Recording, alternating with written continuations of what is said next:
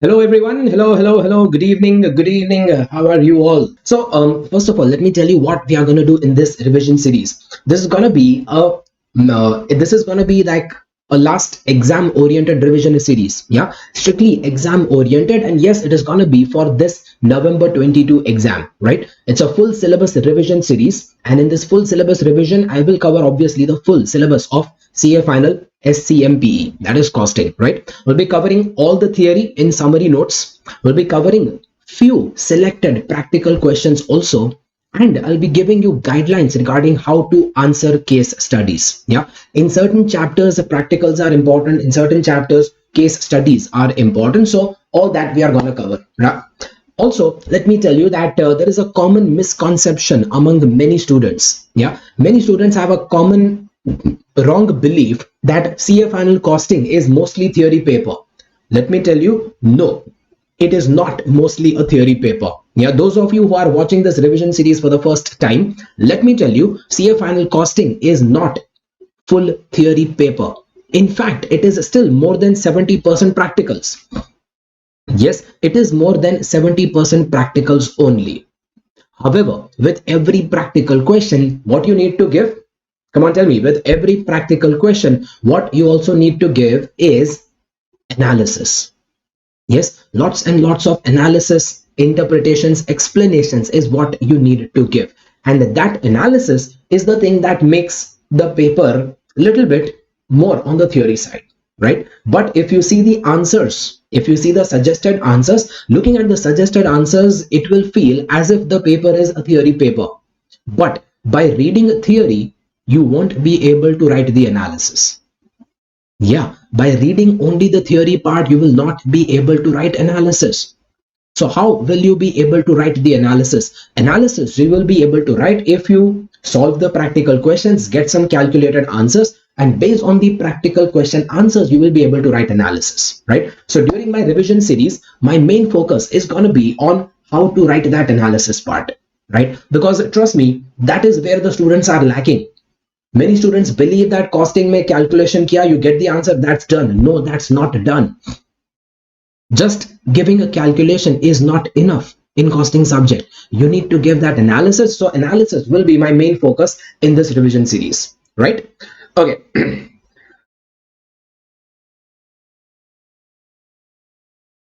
Okay, so chapter number 1 is what we are beginning the session with. Acha, and I had also shared my revision notes with you guys. Have you got my revision notes?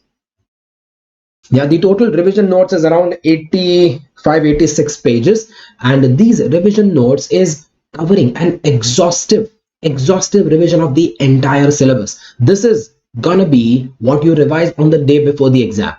Yeah, this is gonna save a lot of your efforts on the day before the exam.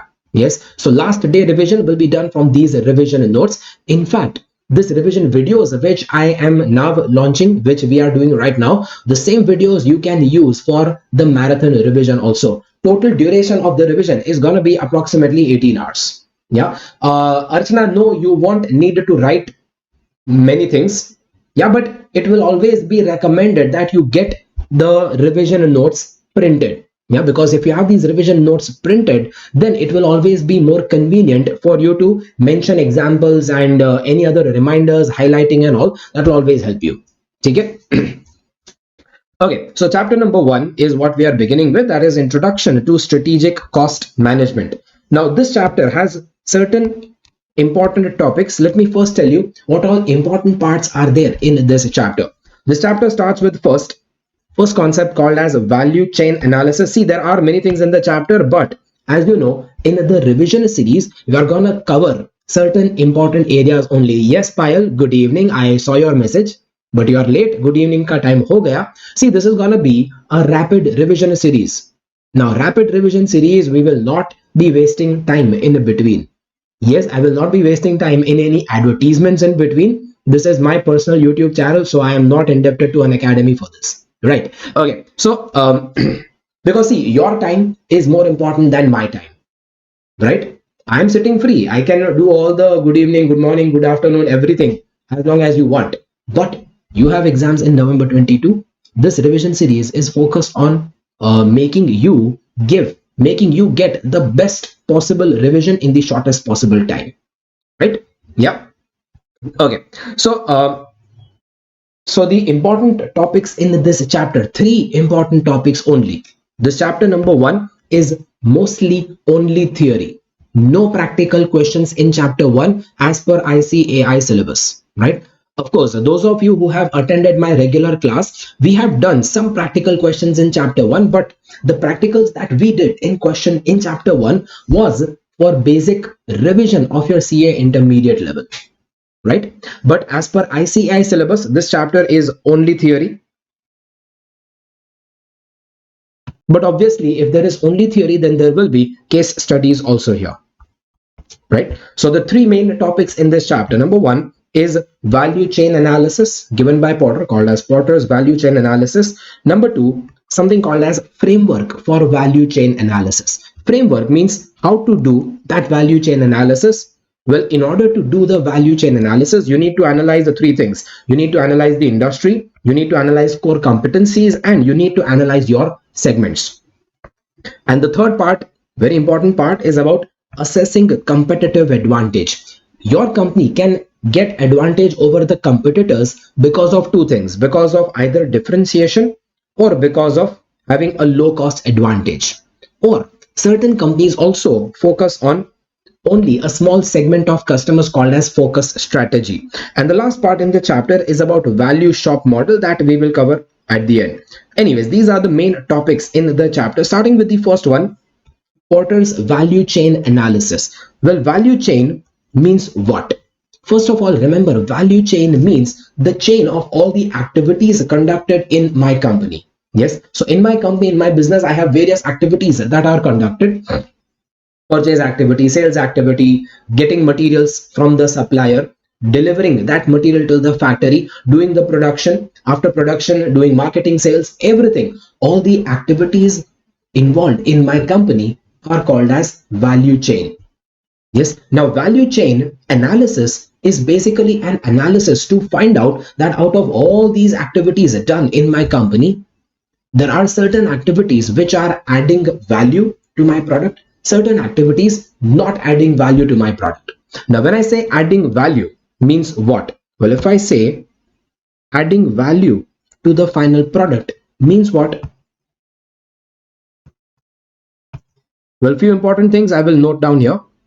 Adding value to my final product means, just a minute,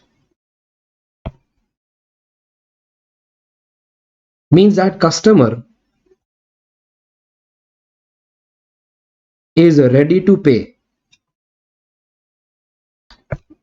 for particular that activity. Yes, adding value to the product means customer is ready to pay for that particular activity. Yes, Bharat, thank you.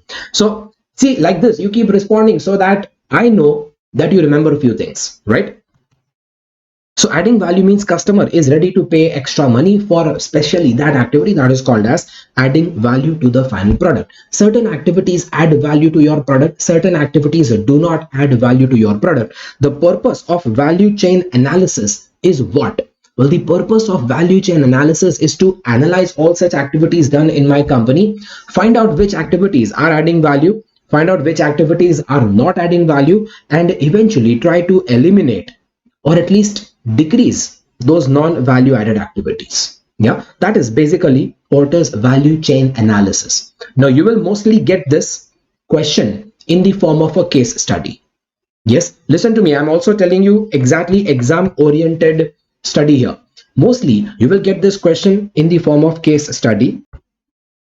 And for case study, when they ask you Porter's value chain analysis, then first you have to introduce what is value chain analysis. You have to introduce that value chain means what. You have to mention that value chain analysis means what. And within analysis, you mention that company should identify value added and eliminate the non-value added activities. Now, after you are able to eliminate these non-value added activities, so what remains are only the value added activities or valuable activities. Now these activities which are adding value can be further classified in two categories. primary activities and secondary activities. Primary means what? Primary means they are directly adding value to the product, while secondary activities means what? Secondary means that they will support the primary activities. Support in the sense that they might add value but not directly, right? So secondary activities will also be adding value to the product but not directly adding value. Now not directly means what? Directly means that these are the activities for which customer is directly ready to pay more money, but these are the activities for which customer does not directly pay more money. But if these activities are missing, then it will lead to customer dissatisfaction eventually. Yes, if these activities are missing, then customer will be dissatisfied and eventually he will pay less money. I'll give you examples. So under primary activities, you have five main: inbound logistics, operations, outbound logistics, marketing and sales, and service. Inbound logistics is all activities pertaining to getting raw material. Getting raw material means purchasing raw material and getting it delivered till the factory. Anup, just like service center. Okay, yeah. So getting materials means getting the delivery of materials. It is about logistics. You know what does logistics cover? Logistics covers mostly transportation. So inbound logistics is activities pertaining to transportation of materials. Then comes operations. Operations is actual production. Production means converting that raw material into finished goods. Your main production activity, obviously, that is directly adding value because this is the activity for which the customer is paying money, right? Then comes outbound logistics. Outbound logistics. Logistics is again a transportation, but this time it is transportation of finished goods, right? Yeah. Then marketing and sales. Marketing and sales is about doing advertisements and marketing, advertising, pricing of the product. All these activities will fall under marketing and sales, and service is the after sales service. So Anup, when you said service center, if you are talking about after sales service, then that falls under primary activities, because if the after sales service is not good, then it will directly affect the value that the customer is ready to pay. Hai ki nahi? Yeah, like I had gone, some of you in my latest batch, I must have told you my example about going to the OnePlus showroom. I went to OnePlus showroom for getting some product repaired, but I saw that in the store there were already 150 people waiting to get their products repaired on a weekday afternoon. Imagine, on a weekday afternoon, I was in line waiting number 160 something. So there were more than 150 people waiting to get their products repaired in a weekday afternoon at that OnePlus service center. So that made me realize that their after sales service might not be very good. Now, because of that, I will be ready to pay less money for their products in future, right? So that is directly adding value to the product or directly degrading the value of the product. These are my primary activities. Secondary activities are the ones which support the primary activities, like procurement. Procurement is all other activities pertaining to purchasing raw material. Now, there is a very common confusion which many students have, that primary activity first is inbound logistics, secondary activity also first is procurement. Both of these are pertaining to getting material, purchasing material. So the confusion that most of you might have here is, what's the difference? What's the difference between this and this activity? Well, I'll tell you. Inbound logistics pertains to mostly transportation of material. So transportation will cover, along with transportation, it will also cover other transport related activities like storage, distribution, warehousing, etc. Right? But secondary activities are the activities pertaining to purchasing material. Purchasing material, like say for example, inviting quotations from suppliers, because before you purchase you will invite quotations from various suppliers, then based on that selecting supplier, So these activities will fall under procurement activities, activities pertaining to purchase of material. Yes, it talks about bulk discount.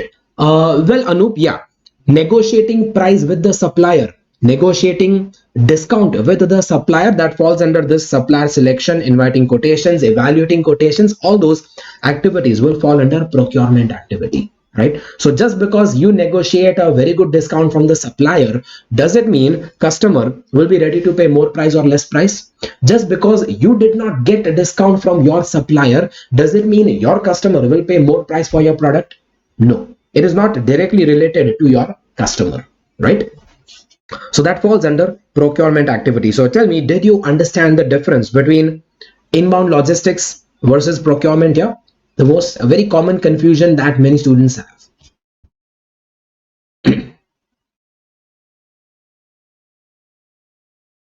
Yes, all clear? Perfect. Next, technological development or technologies for production. Now, which technology do I use in my production? Whether I'm using automatic machines or manual machines or semi-automatic machines, that will be also my secondary activities, which is not directly adding value to the product. Yeah, because customer doesn't care that you are making a product using which technology. Yeah, your ultimate customer doesn't care that you do the production using which technology. Like right now, you all are watching my live classes. Now, frankly, you don't care whether the class is conducted on my channel or anybody else's channel. Frankly, you won't care, because what you care for is the final product. So which technology am I using, which platform am I using to give you the classes? It does not add value to you directly, but indirectly, it might be adding value. I'll tell you how. Indirectly, the technology which I use indirectly the technology which I use to deliver my class to you will matter to you, because if I am using somebody else's technology, then I will have to give you advertisements in between. But now if I'm using my own channel to give you the classes, then I don't need to give you advertisements in between, because you coming and watching my channel itself is advertisement for me. Yeah, live example. See, brilliant example. That is my technology development, not directly adding value to the product, right? HR management covers activities like recruitment, appraisals, evaluating different candidates, getting proper employees in your company, recruitment activities and all that will fall under HR management. Now, which employee do you hire in your company? Customer doesn't care for that. Yeah, customer doesn't care that whom do I hire in my company for employment and all. But yes, indirectly it will matter. Why? Because if my recruitment process is not very strict, then even ghatia people will get employment in my company. Yes, and if ghatia people get employment in my company, eventually my service given to customers will suffer. And eventually, because of that, customer might pay less money. Yes, so it is indirectly related. That is HR management and infrastructure. Other infrastructure like planning, finance, legal matters, and all. Yeah, legal matters. Whom do I keep as my lawyer? Whom do I keep as my accountant and all? Customer doesn't care. Finance matters. Customer doesn't care. Planning and organizing in the company. Again, final customer doesn't care for that. These are all my secondary activities. But these activities, although they are secondary, still you cannot eliminate them. Do you understand that? Can you eliminate recruitment activity completely? No. Can you eliminate the activity of selecting suppliers? No. These are secondary activities, but they are not non-value added activities. So please understand there are three different kind of activities that Porter is talking about. First of all, he says that you eliminate the non-value added activities. Non-value are the activities for which the customer is not ready to pay any extra money. Like you don't pay extra money for watching advertisements on YouTube. Yeah, so it is advisable that I remove those non-value added activities if possible. But well, I can remove advertisements which I used to give. I cannot remove advertisement which YouTube is giving. Right. Okay. Secondly, second example, like say I had given you example about these pencil production in my class. I must have given you example. I made a manufacture a pencil which is like what do you say? that space pen type. Yeah, or I manufacture a pencil which is a bulletproof pencil, a pencil made out of bulletproof material. I can become Rajnikant and like smash a bullet with a pencil.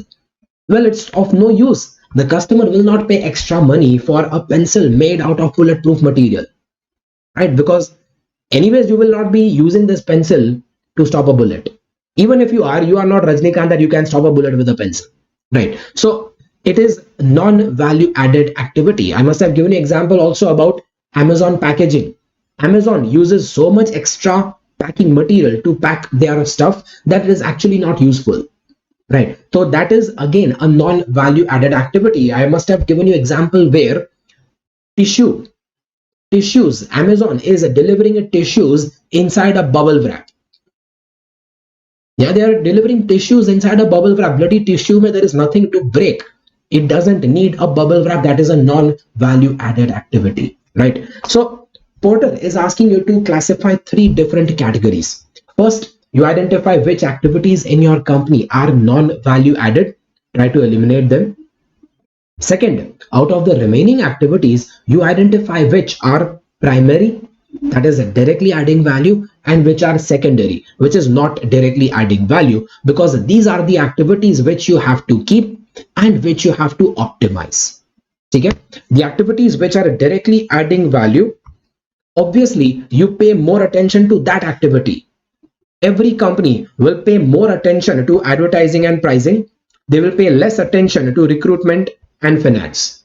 That's the reason. That's exactly the reason why we chartered accountants are not valued so much by the company as they value the marketing people. Obviously, because marketing executives are more valuable in a company because they are bringing money to the company. And as a chartered accountant, as a employee of the finance department, if you are an employee of the finance department, you are not bringing new cash into the company. Of course, you will help the company save some cost, agreed, but mostly they will have to pay salary to you and you are not bringing new cash into the company. But these marketing people, they are getting more money into the company. They will be more important for the company because they are part of value added activity. As a chartered accountant, you will be part of non-value added activity of, or not exactly non-value added, sorry, but indirect value added activity of the company. Yeah, you see the difference? Vijay, why are you still in bulletproof keychain? Tell me, is there a lag in my video? Vijay, please get live. I think we don't have any lag, major lag over here.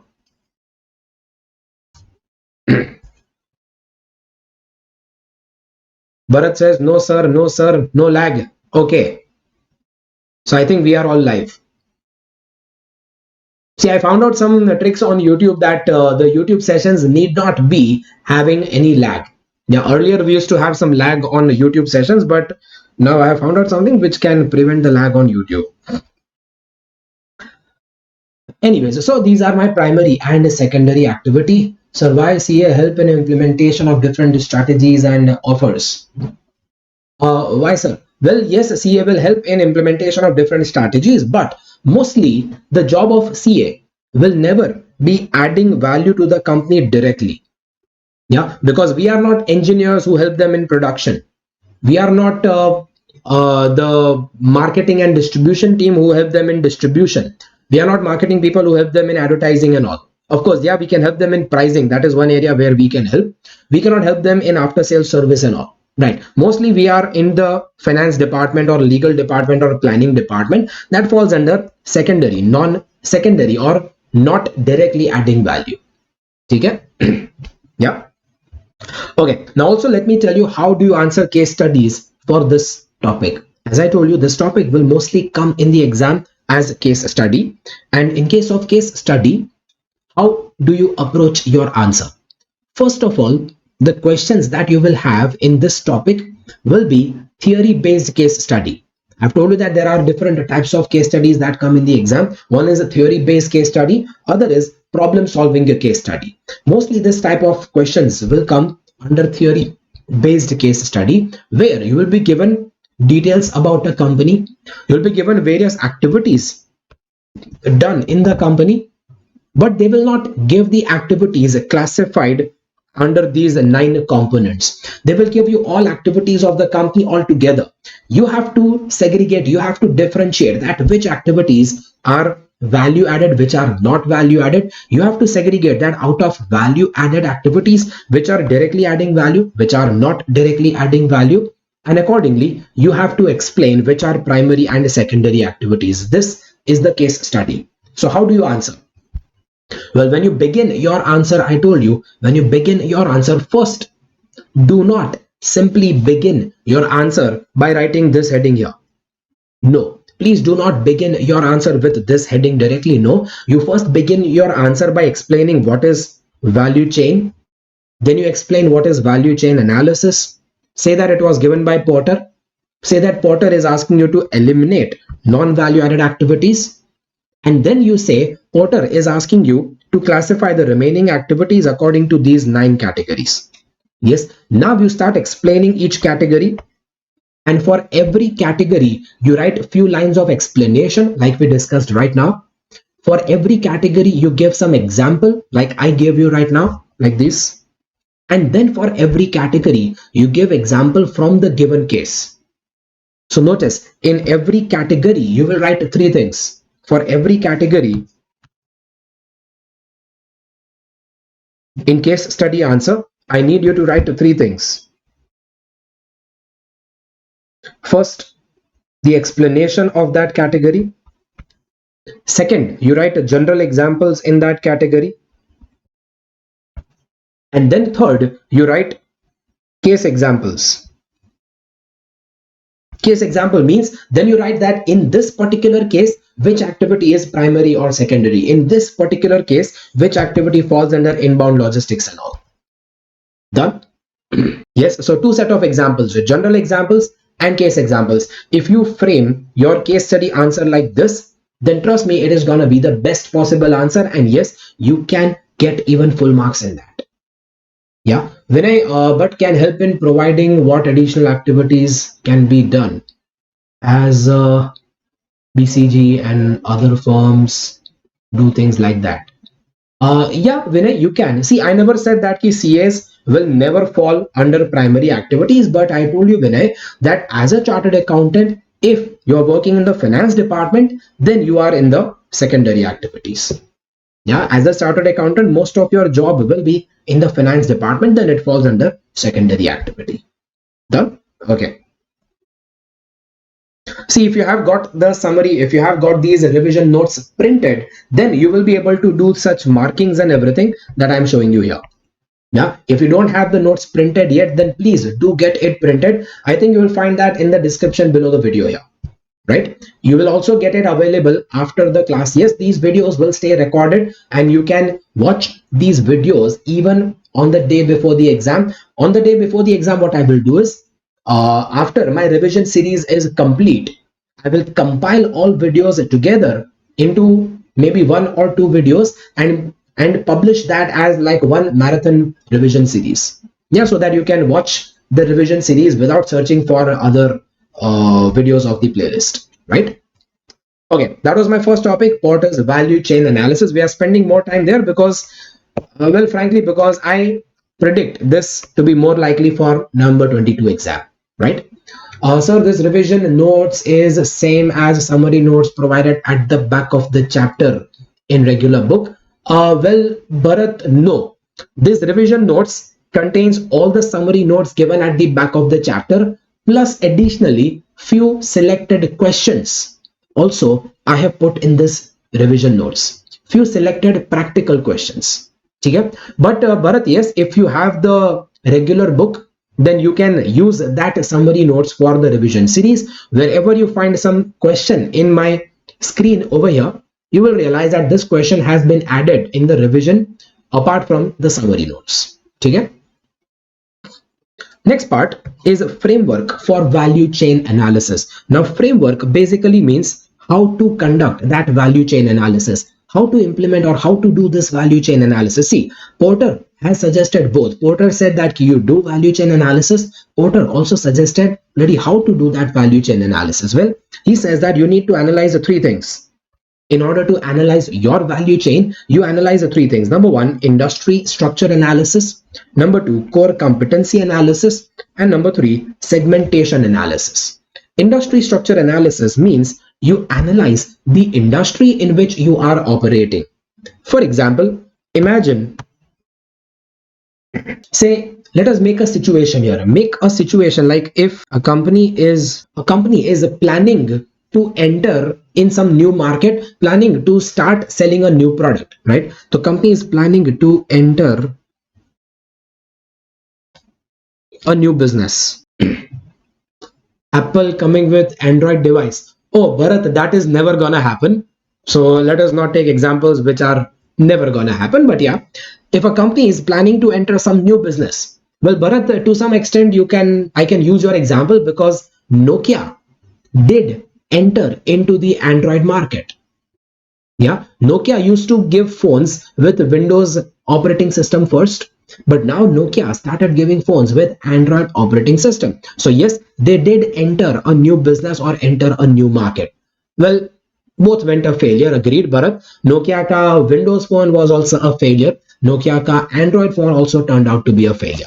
But let us not discuss that because that is not exactly the case which we are talking about here. But yeah, a company is planning to start a new business. If you are planning to start any new business, then there are three types of analysis which you should do. First, you analyze the entire industry in which you are planning to start a business. Let's say, for example, let's say Bharat is planning to start a CA coaching business. He's planning to start CA coaching business. He's planning to teach costing subject Devang sir ke competition mein. So he needs to analyze the industry first. He needs to first analyze the entire coaching industry, that which all people are there in the coaching industry, how many different competitors does he have in the coaching industry, who will be the buyers for his product, who will be the other sellers like him, competition, and where will he get his material from. So many things he has to analyze about the entire industry. That is called as industry structure analysis. Second is core competency analysis. Now see, these two are exact opposite. Industry analysis is an external analysis. Industry analysis is an external analysis, while core competency is an internal analysis. Now what does that mean? Well, external means that I need to analyze things beyond. I need to analyze the things outside my company, like my competitors or my buyers or my suppliers. Yes, or say the substitute products and all. All these are the factors that are external to my company. While core competency is internal within my company. So core competency is basically internally my ability, some special ability of my company which will give me benefit in my business. I'm planning to launch some new business, then I should analyze the external industry and I should analyze my internal abilities. So core competency is an internal ability analysis, while industry structure is an external analysis. Done. So in the external, you are basically supposed to analyze five forces. These five forces are basically five threats to my profit. Five threats to my profit. Five different factors which can decrease my profit. Yeah. Ashwini, SWOT में SWO is internal and OT is external. Strength, weakness is internal. Opportunities and threat is external. Yeah, okay, you can say that. True, agreed. But Ashwini, this is not SWOT analysis. This is something different. SWOT analysis generally falls under management studies, right? Just like SFM paper may enter karna. Okay, I didn't understand that. But yeah, here my five forces are five external threats which has a potential to decrease my profit. Forces that determine profit potential of my company in this industry. There are five factors which can decrease my profit. See, all five are threat. Threat meaning all these five can decrease profit. The word threat means they can decrease my profit. So the first factor which can decrease my profit is bargaining power of the buyer. So if in this particular industry, if the buyer have more bargaining power, then definitely my profit potential will be less. Yes, so when you are starting a new business, you see that whether in that particular industry the buyers have more bargaining power or not. Now it will be very rare if any company would think of launching a new business in a telecom sector in India. Why? Because in telecom sector in India, buyer have lots of bargaining power. I have a lot of bargaining power in telecom sector. I'm using an Airtel. I'm using an Airtel connection. If Airtel people say that they are increasing my charges, then I will see the give them dhamki. Yeah, khuli dhamki I will give. I'll give them dhamki that acha you increase my charges, then I will port to Jio. The moment I give them porting dhamki, they will get back my price to the original price. Yes, I have done that and it has happened with me. Personally, मैंने किया है ये. Right. So that is basically bargaining power of buyer. If the buyer has more bargaining power, it can decrease your profit potential. If the supplier has more bargaining power, supplier means my material supplier. The company which supplies material to me. If my material supplier has more bargaining power, again, my profit potential will decrease. Because if my supplier has more bargaining power, then I cannot bargain more discounts from him. Right. Threat of substitutes. If there are more substitutes available, then again my profit potential will be low. If there is more threat of new entrants, then again my profit potential will be more. And intensity of competition. If the existing competitors are having very intense competition, cutthroat competition, then again my profit potential will be low. So you notice that all these 5 factors can decrease my profit. Did you understand all 5 factors can decrease profit?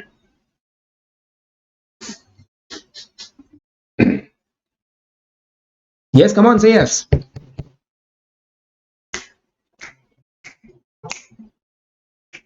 But that is not important. What is more important is not that these 5 factors will decrease my profit.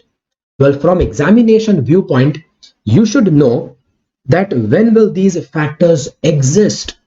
Like when will buyer have more bargaining power? When will supplier have more bargaining power? When do I say that there is a threat of substitutes? Yes, so let us discuss, some examples. We'll discuss examples. When will I say that buyer has more bargaining power? Some situations, let me tell you here. Buyer will have more bargaining power if the number of buyers are less. If the number of buyers are less, there are very few buyers and lots of sellers like me. There are many companies like me selling the product, but the number of buyers are very less, then definitely buyer will have more bargaining power, right? So if the number of buyers are less, then buyer can have more bargaining power. Or if the cost of switching is less, for the buyer, if it is easy to switch, like mobile number portability, yeah, if I am a telecom company, you are my customer, then you have very less cost of switching your connection. You can easily change your telecom connection from Airtel to Jio, from Jio to anything else if anything exists, right? It is easy to switch the connection, so the buyer will have more bargaining power. I had more bargaining power against Airtel because I can easily switch from Airtel to Jio. Yeah, so if the cost of switching is less, if the ease of switching is more, if it is easy to switch the supplier, then again buyer will have more bargaining power. Yes. Yeah, also if the buyer is a bulk buyer, yes, Bharat, if buyer is a bulk buyer, then again he will have more bargaining power. Yes.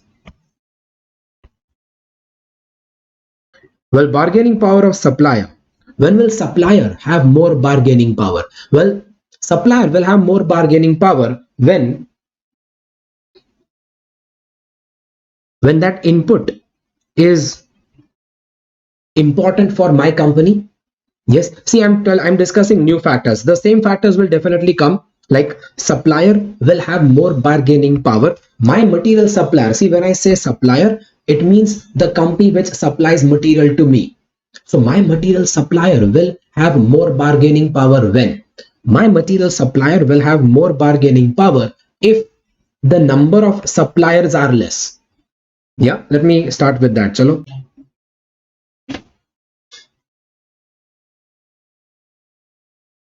If the number of suppliers are less, if there are very few suppliers, then these few suppliers will definitely have more bargaining power, right?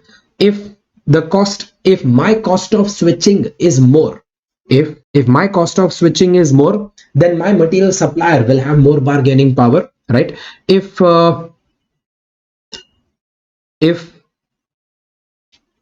I am a small buyer. If I am a small buyer, I am not a bulk buyer. If I am a small time buyer, then again supplier will have more bargaining power. So you see, supplier bargaining power can have the same points, same examples like you had over here. But I'm also giving you some new examples. I'm also giving you some new examples on this side. Chalo. I'll give you some new examples also for that. That supplier can have more bargaining power if the input is very important to me. See, supplier is the company from whom I get my material. If that material is very important to my company, then that supplier will have more bargaining power, right? Do you understand these examples? If that input, if that material is very important for me, there is no alternate for that material. Yes, if the quality given by the supplier is so good that it is really important for me, there is no other alternate for that material, then yes, supplier will have more bargaining power. Done? Yes. See, these are only few examples. Frankly, you can think of so many more examples there, right? In which my material supplier has more bargaining power. If that material supplier is a monopoly, he has more bargaining power. If there are, if there is no substitute of that particular material, then he has more bargaining power. So many points can come over there. I'm discussing these examples because these examples is what you will need while answering the case studies.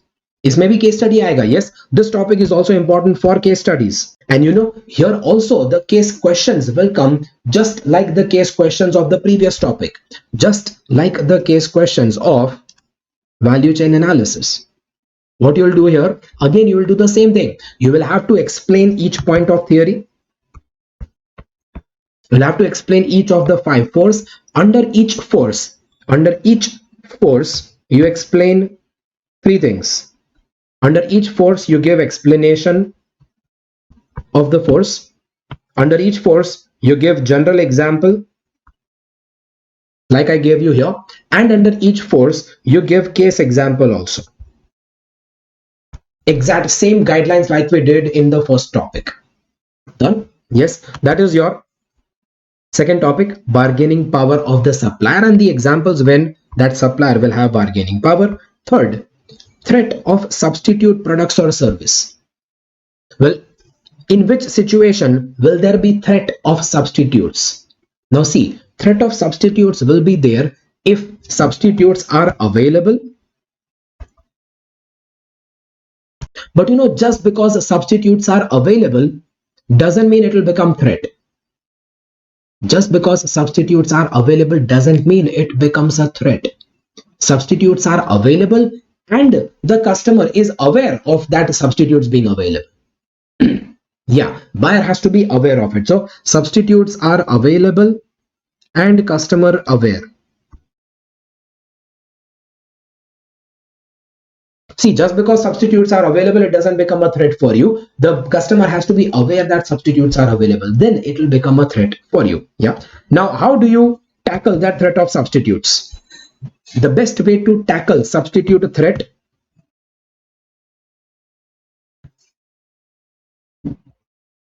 the best way to tackle that substitute threat is what?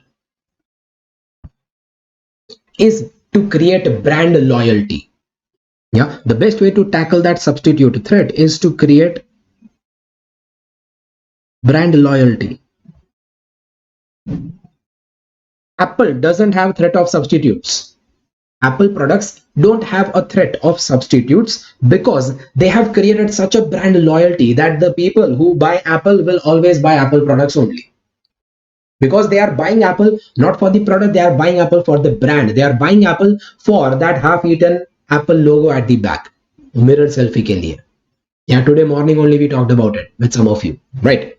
That is basically brand loyalty. Brand loyalty can help you manage, or brand loyalty can help you avoid that threat of substitutes. Yeah, see, all this is given in your theory of the study material. I'm just summarizing that over here. Threat of new entrant. Well, when will there be threat of new entry? The new entry threat will exist if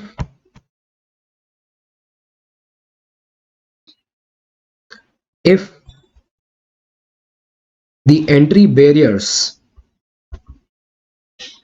are low.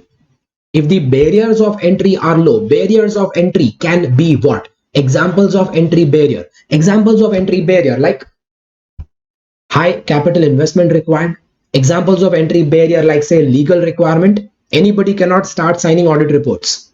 Yeah, you need professional qualification for that, right? So legal factors, investment factors, or say maybe patents can restrict. Yeah, government regulations can restrict. Anybody cannot start producing weapons because government restrictions are there, right? Technology restriction, the technology required to do that might not be available, right? So all these are the examples of entry barriers. Entry barriers are low, then the threat of new entrant will be more, right? And intensity of competition. Well, intensity of competition will also be a threat to my business. Well, when will the intensity of competition be more? If most of the firms are of equal size, if most of companies in that industry are of a similar equal size, then there will be tremendous competition in the industry. If there is overproduction, so imagine there are only 5 companies in this industry and all 5 companies have excess production. Well, if all of them have excess production, then all of them will try to sell their products. All of them will try to sell their products, and so there is excess supply and intense competition to sell that product. Right, that is overproduction. And if there is, say, high exit barriers, some important, only some important examples I'm giving you here. Exit barriers. Yeah, just like there could be entry barrier, imagine there could be exit barrier also. Exit barrier means that once you enter this industry, it will be difficult to exit that industry.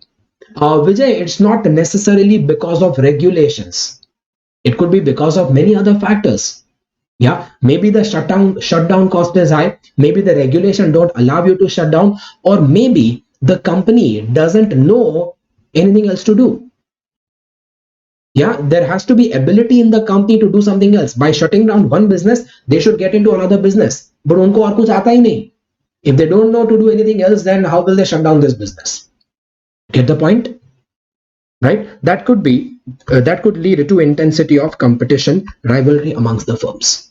Well, this is the second most important topic of the chapter. You see, in this chapter, these 2 topics are the ones regarding which majority case studies can come. Value chain analysis, the first one, and second one, Porter's 5 forces. These are the things regarding which case studies can come. So for 5 forces here also, my case study guidelines will remain the same. What's the guidelines? First, you explain what is value chain, you explain what is value chain analysis, you explain that the given case company is planning to enter a new business. See, this is a hint given. The case study will never tell you that you answer the case using 5 forces. No, they might not tell you. The case study will tell you that the company is planning to enter a new business. You help out the company whether they should enter this business or not. Well, you answer this based on that 5 forces. You see whether the company is trying to enter a new business, whether that new business has these 5 threats or not. If all the 5 threats are very severe, then you suggest the company that they should not enter into this business. Yeah, so you explain each point over there. You explain each force, you give general example of each force, and you give case example for each force. Done? Yeah, that's how you answer the case study for 5 forces. Tell me, any questions here? Okay, then moving further, continuing that topic further, framework of value chain analysis. You remember, framework of value chain analysis is basically about how to do value chain analysis. Yeah, it is about how to do your value chain analysis. Now, how to do, for example, company is planning to enter some new business, then it should do industry structure analysis. We covered that already. Second, it should do core competency analysis. Now, industry analysis was an external analysis. You analyze external factors that can be a threat to your business, right? But core competency analysis is internal analysis. Internal meaning you analyze your internal abilities or your internal features by which the customers will be attracted to your company. Yeah, so what is that special ability of your company? What is that special ability of your product because of which the customers are attracted to your product? That is called as core competency. So basically this is internal, right? So core competency is a unique skill or some technological know-how that creates distinctive customer value, and it comes from two sources, that is resources and capabilities. So core competency will arise because of two things. Either it will arise because of resources that you have, or it arises because of your capabilities. In fact, it's not or, it is and. Means what? Means that if you have some special skill or technological know-how, it means that you have resources of that skill, you have the skill, and you have capability to make use of that skill. Example, say, what is core competency of Google? The core competency of Google, what is Google known for? Well, Google is known as a search engine. The most common consumer use of Google is for internet search. In fact, the name Google itself has become synonymous with the word search. And it's not easy for them to establish that name. Yes, it is a very powerful search engine that they have created, and Google, the name itself, has become synonymous to the word search. And how did they make that word synonymous to search? Because they have such powerful search engine. So yes, for Google, the core competency of Google is their search engine, or the server that they have which does the search work, right? So the server which does the searching work is their core competency. And how did they achieve that core competency? Because they have resources, they have fabulous servers that can do search for the entire internet, and they have the capability to make use of that servers. Yeah, Facebook also has very powerful servers. In fact, even our IRCTC has a very powerful server. Yes, Indian Railway Reservation System, IRCTC, also has tremendously powerful servers. But obviously, they have not made very good use of those servers. You have a very powerful server, but you don't make proper use of that. You don't have capability to make use of that. Then it doesn't become your core competency, right? Yes, Bharat, the same goes with Xerox also. Xerox is the name of the company, but anyways, we are not talking about branding over here. We are talking about core competency. Yeah, so that is my core competency. So second, you need to analyze what is your core competency. See, when you are planning to enter a new business, then you analyzed the external threat. But the way to challenge these external threats will be to have a very strong core competency. If your unique skill is so unique, very unique, if your unique skill is absolutely very unique, then it can beat all these threats involved. Then your unique skill will be having ability to beat all the 5 different threats that we talked about here. So core competency analysis is my internal analysis. And the third is called a segmentation analysis. Segmentation analysis means you analyze the competitive advantage or disadvantage of different segments within your business. Like, you need to identify that within your new business that you're planning to start, what all different segments will you have? My segments can be product wise segment, or my segments could be, say, location wise segment. Yeah, I can have different segments of different product. I can have different segment of different location, north zone, south zone, east zone, west zone, right? So you can have various segments in your business, and segmentation analysis means to identify competitive advantage and disadvantage of different segments. Well, what exactly is competitive advantage? That you will see over here. Yeah, because say when I'm supposed to give revision lectures, when I made announcement on my group, there were many students who asked me that, sir, will the revision will be in English or will it be in Hindi? Why? Because there are two different category of students that we have in India.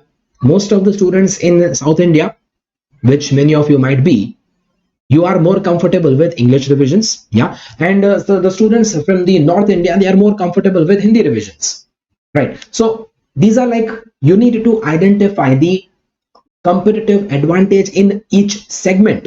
So if I am entering into the business of giving free revisions, well, it's not called business because it is free, but okay, if I am starting to give free revisions, then I need to analyze the competitive advantage of different segments. I need to analyze that I will have competitive advantage in the South India segment if I give English revisions. I will have competitive advantage in the North India region if I give Hindi revisions. Yes, so accordingly, I have to take a call. You have to analyze the competitive advantages of different segments. I finally decided to give English revisions. Well, simply because your exams are going to be in English, right? Your exams are going to be in English. So, anyhow, you have to learn English. And at the time of revision, like this is like a month and a half before the exam. So, at this time, if you are still not comfortable with English, then bloody how will you give the exams? Isn't it? Yeah. Plus, in the revision series, we are going to revise what you are going to write in the exam. This is going to be a very exam oriented revision. Well, if this is going to be an exam oriented revision, then we should use the language which you are going to use in the exam. Archana, it's getting stuck in between. Anybody else facing that issue? No, no issue, no issue. All cool. Probably your connection might be slow. अर्चना आपका AC आपका connection slow है. I think mostly not an issue. If that issue comes up again, please do let me know. I can do some changes over here. Okay.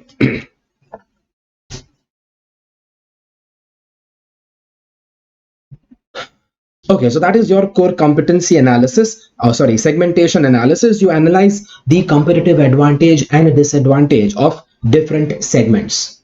Okay? Right? Okay. That was your framework for value chain analysis. Next, we talk about competitive advantage. See, there are three main things that we cover in this chapter, right? Three main things in the chapter. Number one was value chain analysis, right? Number two is framework for value chain analysis, that is how to do VCA. And the third one we talk about is your competitive advantage. Archana, I think you are stuck up there. We have already proceeded.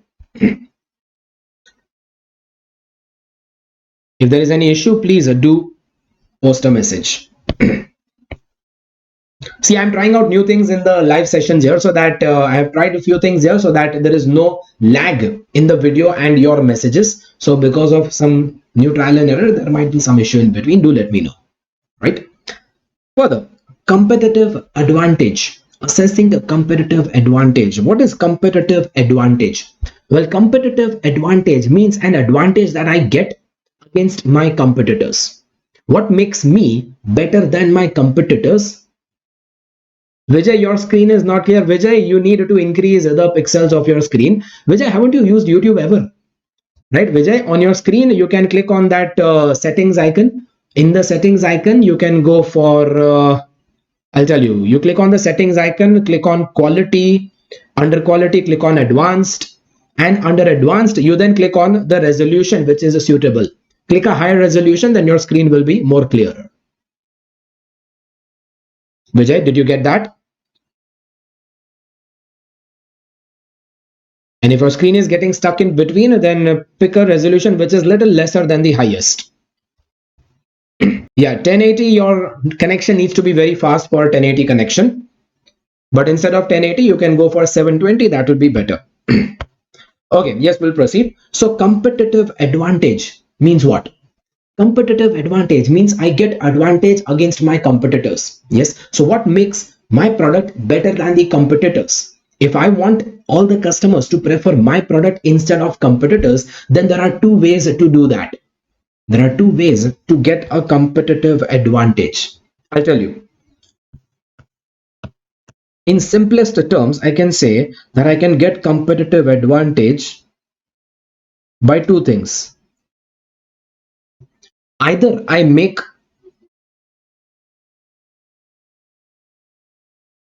you make your product unique, or you make your price unique. See, the customer is attracted to your product if he finds your product very unique, or if he finds your price very unique. Two policies or two systems can be there. To make my product unique, you need to have differentiation. Differentiation means that I make the customer believe that my product is different from the other products. Like what Apple has done. What Apple has done, Apple has made their product absolutely very unique. In fact, the first time when Apple launched their iPhone, the very first iPhone that was launched, it was for the first time in the ever history that there was a phone having a full touch screen. See, before iPhone, there used to be touch screen phones, but there used to be half touch screen. Remaining half was a keypad. Yeah, but Apple was the first company who launched a product in which they completely removed the physical keypad. The entire screen was a touch screen, and the keypad will appear on screen when required. When not required, you can use the full screen. Yeah, so that was a brilliant innovation that gave them product differentiation. And imagine, it gave them such immense differentiation and brand value that today also they are able to sell phones based on that brand value. Right? So differentiation is basically meaning that you make the customer believe that your product is unique, right? While if your product is not unique, if you know that your product is not unique, then you have to make your price very unique. Price matlab your selling price. Now unique price means what? See, this is not given in the book. This is my way of explanation. Unique price means a very less price. The customer will be attracted because of very attractive price. Now, what do you call as attractive price? Well, the price is called attractive if the price is very less. So many of you might believe that, okay, sir, unique price matlab if the price is very high, then also it is unique. Agreed, if it is high, then it is unique, but then it doesn't give you competitive advantage, right? So unique price means the price is kept very low. Now you will be able to keep your price very low if you are able to make your cost very low, right? You'll be able to make your price very low. Selling price can be kept low if you are able to make your cost very low, right? So that gives you low cost advantage. Yes, for example, Jio Telecom. Before Jio Telecom entered into the Indian telecom market, the other telecom companies, they were using a technology called as a GSM network. But Jio Telecom launched with a new technology, a new concept called as Volt-E technology. Yes, now this Volt-E technology is basically, I'll tell you simple words, GSM was using the spectrum to make telephone calls, but Volt-E technology is using internet to make your telephone calls. Yes, so Volt-E technology is using internet to make telephone calls. Now that makes the telephone calling infrastructure very cheap for them. Yeah, so because of that, they were able to get a low cost advantage. So they were able to launch their product at a very low price. Yeah. I used to pay 200 for 1 GB Airtel. Yes, I used to pay that, I remember. Yeah, but anyways, that is the benefit of having a low cost advantage. So in short, basically your competitive advantage is means that you get advantage as compared to your competitors. You make the customers bring You bring the customers to your product instead of going to the competitor. Yeah. So what makes the customers come to me instead of going to the competitor? Well, customers will come to me if I give a very unique product or if I give a very unique price, right? Now, there are ways to do that. There are ways to make the product unique. There are ways to make the price unique. That's what we are gonna learn. Before that, I missed one question. Jevin, how is core competency and competitive advantage different? Well, Jevin, core competency is eventually giving you competitive advantage. Yes, core competency is an internal ability which will give you competitive advantage. Yes, so it is not exactly different. It is a way to achieve competitive advantage. Okay, Jebin? Okay, so differentiation advantage is basically means that the product is perceived as superior. So even though the product is not actually superior, but as long as it is perceived as a superior, then it is called a differentiation advantage. We are talking about Dettol wala example. Dettol has made the customers believe that their product is different. Yes, Dettol has actually made all the customers believe that Dettol is hygienic. But now we have already experienced through the coronavirus and all that any soap is absolutely hygienic. Yeah, we have already experienced that absolutely any soap is quite the same. It's not making much difference. But still, Dettol has made a perception among the customers that it is superior. In fact, we have now such strong belief. We have such a strong belief now that the moment you smell Dettol, it gives you a hygienic feeling. Bloody, that is a smell of a phenyl. So even if you smell phenyl, it will give you a hygienic feeling, isn't it? See the perception they have created. The moment you smell that, the moment you have the smell of Dettol, you will have a feeling about that ketanu getting washed away and that one or two ketanu left off, right? That is exactly what they have done. So they are actually giving perception to the buyer that their product is superior so that the customers are willing to pay a premium. Yeah. So I'm just trying to explain you the importance of that word perception. It is all about perception, right? Yeah, so if the customer perceives the product as superior, then you have achieved product differentiation. Okay. Yeah. Okay, so how to create that differentiation? Well, how to create differentiation? You create differentiation by giving superior quality in your product, or some superior innovation in your product, or superior customer responsiveness. Yeah, these are some ideas. See, these are not the only ideas to get differentiation, but these are some ideas which can help you differentiate your product from the competitors. Either you differentiate by giving better quality than the competitors, or you differentiate because your product has more innovative features, or you differentiate because your company is giving better customer service, better customer responsiveness, right? Okay, now after you make your product differentiated, after you convince the customer that your product is different, then what to do? Well, then you can do two things. Once you have convinced your customers that your product is different, then you can make two uses of that.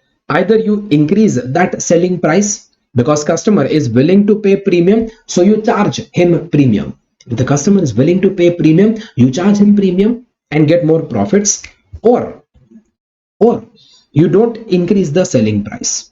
So what will happen? So if the customer is ready to pay premium but you don't charge premium, then what will happen? The customer is ready to pay more but you don't charge more, so then it will give you more market share.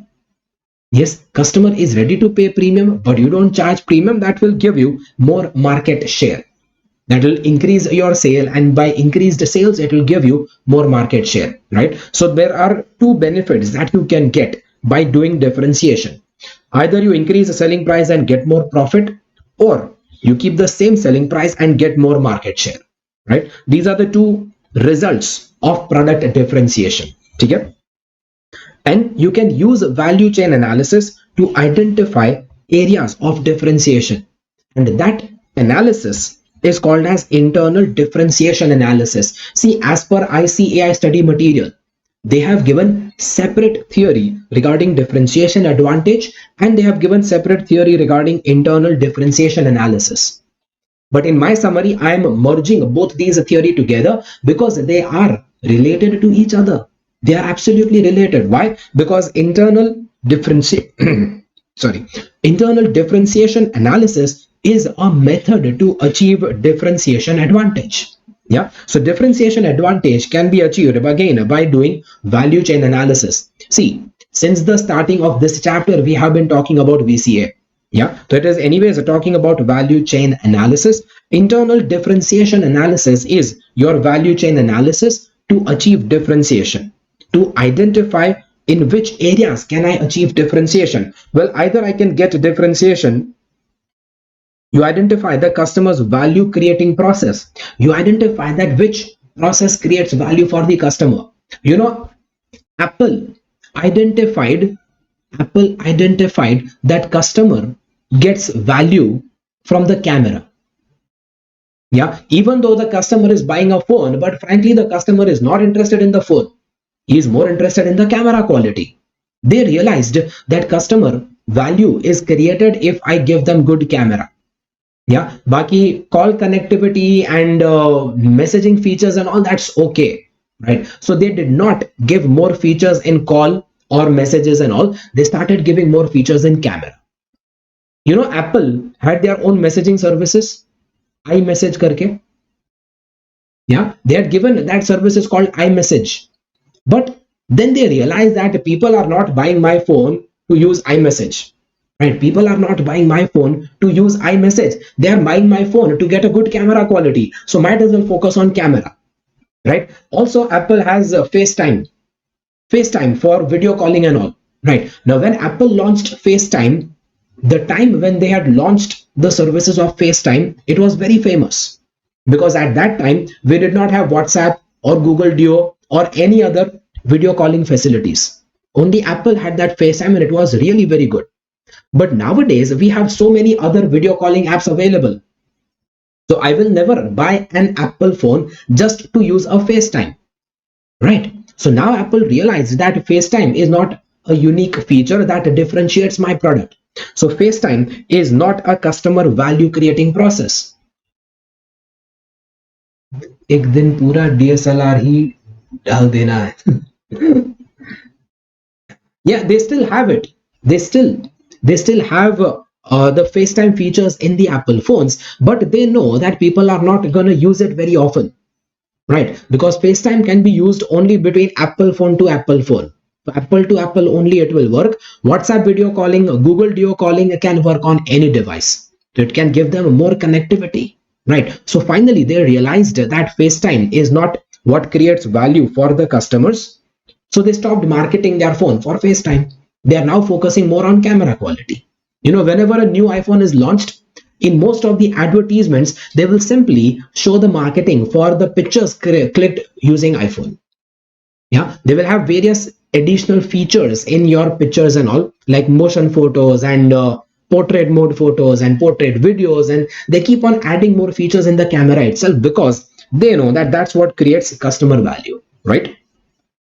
Evaluate differentiation strategies for enhancing the customer value. So you identify what strategies your company should follow to create more customer value, right? Like adding more features to the product, or by doing better marketing, or by giving better customer service, or by just brand image. So you find out that which strategy will enhance that customer value. Well, Apple customer value is enhanced because of brand image. You know, Apple advertisement never uses any celebrity. Rarely the advertisements of Apple will use any celebrity.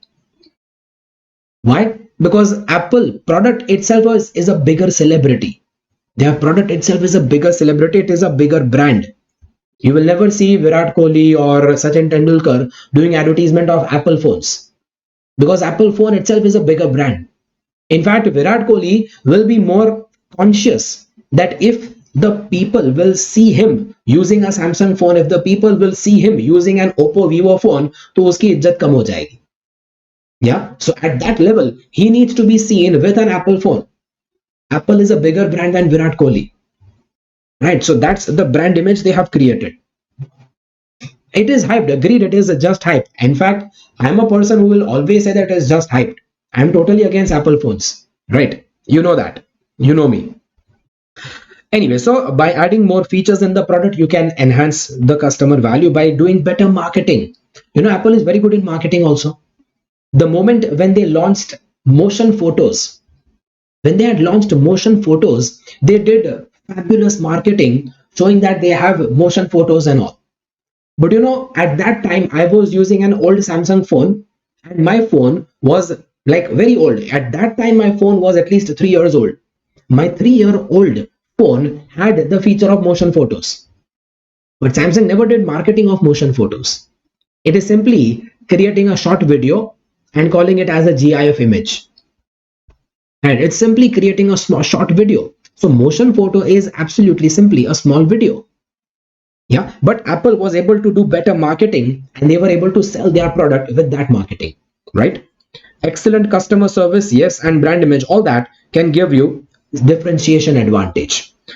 And then at step 3, you determine that which is the best sustainable strategy. See, out of all these strategies, you have to determine which is best strategy and which is sustainable. See, adding more features is good, but is it affordable? Is it sustainable in your company? Yeah, you said that waterproof phone or say shockproof and breakproof phone, or like my example, bulletproof phone. Well, they can make a phone which is bulletproof, but is that sustainable? Well, that may not be sustainable. Only Mukesh Ambani can afford that bulletproof phone. Maybe he needs a bulletproof phone. Baki, we people, we don't need a bulletproof phone. Yeah, so that strategy may not be sustainable. Nita Ambani ka iPhone is costing like, I think somewhere around 100, no, somewhere around 30-40 crore rupees. Yeah, Nita Ambani ka iPhone is costing something around 30-40 crores. ऐसा कुछ reports मैंने देखा था. Yeah, it is made up of unbreakable material with diamond studded and etc etc etc. Yeah. Anyways, so that is not a sustainable strategy, right? You can Google it off. Nita Ambani, cost of Nita Ambani iPhone. And I'm just wondering that she got a customized iPhone costing say maybe 40 crores or something. But every year Apple will launch a new iPhone. So bloody every year she'll spend another 40 crores. How does that work? I don't know. Right. Anyways, so that is your differentiation advantage. Next, low cost advantage. Example, Geo Telecom. Low cost advantage is to make the total cost of the product lower than those of competitors. To make the total cost of my product lesser than the cost of competitors. We could have brought phones to all our area people. Area people, Abhijit, we could have bought phones for all people in India. The entire India population.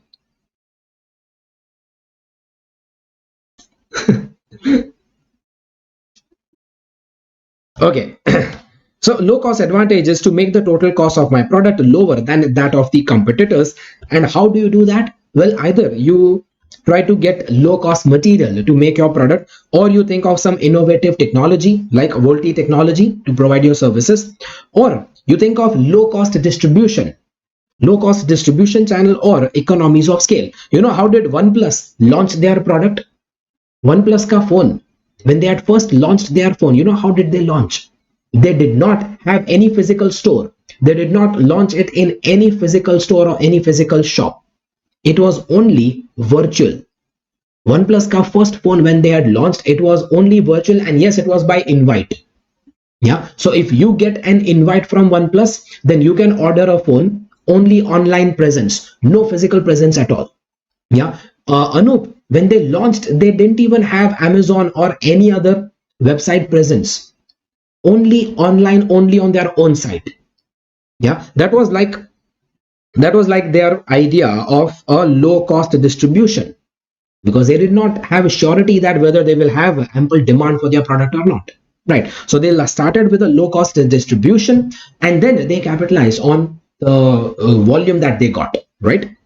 So anyways, you can get low cost advantage by low cost material, innovative technology, low cost distribution, or by having economies of scale. What Jio Telecom got is economies of scale, right? Now, why did Jio Telecom launch by low cost advantage? Because you see, their product was not at all unique. When Jio Telecom launched their telecom services, then as far as customer is concerned, from the customer viewpoint, telecom service by Jio was exactly same as telecom service by Airtel. क्या फर्क था? Absolutely no difference at all. Airtel was providing calling services, messaging services, and internet services. Jio was also providing that same three things. So from the customer viewpoint, it absolutely make no difference to them.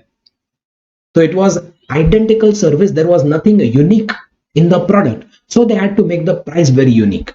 Product unique nahi tha, they had to make the price unique, and that is where low cost advantage will come into picture. Right now, if the company is able to achieve a low cost, if you are able to achieve low cost, then what? Well, after you achieve your low cost, then you can decrease your price, and when you decrease the price, your demand will increase and you can get more market share. Or after achieving a low cost, maybe you don't decrease the price, you charge the price the same as the market price. You charge the same as the market price, but in that case, you will get more profit, right? Because if you charge the same price as the market price, but your cost is low, so your profit margin will be much more than your competitors. So after achieving a low cost advantage, either you get more market share or you get more profit. Now compare this with your previous point. There also it was the same thing. After you achieve differentiation, you get more profit or you get more market share. After you achieve low cost, again you get more profit. You get more profit or you get more market share. Do you notice that the result of both these things are absolutely same?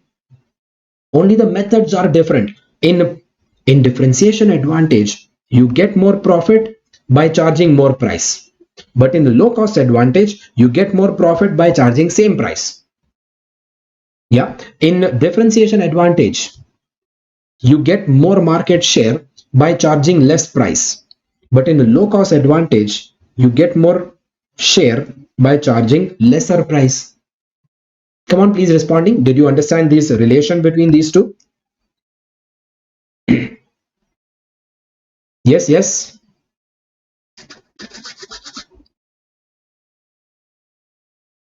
Okay. Okay, then again, you can use value chain analysis to identify areas where low cost can be achieved. See, here also you were using VCA. Here also you use VCA. I've made the summary over here so that you can compare the differentiation points with the low cost points. You notice in the points of differentiation also, first I write the meaning, then I write how to achieve differentiation, result, after differentiation what to do, and using VCA. Same way under low cost advantage also, first I write the meaning, then I write how to achieve it, what to do after achieving it, and using value chain analysis. Same stages, right? So you can use value chain analysis to identify areas of low cost. That is called as internal cost analysis. Internal differentiation analysis is to analyze that how will I differentiate my product, and internal cost analysis means how will I reduce my cost. You notice both of them are internal analysis. Their difference you can answer. Both of them are internal analysis because these are all internal matters to the company, right? So internal cost analysis means to identify the areas of low cost. Now what you do here is exactly what you do in activity based costing. Dekho, you identify the firm's value creating processes. In other words, you identify activities which are costing you something. Yeah, you identify the activities which cost you something. Determine cost of each value creating process. So determine cost of each activity, right? You identify cost drivers for each process. Identify that this activity cost is driven by which factor. Identify link between the processes. You identify some linkages, like for example, by doing more automation, you can reduce the labor cost. that is link between automation and labor cost. Identify such link and evaluate opportunities of achieving cost advantage. Now we evaluate that in which areas can you reduce the cost by reducing the drivers or by reducing the rate, whatever, right? That is your internal cost analysis to achieve low cost advantage. Okay? These two things are the main areas of your competitive advantage. Again, this can be asked as the case study or this can be asked as a direct theory question also. Okay? But there is one more strategy here, a small discussion called as focus strategy. Certain companies might not directly go for differentiation, might not go for a low cost advantage, rather they can go for focus strategy. Now the concept behind focus strategy is that you focus on only a small specific segment.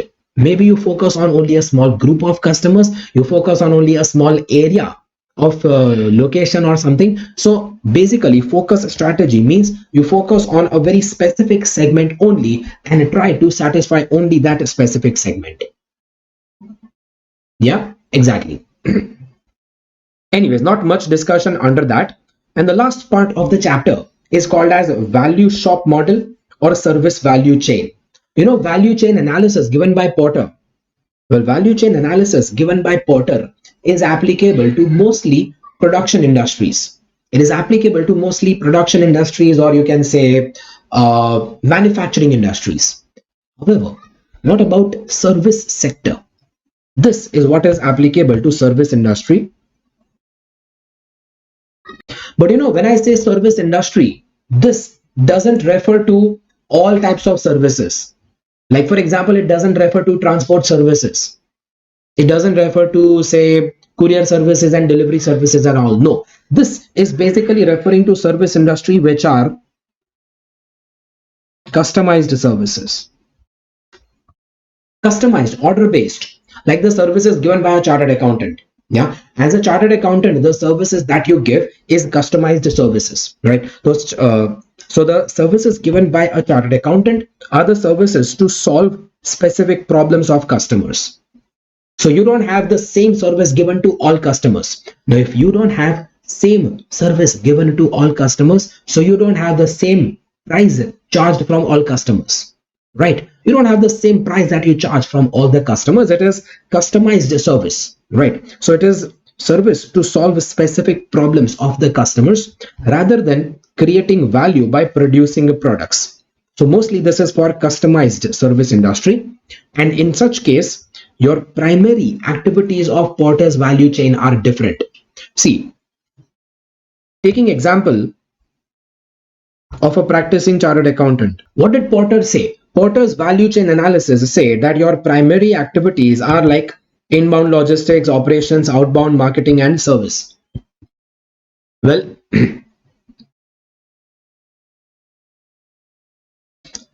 well, in case of primary activities by Porter, think if where was I? Yeah, I'm so sorry. I just got lost in your doubt. Yeah, in case of service industry, in case of a practicing chartered accountant, does that practicing chartered accountant have inbound logistics? Does he have operations, outbound logistics and all? No. Yes. So in case of customized services, your primary activities of Porter like these do not exist. Instead, what activities will exist? Well, in such case, Porter has given 4 new activities. In case of customized services like practicing chartered accountant, the activities are like problem finding and acquisition. The activities are like problems choosing among the solutions, solving that problem, and execution, control, and evaluation. As a chartered accountant, when a client comes to you, you have to first find what is the problem. You have to acquire the client and you find what problem he is facing. You choose among various solutions to solve that problem. After choosing the solution, you implement that solution to solve his problem. And after solving his problem, you evaluate, control, and evaluate that whether the problem is solved or not. Right? These are the primary activities for service industries, that is called as value shop model. Done? Well, that completes your chapter number 1. I told you chapter 1 is important for theory and chapter 1 important for case studies also. What is most likely in the exam from this chapter? From this chapter, what is most likely in the exam is most probably case studies. Done? Yeah, that's all. That's all from me. And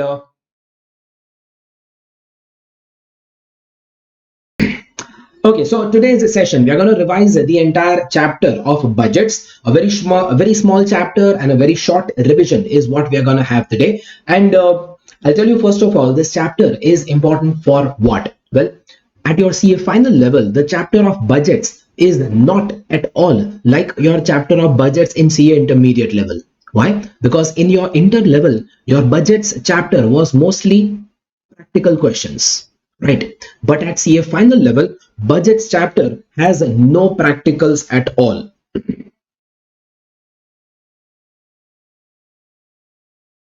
No practical questions, absolutely no. But this chapter at your CA final level contains only theory. And that also they will generally not ask you theory questions here. Yeah, generally they will not ask you theory questions in this chapter. What they will ask you is case studies. Yes, so this chapter for your CA final level exam, it's important only for case studies. Yes, Abhijit. So basically three main topics in the chapter regarding which you will get case studies. Yeah, three main topics in the chapter for which you might get case studies.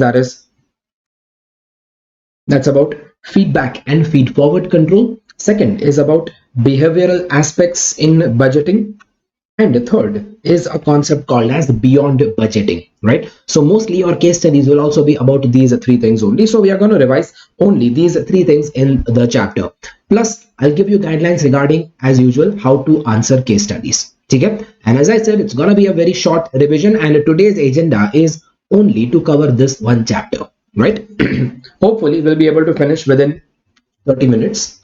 Let's see. So the first part in the chapter is about feedback and feed forward control. You know, budgets are made for what? You make budgets in order to have cost control to be done later. Yeah. So making budgets is a background for cost control. Precisely, cost control is what you do in a standard costing chapter. You remember standard costing? Variance calculations and all. We'll be starting with the revision of variance calculation, standard costing from tomorrow, right? But standard costing is a method of cost control, and budgets is a prerequisite for doing the cost control. Like in standard costing, you compare your actual with the budget. So before that, you have to first make the budget, right? So budgets is basically a method, is also a method of control. There can be two types of controls that we can cover here: feedback control and feed forward control. Feedback control versus feed forward control. Feedback means you implement control after something goes wrong. Feedback control means a reaction that is taken after an action has taken place. Meaning something goes wrong, and after that goes wrong, then you take corrective actions so that next time it doesn't go wrong, or you take corrective actions so that you can prevent or you can minimize the impact of whatever went wrong, right? That is called as feedback control. You make the error and then you take corrective actions.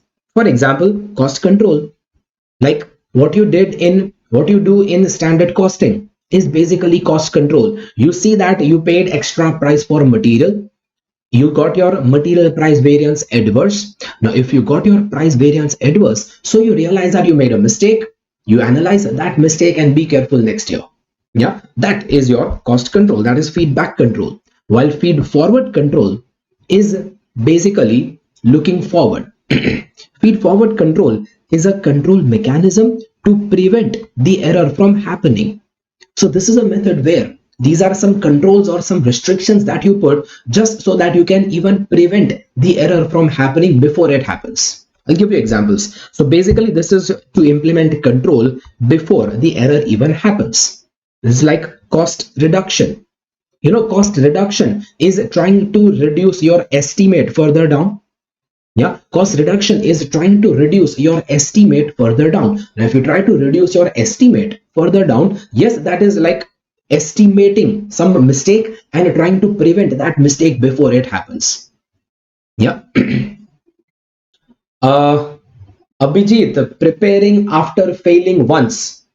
Okay, Abhijit, that will be your feedback control. You give exam, you fail, and you prepare better next time. That is called as feedback control. No, we don't want to do that. What we want to do is feed forward control. What you want to do is you estimate the places where you can go wrong. You estimate the chapters where you are weak. You estimate the subjects which are not prepared well, and before the exam you give more efforts to those chapters, isn't it? Yeah, before your exams you give a little bit more efforts on the chapters which you are not prepared well. So that is called as feed forward control. So one example I'll give you an example out of my own experience, and I'm sure you must have faced this also. When you are in your articleship, you go to a client place, then you are very relaxed. Why? Because client place, first of all, the client will treat you like god. Yeah, they will treat you like with every luxuries and all, and they'll call you sir, sir, sir. So you are always like very much overexcited to go to the client place and all, right? Now when you are at the client place, you reach the office at around 10:30, the client office, and you start working over there. By the time it's 12:30, you go for a lunch break, right? Now if you go for a lunch break with all your articleship friends and all, imagine 5 friends going on lunch break together. I'm sure you won't return back before 1.5 hour, because client place पे कौन है देखने वाला? Yeah, there is absolutely nobody who will keep a watch on you. If there is nobody to keep a watch on you, then you will go for a lunch break and return back after almost 1.5 to 2 hours. Imagine 2 hours ka lunch break you take and you get back and start working then, right? Now the client notices that you are going for a lunch break and you are coming back after 2 hours. What he will do is he will complain to your boss. The client will complain to your boss that ki aapke articles, they are coming and they are going for lunch break for 2 hours. They are not working very well, right? Your boss will scold you. Now when your boss found out that you are going for 2 hours ka lunch break, he will scold you, he will punish you, yes, or he will take some steps to prevent this from happening next time, right? This is called as feedback control. He will punish you, he will make you sit longer duration, he will cancel your leaves, whatever, any such steps taken, that will be called as your feedback control. But you know what I experienced? At one of my client place, this was happening. At that time I was the articles, and we were going out for the lunch break, and we used to come back after 2 hours and all. So what the client did was, client was very smart. Exactly what the client did, right before the lunchtime, the client employee came to us with a big file. He just came to us with a big file in his hand, and he gave that file to us. And we were like, okay, you just keep the file here, we will see that after the lunch break. And the client was like, no sir, this you have to see before the lunch break. We were like, we felt offended, like, how dare you tell us that you see this before the lunch break? And the client was smiling, and that accountant was smiling. He said that, no sir, please take a look at this before the lunch break.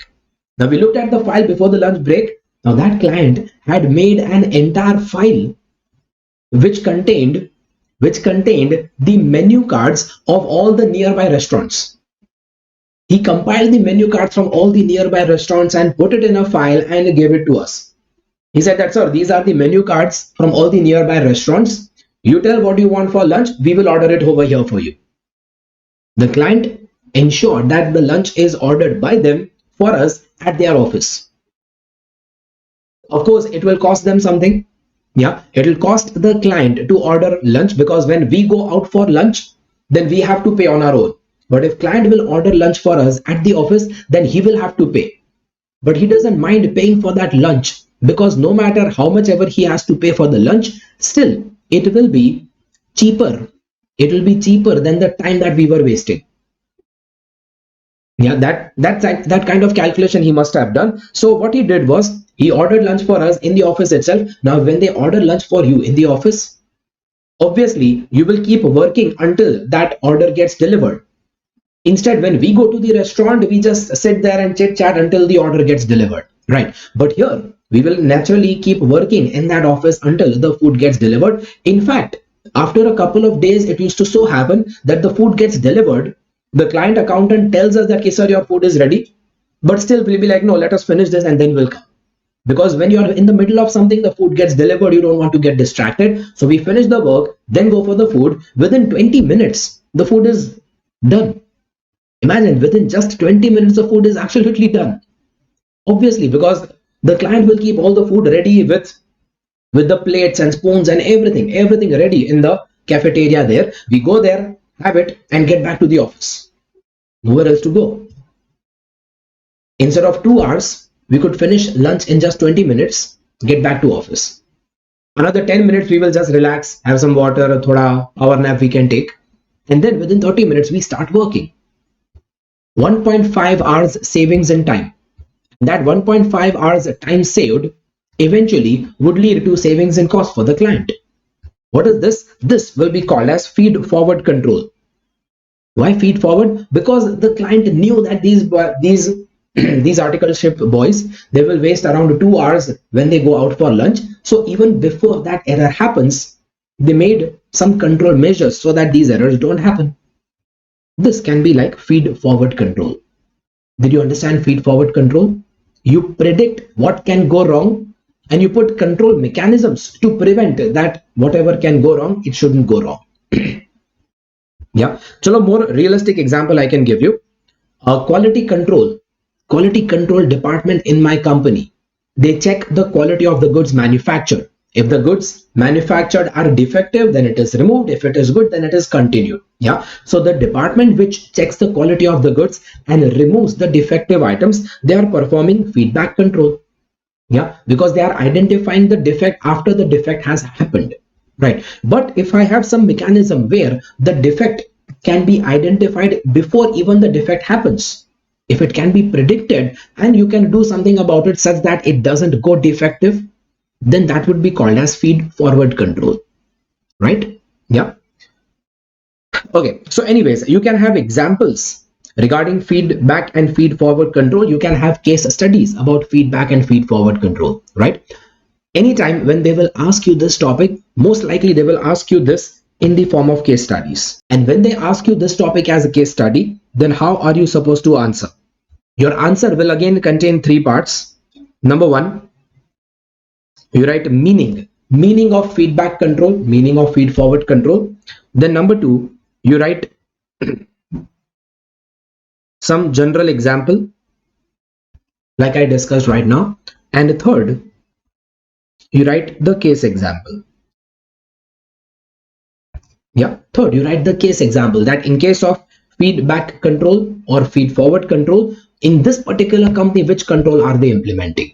See, generally, your case answer will be that first of all, you describe meaning. Meaning, matlab you describe what is control, right? You describe that there can be two types of control, feedback and feed forward control. You describe what does feedback control mean, and then you describe that whether this company is having feedback control or whether this company is having feed forward control. You'll be given details in the company. Mostly the details will be such that currently the company has some control measures. Mostly the current control measures will be feedback control. And the proposed measures, they will give you some proposed measures of control. Mostly that proposed measures will be feed forward control, right? So you'll have to just explain that currently what they are doing is feedback control. What they are proposing to do or what you are proposing them to do is a feed forward control. At the end, you conclude your answer by suggesting that obviously feed forward control is always better than feedback control. However, the cost of doing feed forward control should also be considered. You should do a cost benefit analysis. Done? Yes, come on. Done. Come on, say yes. Okay. Okay, so that was your feedback and feed forward control, and this is the most likely for case studies. Done for all. Okay. Okay, next, behavioral aspects and participative budget. Behavioral aspects means what? Well, behavioral aspects means that how will my employees behave when I enforce some budget on them. See, making a budget basically involves giving targets to my employees. Yeah, making a budget mainly involves giving targets to my employees. Now, when I'm forcing my employees to reach some target, then how will that employees behave? That is called as behavioral aspect. Mostly, this topic here discusses benefits of participative budget. Participative budget means that instead of enforcing targets on my employees, if I make the employees participate in making the budget, then the budget will be more acceptable to them. Yeah. So basically, it is like I don't force my employees to reach a particular target. Rather, I ask my employees that, Bolo, what target do you think you will reach? Yeah, I will ask my employees that, Bolo, which target do you think you can reach? And whatever the employees will suggest, I will set the target according to what they suggest.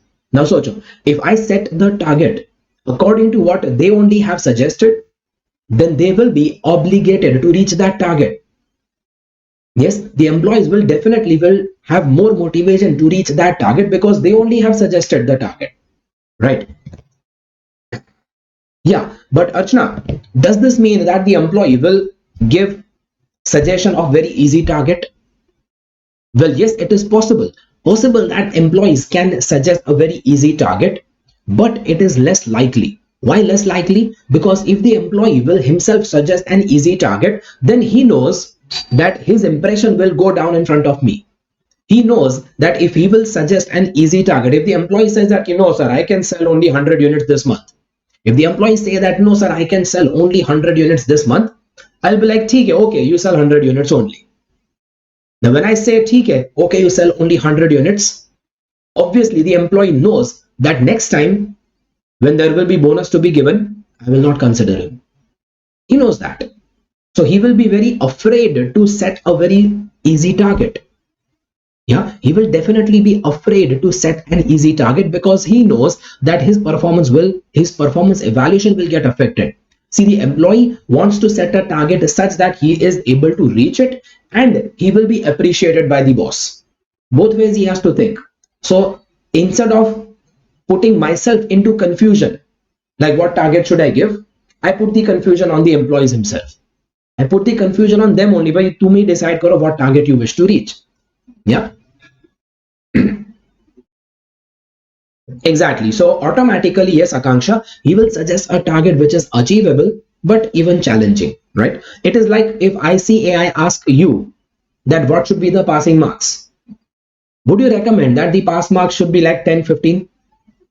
No, because if the exam passing marks are kept as 10 or 15, Abhijit, if you say that the exam passing marks are 10, then you know that you will pass, but you also know that everybody will pass, and the entire reputation of the profession will go down.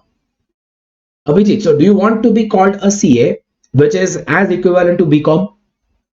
Do you wish to be called a CA, which is as equivalent as BCom? Obviously not.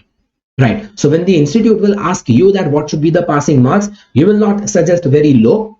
You will most probably suggest somewhere around 35 or 40 only. Maybe right now it is 40, you might suggest 35. Not big difference there.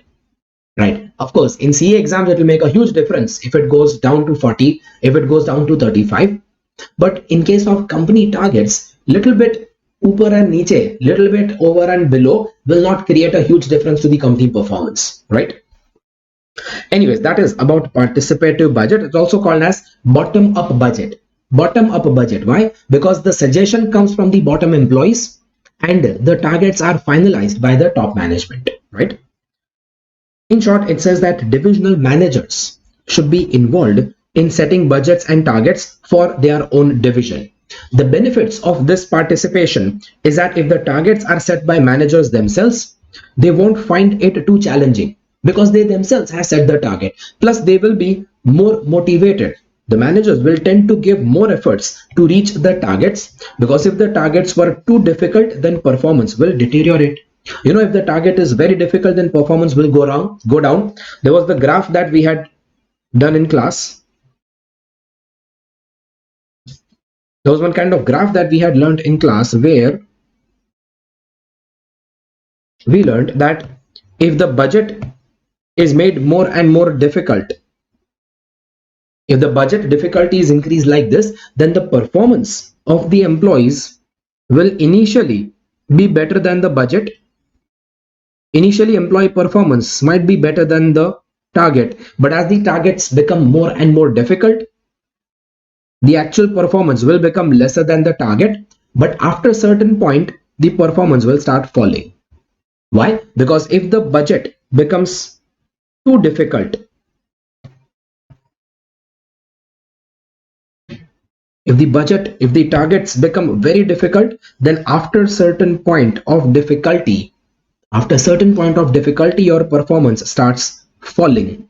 We learned this in the form of a graph, and the same thing has been described over here, that if the targets were too difficult, then performance will start deteriorating, right? So participation will give you both these benefits, right? And problems of participation. Problem will be that manager will focus on only short-term goals. If the manager is asked to set a goal, set a target, then probably he will focus on only short-term goals. He doesn't look at the long-term growth of the company, right? Because he will just focus on giving good profits in his division. He doesn't care for the overall long-term growth of the company. Yeah. Mostly only financial targets he will give. He will not think about other non-financial factors. So he will ignore any other non-financial factors. That's a problem. Why mostly he will go for financial targets? Mostly because the manager is concerned with only his salary. He's concerned with only his salary. He doesn't care that the company will remain for the next 10-20 years or not. He just cares for his salary, and his salary will be based on the financial performance of his division, right? Employees will say, जब होने वाला ही नहीं तो दिमाग क्यों लगा? Okay. And problem also that they may pursue the targets at the cost of other critical resources. I gave the manager a target to reach certain level of sales. So this manager is trying to reach that sales by spending too much money on marketing. Imagine if the manager tries to reach that sale by spending too much money on marketing advertising, then basically he is wasting money. He is wasting other critical resources just to reach his target. Now that should not happen. That is another problem here.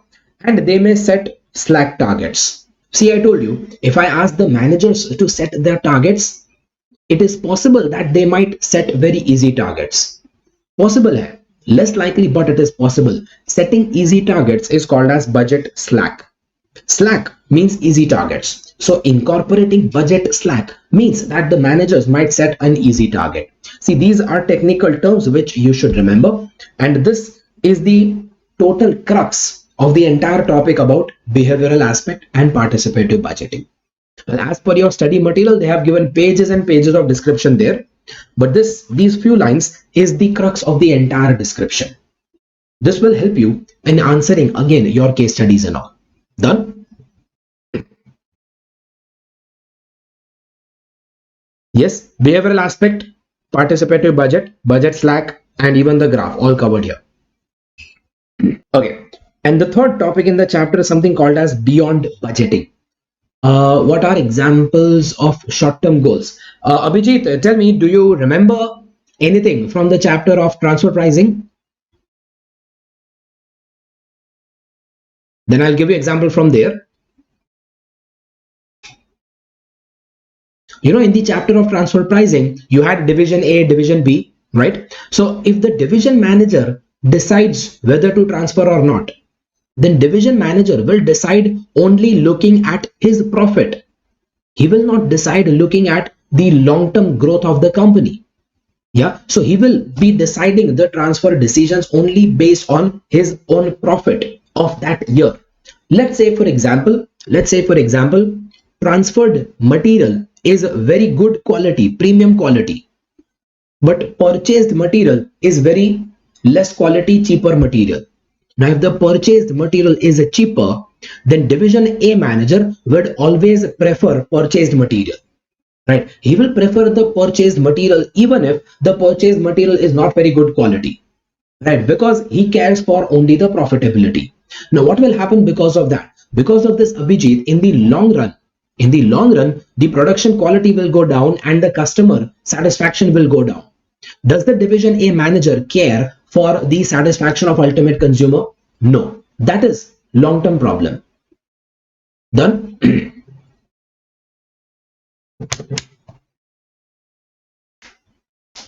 Yes. Okay. Archana, sir, what if my answer is short and the sentences are accurate? Would it suffice the examiner? Well, Archana, that depends. See, Archana, I am of the belief that when you are supposed to give analytical answers, then in case of analytical answers, don't make your answers short. Give them some length. Yeah, you give more content in your answer. But Archana, when I say give more content, doesn't mean that you like same sentence ko tod marod ke aap repeat karo. Yeah, you don't repeat the same sentence again and again by changing the active voice to passive voice and all. No. When I say give more content means you give more points in your answer. Add more points in your answer. Add more concepts in your answer. Like for example, Archana, if I give you some case about behavioral aspect, then apart from giving these points, you can in fact begin your answer by explaining what is budget. Begin your answer by explaining that what does employee want. In fact, just like I give example right now, that you also include transfer pricing examples over here. You can also include examples from performance measurement and evaluation, chapter number 7. Archana, आपका chapter 7 हुआ नहीं है, but we'll be doing it, then you will get an idea. Yeah. So there are other chapters also which you can interrelate with this topic. That is how you increase the length of your answer, right? Because you know what happens, Archana? I know many of you students will argue that, sir, quantity nahi quality dena chahiye. Agreed. You are right. That instead of giving a quantity, you should give more quality. But you know, because of this excuse, ye bahane se, because of just this excuse, you are neither giving quantity nor you are giving quality. Obviously, the examiner will appreciate quality more than quantity. But वो quality के बहाने से you are neither giving a quality nor giving quantity. So I suggest at least give quantity. And I'm sure that if you will give quantity by not repeating sentences, if you give quantity by not repeating sentences, then eventually उसमें quality आ जाएगा. The examiner will find some quality in that. Done? Yes, Archana, you understood, but the pucha, so I will have to still explain that, finish it. I'll have to still finish my explanation. Okay. So beyond budgeting is an advanced concept of budgeting which says that instead of making budgets by traditional method, you make budgets which are more flexible. The main purpose of this concept is to make the budgets which are more flexible. So to understand beyond budgeting, in order to understand the real meaning of beyond budgeting, let me first tell you the problems under traditional budgeting. Example I'll give you. Let's say in my company, the company makes a budget that we want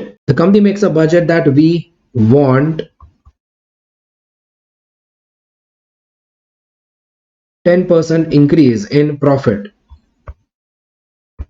per annum. This is a standard target that the company has set. A standard target that every year we want 10% growth in profit. Now this is a standard target which is used every single year.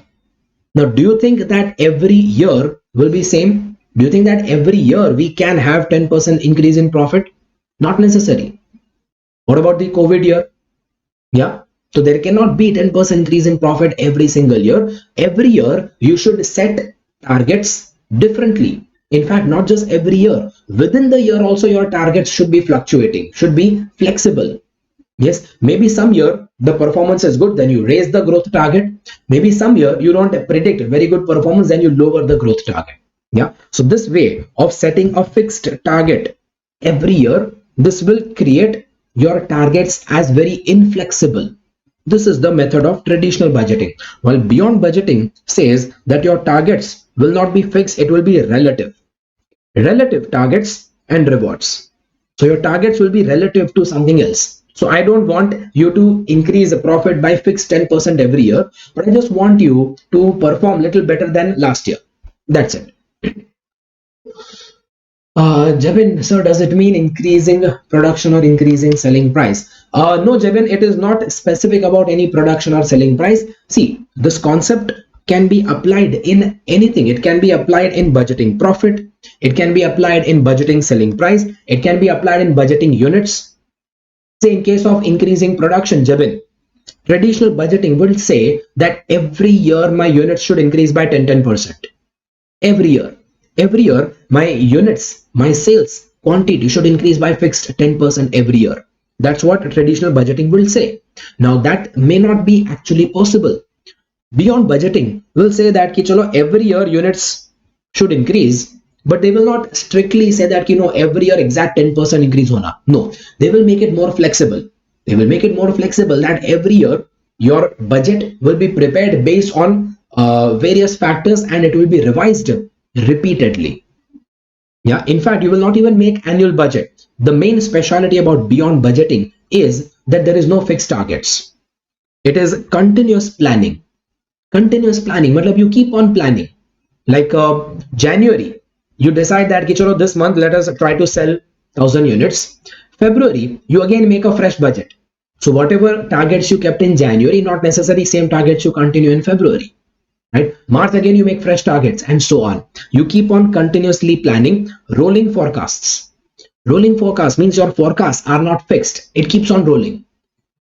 Yeah. See, all these words are just giving you some hint regarding how is beyond budgeting different from traditional budgeting. The main difference is this, that you don't have fixed target of profit. Rather, you will have relative targets of profit. Relative targets of profit. For example, you make budget every month. Yeah, and you don't just make a budget of overall profit, you make more intricate budget of various aspects that affect the profit, individual aspects that will affect the profit. Let's say every month you make a budget and you estimate that I want direct profit का estimate नहीं होगा, you might estimate that I want to increase sales by something, I want say, or I can say that I want profit of say at least 40% of sale. See, my target is not a gross target, it is a relative target. My profit target is given relative to sales. Yeah. So likewise, this is called as relative targets. So in traditional budgeting, your targets are incremental targets. Yeah, increase in market share could be a target exactly. Akanksha, can we say that short-term goals or targets in beyond budgeting? Yes, absolutely. Beyond budgeting has a short-term target, short-term goals instead of long-term annual like traditional. Agreed, yes. And that's the reason they have continuous planning, right? Do you remember we've done something about Kaizen in chapter 3? Yeah, Kaizen is basically an example of beyond budgeting where you give small targets for very next small periods only. You don't set an annual target that कि पूरे साल में 10% growth चाहिए. No. Instead of setting that in entire year ka 10% growth, you make small targets of every month, every week. That is again an example of beyond budgeting.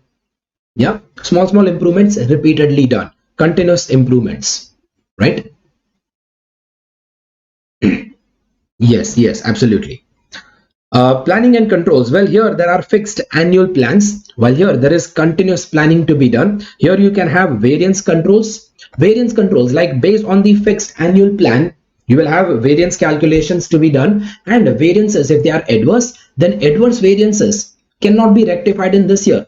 Imagine if the plans are taken on annual basis, then variance will be also analyzed on annual basis. So whatever mistakes you have, you will find out only at the end of the year. Mistakes end of the year hi pata chalega, and you will be able to rectify them only next year. Instead, in case of beyond budgeting, it is continuous planning. So whatever mistakes happen in first week of January can be rectified in second week of January. Right, that is called as continuous planning. KPIs and rolling forecasts. KPI and forecasts are rolling. KPIs, key performance indicators. You keep revising the KPIs. KPIs are basically, you can say, targets. You will learn the details of KPI in chapter 7, but right now you can just say that KPI means targets. So targets are also not fixed, it is rolling. Rolling matlab it is keep on updating. Traditional budgeting, there are pre-allocated resources. Pre-allocated resources, like I have allocated 10 lakh rupees for the marketing department for the entire year. So all my marketing team has to use only 10 lakh rupees in the entire year. Usse zyada I cannot allocate to them. That is called as pre-allocated resources, and the coordination of these resources is also centralized. While beyond budgeting, the resources are provided on demand. If the marketing team comes up with some new idea, which I like the idea, if I love that idea about marketing, then I might approve more funds to them. Right, it is not like fixed annual targets only. I will not say them कि चलो इस साल का तो budget fix हो गया है, any new idea you implement next year. Now that's not good enough, right? And dynamic coordination. Dynamic coordination matlab ke whenever they need more resources, I should be able to provide them, right? Traditional budgeting is all centrally controlled, while beyond budgeting is local control. Local control means every manager will be given some freedom, some responsibility, some freedom to take some decisions. Like pricing decision can be taken by the branch manager. Yeah, that is like local controls can be given instead of central controls. Instead of everything decided by the head office, your managers can be given authority to take some decisions. And traditional budgeting, the focus is on managing numbers, while here the focus is on value creation. That is why this will give you short-term benefits, while this will give you long-term benefits. The purpose is to create value for the customers, to create value for the shareholders, right? Yeah, that is your beyond budgeting. Anyway, so that is the total theory of budget chapter and total 3 topics, and for all 3 topics you might be asked case studies. Done? Yes. Okay, so without delay, starting with standard costing recap. Standard costing is a chapter. First of all, this chapter is important for what? Well, this chapter mainly important for practical questions. Yeah, mainly important for practical questions, because from this chapter theory is very less likely. There are some theory in the chapter, but not likely to come in the exam, right? Apart from theory, case studies are also never asked from this chapter. So from this chapter, mostly what they will ask will be practical question, but along with practical question, always you have to write what? You have to write analysis. So for this chapter, the most important part of this chapter will become the analysis. Abhijit, no, reconciliation actually not very important. In fact, reconciliation you might have learned, you might have also learned in your CA intermediate level. At final level, yes, they do ask reconciliation, but Abhijit, reconciliation is as such not important. What is more important is the analysis part. Right, so during my revision I will revise the calculation part, we will revise the formulas and the derivation and all. Also we will also, yes, we will also practice certain questions. Normally I don't do questions in revision, but for certain chapters like this, certain questions, yes, we will practice again during this revision series. Yeah, very few, I like hardly 2 to 3 questions we will practice in the entire standard costing just for revision. Yeah, plus these questions that I'm going to revise is specifically done so that I can give you example of that analysis. I'll give you guidelines regarding how to write your analysis, and some questions will tell you a real example like how do you write the analysis. Done? Yes. So let's begin. My entire chapter I can split into certain parts. First of all, let's say I split the chapter in parts like number 1, cost variances. Under that, we will have material variances, labor variances, variable overheads, and fixed overhead variances. These are like basic variances which you have also done in your CA intermediate level, right? Yeah. And second, we will do is revenue variances. Revenue variances will include sales variance, profit variances, and contribution variances. Along with that, we will also learn reconciliation of these variances. Yes, but then third part of the chapter, third part of the chapter, let me say, is certain advanced variances. Advanced variances, because these variances you had not learned at your CA intermediate level. These advanced variances are completely new, special for the CA final level, right? Anyway, so it's not that because this is advanced so it is more important. It is not that because this is advanced so it is more difficult. No, I'm just calling it advanced because this is different than what you did at your CA intermediate level. That's it, right? Anyway, so we are starting with cost and revenue variances, and today I plan to finish that cost and revenue variances. Cost variances are the ones which are exactly same as what you have done in your CA inter level. So under cost variances, सबसे पहले material variance. But even before that, do you know what is the purpose of this chapter? Standard costing is for what purpose? Yeah, you calculate variances and all, but why do you calculate variances? You need to know the reason for this chapter, then only you'll be able to write the analysis part.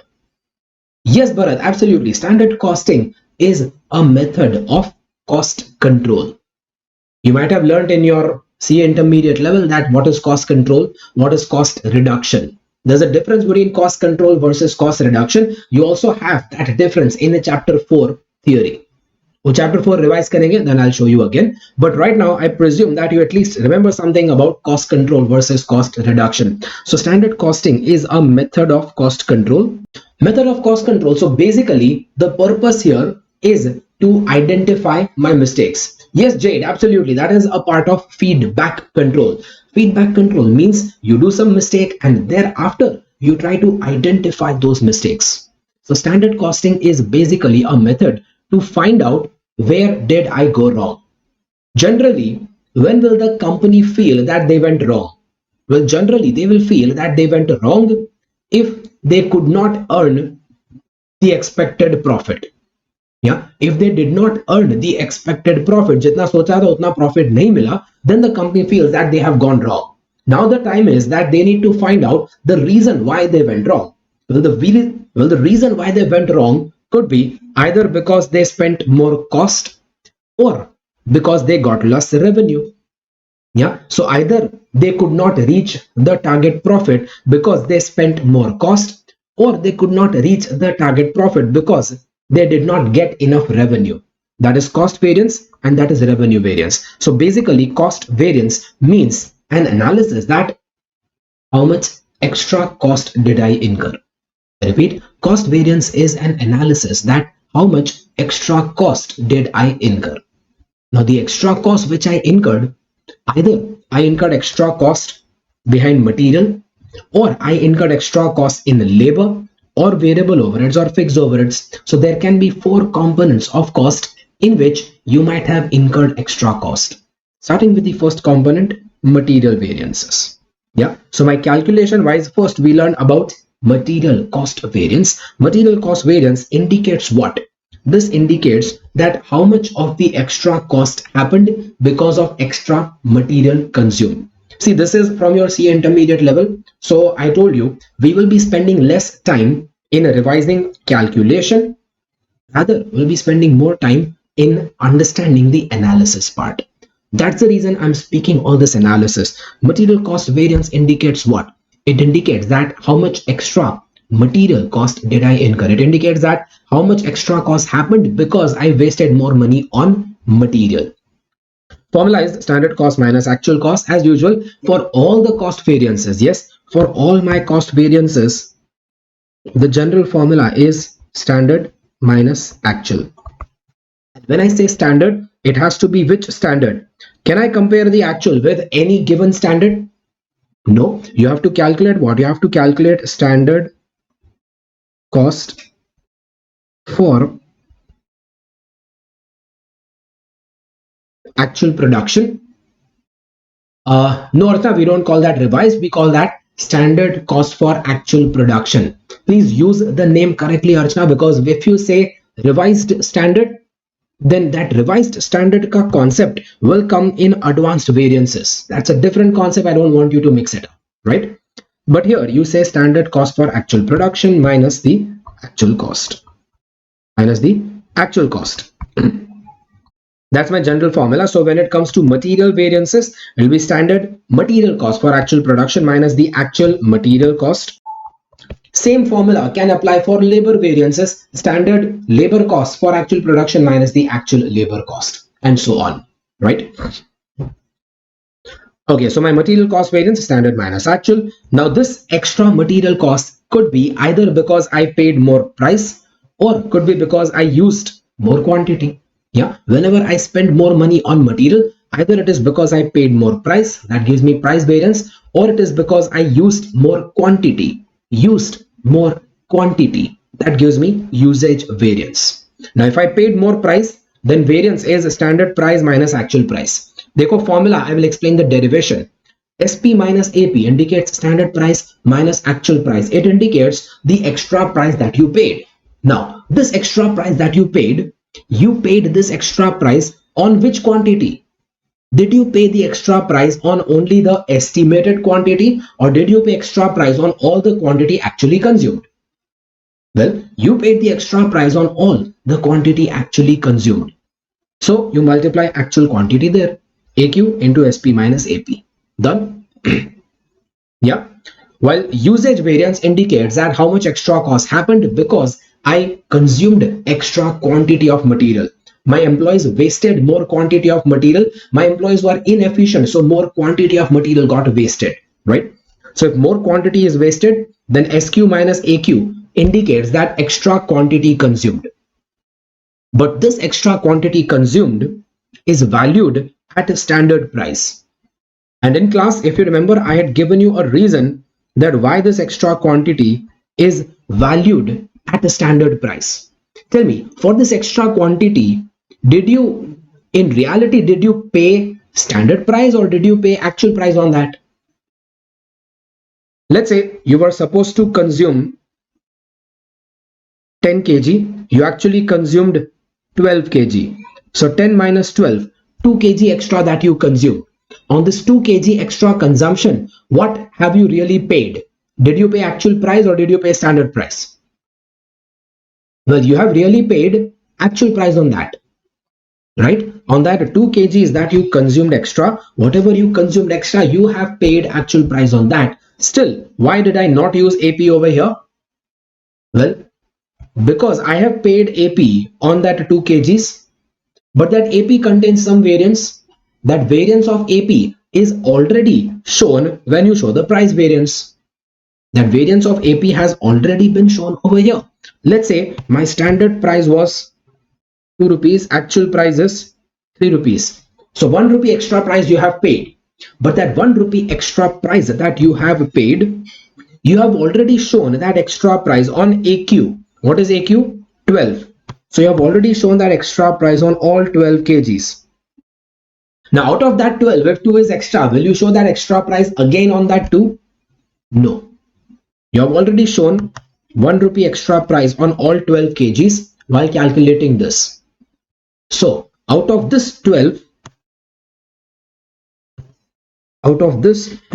actual quantity, 2 kg is extra consumption.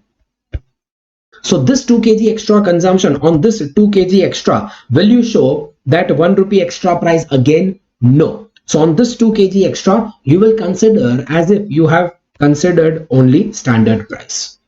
You consider as if no price extra you paid on that extra kg, because whatever extra price paid, you have already shown it separately. This is the logic why I use standard price here. And that logic I have explained in the notes given below. I think so. Okay, no, I have not given that. But I explained that orally. It is given in my regular book, not in the revision material. Anyway, so that is the reason why I use standard price here. Now, this usage variance is further split into mix variance and yield variance. What is the meaning of mix variance and yield variance? Usage variance indicates extra cost because of extra quantity used. Now, generally, my company might be working with 2 different types of material. If we are working with 2 or 3 different types of material, then my extra cost here could be because of two further reasons. Either because total quantity was consumed extra, or because within the total quantity, expensive material was consumed extra. If you remember, I must have given you in class example about, say, milk. Let's say if I'm doing business of milk supply, then I get milk and I add, say, some water in the milk.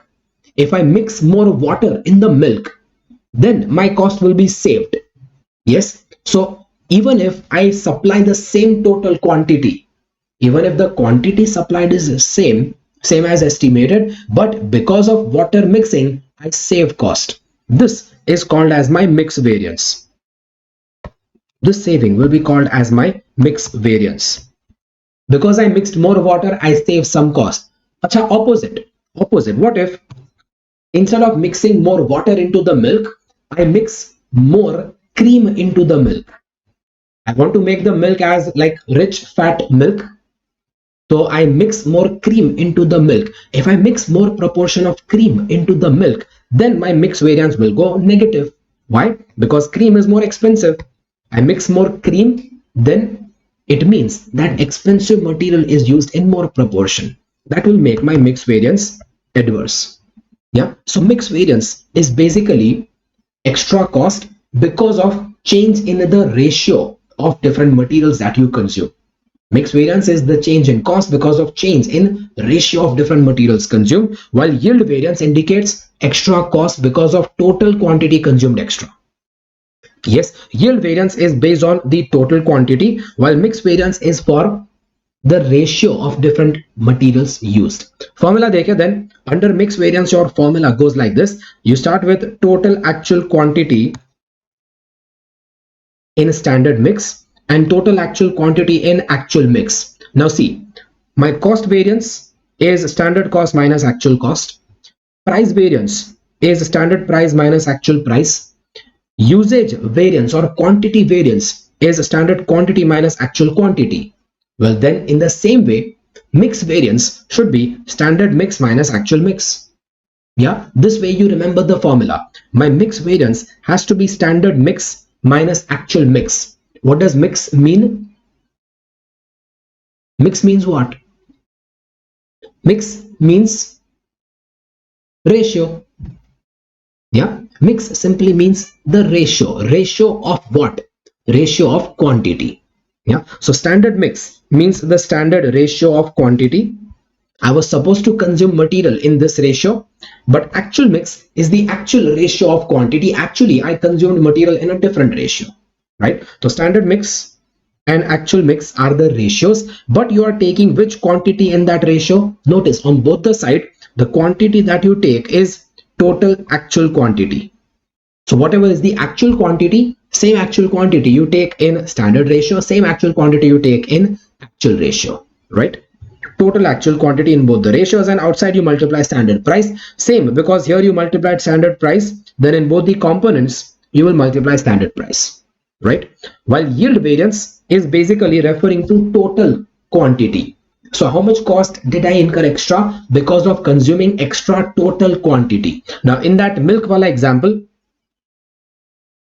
let's say I am supplying creamed milk. I'm into the business of supplying creamed milk.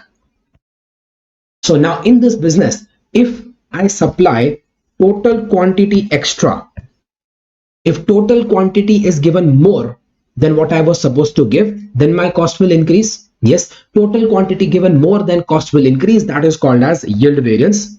Variance because of total quantity used extra. And within that total quantity, I have mixed more proportion of cream. Now within that total quantity also I have given more proportion of cream, which is an expensive component, then my mix variance will also go adverse. Done? Did you understand when does this and this go adverse? Come on, say yes. Yeah, keep responding. Let me know this is a live class. Yeah. Thank you. Thank you so much. So my yield variance formula is total standard quantity minus total actual quantity and multiply by average standard price. Average is basically weighted average, not a simple average. Don't forget that, right? So basically average selling price, or sorry, average standard price. How do you get that average standard price? That is your total standard cost divided by total standard quantity. Now from the totals you get the price, that is your average standard price. So this was your calculation of material variances. Well, same logic will apply in calculation of labor variances, because labor variances will have the same component. Even variable overheads will have almost similar component, because direct material cost is quantity into price. Well, same way, my direct labor cost is also equal to quantity into price. Only difference is that in case of labor, quantity is measured in terms of hours and the price is rather called as rate. Same way for variable overheads also, it will be hours into rate. So for material, labor and variable overheads, my variance components are mostly similar. Yeah. My general rules for writing interpretation. See, this is what you need for analysis. Let's see. So whenever in any question, when they ask you to calculate variances, remember one thing. Yes, Abhijit, idle time will be different. We'll talk about it later on. So whenever you are asked to calculate any variances, remember one thing, that even if the question doesn't ask you to analyze variances, still you will always write analysis on a safer side. Yeah, especially if the question is asking you to calculate cost variances like these. You know that cost variances ka question is not a CA final level ka question. If they give you a question of calculating cost variances, that is not a CA final level ka question, it is a CA inter level ka question. Then you should be wondering that ki why the hell are they asking inter level question in final exam?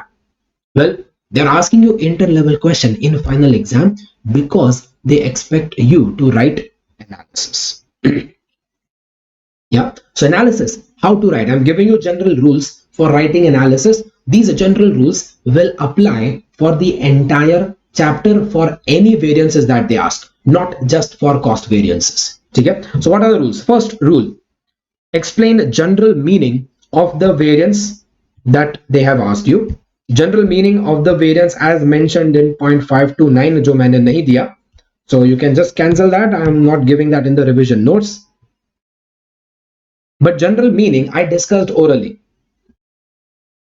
क्या बोला general meaning? General meaning, like what does material cost variance indicate? What does price variance indicate? What does usage, mix and yield variance indicate? One liner. Only one liner. You can find that in my regular book, but you don't need that. You can listen to me. So these one liner interpretations is what you start with. Second, you give interpretation of the variance for this question specifically. So first you write that price variance indicates extra cost because of price paid, because of change in price. Yeah, the price variance indicates change in cost because of change in the material price paid. Then you mention that in the given question the price paid is more, so my price variance is adverse, and so I am losing this much amount of money because of extra price paid. Yeah, you write the interpretation for this specific question. Third, give examples of possible reasons for this savings or extra cost. See, if the variance is favorable, means there is a savings. If the variance is adverse, means there is extra cost. Well, this step is the most important one. You need to write possible reasons for that savings or extra cost. Now, possible reasons that why was the actual price more, or or maybe that standards were set very low. You can write that my variance is coming because actual price paid is more, or you can say that my variance is coming because the standards were set really very low. Yeah, the standard price was set really very low. Yeah, but within that, yes, Anup, you can give examples like my price paid is more, maybe because of increase in general price level, or maybe uh, because the purchase manager did not bargain a very good price, so it is the inefficiency of the manager, or maybe because the standard price itself was wrongly set, not too high, just make a correction, too low. If the standard price was set very low, but actual price you could not pay so much low, then again that will show variance, right? So you need to write possible reasons. These possible reasons will come completely out of your creativity. However, sometimes, listen to this, sometimes in some questions, certain possible reasons will be given in the question itself. So if the reasons are mentioned in the question itself, then you repeat that reason in your analysis. There was a question when they had told us. There was one of the question in our class where the question itself told that the standards were set 6 years ago. So obviously, if the standards were set 6 years ago, it shows that the standard itself are very old, and that's the reason you are getting variance. The reason for variance is because the standards are very old. Yeah. Okay, Bharat, I don't remember the question number, but okay, I'll take it for you. Anyway, so you mentioned the possible reasons over there. Then next, you explain a joint interpretation between the two variances that may be interdependent. This is also very interesting. This will make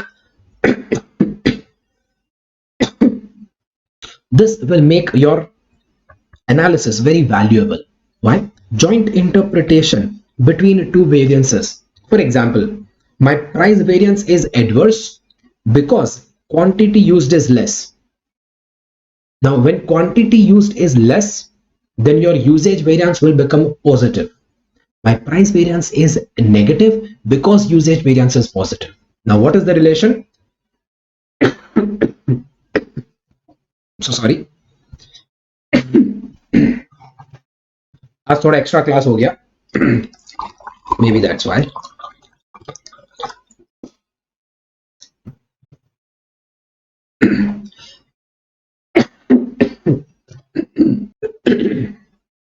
Okay. Okay, so joint interpretation will be that that you have some interrelation between two variances, like my price variance is adverse because you used less quantity, and when you use less quantity, then you are losing some bulk discount, and because you lost the discount, so you paid more price. Yeah.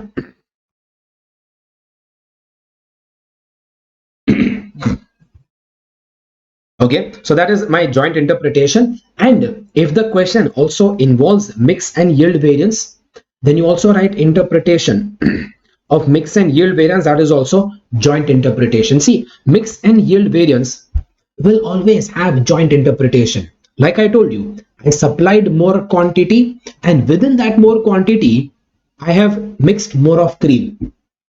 So double loss, right? So you explain both mix and yield variance together. Yield variance will indicate that you have consumed more material, and within that more material you have consumed more proportion of expensive material. Then double loss hua, both are adverse.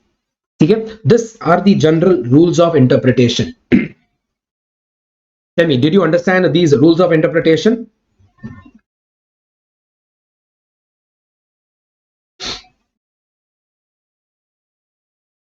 Come on, say yes. All clear? Okay, awesome.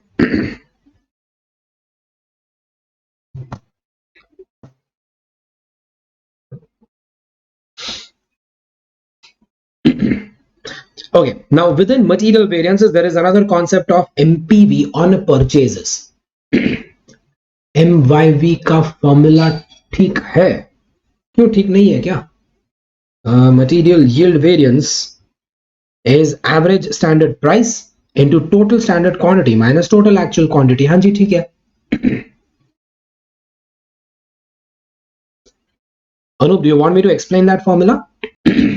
See, MYV indicates the extra cost because of total quantity consumed extra. So total quantity का difference लिया, right? Okay, then there's a concept of MPV on purchases. See, normally MPV is calculated based on actual quantity consumed. Yeah, so your MPV formula over here uses AQ. That AQ is usually the actual quantity of consumption. But in certain circumstances, I have told you that in certain circumstances, instead of calculating MPV on consumption, you calculate MPV on purchased quantity. So MPV should be calculated based on purchase quantity instead of consumed quantity if the following words are given in the question. Now, in my regular class, I have explained you a detailed derivation why we do this. In revision series, we don't cover that derivation, but in revision series, I need to remind you that when will you follow MPV on purchase? Three situations. If the question says that your material stock is valued at standard cost, this is the most likely situation. If material stock is valued at standard cost, then you follow MPV on purchases. Or if the question specifically suggests that MPV is calculated on purchases, then obviously you calculate that on purchases. Or if the question says that MPV is calculated at the time of receiving material. Now this is interesting. What does this mean? At the time of receiving material, meaning at the time of purchasing.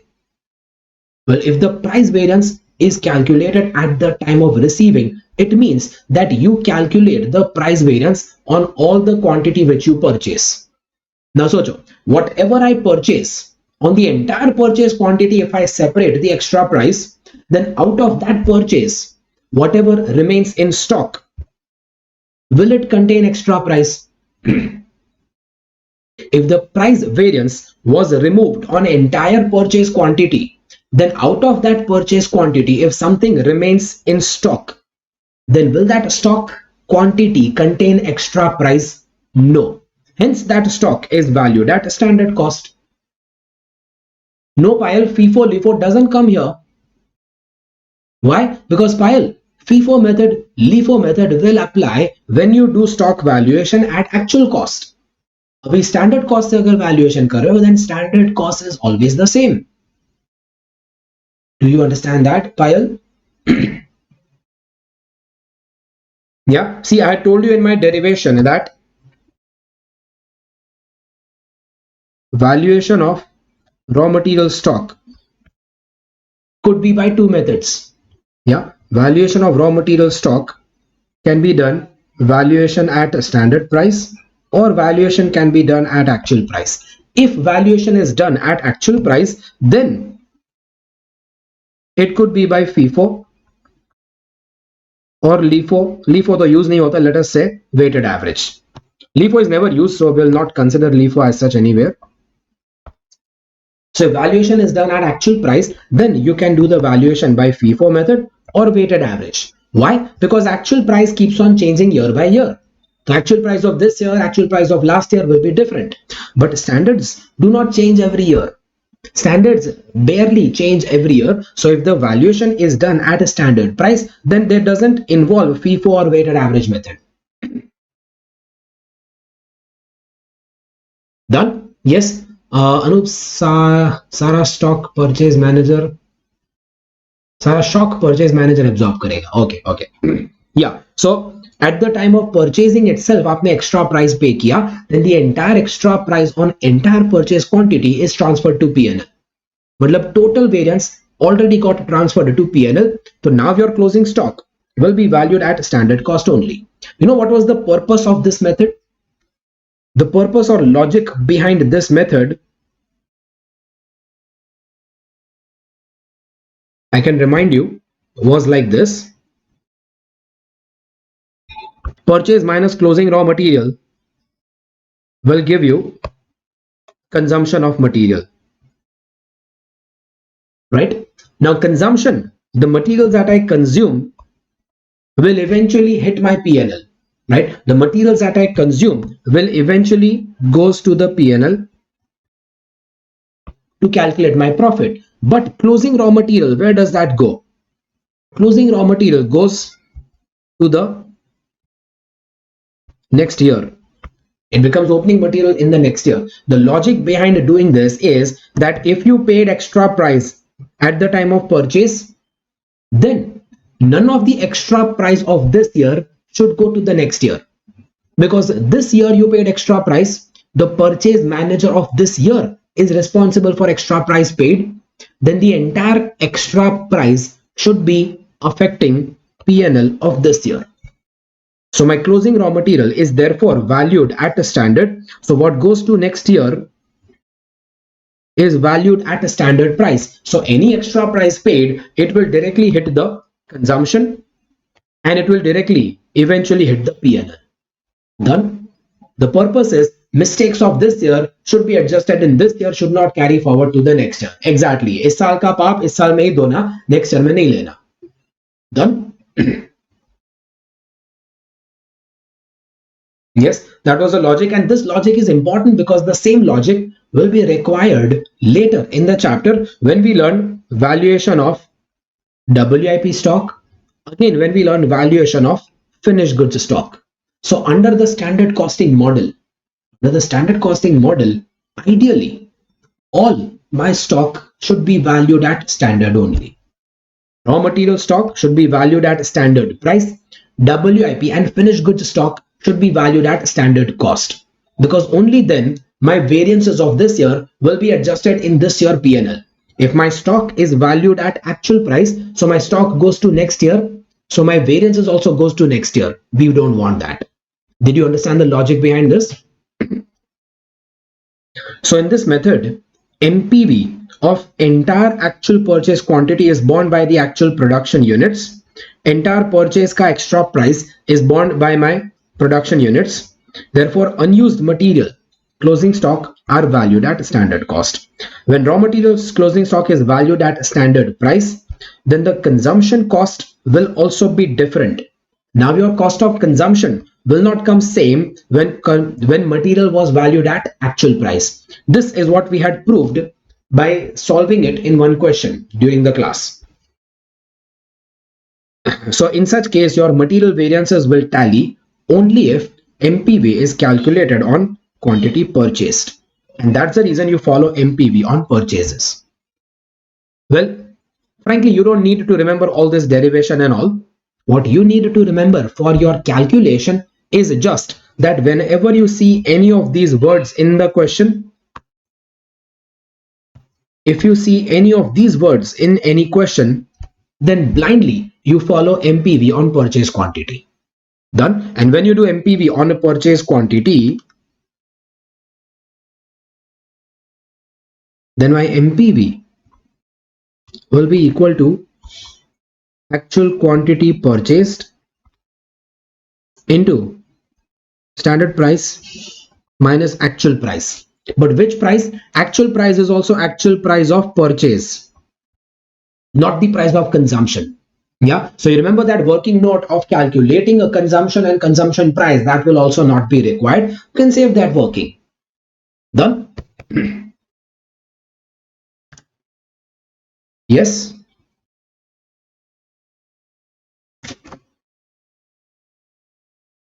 Okay. Okay, then labor variances, I am not giving you details because labor variances are almost same like material variances. There was only one change in labor variances. What was that one change? One extra variance you had under labor. I'll show that over here itself. One new variance you had under labor, which falls somewhere here. It was called as the idle time variance. Idle time variance is basically the time for which workers are working. Workers are paid but no work is done. Yeah, it is a time for which wages are paid but no work is done. Maybe because of lunch break, maybe because of say any other break time, maybe because of setup time, maybe because of machine breakdown. So idle time could be because of many reasons. Which reason will come under variances? Which reason of idle time will come under variances? Only abnormal reasons. So idle time variance will be a variance for which idle time? It will be a variance only for abnormal idle time, because normal idle time is already estimated. You cannot control it. Only abnormal idle time you can control it, so you can consider that under your steps of cost control. Right? So idle time variance can come in between over here. Your calculation of idle time variance was like this. It was a standard rate multiplied by idle hours. But remember the calculation part. If you are showing idle time variance here, then you need some corresponding changes in both these other two variances. What change do you need? Well, if you are showing idle time variance here, then in both these other two variances, you need to consider, instead of actual hours, you will consider actual active hours. Yeah, at all the places where you have taken actual hours, you take actual active hours. Active hours is the hours after removing the idle hours. Do you remember that? Jade, your question, every year they have to follow valuing at standard price, sir, and always on purchase quantity. Frankly, Jade, for finished goods valuation and WIP valuation, yes, compulsorily has to be done valuation at a standard. But for a raw material valuation, your ICAI solutions give you both options. Yeah. So when it comes to raw material valuation, certain companies will do material valuation based on actual price, and certain companies can do material valuation on a standard price. Both methods are possible when it comes to material. Obviously, better method is to do valuation at standard price. The better method is to do the valuation at standard price only. Okay, so labor variances almost same as material variances, only change is about that idle time variance. So I'm not giving that in the revision. Then variable overhead cost variances, again same like labor variances, cost variance, rate variance, and time variance. But in case of variable overheads, you don't have further components under the time variance. Do you remember why variable overhead time variance doesn't have components? I mean, each year different method allowed. No, Jade, it will not be each year different method. See, Jade, we are in the subject of costing. So there is no such thing as allowed or disallowed. If I would have told you disallowed, who will disallow me? Tell me, which is the authority which will disallow me to use any method that I want? You remember, costing subject does not have any regulatory authority. मैं किसी का rules follow नहीं करता. I make my own rules. But I will make my own rules such that I have more understanding about my business. No, Abhijit. Jade, I will make my rules such that I have better understanding about my own business. So in my business, if every year I keep changing the method, then don't you think my analysis will go wrong?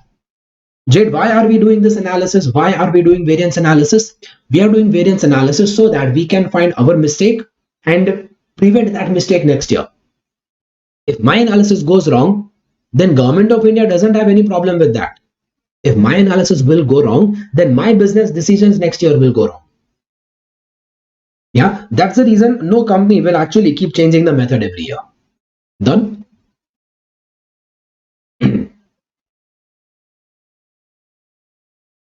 Okay. Acha, so tell me, variable overhead variances. In my material and labor, your quantity variance had mix and yield. But for variable overhead, why we don't have such components? Because in variable overhead variances, there is only one category.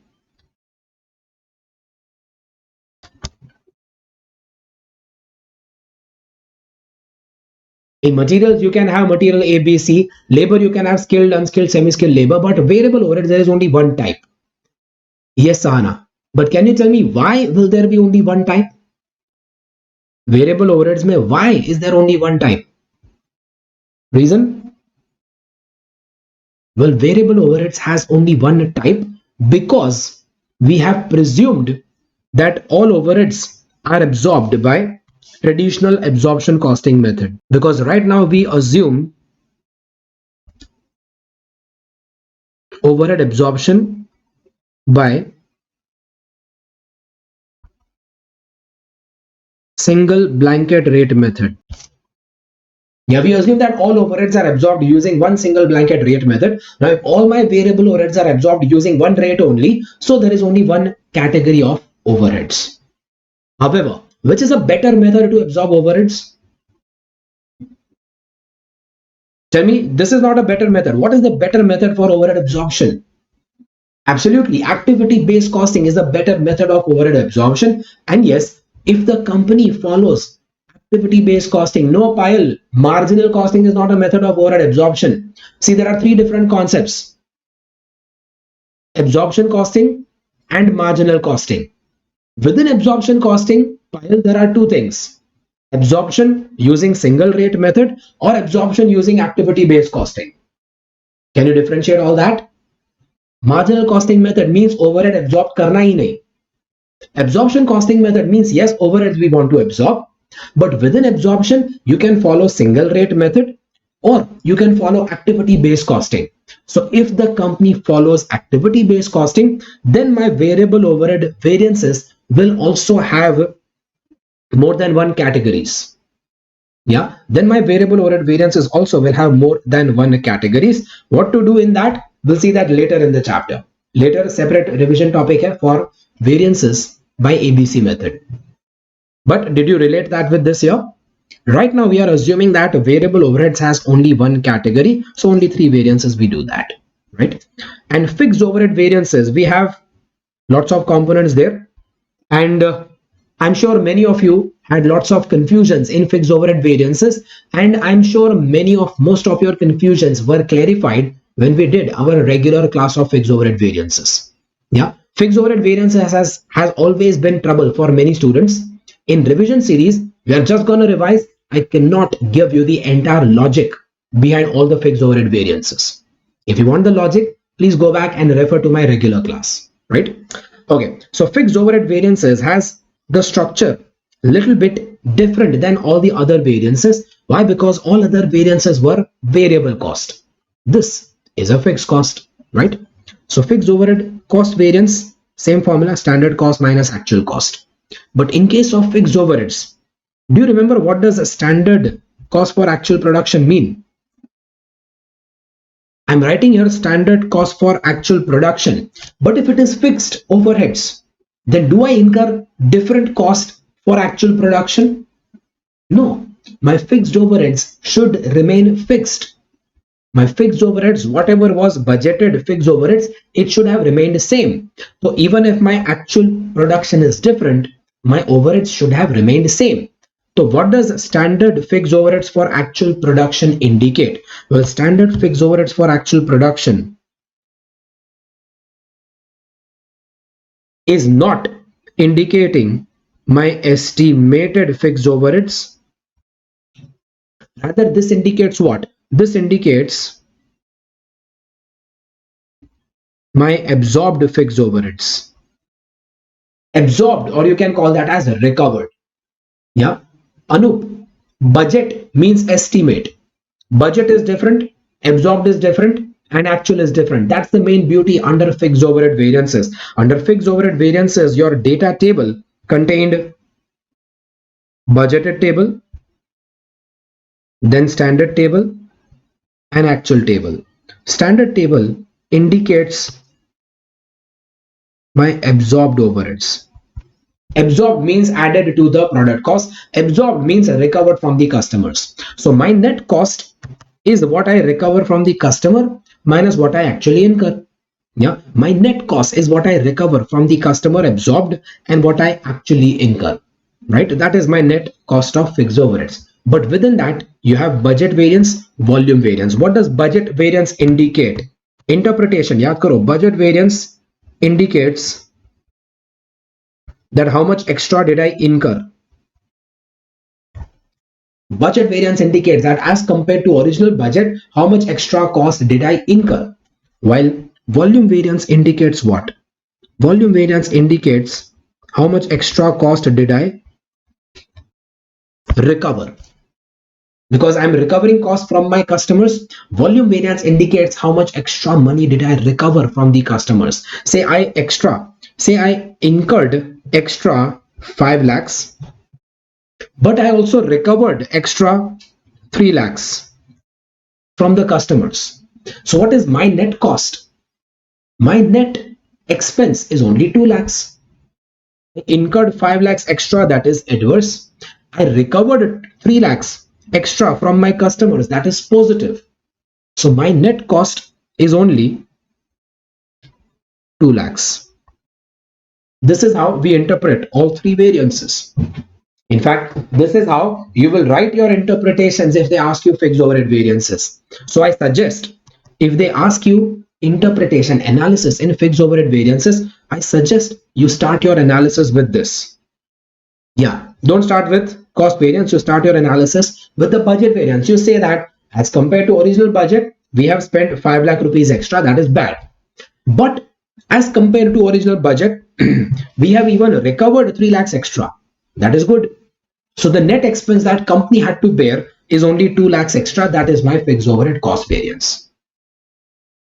Do you understand this analysis? Yeah, so I recommend your analysis, you start from here. Then it will be more easier to write that analysis, right? Okay, now volume variance indicates that how much extra did I recover. But why did I recover extra? I recovered extra money because I have more volume, because I sold more units. I recover extra money because I sold more units. Now, when I sold more units, more quantity, if I sold more quantity, that is called as volume gain. Now, by selling more quantity, I could recover extra money. But what is the reason that I sold more quantity? Well, either I sold more quantity because I worked for extra hours, because I worked for extra days. You work for extra days, so you got more quantity and you sold more quantity, recovered more. That is called as calendar variance. Or you got more quantity because you worked for extra hours each day. Capacity variance indicates extra hours each day, like overtime each day. Or you got more quantity in spite of not working extra hours or extra days. Now, if you got more quantity without working extra hours or even without working extra days, what does it mean? Without working extra hours, without working extra days, you still got more quantity. It means you were more efficient. Efficiency variance. Yeah, that explains interpretation of these three. Efficiency variance indicates extra volume because of efficient working. Capacity variance indicates extra volume gained because of overtime working. And calendar variance indicates extra volume gained because of extra days worked. Done? Yeah. So efficiency variance formula, you notice it is quite same as your formula of quantity variance. And you remember that even in variable overheads, time variance is also called as efficiency variance. So whatever is a formula of efficiency variance in variable overheads, same is efficiency variance in fixed overheads. Standard hours minus actual hours multiplied by standard rate. My capacity variance is a different formula. It is actual hours minus budget hours in actual days. See, this is reverse. Normally we have standard minus actual, but here it is actual minus budget. Actual में से minus करना है, so don't forget that it is reverse. And calendar variance is based on days gained or lost. Multiply by standard rate per day, and here standard hour, standard rate per hour, standard rate per hour is what you multiply. Done. That is my calculation of fixed overhead variances. Interpretation we just discussed.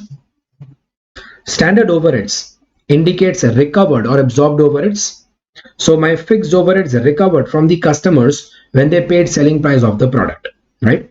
Thus my fixed overhead cost variance indicates extra overheads actually incurred over and above the overheads actually recovered. My cost variance indicates difference between actual incurred and the actual recovered. Yeah, so it is my actual incurred over and above the actual recovered. Budget variance indicates extra cost incurred as compared to original budget, and volume variance indicates extra money recovered due to extra units produced. Extra cost, extra recovered. Yes, Abhijit, what is revised in capacity variance? Well, Abhijit, you can ignore that word revised. Ignore that word revised because see, if calendar variance is not given, If there is no change of days involved, then your capacity variance is only this much, actual hours minus budget hours. But if change of days is given in the question, if the days are given and change of days is given, then you have to take budgeted hours in actual days here. Done.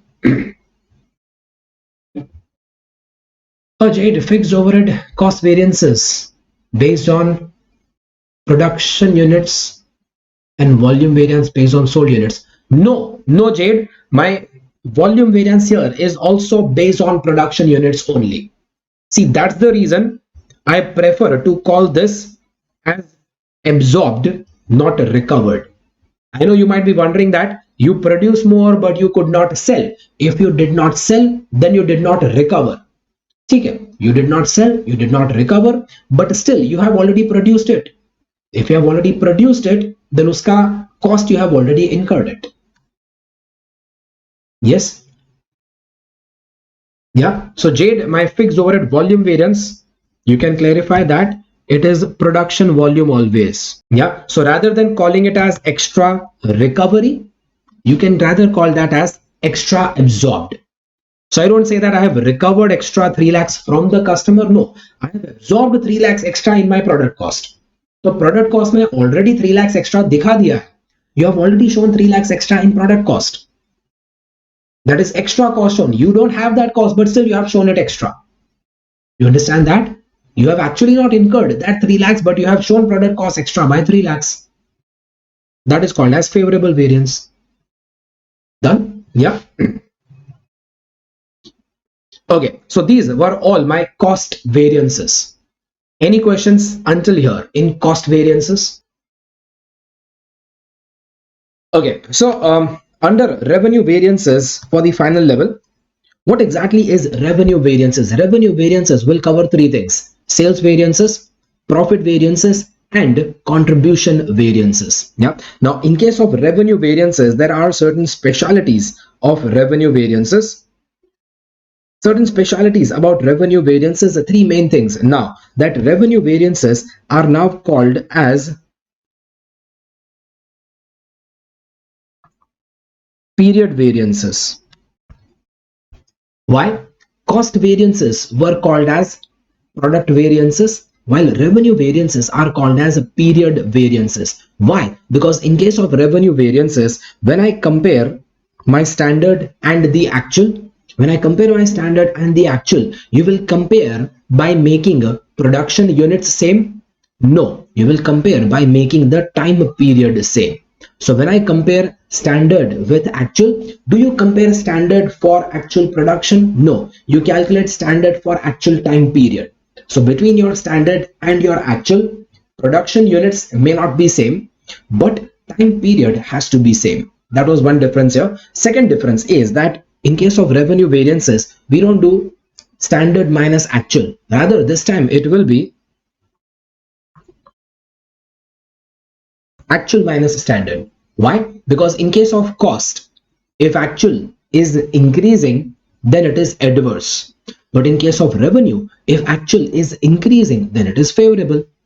Yeah. So in case of revenue, increase is considered favorable. So in case of revenue variances, we take actual minus standard instead of standard minus actual. These are the two basic differences. Now the first category under revenue variances is sales variances. But let me tell you, all my sales variances are quite similar to material variances. Why? Because just like material cost is quantity into price, same way my sales value is also quantity into price. Just like material cost depends on quantity into price, same way my sales revenue also depends on quantity into price.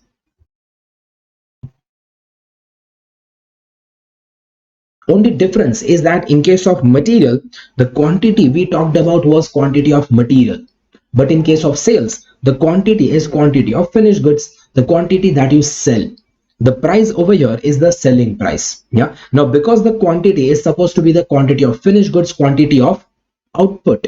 So in case of sales variances, instead of calling it as Q for quantity, we call it as O for output. And instead of calling P for price, we will call it SP, that is selling price, right? Baki, all variances are absolutely the same kind. But yes, all formulas are also almost the same. Only one change in the formula is you take actual minus standard instead of standard minus actual. Yes, so that same set of formulas you will see over here. Notice total sales variance is actual sales minus budgeted sales, that is standard sales. So instead of taking actual standard minus actual, I will take actual minus standard. Within the total sales variance, you have price variance and volume variance. Sales price variance is the difference of price multiplied by actual output. Remember, this is just like material variance. My material price variance was actual quantity into standard price minus actual price. But this time, instead of taking standard minus actual, we take actual minus standard. And the symbol that I'm using is not actual price. I'm using actual selling price. ASP stands for actual selling price minus the standard selling price. Done? Yeah. Similarly, my material usage variance is now becoming like the sales volume variance. Sales volume variance is just like the material usage variance. You take the difference in the quantity. Quantity is now called as output and multiply standard price over there. Standard, which standard price? You multiply the standard selling price in that, right? And actual output minus standard output gives you the sales volume variance. Within the sales volume variance, you have mix variance and quantity variance. But something new this time, within the sales quantity variance, you have two more categories which is new. So yes, under the sales variances, as I said,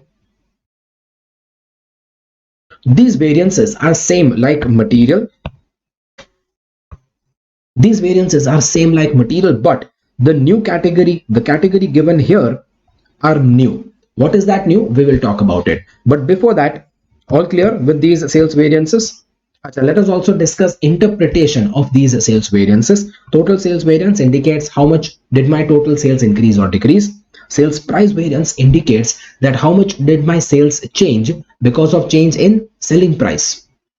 Sales volume variance indicates how much did my sales change because of change in volume, because of more units sold or because of less quantity sold, right? Now within that, you have mix variance and quantity variance. Mix variance indicates that whether I sold expensive product more or whether I sold low value products more. Yeah. So if my high value items are sold in more proportion, then mix variance will be positive, favorable. If low value items are sold in more proportion, then mix variance will be adverse, right? And sales quantity variance indicates that how much did my sales increase because of increase in a total quantity sold. But remember, again, when will the mix and quantity variance come? Mix and quantity variance will come only and only if you have more than one types of products, more than one types of outputs, more than one types of finished goods that you sell. If the company is selling only one type of finished goods, then there is no question of mix and quantity variance, right? Yeah, but if the company has more than one types of finished goods, then only the sales quantity variance will come. Yes, Abhijit, what's the doubt? This is sales volume variance. This is sales quantity variance. SQV is the sales quantity variance. These are the names given, right? So quantity variance is pertaining to the change in a total quantity of sale. Now within that total quantity increase or decrease, didn't understand sales quantity variance. Abhijit, sales quantity variance indicates that how much did my sales increase because of increase in total quantity sold. If you have three different products, then total quantity increase will give you extra sales. That extra sales is called as sales quantity variance. Abhijit, this is just like material yield variance. Remember material yield variance? It considers the change in material cost because of change in total quantity of material used. Same way, sales quantity variance considers change in sales because of change in a total quantity sold. Right? Now, if the total quantity sold is more, Abhijit, listen to this. Um, let's say if an academy gets total number of students extra, Okay, now we are not on an academy, I can say anything. So if I am getting total number of students more, then my total sales might increase, right? But what if I say that in spite of getting more total number of students, still my sales did not increase? Why? In spite of getting total number of students more, my sales does not increase. What could be the reason? Well, the reason could be that I am getting two different types of students. Let's say I'm getting students at CA final level, and I also get students at CA foundation level. Now the fees that I charge for final level, foundation level will be different. Yeah, if the institute gets more students of CA final level and less students of CA foundation level, it means that high value products are sold in more proportion, right? Then mixed variance will come positive. But what if I get more proportion of foundation students and very less proportion of CA final students? Then my mixed variance will go adverse. Did you understand that? Yeah, Jade, it is not about getting less selling price, because selling price is considering your standard selling price. So your quantity variance and mixed variance is based on standard selling price only. Selling price, actual selling price might be more or less, but standard selling price will remain standard, right? So in spite of considering standard selling price, still my volume variance is adverse. In spite of having total quantity sold more, still my volume variance is adverse. Why? Well, my volume variance might be adverse because my total quantity sold is more. However, my valuable products sold are not more. High value items sold are not more.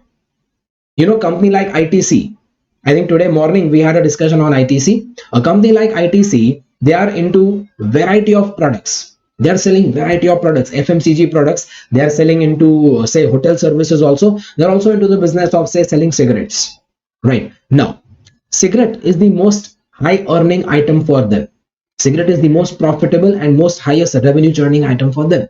So if we compare all their FMCG products versus cigarettes, if we compare two different products of ITC, FMCG and cigarettes, considering these as two products, then the total sale of ITC has not increased. Total sale has not increased. So my quantity variance is adverse. But whatever sales they have done, in that cigarette sales has increased rapidly. Total has not increased, but cigarette ka sales has increased, then my mix variance will be positive. My total variance might also be positive. You get this, Abhijit? Yeah, okay. Now, within my quantity variance, there are two reasons: market size and market share variance. See, quantity variance indicates that total quantity sold more or total quantity sold less. Now, if my total quantity sold is less, is that entirely my fault? Not necessary. My total quantity sold might be less because there is slack in the market, because there is, say recession in the market. Now because of market recession, my quantity sold is less, but it's not just me. Entire quantity of all my competitors is also sold less. In other words, the entire market size has shrunk. If the entire market size has shrunk, has decreased, then definitely my sales will also decrease, right? For example, if government introduces additional tax on cigarettes, every budget government introduces extra tax on cigarettes because government wants to discourage people drinking, having more cigarettes. Yeah, smoking, not drinking. Funny na? Hindi में बोलते cigarette P रहे हैं, and in English you say cigarette smoking. I just noticed that. Anyway, so if the government introduces more tax on cigarettes, then because of that, not just ITC ka cigarette sale will decrease, but the cigarette sale of all cigarette companies will decrease. So that decrease in sales, is that the fault of ITC company? No. Is that the fault of my sales manager? No. That is the decrease because of decrease in the market size. External factors, in short, right? That decrease is decrease because of the decrease in market size. That is basically external factor. Yeah, you can say government fault. While market share variance indicates that what is my fault. So if the total market size has decreased, by 10%, if market size decreased by 10%, but my quantity has decreased by 15%, so it means that remaining 5% is decreased because of my fault. That is called as market share variance. Yeah, so market size variance is the decrease in sales, decrease in quantity. Market size variance is the decrease in quantity due to change in market size, while market share variance is a decrease in quantity due to change in my market share. Now, to calculate these two things, you just have to identify one item in between. Say, I'll help you with some calculation also. You compare your standard units, you also see your actual units, but the difference of these two is what you considered here, actual output minus the standard output. Yeah, but in between that, you can now calculate one more item, that is standard units for actual market size, or you can say standard share, market share of actual market size. Yeah, so this indicates this value which you identify in between, standard units for actual size. If you identify in between, then this would mean that the difference from this to this is the change because of change in market size, and then this is the change because of change in market share. Yeah, that is why you need to calculate standard units for actual size. What is standard units for actual size? Standard units for actual size is equal to standard market share percentage multiply by actual market size. We've done that in calculations in the regular class. We will not get into calculations of that, but I hope this should help you understand how to calculate market size and market share variance. Yeah, so market size variance is due to external factors and market share variance is mostly due to internal factors or internal fault. You can see that over here. Interpretation: market size variance indicates how much sales did the company lose because of entire industry sales decreased. So it's not just my sales has decreased, but entire industry size has decreased, right? It is not fault of the company as it is due to external industry factors. Thus, market size variance is also an example of planning variance. Planning variance is another topic we will do later. But yeah, that is also having a similar concept. We'll see that later today. And market share variance indicates how much sales did the company lose because of decrease in its share out of the entire industry sale. So I am losing my sale because of decrease in my market share. Then that is definitely my fault. This is fault of the company, as a company has decreased, as the sale has decreased even if industry sales did not decrease. Thus, market share is an example of operating variance. You know, these two paragraphs is what you use in your analysis. In any question, when they ask you market size, market share, you have to put such analysis. Done?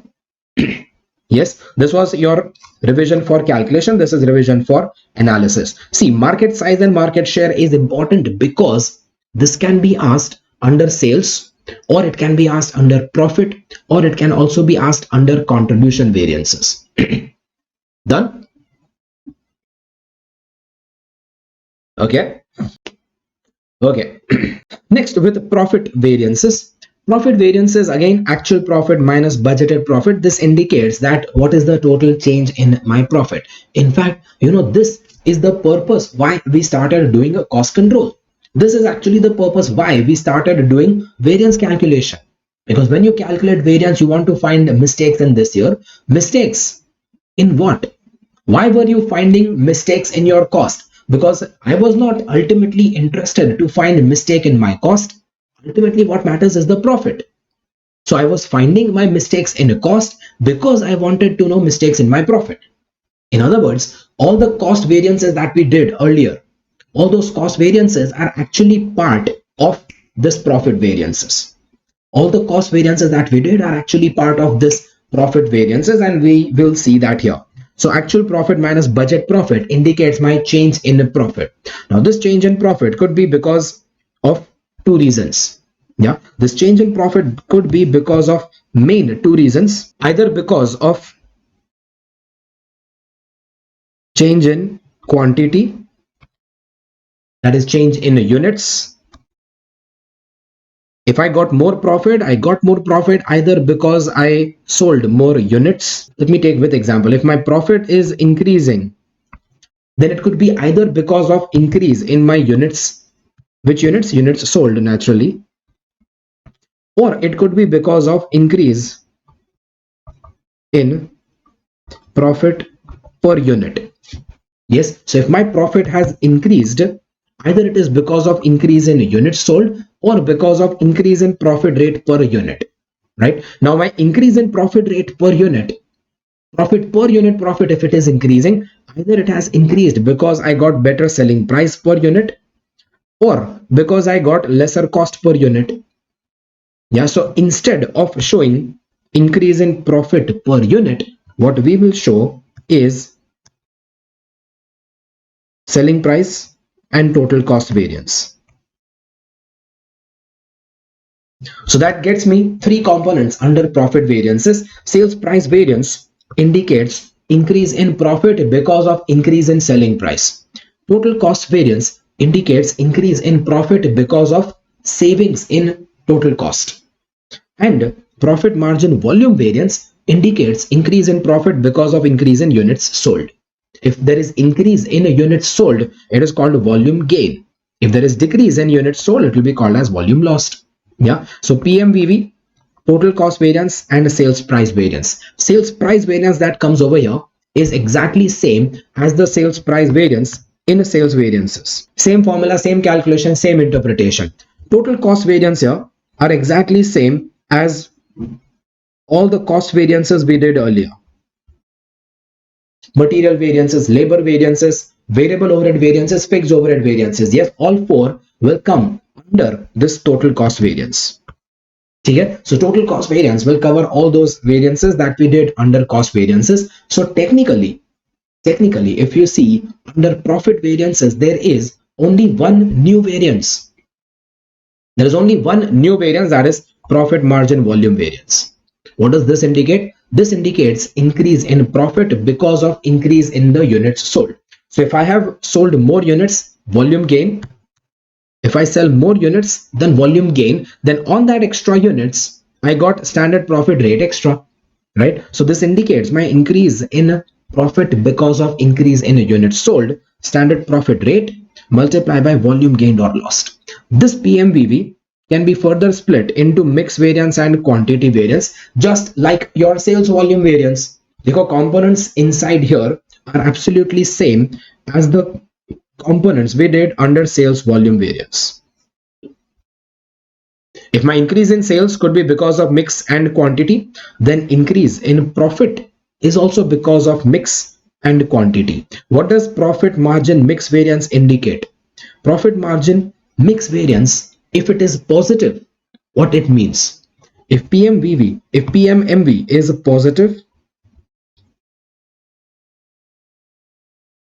then it means what? It means that profitable products are sold in more proportion.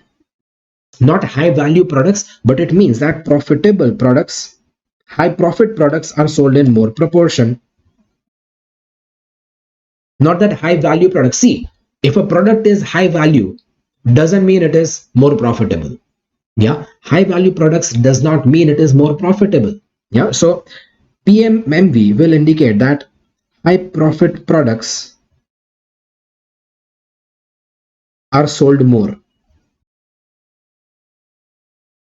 And when it is negative, it means that low profit products are sold in more proportion, right?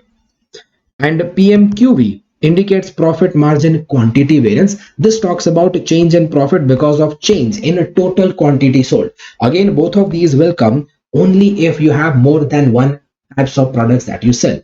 By selling more total quantity, you got more profit, that is PMQV. Clear? Yes. Within PMQV, you have market size and market share variance, and that will be calculated just like what you did in sales variances. Only change is that they go under sales variances. Your change in units was multiplied with average standard selling price. But this time, your change in units will be multiplied with average Your change in units will be multiplied with average standard profit rate. Yes, so as such, under profit variances, now you can see that there is absolutely no new formula to be learned. Only new classification you have to learn. In case of sales variances, you classified the total variance as quantity into rate. But under profit variances, you classify total variance into quantity and rate, but the rate of profit is further split into selling price and cost rate. Done. My cost variances are just like routine cost variances, standard cost for actual production minus actual cost. Sales price variance is your routine sales price variance, right? And then comes contribution variances, exactly same like profit variances. Only change is, what's the difference between profit and contribution? Contribution is like profit before fixed cost. So while calculating a contribution, you have not debited the fixed cost. If you have not deducted the fixed cost, so neither actual contribution contains actual fixed cost, nor the budgeted contribution contains the budgeted fixed cost. Yeah, so my contribution variances are just like profit variances. Sales price variance remains the same. Profit total cost variance will now become variable cost variance, because fixed cost variance is there, but it doesn't affect contribution. Does the change in fixed cost affect contribution? No. So you don't show fixed cost variance here, only variable cost variance we show here. And profit margin volume variance formula remains almost the same, but instead of using standard profit rate over here, you will use standard contribution rate over here. This is the major change. Baki change of names, PMVV becomes CMVV. Now within CMVV, your components will remain similar, mix variance and quantity variance. Within quantity variance, you have size variance and share variance. Interpretation of size and share variance also remains same. Size variance is due to external factor, share variance is due to company fault. Done. All three, sales, profit and contribution variances.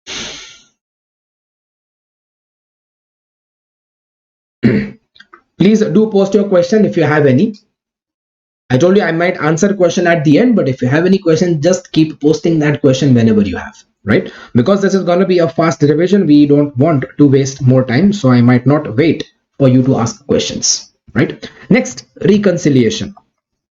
Well, after calculating profit variances, reconciliation is just a different way to present that profit variances. What does reconciliation mean? Reconciliation means presenting the variance.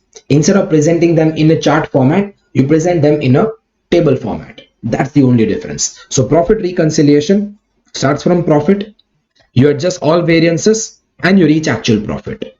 Yeah, but when you adjust all variances, all favorable variance you will add, adverse variance you will deduct. Why? Because if the variance is favorable, means your profit has actually increased, so you add the favorable variances. Yeah. However, I've given you one structure over here that from budgeted profit, first you adjust the profit margin volume variance, because PMVV is actually the most important profit variance. So you adjust that PMVV first. Now, if you adjust PMVV, meaning this indicates the extra profit due to extra units. Yeah, now after you adjust the extra profit of extra units, then the profit that you get is called as a standard profit. So this standard profit is the standard profit of actual units. This will be called as a standard profit of actual units, right? So you start with budgeted profit plus profit margin volume variance will give you standard profit of actual units, and then you adjust all other variances will give you actual profit. Contribution reconciliation, same structure, but you will adjust CMVV and other variable variances. While cost reconciliation is a little bit different. Do remember, cost reconciliation will never start from budgeted cost. No. I have not written here budgeted cost. No, it will rather start from standard cost. Meaning what? Standard cost means standard cost for actual production. So you cannot begin from standard cost of any units. You have to begin from standard cost of actual units, because all my cost variances were calculated based on standard for actual units. right? So you start with standard cost for actual units, adjust all the cost variances, only cost variances, material, labor, variable overheads, fixed overheads, and that gives you actual cost. However, this time my rule is opposite. This time, do remember, adverse variance you will add and favorable variance you will deduct. Why reverse? Why is that rule reverse? Dekho. Why reverse? Because we are talking about cost, and in case of cost, adverse means what? In case of cost, adverse means increase in cost. So adverse है, then you increase the cost. In case of cost, favorable means savings in cost. Savings means you decrease the cost, right? Okay. Now within profit reconciliation, there are further three types. Now this is new. This is special for CA final. Within your profit reconciliation, within this profit reconciliation, there are three further categories of profit reconciliation. Profit reconciliation by absorption costing method, profit reconciliation by marginal costing method, and profit reconciliation by relevant costing method. Absorption costing method believes that all items of cost will be added to the product cost. Even fixed costs are added to product cost. If the fixed cost is added to product cost, it is added based on absorption rate. So your fixed overhead variances will contain extra absorbed or under absorbed. Yeah. So my fixed overheads are added to product cost using a recovery rate. So my total variance will contain extra recovery or under a recovery. In case of fixed overheads, what was called as extra recovered? Yaad karo, fixed overhead variances. This was fixed overhead variances, and within fixed overhead variances, you remember, extra recovery is indicated by the volume variance.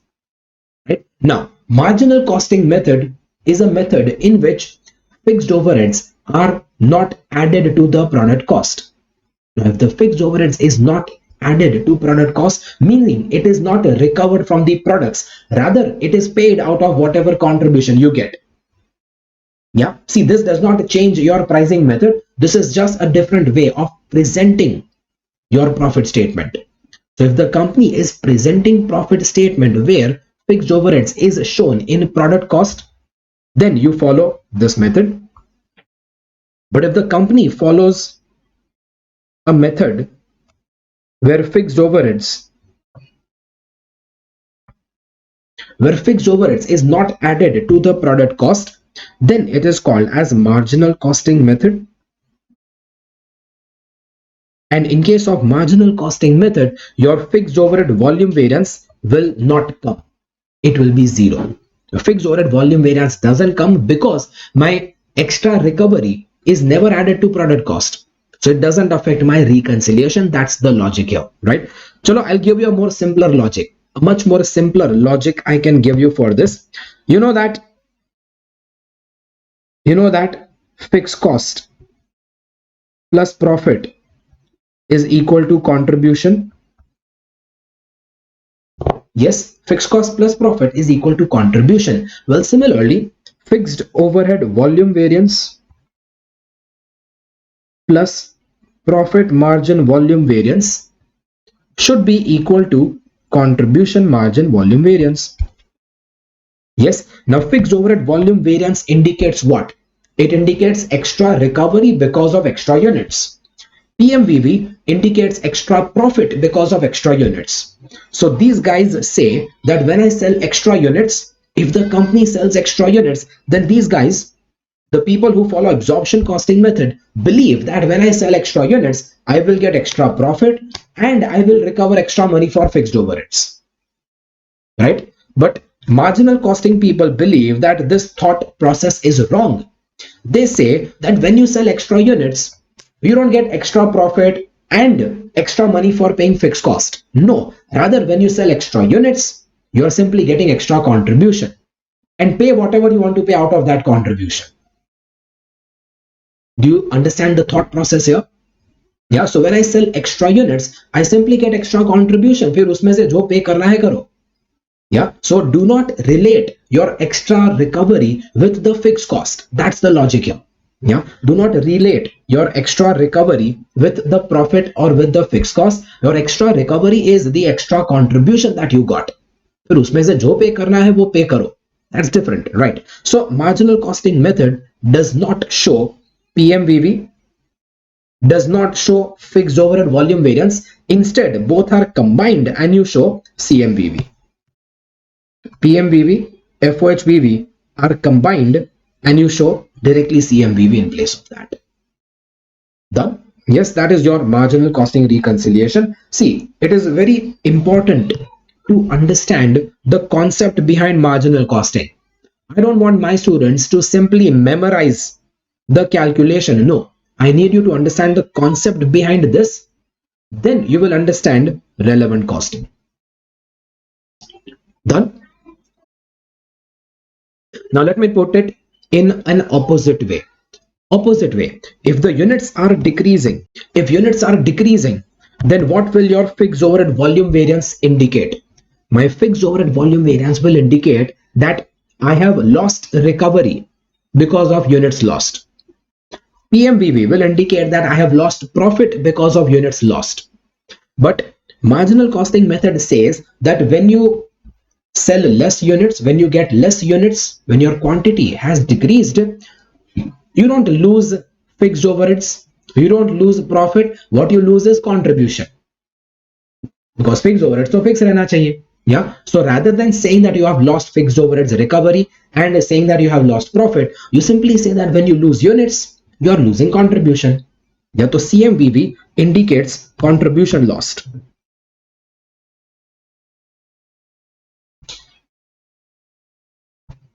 CMVV indicates contribution lost because of units decrease. Contribution lost due to units decrease.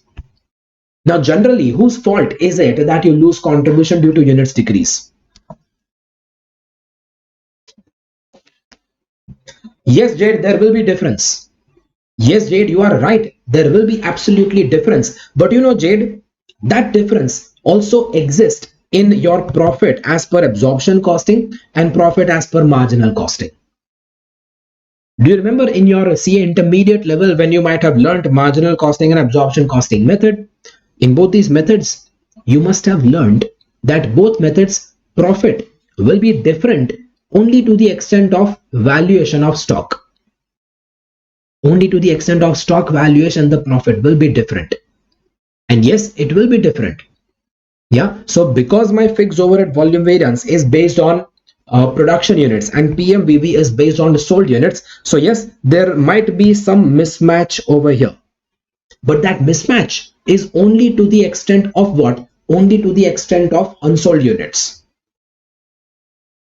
Done? Yes, it will be there, but you don't need to worry about it because that will not affect your variances. That will not affect your variance. That will not affect your reconciliation. Why will that not affect your reconciliation? Yaad karo, because even though there is closing stock, if production and sales are different, then there is closing stock. Even though there is closing stock, that closing stock is valued at standard cost. You remember closing stock is valued at standard? And if the closing stock is valued at standard cost, so none of the variance goes to the next year. All variance of this year have to be adjusted in this year. We did that yesterday when we discussed material ka closing stock. Same logic will apply for finished goods closing stock. Yes? Okay. Okay, coming back here. So my CMVV indicates contribution lost due to units decrease. Now generally, whose fault is this? Whose fault will it be considered if your units are decreasing? Well, generally, if the units are decreasing, it will be considered fault of your sales manager. But sometimes it might also be fault of the production manager. Abhijit, generally it is considered that your sales manager could not sell enough units. But sometimes it could also be because of production manager. For example, what if there is some key factor? You know what is key factor? Key factor is a limiting factor. What if there is some limiting factor? Like say for example, my labor hours are limited. Now if you had a limited number of labor hours and your production manager wasted labor hours and your workers wasted time. Yeah. So if you had labor hours which were limited and the production manager wasted more labor hours, then that hours wastage is the reason why you were not able to sell more units. Yeah, in short, if the key factor quantity was wasted, then this is the primary reason why your units have decreased. Your primary reason for units decrease is not because the sales manager could not sell. It is because production manager could not produce. And that is because production manager wasted more of labor or maybe wasted more of material. Whatever. If that's the reason, then you need to identify that out of total contribution lost, how much contribution was lost due to that labor wastage or due to material wastage. You find out that how much contribution did you lose because of material wastage, because of labor wastage. To that extent, you remove the contribution lost from CMVV and you shift that to the respective quantity variance. Yeah, so contribution lost due to key factor wastage is shifted to the quantity variance. Okay, just make some correction. It is shifted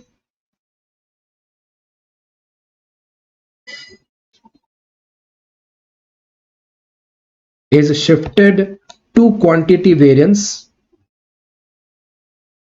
instead of CMVV. Yeah, we'll see that in one question. Yes, I'm also discussing one question to show you only that working. The question is a full-fledged question about all reconciliations, but I'm showing this question only to show you this particular working. Let's see. Will not solve the entire question. I'll just give you a briefing of the question. Then you have my notes. If you want to study the entire question, you can study that on your own from the notes. Okay? So you are given some budget, you are given some actual, and you are given some per unit details also. Many things are given. I compile that in my data table here. So I have my standard, I have my actual, my budgeted profit 1,12,000, actual profit 83,600, and variance calculations I did over here. Yeah, so I calculated my PMVV and all the other variances and all, and I can put them in a reconciliation. However, when I do that reconciliation, my conventional method will be reconciliation based on absorption costing method. Conventional method means absorption costing method. But when I do reconciliation by relevant costing method, then there are three things that they asked. Relevant costing method if material is key factor, relevant costing method if labor is key factor, and relevant costing method if there is no key factor. Now remember, relevant costing method is an extension of marginal costing reconciliation. Yeah, so within relevant costing reconciliation, there will be change only if there is some key factor. So if there is no key factor, then relevant costing reconciliation is exactly same as marginal costing reconciliation. Yes, so when there is no key factor, then this is simply marginal costing reconciliation. And in case of marginal costing, what do you do? Remember, in case of marginal costing reconciliation, you will take PMVV, you will take fixed overhead volume variance, and you will merge them both. Merge karke total, you will show that as a CMVV. You see, it is matching. PMVV 11,200 adverse, fixed overhead volume variance 4,800 adverse. Add them up, that total will definitely match with CMVV. Yeah, so instead of showing PMVV and fixed overhead volume variance, instead of showing these two, you show the CMVV 16,000 adverse. Now, what does this 16,000 adverse indicate? This indicates contribution lost due to units lost.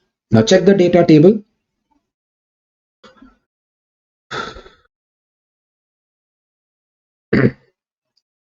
How much units am I losing? 2000 was my expected sale, but actual is 1800. So 200 units I have lost. Normally that 200 units lost is blamed on the sales manager. And that is what CMVV does. CMVV is calculating 200 units that I'm losing, and on every unit I'm losing 80 rupees contribution, so 16,000 contribution loss is the fault of sales manager. But if I now tell you that material was the key factor, now if material was the key factor, and you notice in your data table here that material you were supposed to use 18,000 kgs, for 1800 units you should have used 18,000 material, but for same 1800 you have actually used 20,000 material. So do you see that 2,000 material was wasted, right? This 2,000 material which was wasted,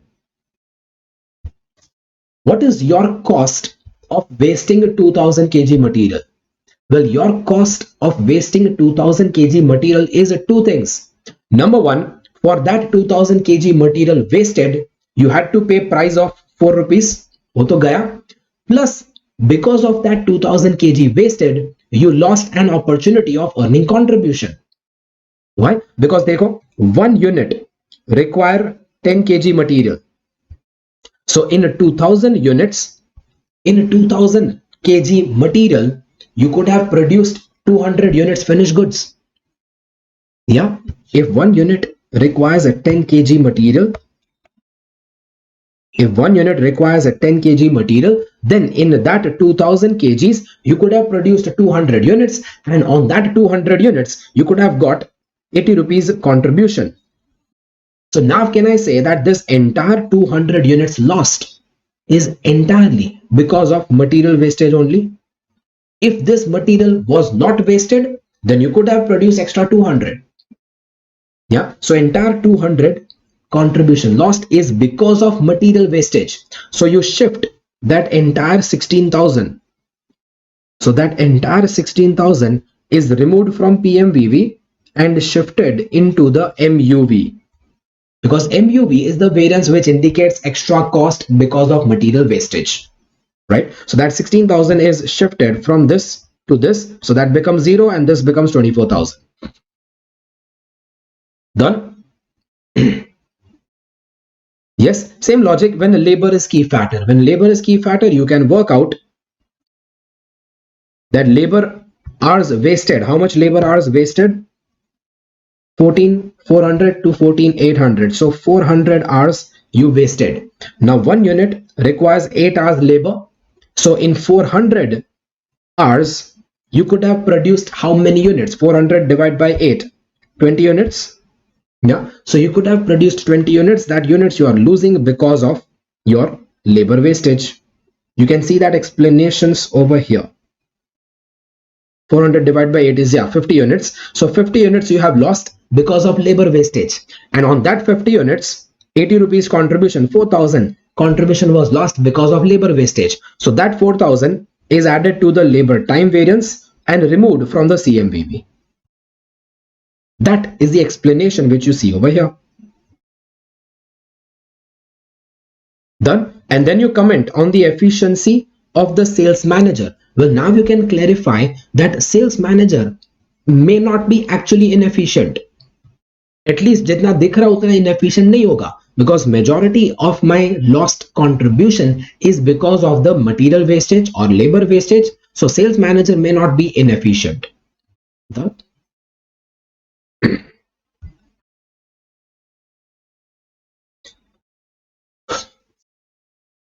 Yes, any questions there?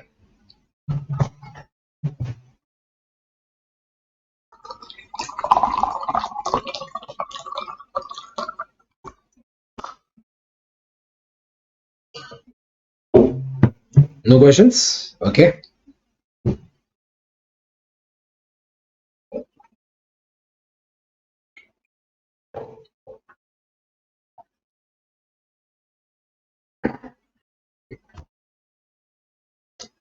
Okay.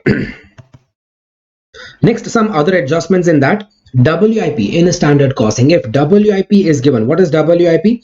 WIP means units that remain incomplete at the end of the year. Now my incomplete units of this year will go to the next year. Oh Abhijit, kya enough for today? Itna jaldi? And in fact, I told you yesterday we are going to extend class today. We'll try to cover as much standard costing as possible. Come on. For tomorrow, anyway, Saturday, I'm not taking class. right? So WIP means units remaining incomplete at the end of the year. Generally, cost variances are calculated based on standard cost for actual production. But it might happen that some of my current year costs are also incurred on incomplete units. So it's not necessary that this year I incur costs on only completed production. My current year costs might be incurred on incomplete units also. Hence, the cost variances shall now be calculated based on standard cost for equivalent actual production. In short, if I compare my actual cost, I don't compare them with standard cost of completed units. I will compare my actual cost with standard cost of complete plus incomplete units. Because if actual cost is incurred on incomplete units, then standard should also be considered with incomplete units. That's the logic. I repeat, if actual cost is incurred even on incomplete units, then standard should also be considered along with incomplete units. Then only it is comparable. Yeah. So we need to identify equivalent units of actual production of current year. In this case, equivalent units may be different for material and labor based on the percentage level of completion. This you have done in process costing, CA inter level, right? For variance calculations, equivalent units will always be taken equivalent units of current year. But when it comes to valuation of WIP, you have two methods of equivalent units. Valuation of stock will have equivalent units by FIFO method or equivalent units by weighted average method. If you are following FIFO method, then you will take equivalent units of current year, because under FIFO method, my closing stock will be valued at the rate of current year, right? But under weighted average method, my closing stock is valued at the rate of mixture. So equivalent units that you take will also be equivalent units of the mixture of current year plus opening. But when it comes to variance calculation, you don't need to worry about that, because under variance calculation, your equivalent units will be always equivalent units of current year. Let me show you both the formats. Hope you remember. So if you want equivalent units of current year, then this is the format. Material, labor, overheads, you take completed units, split that into two parts. My completed units will be split into two parts: completed out of opening stock and completed out of current year input.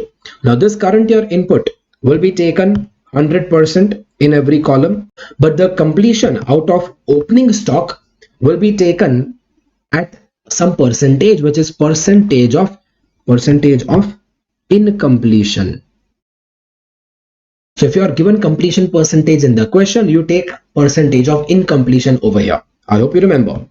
And closing WIP will be taken based on that percentage completion. That gives you equivalent units. Use this in your data table. Yeah. Sometimes the question might also ask you to do valuation of WIP, and valuation might require current year units or it might require mixture units. If you require mixture units, then you have format number 6. This is for valuation by WAM method, right? So for valuation by weighted average method, you need equivalent units of mixture, and in that case, you will take completed units 100% in all columns.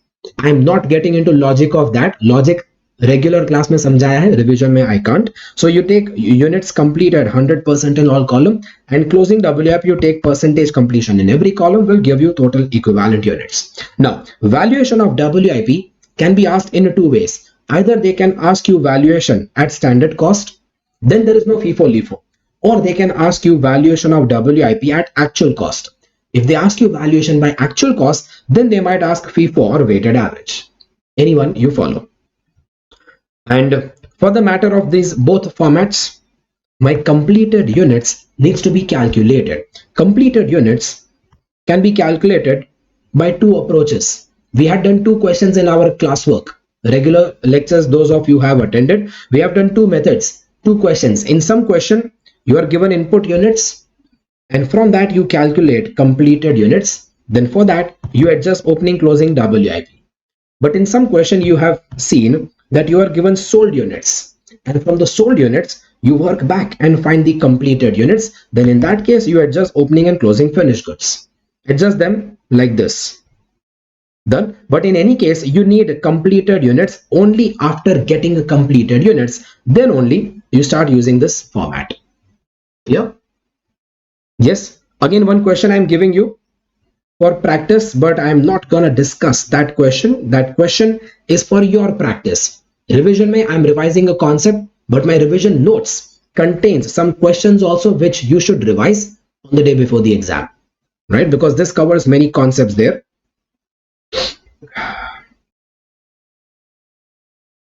So you see in this question, first I have asked you variances. For variances, you will take equivalent units of current year using the format that I gave you. First you calculate completed units, then get the equivalent units of current year. This current year equivalent units is the one which you use in your data table here. So my data table will be based on current year equivalent units. This 915, this 915, this 915. My data table is based on current year equivalent units. And accordingly, then you do the variance calculation. But further, in that same question, I had also discussed valuation of closing WIP. Now, valuation of closing WIP can be asked by standard cost or at actual cost. If I ask you closing WIP valuation at the rate of standard cost, then simple, you use the standard rates of cost, standard cost per unit for labor and overheads, and using that you do the valuation of WIP. Of course, consider the percentage completion rates. But if I ask you valuation at actual cost, then question arises that actual cost valuation might be by FIFO, might be by weighted average. By FIFO method, if you do valuation, then it should be valuation at the rate of current year. But if you do valuation by weighted average, it will be at the rate of mixture. Yes, so my current year rate you have to find. To find the rate of current year, you need current year cost divided by current year equivalent units will give you the rate. Use that rate in the valuation. Or if I ask you valuation by weighted average method, you need the rate of mixture, which is current year plus opening. To get the rate of mixture, you need units of mixture. So units of mixture, you don't have the working, you make a fresh working to get the equivalent units of the mixture. Yaad karo, equivalent units of mixture, you take a completed units 100% in every column, and closing WIP, you take percentage completion in every column. Now thus 960 units is my units of the mixture. You take the units of mixture, you take cost of the mixture, opening plus current year, cost of mixture, divide by units of mixture will give you rate of mixture. Using that rate of mixture, you do the valuation. I know this was very fast for you, but this is your self-study. एक घर जाके practice करना question, right? Please do practice that question for the last day revision. Going further, next, other adjustments. Now these other adjustments are your advanced level standard costing questions. Until now what we did was reconciliations and revenue variances and other adjustments. Now we have some advanced level questions in which first, planning and operating variance. This is the most important, this is most likely in the exam. Please mark that as most important for exam. Also very important for analysis. They might ask you analytical questions for planning and operating variance. Now what is that planning and operating variance? Well, this is calculated only when there is revision in the standards. Revision in the standards, matlab standards are changing. Change in standards, but change in standard which is not controllable, not my fault. जैसे market size variance, not my fault, right? So same way, change in standards which are not controllable, at least not controllable by the operating staff. It might be controllable by the top management, but at least the operating staff cannot control it. Then it is called as change in the standards. Example, increase in market price or increase in quantity consumed due to no fault of the operating staff. In such case, we needed to separate variance which is not due to fault of company, rather it is due to external factors. So you needed to separate the variance which is due to external factors. These variances are called as planning variance. For example, market size variance is an example of planning variance. But market size is not the only example. There are other examples also. Like simple, if I say material price variance, is a difference between standard price and actual price. Now let's say my standard price was 10 rupees, but actual price paid is 15 rupees. So you will blame the purchase manager that you paid 5 rupees extra. Normally you blame the purchase manager that he paid 5 rupees extra price. But what if out of this 5 rupees extra price paid, majority of that extra is due to increase in the market price? What if the market price of that material itself has become 14? So socho, then the increase from 10 to 14 is not the fault of the purchase manager. My purchase manager's fault is only the increase from 14 to 15.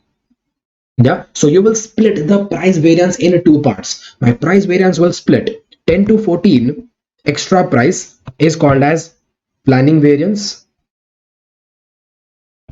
and 14 to 15 1 rupee extra price is called as operating variance. This 14 in between is called as the revised standard. So now you see that planning variance is difference between original standard and revised standard. Planning variance is difference between standard minus revised standard, and operating variance is difference between a revised standard and actual, revised standard minus actual. No new formula I'm giving you. Use your same old formulas. Yes, use your same old formulas, but only change is that wherever you are taking standard minus actual, then for planning variance you take standard minus revised standard, and wherever you are taking say standard minus actual, then for operating variance you take revised standard minus actual. Done? Yes, so you create an entire revised standard. Planning variances, all formulas the same, but you will not use any actual figure in calculating planning variance. Yeah, absolutely no actual figures you will use. Replace all the actuals with revised standard. While for operating variances, none of the original standard you will use. Replace all the original standard with the revised standard. Quantity, price, सब कुछ replace करो with the revised standard. That gives you operating variances. This is the calculation part. Analysis part. Planning versus operating variance must be analyzed in each such question. Planning variance indicates variance which is not controllable. Why? Because it is not the fault of the operating staff, it is due to external factors. So the company performance will be measured only based on operating variance. Now when you analyze traditional variances, traditional matlab ke without splitting planning and operating, if you analyze variances without splitting, then it will give a wrong idea, as it might show lesser variance or sometimes it might show excess variance, right? You need to explain for each question. Yes, when you write analysis, you have to write, whenever you write analysis of planning and operating, first you mention that why is it necessary to split planning and operating. Why is it necessary to split? Because if you don't split, then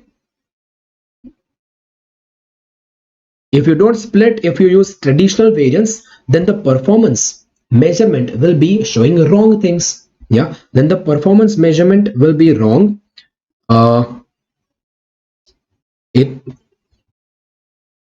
uses traditional variance for performance measurement. And what is the benefit if the company separates planning and operating variance? So when you write analysis, you always start your analysis by writing that if you use traditional method, then it might show excess variance or it might show less variance than what is really there. So it is necessary to split planning and operating. You split them and then you show that planning variance indicates not my fault, operating variance indicates the fault of my operating staff. Now, this is general analysis for every such question.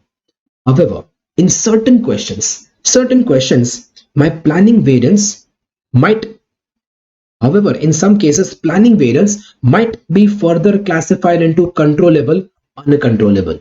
See, I told you that planning variances are always uncontrollable by the operating staff. But sometimes top management can control the planning variance. There are certain reasons of planning variance which the top management can control, like because the planning was done by top management, If the planning went wrong, it might be going wrong because the top management had made a wrong plan.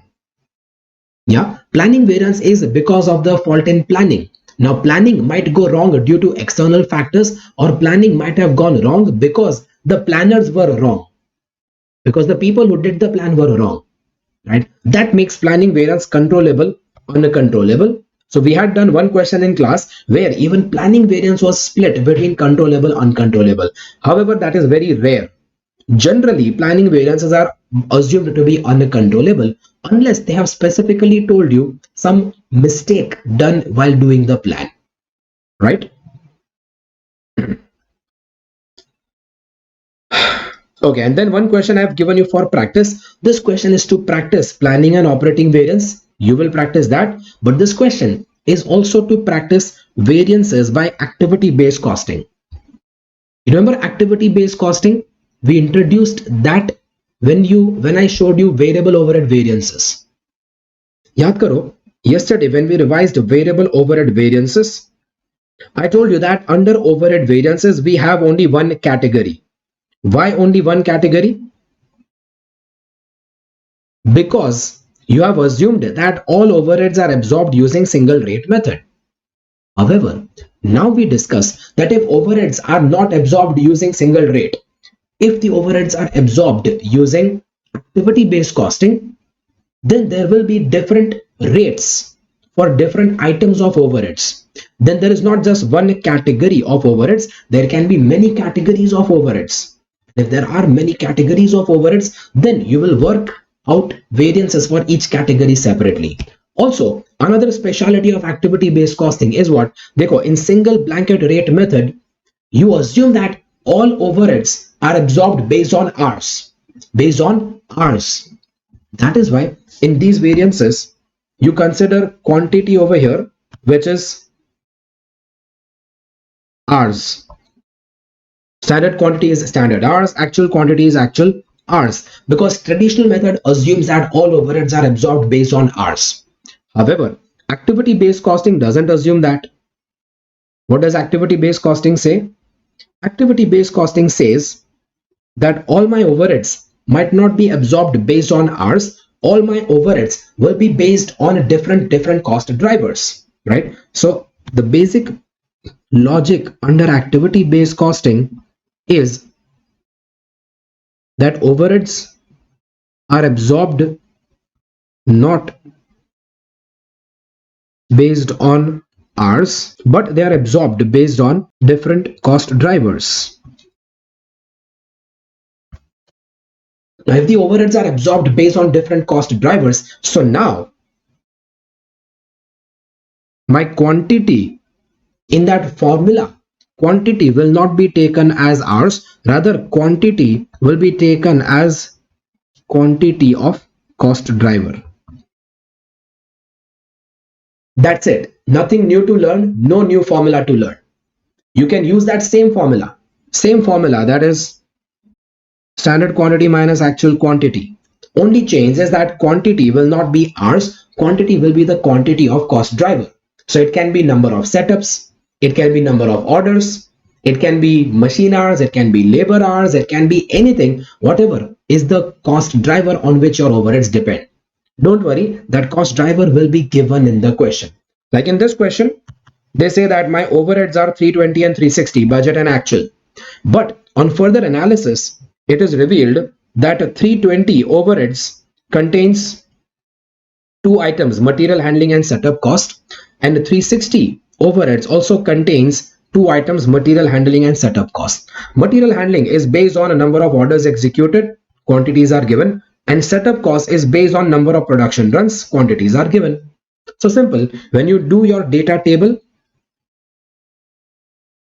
then in your overhead variance data table, you will use the data table of variable overheads. Even though the question is mentioning this as fixed overheads, see, even though the question mentions this as fixed overheads, still, when you follow ABC method, you don't follow fixed overhead variances ka table, you follow variable overhead variances wala table, right? Because under ABC method, it is believed that my overheads are varying according to the cost driver.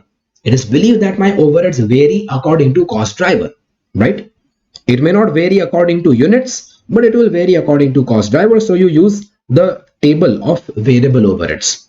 So my material handling overheads, setup overheads, your standard and actuals are given, and quantities that I take will be that orders executed or the production runs. 8,000 orders executed and 2,000 production runs is what I put in the quantity. Yes, baki calculation wise exactly the same. You still calculate the rate variance and time variance. Well, however, now it will be wrong to call this as the time variance. Why not? Because earlier we were calling it as a time variance because we were taking difference of time. Now, are you taking difference of time? No, you're taking difference of cost driver quantity. So instead of calling it as time variance, you rather call that as efficiency variance. Because if they were able to do same production by consuming less quantity of orders, if they were able to do same production with lesser quantity of cost driver, it means they are efficient. It is called as efficiency variance, right? And the rate variance can still be called as rate variance. You can say this is cost driver rate, or you can call that as expenditure variance, alternate name. Done. This is your example for overhead variances by ABC method. You can still refer the whole question at home for your practice.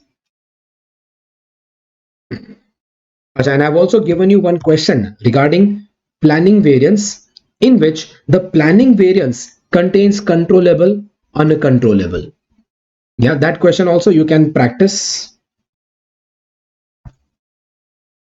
I'll show you a few things in that.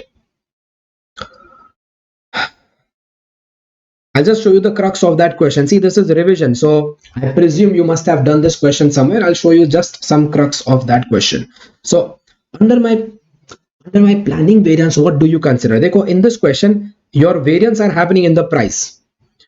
1.5 was the price I was supposed to pay, but 2.4 is the price that I actually paid. So my total price paid extra is this. That extra price paid is my price variance. But then I realized that out of this extra price paid, out of that total difference 2.4 to 1.5, 2.4 minus 1.5, total difference of 0.9. So you have paid 0.9 extra price. But out of that 0.9 price paid extra paid, let me call that negative. Out of 0.9 extra paid, now you see that market price of that material had become 2.25. So it seems that from 1.5 to 2.25 is because of increase in the market price. That is called as planning variance. Kitna? So 0.75 extra paid is due to planning variance. Only remaining 0.15 extra paid is the fault of my purchase manager. That is called as operating variance. Now see, another way to explain planning and operating is that if 0.9 was the extra price paid this year, you are finding this so that you can control this in the next year. Now in reality, can you control entire 0.9 in the next year? No. Let us see what we can control. This 0.15 I can control because this is my fault. If I was more careful and paid price equal to the market price, then this 0.15 can be controlled. This can be controlled by doing better negotiation with my material supplier, right? So this 0.15 can be controlled by better negotiation, but this 0.75 could not be controlled because this is the market price. However, there is some part of management fault here. I'll tell you what. Here in this company, they have chosen to use material PG. PG is the material that they had chosen to use. PG is the material that they actually used. However, you are told that in this company, they had an option to use another material. They had an option to use another material called PD. And if they had decided to use PD, that would have been cheaper. The market price of PG is 2.25, but if they had chosen PD, then its market price was only 2. But the management did a mistake of choosing PG. If they had chosen PD, then they could have saved another 0.25. So out of total 0.9 paid extra, now I say that 0.15 could have been saved by doing negotiation. Another 0.25 could have been saved by choosing material PD. But the remaining 0.5 here, there was no chance of saving it. Because आपने सोचा था 1.5, even if you had chosen material PD, even if you had chosen that other material, then also उसमें भी 2 rupees, so you would have to pay. So 1.5 to 2, this increase was unavoidable, uncontrollable. That is uncontrollable planning variance. This is controllable planning variance. बहुत green हो गया नहीं? Tell me, do you understand controllable, uncontrollable, under planning variance? Come on, many things we covered. I need a response from you. Yes, yes. Okay. And then the calculation of that you'll see over here. Analysis of that, please do read. I have discussed the rules for analysis. And I've explained that analysis over here, that why was this planning variance split into controllable, uncontrollable. What is it that you control? You control this by choosing the other material. This you could have controlled by negotiation, but this you could not have controlled. That is what you explain in the analysis here. And the last part of the chapter is about learning curve adjustment. Well, there's a concept about learning curve which we had introduced in this chapter, and we had used it in other chapters also. I'll remind you what was learning curve. Learning curve is a theory which says that when my workers perform the same kind of work repeatedly again and again, then because of experience, they learn to do it better. And when they learn to do it better, they will learn to do it faster. Yeah, so they learn to do the work faster, and because they do it faster, so they will reduce the time taken for each additional unit produced. This is the theory. Now, statisticians have developed a mathematical model to measure this learning. So first I define what is learning, then we define what is learning curve. Learning curve is a statistical method which is used to measure this learning. The measurement is done in terms of a rate called as learning rate. Now, learning rate you can understand with example. Example, if the learning rate is 80%, it means what? It means that every time when units become double, then average time per unit becomes 80% of previous.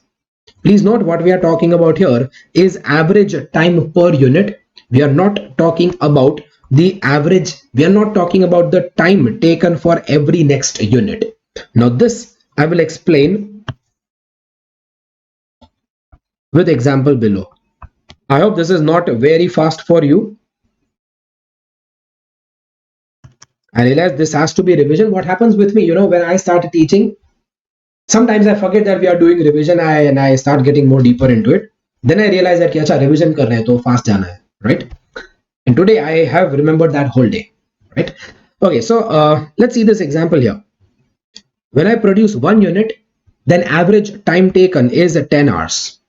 But if I produce 2 units, then average time taken is 8 hours. This means that my average hours has become 80% of previous. Now, does this mean that second unit was produced in 8 hours? No. This 8 hours is not the time taken of the second unit. 8 hours is the average hours per unit when total production is 2. Now socho, for total 2 units, my average time is 8. For total 1 unit, my average time is 10. So what was the time taken for second unit? Well, you can multiply that. 1 unit takes 10 hours, total time is 10. 2 units take 8 hours on an average, so total time is 16. So when you produce first unit, it took you 10 hours. When you produce second unit, the total time taken is 16 hours. This means that 6 hours is the time taken for making the second unit. The time of second unit is not 8, it is 6. This difference you have to understand. Clear? Yes, and learning rate of 80% means that every time the units become double, from 2 if the units become 4, then my average hours will become 80% of previous. So 8 into 80%, 6.4. And so on. Every time units become double, then my average hours will become 80%, 80%. This is the interpretation of learning rate of 80%. Now, if I want to find the average hours of 15 units, then I cannot find that using this table. Because table mein 2 ka double 4, 4 ka double is 8, 8 ka double will be 16. Will not get it for 15. If you want to get that for 15, then there is a formula which they have given. I am not giving you derivation of formula, not teaching you derivation of formula, but you have to remember the formula. Formula is like this: y equals to ax raised to b, where y is the average hours per unit, x is the number of units, so y is equal to a into x raised to b. What is a? A is the time taken for the first unit, and b is called as a learning coefficient. That b value is the learning coefficient. It will be given in the question. See the theory. So y equals to ax raised to b, where y is the average time per unit, x is the units, a is the time for first unit, b is called learning coefficient, which is log of learning rate divided by log of 2. You don't need to worry about this because this will be mostly given, right? Also, learning does not continue forever. Learning will continue up to some point. After that, the learning will stop. Because see, my workers will not keep saving time forever. Up to certain time, up to certain practice, they will keep saving time until they are learning. But there will come a time when the learning has reached an optimum level, no further learning possible, so no further time saved. That level will be mentioned in the question. So learning generally stops after certain units. So this formula will apply only up to that number of units. After that, each unit produced will take same time as the time taken for that last unit. So you need to find the time taken of last unit. The time taken of last unit will be found just like you found the time taken of the second unit. How did you find time of second unit?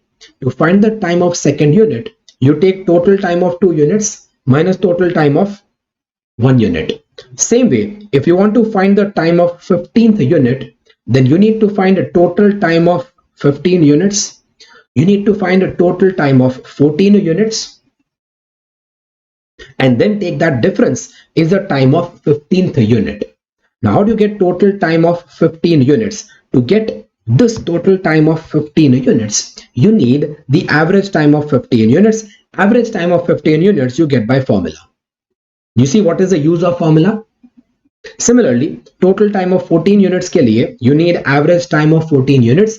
Average time of 14 units you will get from this formula. Y equals to ax raised to b. Take x equals to 14, it will give you this answer. Take x equals to 15, it will give you this answer. B value will be given, A value will be given. You just have to apply the formula. Yes, to apply the formula, you might have to use logarithm. I'm not going to teach you how to use logarithm. We are doing CA final revision. Don't expect I'll give you CA foundation revision, right? Okay. And what is the use of learning curve in standard costing questions? Well, in standard costing, in a variance calculation, this concept is used to calculate standard time required for actual production. Yes, this concept is used to calculate this standard hours. Why? Because the question tells you that 30 units require 180 hours in standard. Now, if 30 units require standard 180 hours, then 25 units, will it require proportionate hours? No. If learning curve is applicable, then 30 units ka standard time is 180, then 25 units standard time will not be proportionate. It's like It's like in this example, if one unit takes 10 hours, then 2 unit doesn't take 20 hours. You see, it is not proportional. So same way, my 25 units will not take proportional hours. 30 units hours will not be proportional. So if the hours of 30 units are given, then to find hours of 25 units, you will have to work out that based on learning curve concept. That's the use of learning curve. Yeah. So if you have to find the hours of 25 units, the question is mentioning that learning continues up to 15 units. So what you do, you find the hours of 15 units using the formula. You find average hours of 14 units again using that same formula. Convert them into total hours. Difference is the hours of 15th unit.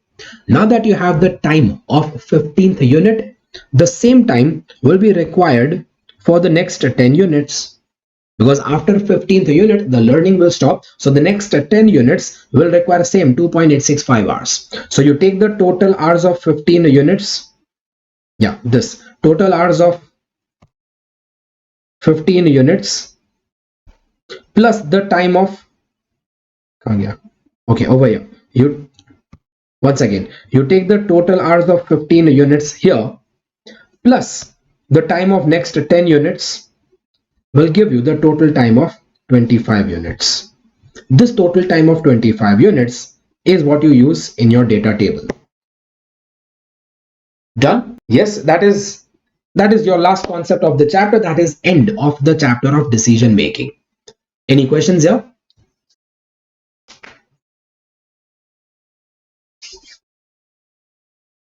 Well, that's all for today, and I hope the revision was useful for you. I hope the revision will be useful for your last day recap also. Yes, Bharat, is that a question? I'm sorry if we've taken approximately 30 minutes extra, but that's okay. I hope that's okay. Next, we will meet directly on Monday. And Monday, we will be starting with revision of decision making chapter. I said decision making. Okay, I wanted to say that Monday we are going to start decision making revision. Yes, that's all. Thank you very much. See you on Monday, same time. Bye bye. I'll just wait for a couple of minutes. If you have any questions, doubts, please do put up.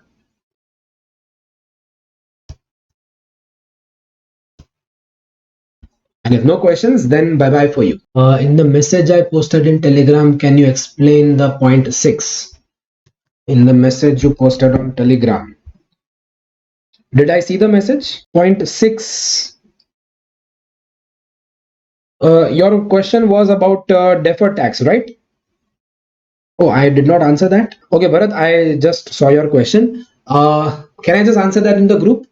Yeah, because I don't want to waste the time of other people here, right? It was about general notes. Your question is about the deferred tax. Acha, okay, your question, it was somebody else's question, deferred tax. Your question was about general notes. Acha, okay, that's standard costing wala. Arey, Bharat, that's quite simple. See, Bharat, in case of material variances, say in case of material variances, I don't have any question here. But in case of material variances, if there are more than one types of material, then you have mixed variance and yield variance. If there is only one type of material, will you have mixed and yield variance? See, in that notes which I have given, when they say more than one category or no more than one category, category means category of materials.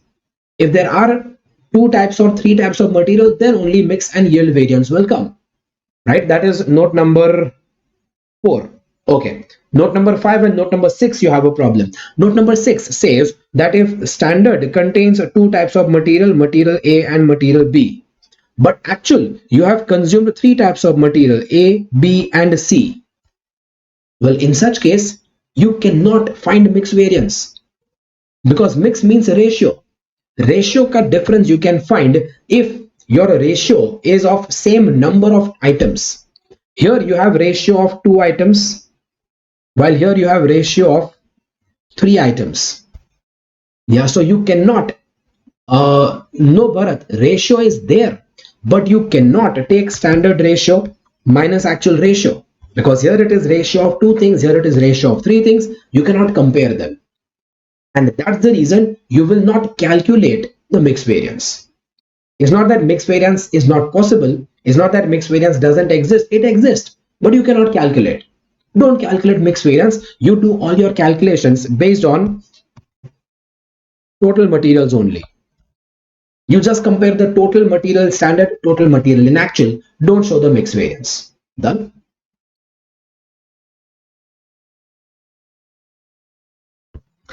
Okay, so decision making was the chapter कि जिसको while doing it in the class it took the longest time, right?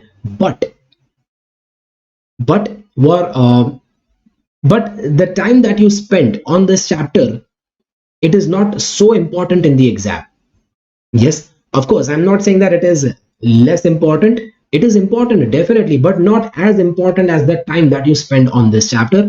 And well, that is exactly why revision of decision making chapter here is absolutely very important. I plan to cover entire revision in approximately 2.5 to 3 hours at the most, right? Let's try. So this chapter first of all starts with CVP analysis. CVP analysis is your calculations from CA intermediate level. Yeah, intermediate level ka marginal costing chapter you had. Do you remember? Yeah, that marginal costing chapter is itself your CVP analysis, in which you do various types of calculations like break-even point, margin of safety, etc., etc., etc. Right? So various calculations under CVP analysis we had done. Some of them, yes, only some of them I'm gonna practice over here. I'm gonna revise over here. So first there was a calculation about break-even point. Well, I am not giving you formulas for break-even point, margin of safety and all that.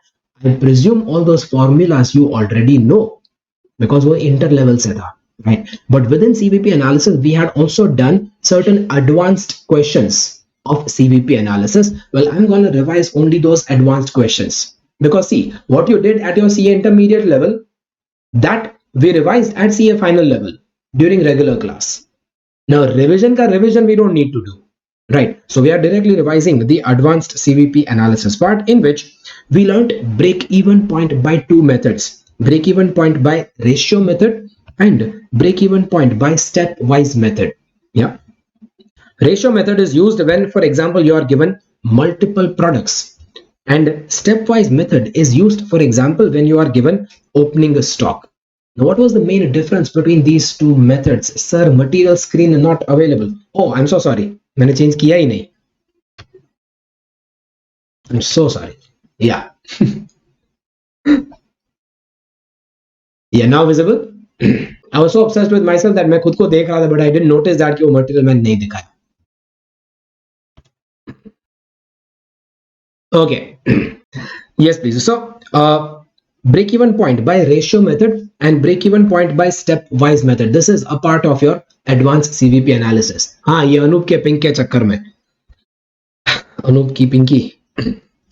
So ratio method is the method used when you have multiple products. Stepwise is used when you have opening stock been given. But I give you first a general conclusion here. General conclusion that both these methods are the ones where there is more than one contribution per unit, but fixed cost is common. Again over here, more than one contributions, but fixed cost is common.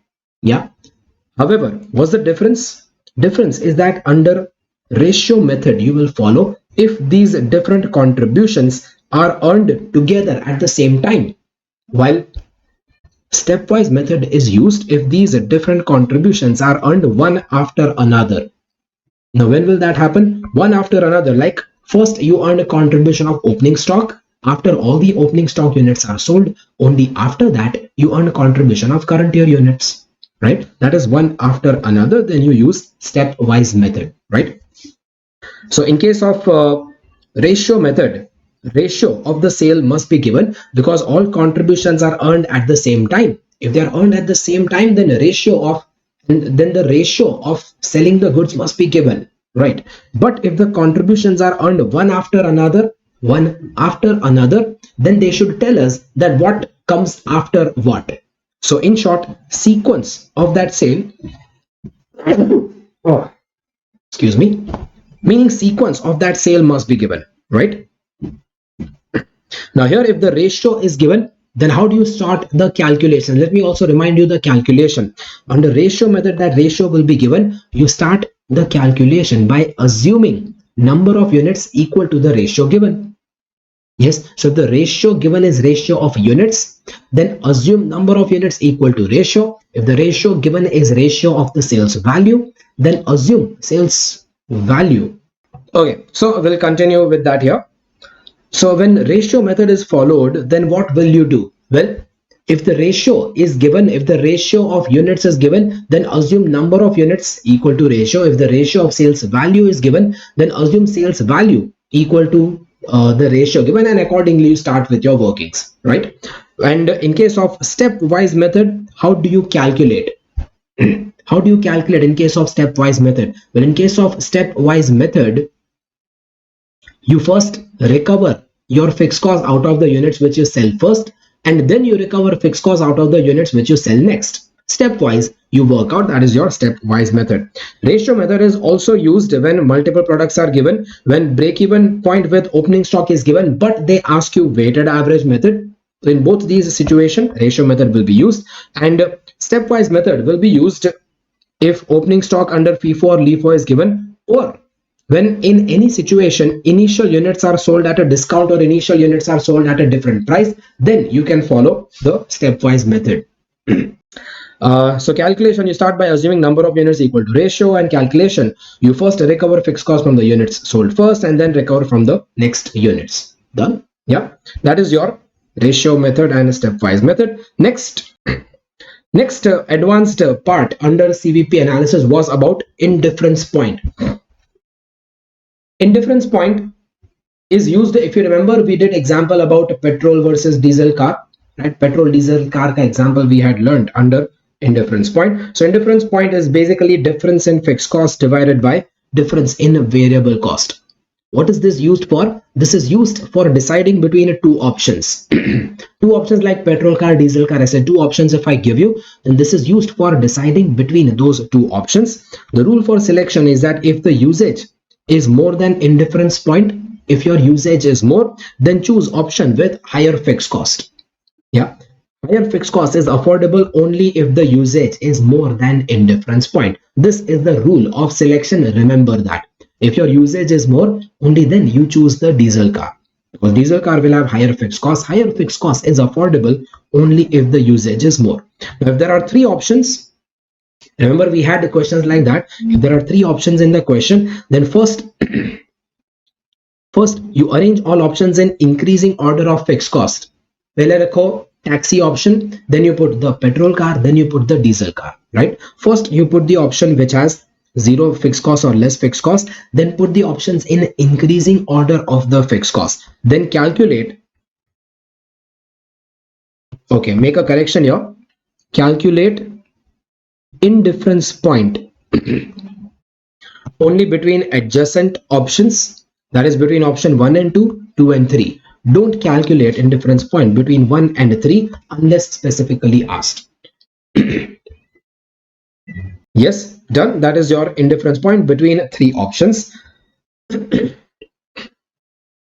break-even point with semi-variable cost. Well, if semi-variable cost is given, like batch cost is given, then how to find break-even point? I'd given you a particular method over there. If batch cost is given, then first you consider SVC as VC and convert it into SVC per unit.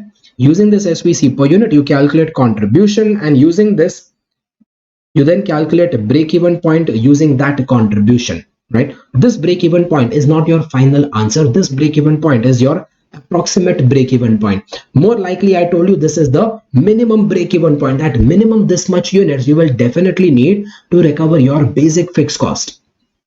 Actually, you will need more than this much units. But what is the use of finding this minimum BEP? Well, once you find the minimum BEP, so now your actual method is the trial and error method. But at least now you know that you need to start your trials only after this many number of batches. Yeah, so this gives you minimum break-even point. Your correct break-even point will definitely come above this BEP. Now consider SVC as fixed cost and find break-even point by trial method, by trying different batches above this break-even point, above this minimum, because you know that below this minimum BEP you will never get your correct BEP. Your correct BEP will definitely come above this level only. So you can now follow trial method above this break-even point. This was my method when batch cost is given. Now this batch cost wala method we had then generalized. See, in this batch cost method, your batch cost differs with every increase in batch. Your batch cost is differing with every increase in batch, and that batch cost is considered as a fixed cost. So technically this means that your fixed cost increases with increase in number of batches. So whenever your fixed cost increases, you create a new trial and calculate a new break-even point. Compare that this break-even point should be within the range, then it is valid, otherwise it is not valid. Do you remember that? Abhijit, I cannot cover example of that here because we've done that in a regular class. If you need example, you can go back to the regular class and check out from there. Yeah. See, I will cover examples only for those items which are more important for the exam. This is going to be the last day revision. So last day ko, I don't want you to waste time in referring example of semi-variable cost break-even point. Right? Yeah. But see, if these notes do not remind you the method, then you need to open your notebook and check out that method. Okay? Now what we learned under SVC, same thing, we had then generalized that similar trial and error method you can also follow whenever any factor of break-even point is changing. We did one question for that also, that if selling price is changing, then for every different selling price you find a new break-even point. If variable cost is changing because of some bulk discount, then you find a separate break-even point whenever variable cost is changing. Without discount, what is your break-even point? With discount, what is the break-even point? Yeah, so we say whenever any factor is changing, you create a new trial and find a new break-even point. That was the generalization over here. So you create new trial whenever any factor changes, that is selling price changes, variable cost changes, or fixed cost changes, which be criteria change ho, you create a new trial, find a separate break-even point. Yeah. Okay, now that was entirely about CBP analysis. Next we talk about relevant costing. Relevant costing is the second part of the chapter, and this is the most important part of the chapter. See, I told you CVP analysis is actually not important. It is revision of CA inter level, but those are like basic calculations. But relevant costing is required in various areas of the chapter. In fact, you have also noticed that the same concepts of relevant costing are also required in many other chapters also. Yeah, haven't you remembered that in many other chapters also we are using relevant cost, right? So relevant cost, very, very important out of this entire chapter.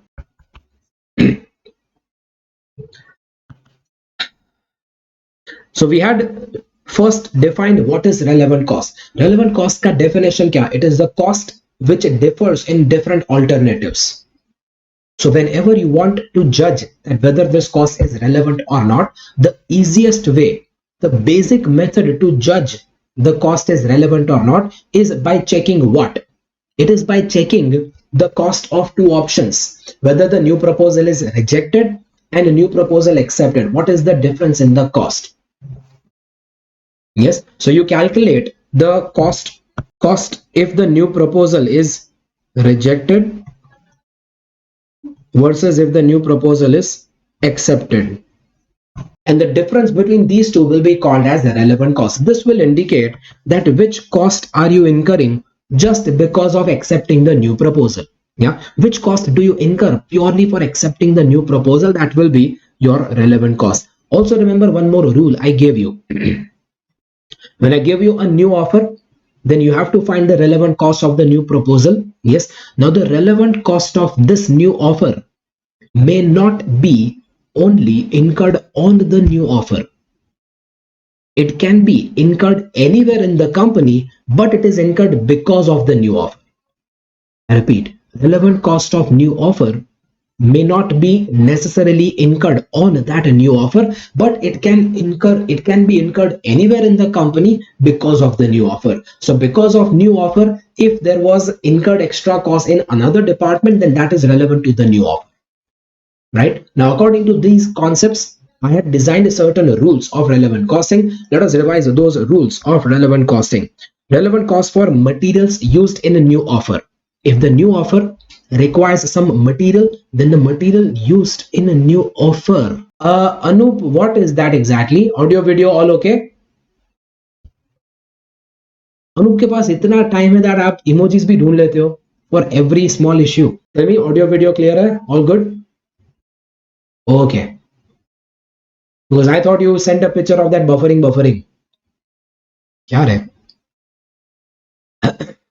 Okay, so yes, opportunity cost is also a relevant cost. In fact, though examples discussed किए थे Jebin, opportunity cost versus sunk cost.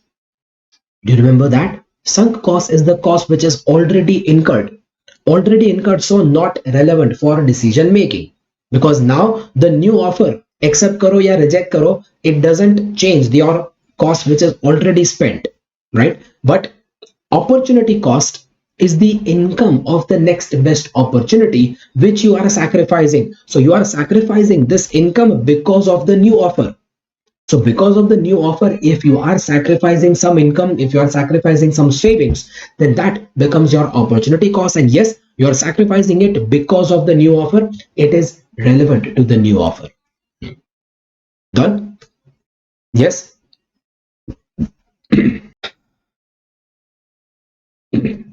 Okay. So rules of relevant costing. Relevant cost of materials used in the new offer. Well, if the new offer is using some material which is not in stock, which is specially purchased, then the current purchase price itself is relevant. If that material is in stock but regular in use, then again current purchase price will be relevant. Why? Because if it is regular in use, then when you use it in the new offer, you will have to buy new for the regular purpose. That is called as current purchase price becomes a relevant cost. However, while purchasing fresh for a regular use, if there was a delay and you lose contribution on regular product due to that, then that contribution lost on regular product is lost because of the new offer, should be added, should be recovered from the new offer, right? But if the new offer requires a material which is in stock but not in regular use, not in regular use is like obsolete material. If an obsolete material is used in the new offer, then the relevant cost will be opportunity cost. Opportunity cost of that obsolete. Now, opportunity cost of that obsolete, rather than rule 3, follow rule 4. Opportunity cost of that obsolete material will be NRV or net savings of alternate use, whichever is higher. Because this obsolete material can either be sold to the scrap dealer, it will give you NRV, or that obsolete material can be used someplace else. If you use it someplace else, it will give you some savings. So which is the next best opportunity?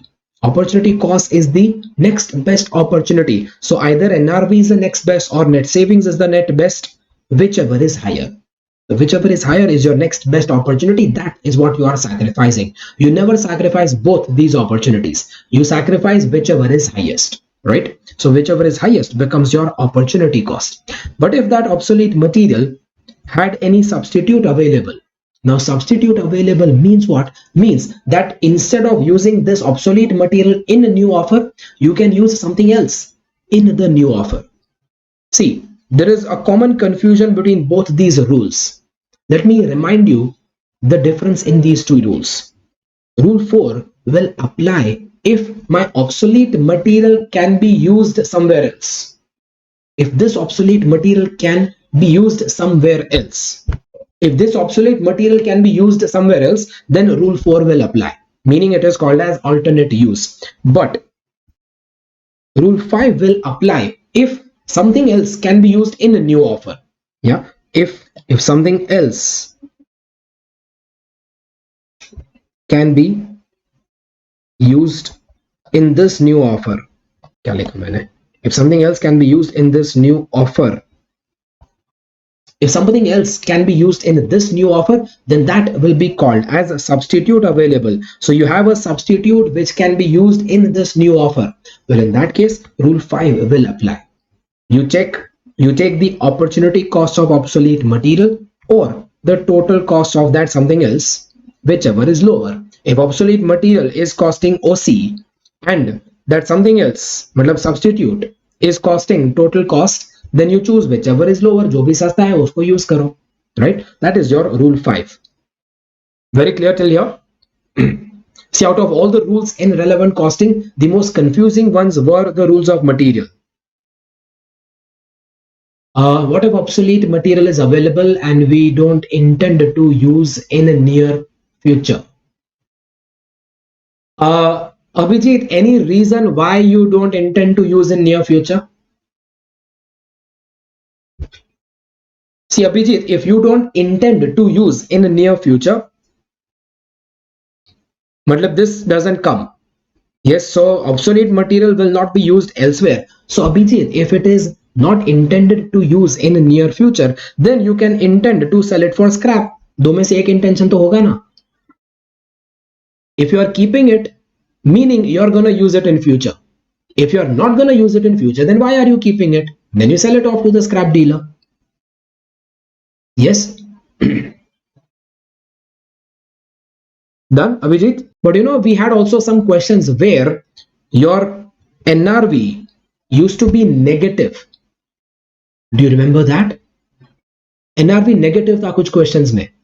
What does that mean? Well, Abhijit, that would be a situation that my obsolete material is lying unused. There is no scrap value that I can get for this obsolete material. Okay, there is no scrap value which I can get for this obsolete material, and there is say no alternate use also of that scrap, of that obsolete material. Rather, I will have to spend some money to remove it and throw it away. I might have to spend some money to actually remove it and throw it away. Then that will make my NRV negative. Done?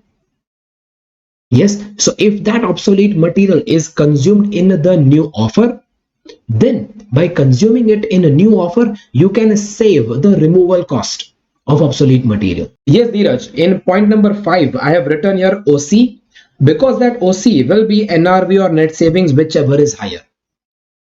Yeah, but Dheeraj, that will be required only if you are given all the three things. Kaun sa three things? You are given that obsolete material can be used in a new offer. Number 1, obsolete material can be used somewhere else, and something else can also be used in a new offer. If all three are given, then you take OC or total cost, whichever is lower, but within OC, you take whichever is higher. Dheeraj, that's your question. Yes, Jebin, cost of disposal is more. Yeah, so you can save that disposal cost in case it is used in a new offer.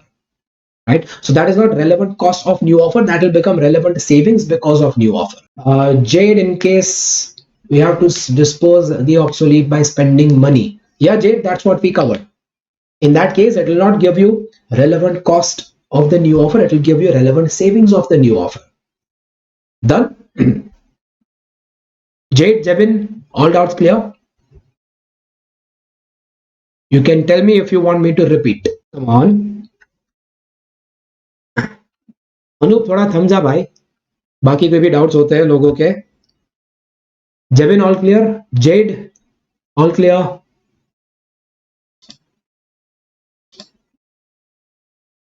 Yeah, Abhijit, it can be zero also. No benefit, no loss. हो सकता है ना, क्यों नहीं हो सकता? Definitely. Yeah. Okay. Next, relevant cost of labor. Well, you remember labor can be of two types: casual labor, permanent labor. Yeah. Casual labor is considered as variable cost. Permanent labor is considered as fixed cost. Yeah, Jabin. So you remember casual labor is a general assumption. Generally, we have always assumed that labor is a variable cost.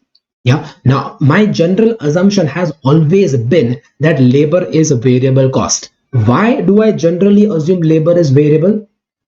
Well, we generally assume that labor is variable cost. Just a minute. Yeah, we generally assume that labor is a variable cost. Why? Because they can be easily removed. So whenever we consider labor as variable cost, it means that we are assuming that the labor can be easily removed, because when they can be removed, you can reduce the cost when you have less work, and when they can be easily removed, so they can also be easily hired. Yes, this applies to casual labor. Abhijit, I'm explaining meaning of casual labor. Casual labor means the labor which can be easily removed. So this becomes variable cost. Permanent labor is permanent because they cannot be easily removed. And see, because these guys are not easy to remove, if they are not easy to remove, so you will not even hire them for small work. See, I never say that permanent labor is difficult to hire. No, it is not difficult to hire, but it is difficult to remove. Now, when it is difficult to remove, then obviously for short-term requirement, you will not hire them. That makes them difficult to hire also. While casual labor, they are easy to remove. So you can also easily hire them. Even for short-term requirement, you can hire them. That's what makes them variable cost. Okay? In case if spending is to be done to dispose of, let's wait out. Jade, did you still have that doubt, or is it cleared? In case spending is to be done to dispose along with point 4. Well, yes, Jade, if the spending is to be done to dispose along with point 4, that's the reason we have written here, Jade, net realizable value. The word net is mentioned because you have to minus the disposal cost from the scrap value.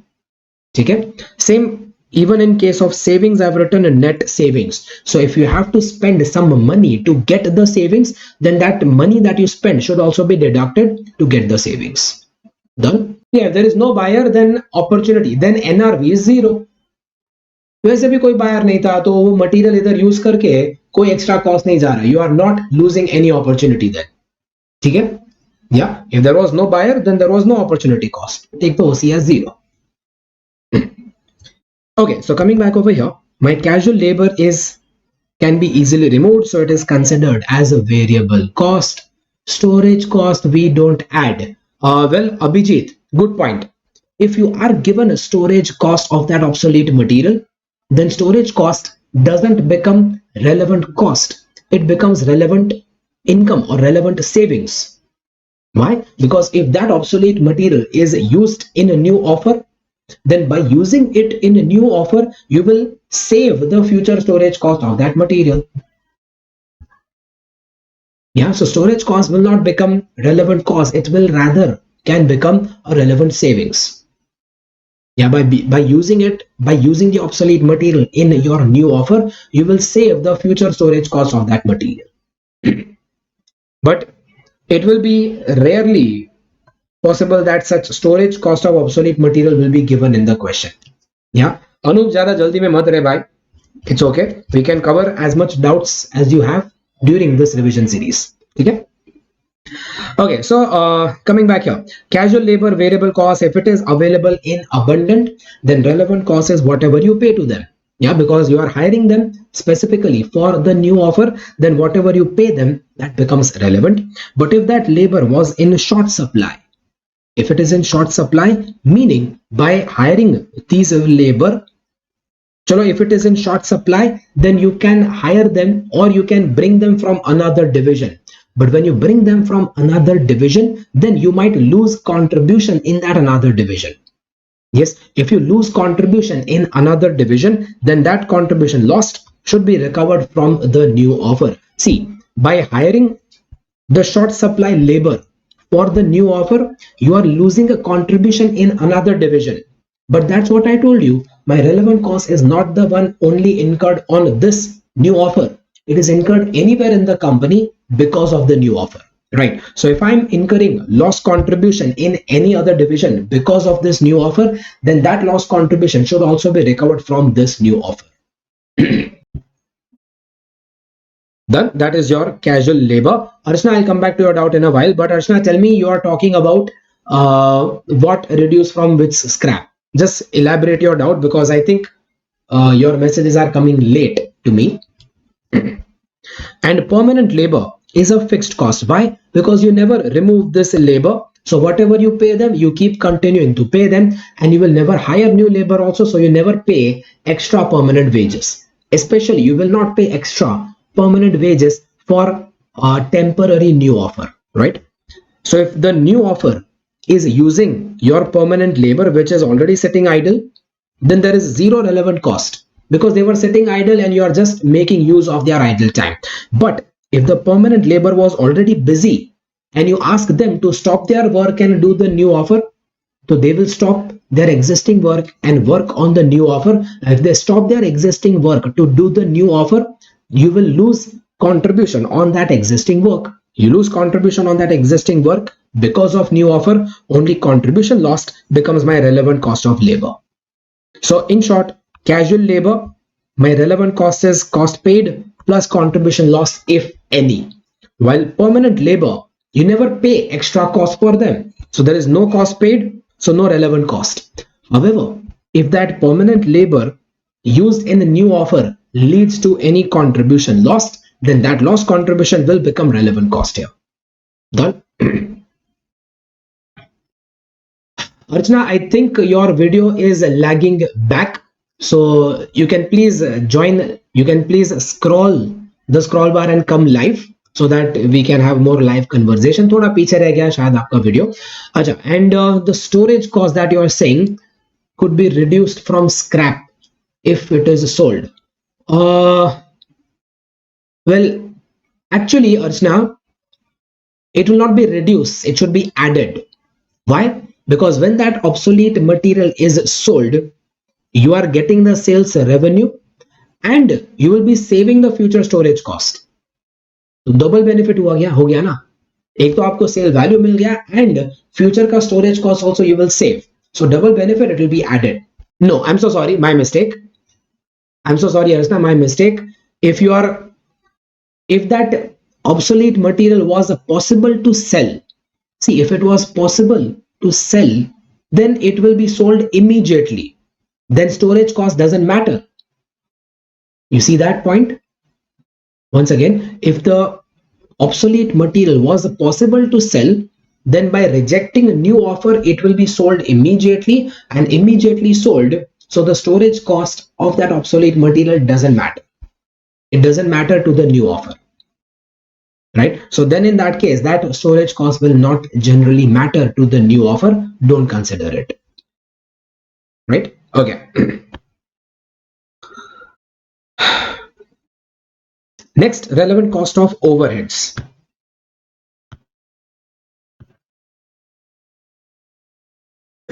Now, overheads are two types: variable overheads and fixed overheads, right? Fixed overheads are generally added to the product based on absorption rate. Now, because of new offer, your absorption rate will never be applied on the new offer. Yes, so for fixed overheads, absorption rate is given in the question, then always ignore this absorption rate, because fixed overheads ka absorption rate is never relevant. Fixed overheads is relevant only if total fixed overheads increase because of the new offer, right? But variable overheads absorption rate, yes, relevant, because in case of variable overheads, if the absorption rate is per hour and if the new offer consumes extra hours, then by consuming extra hours on the new offer, you will incur extra variable overheads. So yes, you will consider that variable overheads absorption rate. If variable overheads are based on labor, then it must be considered even on permanent labor. Yes, it must be considered even on permanent labor. देखो, permanent labor का wages was not relevant, but permanent labor ka variable overheads, yes, it is relevant. I also gave you example that if my permanent labor is working on the new offer, if the permanent labor is working on the new offer, then do you pay them extra wages? No. But if that permanent labor is working on the new offer, then will they consume power? Yes. Will they consume electricity, lubricants? Yes.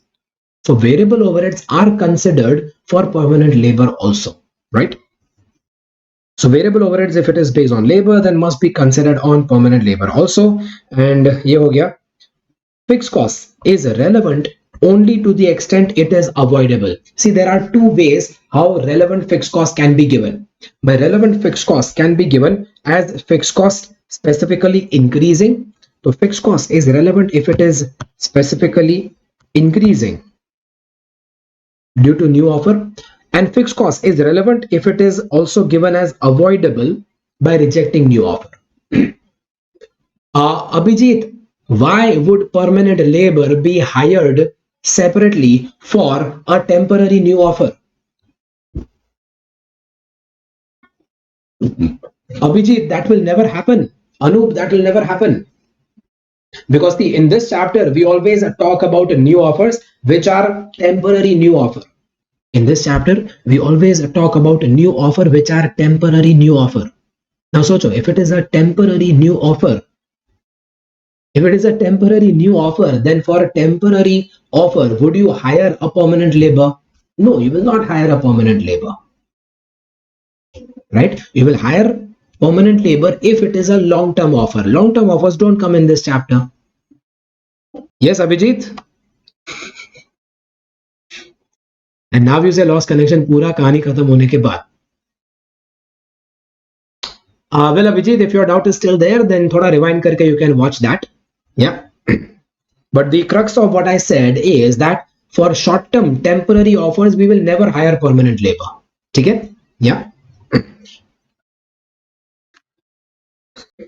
And if a department is working at a full capacity, there was one question where we did this. If any department is working at full capacity and this department is required for the new offer, then relevant cost will be its variable cost plus contribution lost, both.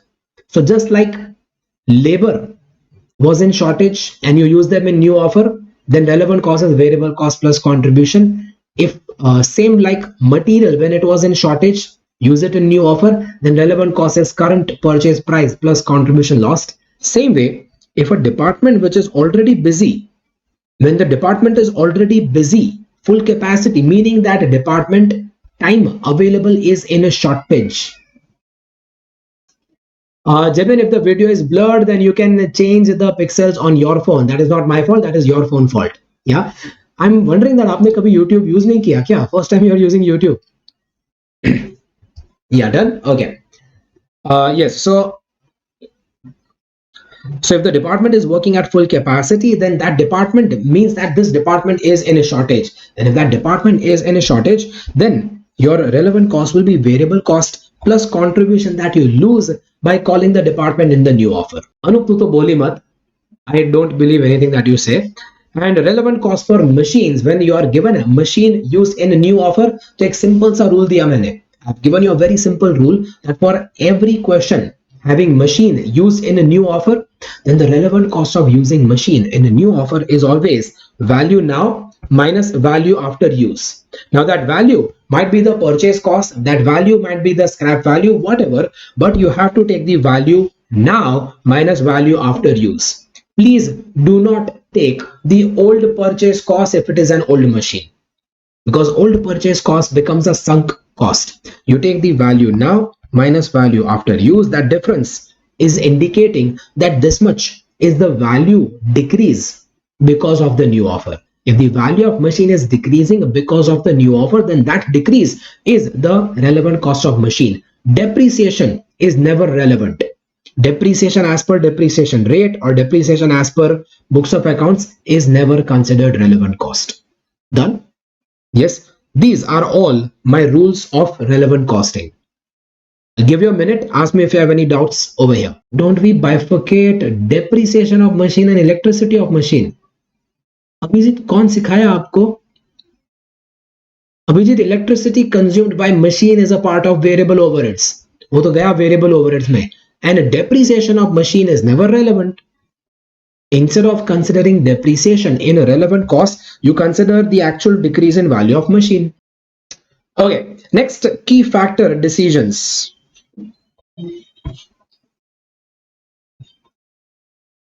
Next, key factor and product mix decision. What is key factor?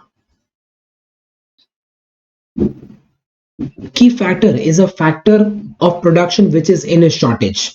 Yeah, key factor is any factor of production which is in shortage. Now if any factor is in a shortage, then in case of that shortage factor, we need to take product mix decision. What does product mix decision mean? Product mix decision means how many units of which product will I make. Yeah, so this will apply when the company has multiple products. If your company is having more than one types of products, then product mix decision means to decide the units of each type of products. Yes, that is called as product mix. Yes, and which products will you make? Yes, Vaishnavi, you make those products which will give you maximum total contribution. Yes, so you need to identify such products which will give you highest contribution with the least use of key factor.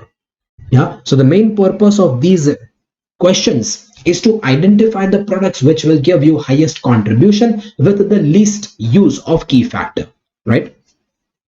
And for doing that, you identify contribution per key factor for every product and do the ranking of all products based on that. Yeah.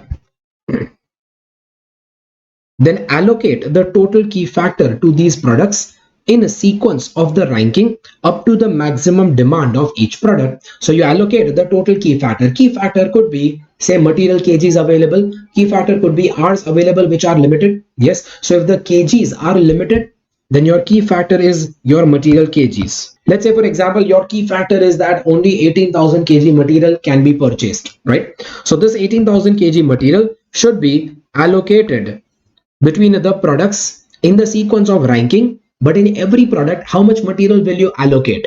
You allocate materials to the product only to the extent of its maximum demand. Yeah, this is called as your key factor allotment. Now convert this key factor allotment into units allotment, and that will be called as your product mix. We've done this in many questions. This was just a recap of the method. I hope you remember the method, right? Then certain variations in key factor questions. If minimum commitment is given, in any question, then what to do? Minimum commitment means that minimum this much units you have to allot. Or if minimum commitment is given for any product, then rule is that first you allot minimum commitment, and then the balance key factor, remaining key factor, you then allot based on ranking. Same way, if any unsuitable key factor is given, then also first you allot that unsuitable key factor. You first do the allotment of unsuitable key factor to the products where it is possible, and then allot the remaining key factor to all products based on ranking. Yeah, various such adjustments we had learned in the question. In fact, when we did the classwork in the first question itself, we learned all such adjustments. Yeah.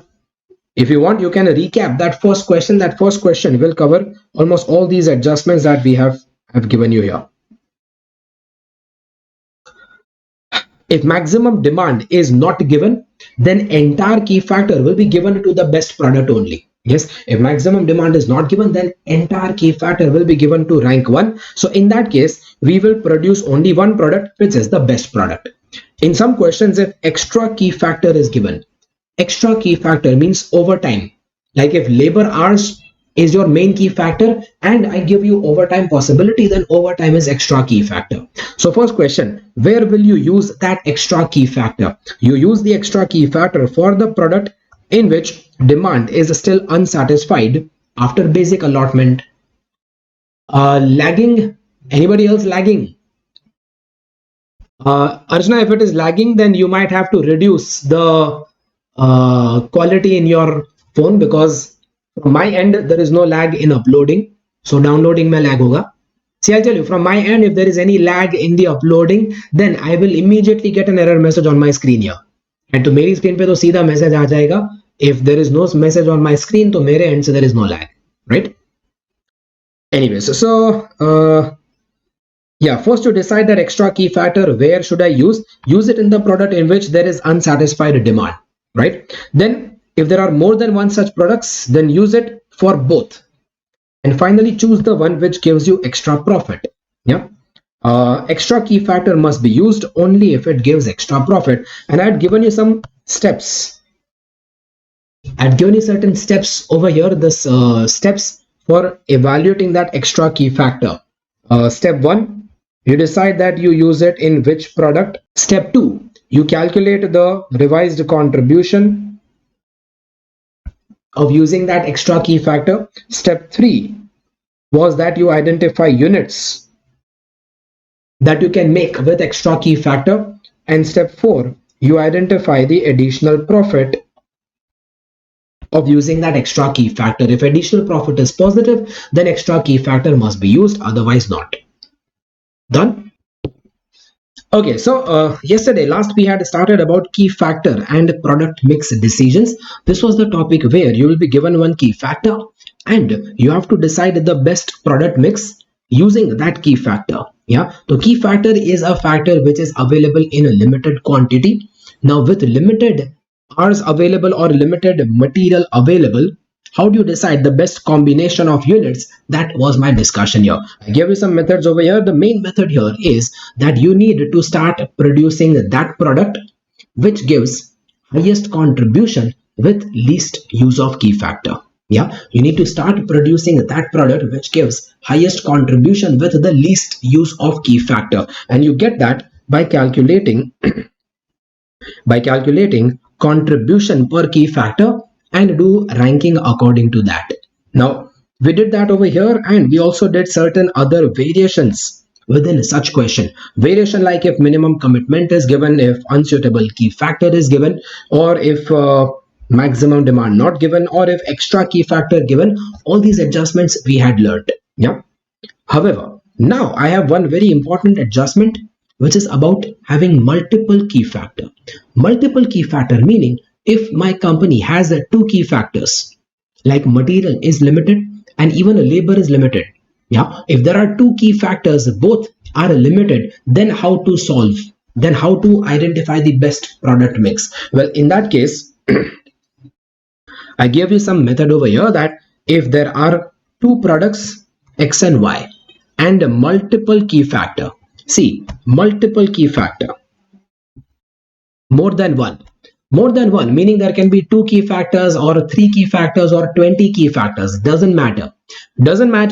Your calculation method will still remain the same as long as there are only two products. But what if there are more than two products? What if there were three products and two key factor? What did I tell you? If there are three products, then you cannot solve that unless you eliminate one product. The questions which you will get in the exam will always be the questions having two products only. Three product wala question will has never been asked in any exam yet, and I don't predict it will be asked to you. Yeah. However, we did one question of three products in class. Yes, that three product wala question which we had done in class, you can eliminate one of that product and then it turns out to be a question having only two products. Well, anyways, in the exam you will get questions with two products only, so let us revise only that part, right? So if the so if the question is having two products and multiple key factors, then there are two possible methods to solve. Either you solve by trial and error method, or you can solve by graph method. Graph method is a linear programming problem method, LPP. I'll revise both methods and I'll show you one practice question for that. Yes, we'll also practice one question for that because I believe this is important, especially for this November 22 exam, right? Okay, so in trial method, what do we do? Well, there are only two products. If there are only two products, then there can be two basic trials.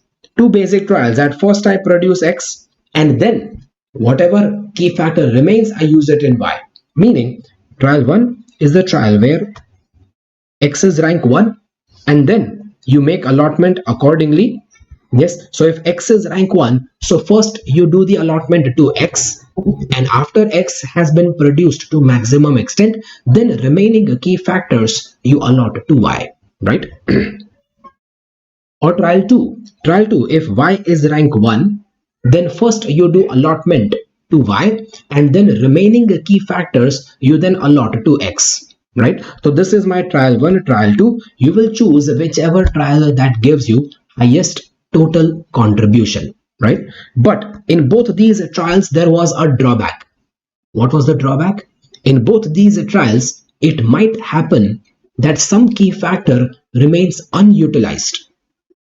Yeah, see, if I first produce X and then Y, then maybe you are stopping because material is exhausted. But if you stop when material gets exhausted, then labor will be still available, it will be wasted. If you stop when labor gets exhausted, then material will be still available, it will get wasted, right? So in both these trials, you have a problem that under both the trials, at least some key factor might remain unutilized. So I give you trial 3. Trial 3 is the one where you make equations so that to ensure the use of entire key factor for X and Y. Yeah, so you make an equation to find out that how many units of X and Y will ensure that both my key factors are completely utilized. That is called as trial 3 equations method, and solve these equations, get the values of X and Y, and calculate the total contribution of X and Y for these values. Choose the trial which gives maximum total contribution. This was your trial and error method. Of course, this trial method will be simple if there are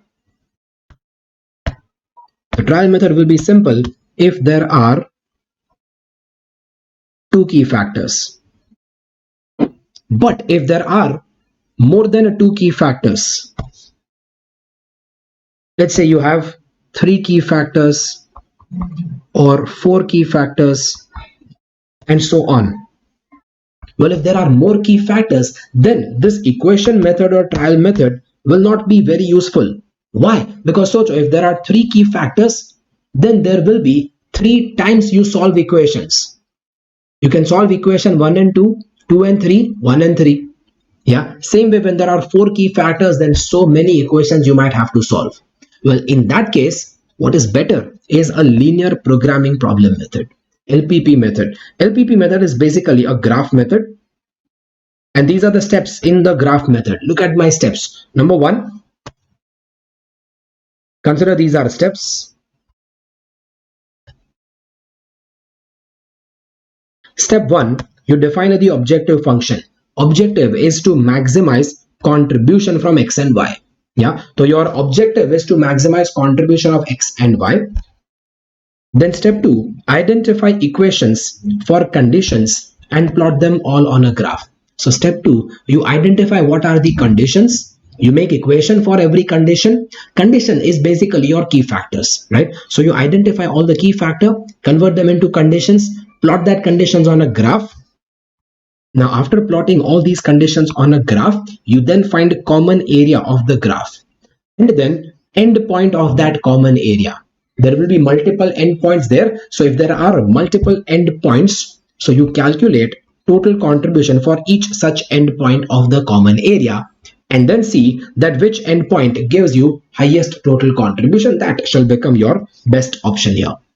Okay? Anyways, I'll give you a practice question to understand that, because if I just explain these steps of trial method and LPP method, then while just reading the steps you won't understand the method. So let us also practice one question for that. Before that, you have not been speaking since a long, so tell me, audio video all clear?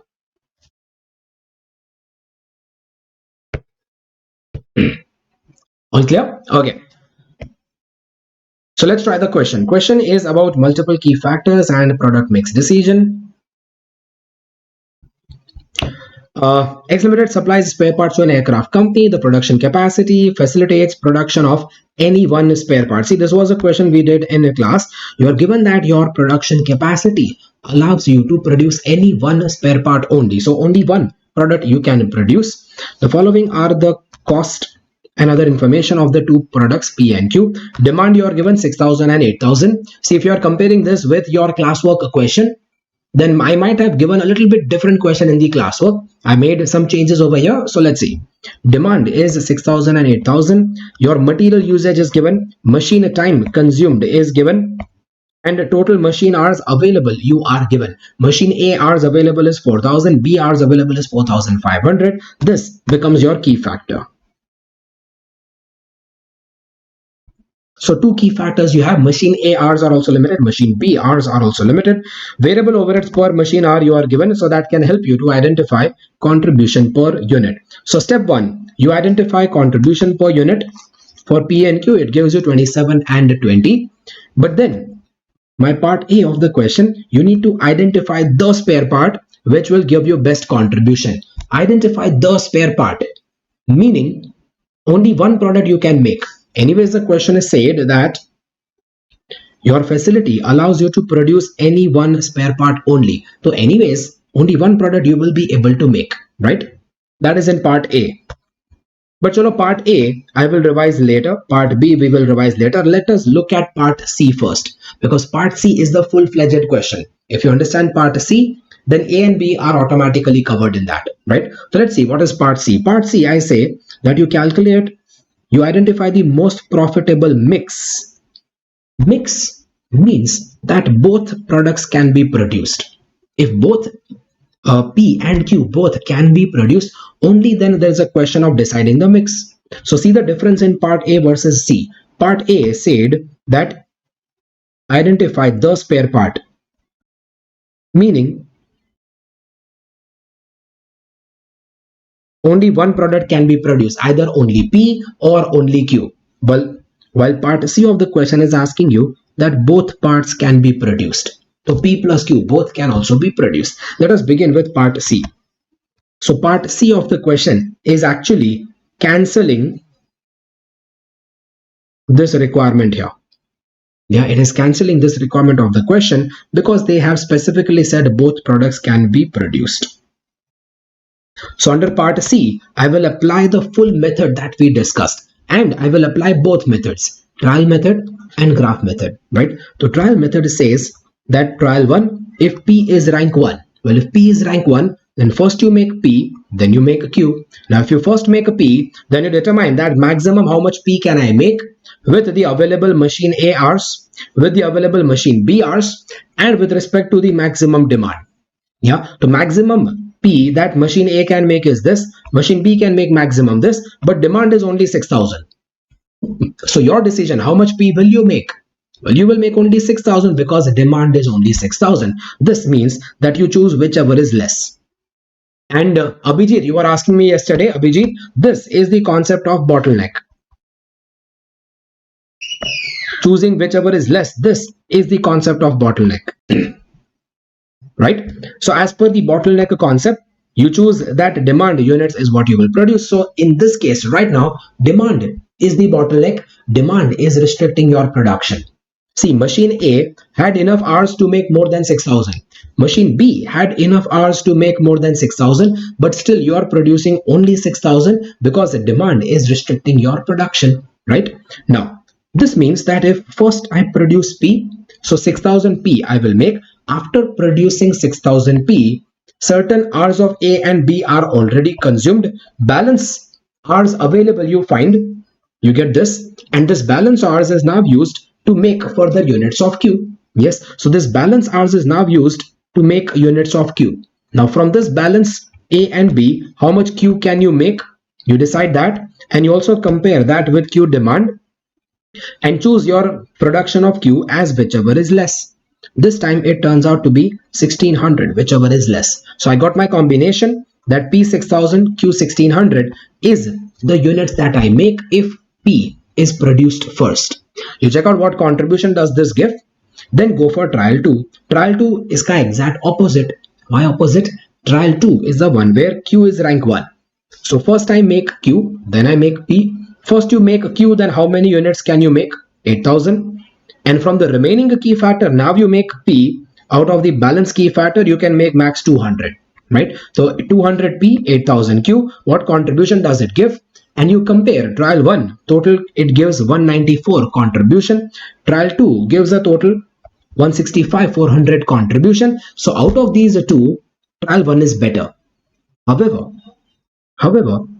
if I make 6,000 P and 1600 Q as per trial 1, then in this particular decision, does all your key factor get utilized? See the solution and tell me, does all your key factor get utilized?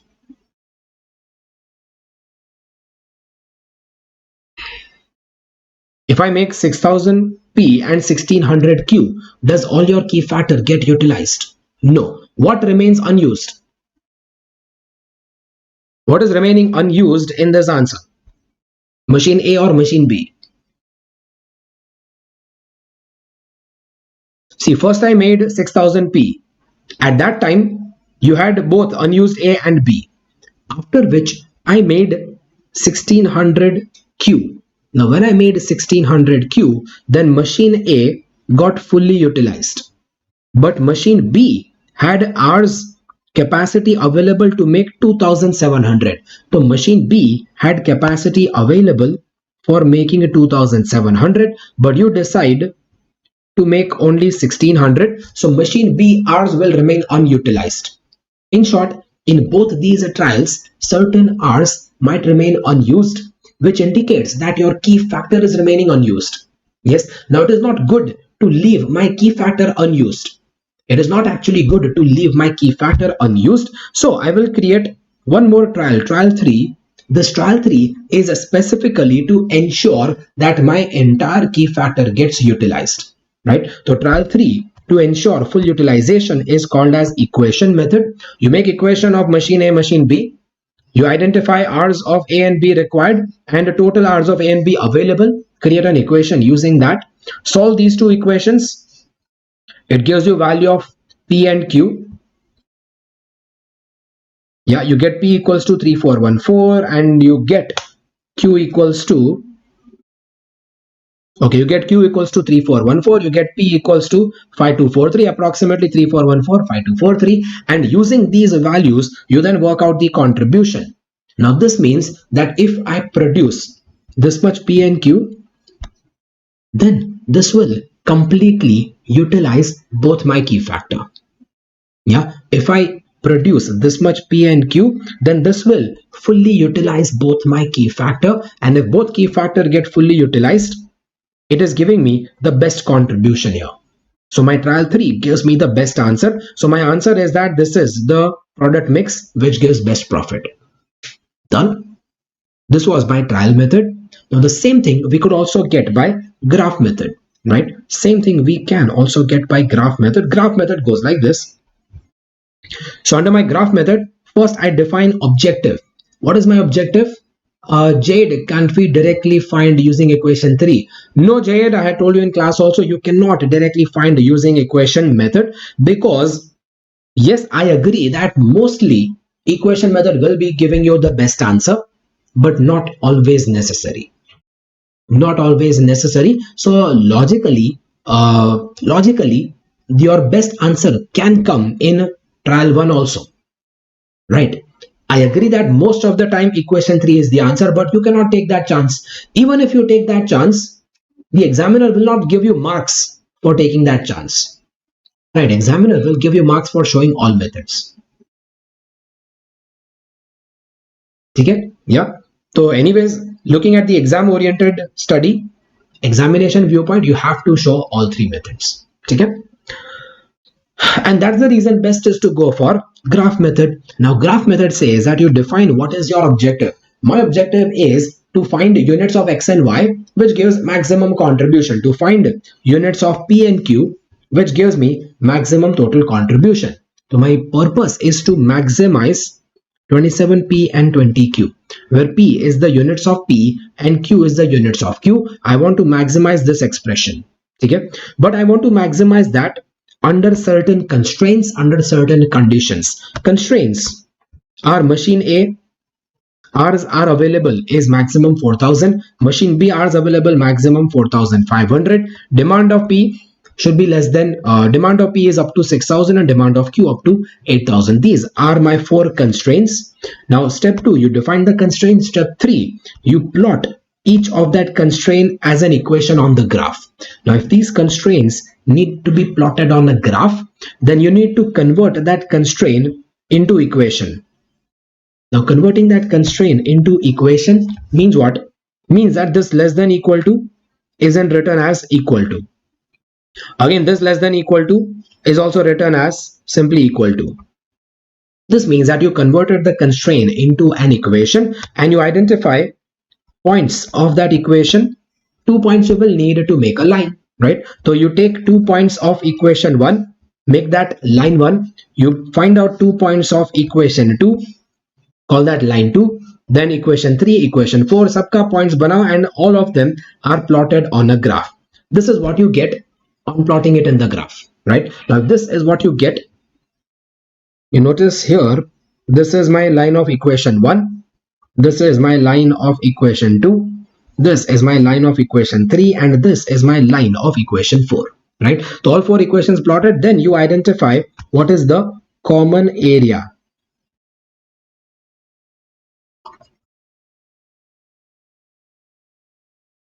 You see this shape over here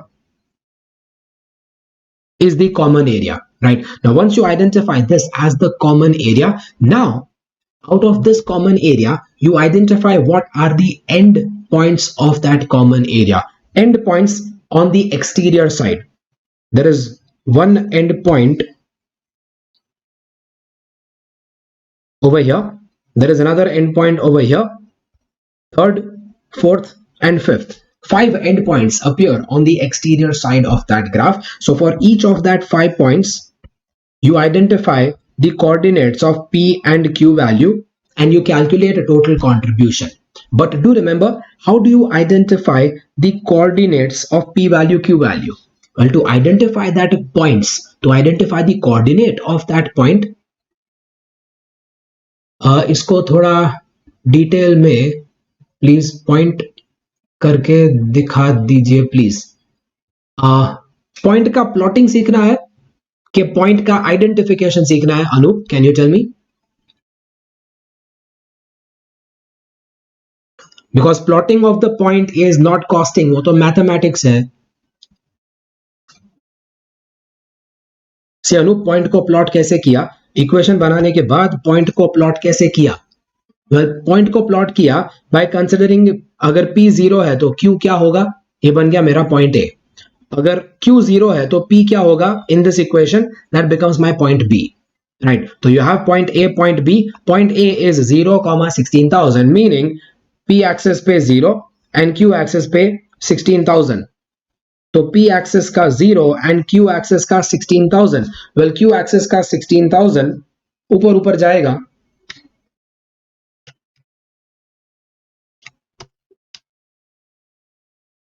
या तो ये Q axis का 16,000 इधर इधर इधर ऊपर ऊपर कहीं पे होगा, वो इमेजिन करो, पॉइंट बनाओ एंड उसके साथ भी लाइन बनाओ, right? That is my point A.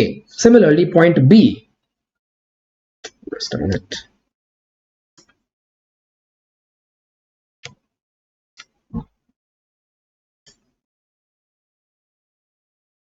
ये बन गया मेरा पॉइंट A. पॉइंट B, सोचो दैट इफ Q इज 0 तो P क्या होगा? तो 6666,0. Now 6666 on the P axis and 0 on the Q axis. तो ये P axis पर 6600 comes somewhere here and Q axis का 0, तो this will become your point, point B.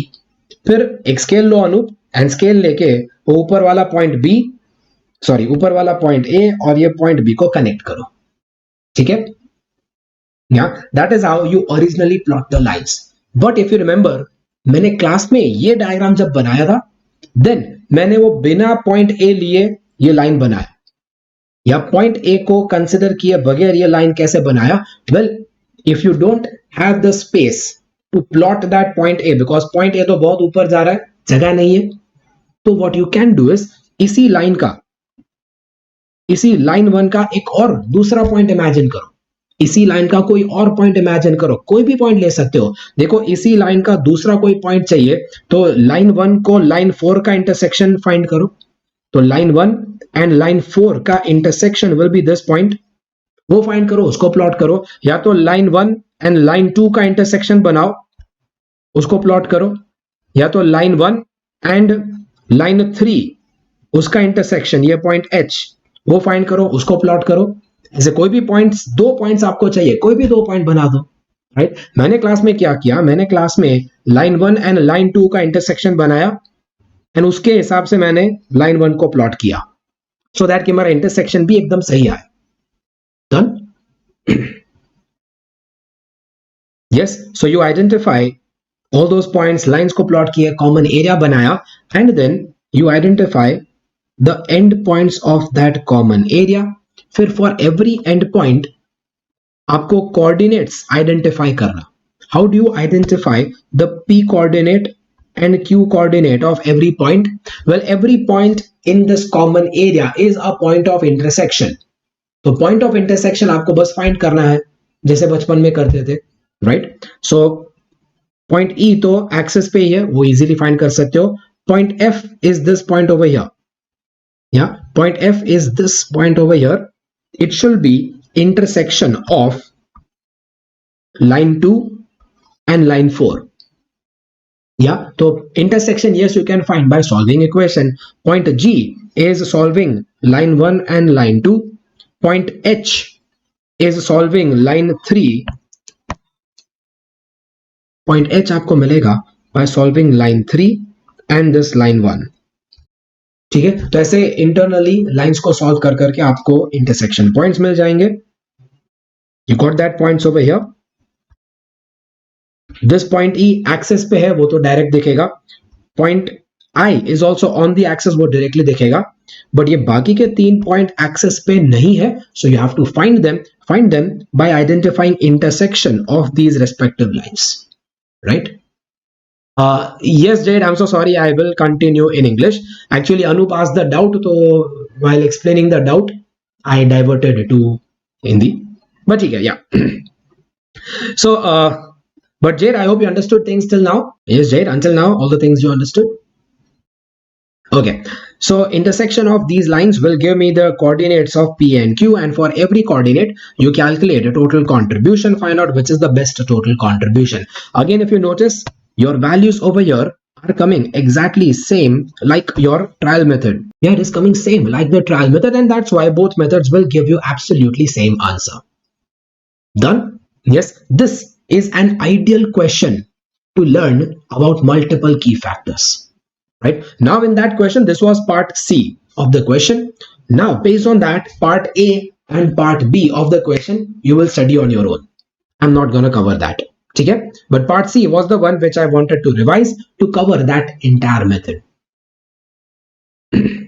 Any questions until here? Please tell me.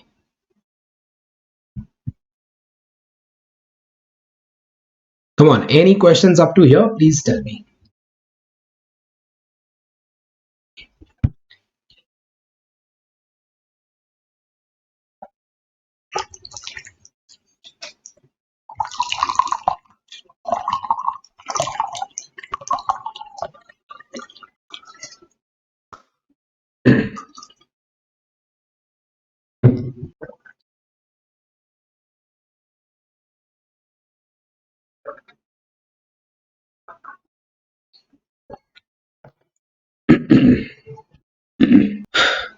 Okay, now that completes my discussion regarding key factor decisions. Next is about make or buy decision.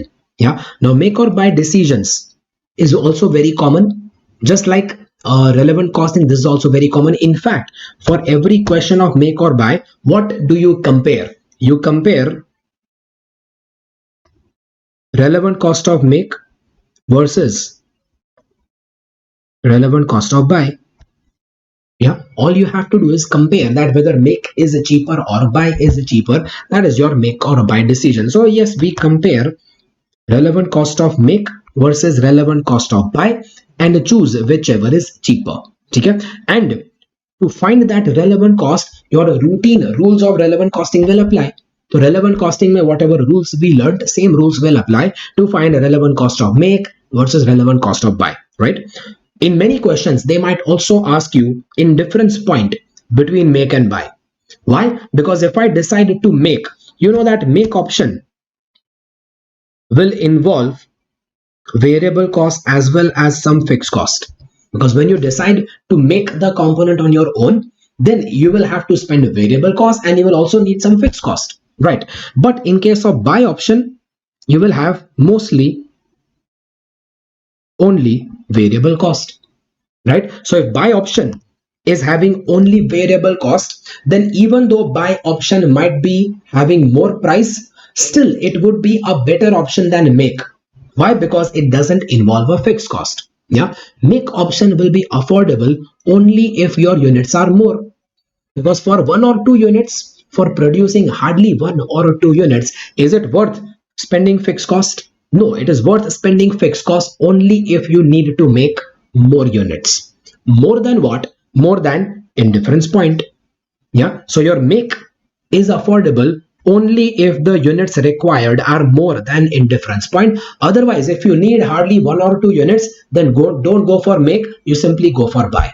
If you need only 1 or 2 units, then simply go for the buy option. That is your make or buy. Okay? Third, if this requirement is predicted wrong, like if that indifference point के basis say, what do you compare indifference point with? That indifference point says that your requirement is more, then you go for make option. But if that requirement is predicted wrong, here they say if this requirement is predicted wrong, which requirement? This requirement. If that requirement is predicted wrong, then due to that wrong prediction, your decision of make would go wrong. See, you predicted requirement. Let me tell this with example, otherwise this won't be very clear. Let's say indifference point is 1000 units and you predicted your requirement as 1200 units. Now, if your requirement was predicted 1200 units, so you decided to do what? Therefore, you decided to make, because the units required are more than indifference point. And I told you, if you need more units, then you plan to make, right? However, if this prediction went wrong, if this requirement went wrong, what if your actual requirement turned out to be, what if the actual requirement turned out to be only 700 units? Then was it worth doing a make for 700 units? No, it was not worth doing a make for 700 units. 700 units you should have simply bought. Right, now you decided to make. So what you actually did was you actually made 700 units. And by making 700 units, so socho, just for that 700 units, you did incur the fixed cost. Just for that 700 units, you have incurred fixed cost. You have used your facilities to make that 700 units. You have incurred fixed cost. You might have even lost contribution because you used your own facilities to do that. Right, so you lost contribution, you incurred fixed cost just because you decided to make. Now that will lead to a cost of prediction error. Yeah, this will lead to cost of prediction error. That is difference between actual cost incurred versus the cost that would have been incurred if the requirement were predicted correct. I think I have given a question about that here.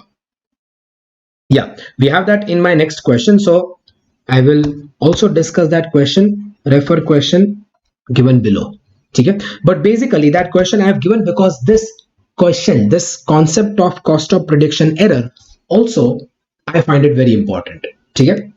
So in that case, you will have cost of prediction error because your prediction went wrong. So there is an error, and because of the error, you spent a little more cost. That is your loss because of wrong prediction. Absolutely. Which is the difference between actual cost which you have actually incurred versus the cost that you would have incurred.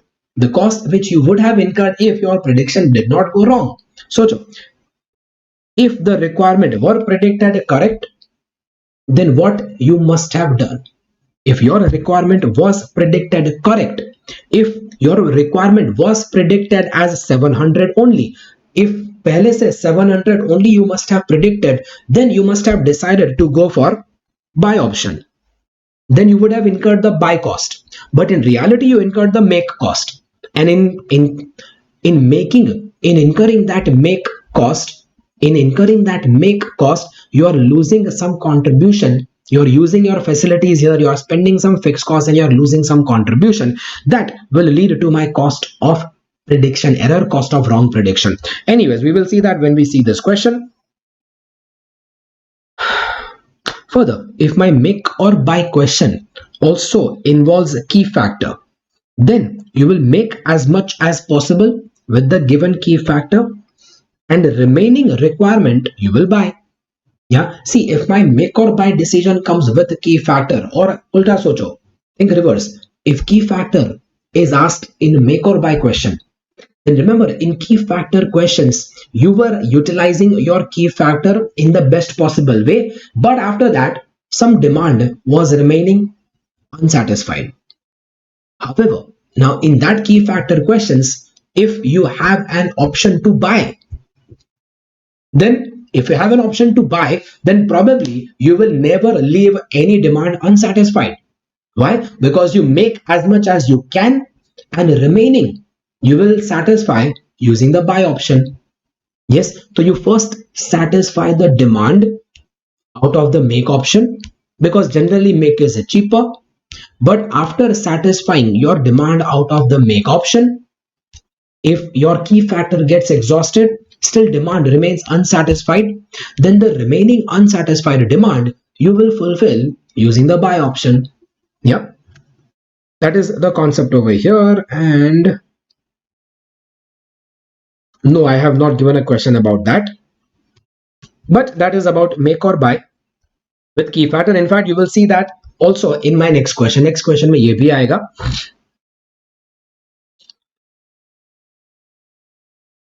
But in this case, if there are multiple products, then you will have to again do ranking, and ranking will be done based on savings per key factor, not contribution per key factor. I had given you a full format to understand that. I hope you remember.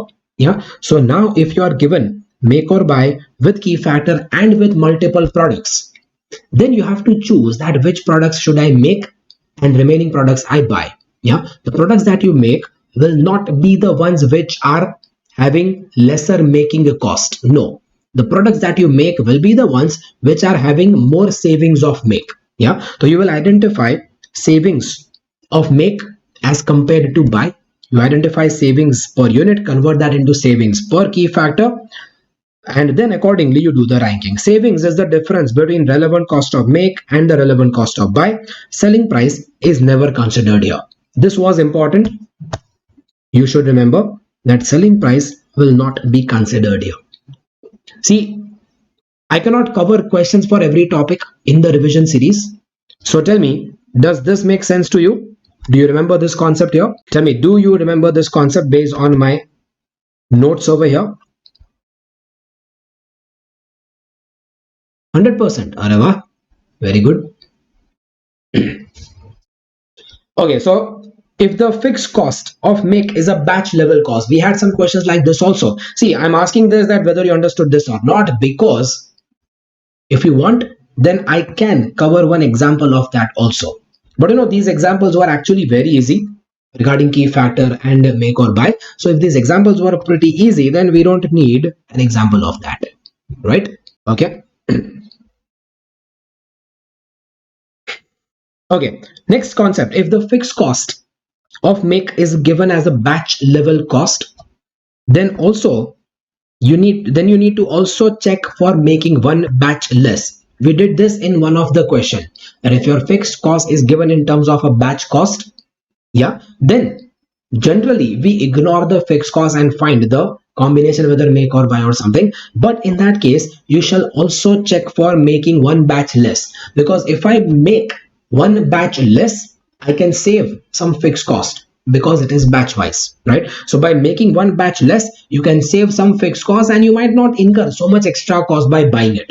So maybe making one batch less would be a better option. You always check that whenever your fixed cost is given as a batch level cost, especially when the last batch is not fully utilized. Yeah.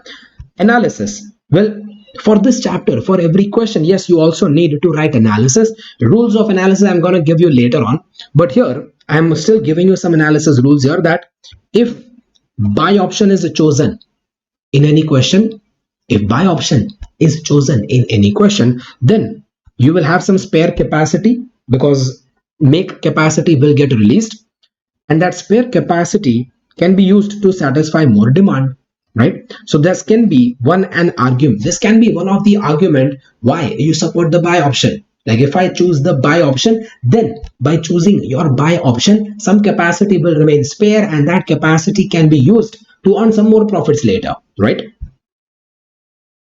But if there is no more demand, then company may lay off workers to reduce capacity. Agar zyada demand you don't have, then you can decrease your workers and sacrifice that capacity to save some fixed costs. You shall also discuss quality and timely issue if buy option is chosen. See, the first 2 points are the benefits of choosing buy option, non-financial benefits of choosing buy option. But the last point here, this last point here, is a problem of choosing buy option. So whenever you choose the buy option, you will also mention that, chalo, looking at the financial calculations, it seems that buy option is better. Sir, I'm again and again getting distracted from being live. Any issue in the live session? Anybody else facing any issue?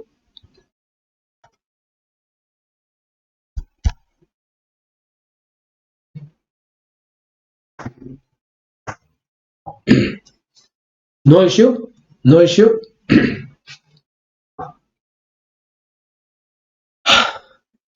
Okay, so those of you, if you are facing any issue in the live class, then Payal, what you can do is, your internet connection might be slow. So what you can do is, you can press that settings icon on your screen and choose the what do you call?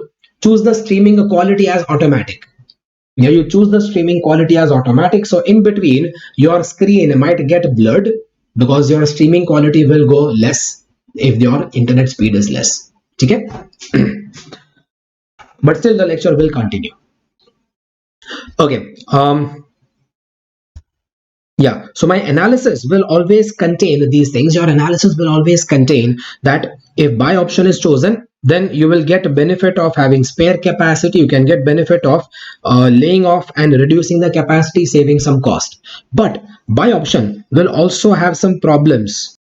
So problem of choosing that buy option, well, the problem of choosing the buy option will be that in case you choose the buy option, then there might be quality issues, because the quality that you buy might not be as good as the quality that you make, right? So quality issues might be there, timely issues might be there, that the supplier might not supply on time. So you will always mention such issues when you choose the buy option. This will be a part of your analysis. Anyways, I'll give you detailed rules of analysis at the end of the chapter revision. Done? Yes. Okay, now one question let us cover for today, which is a practice about that cost of prediction error. Okay, my question over here is this, and obviously I will not read the entire question word by word, but I'll give you some summary of that question. So in this question, your current production is producing bottles. Bottle production is your routine production, and the bottle production is giving you contribution of 30 paisa per unit. Now at that time, the company got a new offer of a toy.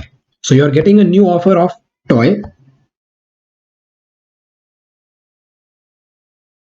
to produce some toy for the new offer, and that new offer is having selling price 3, variable cost 2.4. So new offer has contribution of 0.6. Okay? But anyways, that new offer, you're not supposed to choose whether new offer is accepted or rejected. Let's see what is the question. You'll have to incur a cost of 20,000 to construct the needed mold exclusively for this order, because the toy uses more plastic, blah blah blah, and the toy order will produce 40 units per hour. Customer wants 1 lakh units. So how many hours do you need? You will need 2,500 hours to do the new offer. Okay? The hours available is given as the 10,000 hours. So the first question is that whether toy offer should be accepted or not. Well, my toy offer should be accepted or not depends on how much spare capacity do I have. So in first question, they say that my bottle production, meaning regular production, will consume 7,500 hours. So spare hours is 2,500. Yes, you have enough spare hours. So work out your relevant cost of making the new offer. So my relevant cost of making new offer will be variable cost plus fixed cost only. Total relevant cost, compare with the sale value. and see the profit is there, yes, offer can be accepted. But in the second situation, part B is changing the situation, saying that if bottle demand will require more than 10,000 hours, if bottle demand will require more hours, more than 10,000, then my spare capacity will be 0. So in order to take the new offer, you will have to sacrifice some bottles. Yeah. So in order to take the new offer, you will have to sacrifice some bottles. 1 lakh units of the new offer require 2,500 hours. If bottle demand is less, then it means you have enough spare capacity, no contribution lost in that case. But in the second case, your hours required for new offer is this. Bottle production rate is 100 units per hour. So if these hours are removed from the bottles, then 2,50,000 bottles you will lose, and on each bottle 30 paisa contribution, 75,000 contribution loss will be added in my relevant cost. And now you see that the new offer is not acceptable. This was basic question about offer accept and reject. Now that question changes into make or buy question. Look at part C. Part C is changing the entire question. It is saying that you have an option to subcontract the toy job at 2.8 per unit. Now this 2.8 is the buy option of the toy. So now you have two options. Either you make your own toy and sell it, or you buy ready-made toy and sell them. Both options you have. Choose which is better. Yes. So you have now both options, and they are asking you to identify minimum expected machine hour capacity needed to justify producing the toy. Producing matlab making the toy. See, if you have spare capacity to make only 1 unit of toy, will you make that 1 unit toy?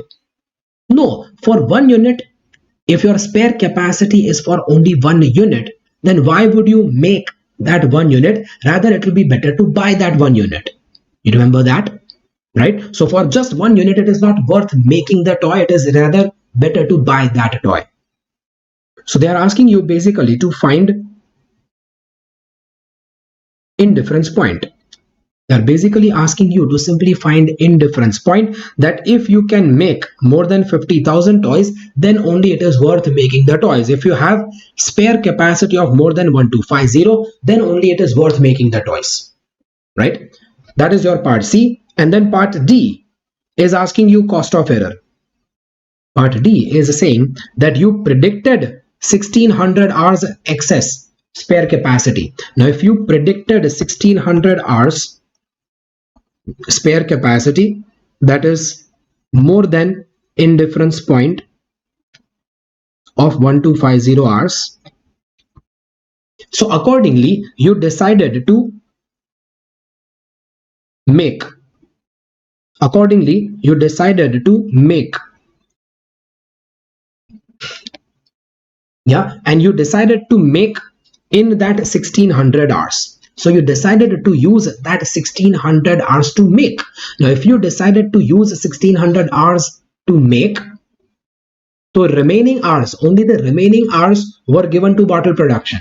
If 1600 hours were used in making toys, then only remaining hours was given to bottle production. However, your bottle demand turned out to be more than expected, but you were able to produce only 8,40,000 bottles because you had to make toys. So how many bottles did you lose? You are losing 90 and 840, 9 lakhs and 840. So 60,000 bottles you are losing because you decided to choose the make option. Yeah. So by choosing the make option, by making toys, you are sacrificing contribution on 60,000 bottles. On 60,000 bottles, you are losing a contribution at 30 paisa. So 18,000 is your loss. But against that, at least some toys you made on your own. By making some toys, you are saving some cost as against the buy option. So 64,000 toys, 64,000 toys. If you had to buy, then it would have costed you 179. Yeah, but that same 64,000, because you make, it costed you only 173. So you saved 5,600 rupees by making a few toys.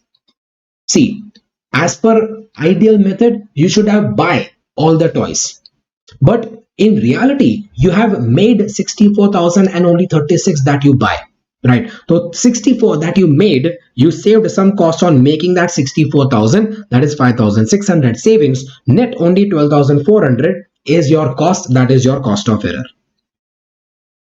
This is an important question. I have given explanation in detail over here. If you need, please do study that question again at home. Done? We'll keep it till here today. Yes, last part, a very small part left, that is about some general notes as well as some rules for analysis that we will cover tomorrow. Plus, do refer to these questions which we covered. Today we covered many practical questions in the revision. Yeah, so please refer these questions and come. If you have any doubts, we can cover that also tomorrow. Yeah, that's all. Thank you very much. That's all for today. Good night. Bye bye. See you tomorrow.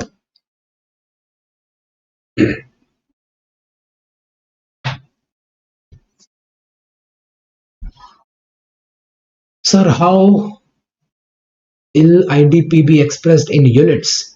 Well, Jebin, IDP can be expressed in units. In this question, it was expressed in hours because they asked you in hours.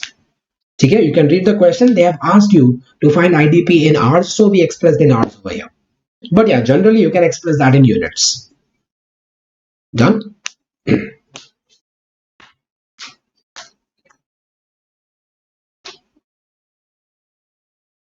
Okay, any more questions? We'll cover that tomorrow. That's all. Thank you very much. Bye bye and good night.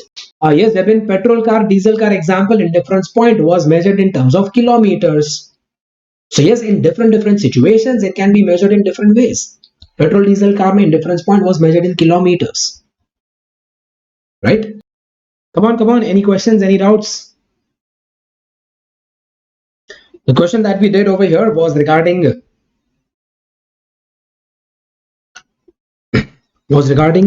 the prediction error, cost of prediction error, and uske liye we did this question where you learned that because of my wrong prediction of excess hours, I made a wrong prediction of spare capacity. Because of wrong prediction of spare capacity, I decided to buy only 36,000 units. Remaining 64,000 units I decided to make. Yeah, now because I decided to make 64,000 units, so I could not fulfill some of the external demand and I lost contribution on that external demand of bottle. I'm losing 18,000 rupees external demand of bottle because of my wrong prediction. However, because of that same wrong prediction, you were able to make 64,000 toys, and by making 64,000 toys, instead of buying 64,000 toys, you saved 5,600 rupees. So my net cost of error is only 12,400. This is what we had covered, right?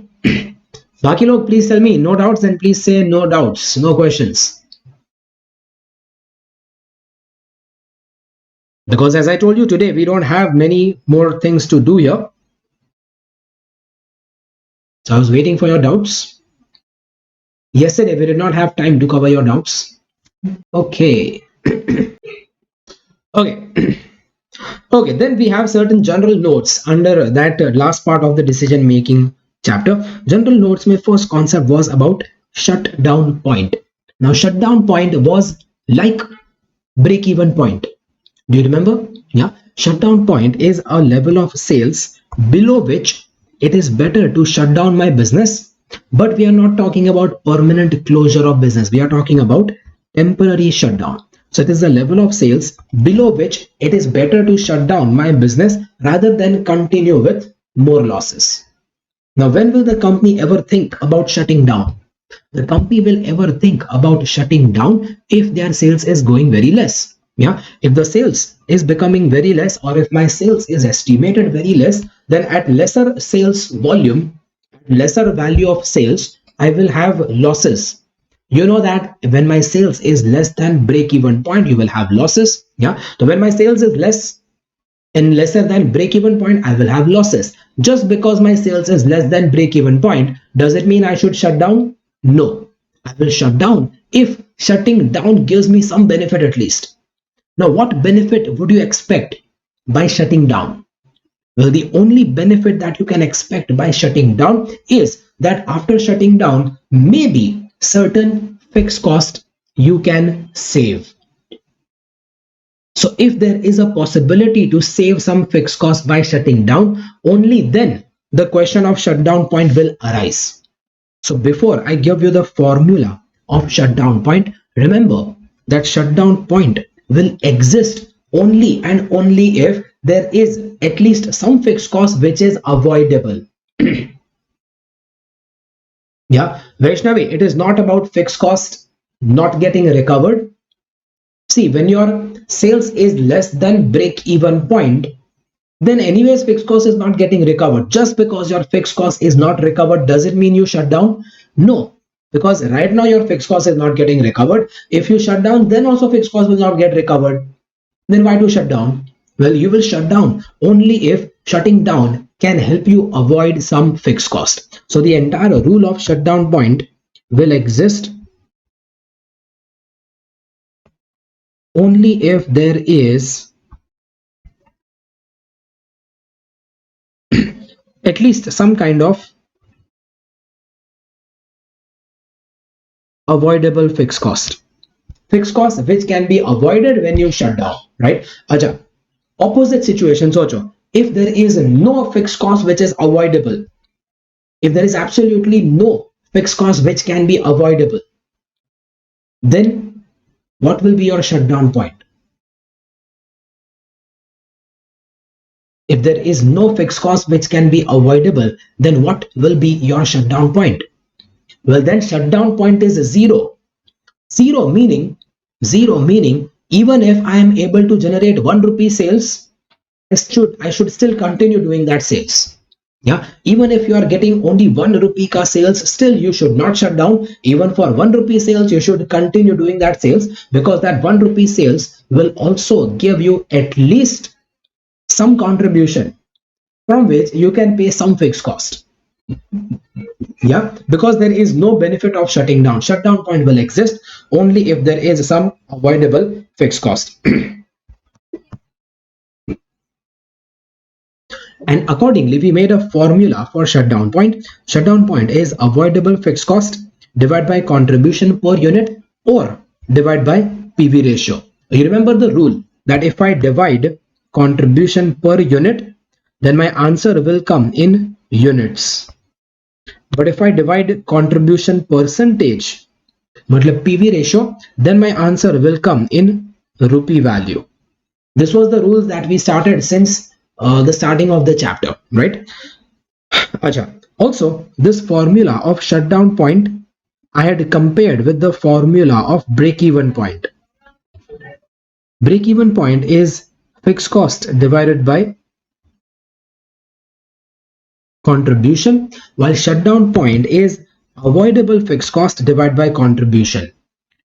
So what is the difference in these two interpretation? Interpretation analysis में ऐसा लिख सकते हो that break-even point is the minimum sales required to recover my entire fixed cost. So break-even point is the level where you wish to recover all your fixed cost.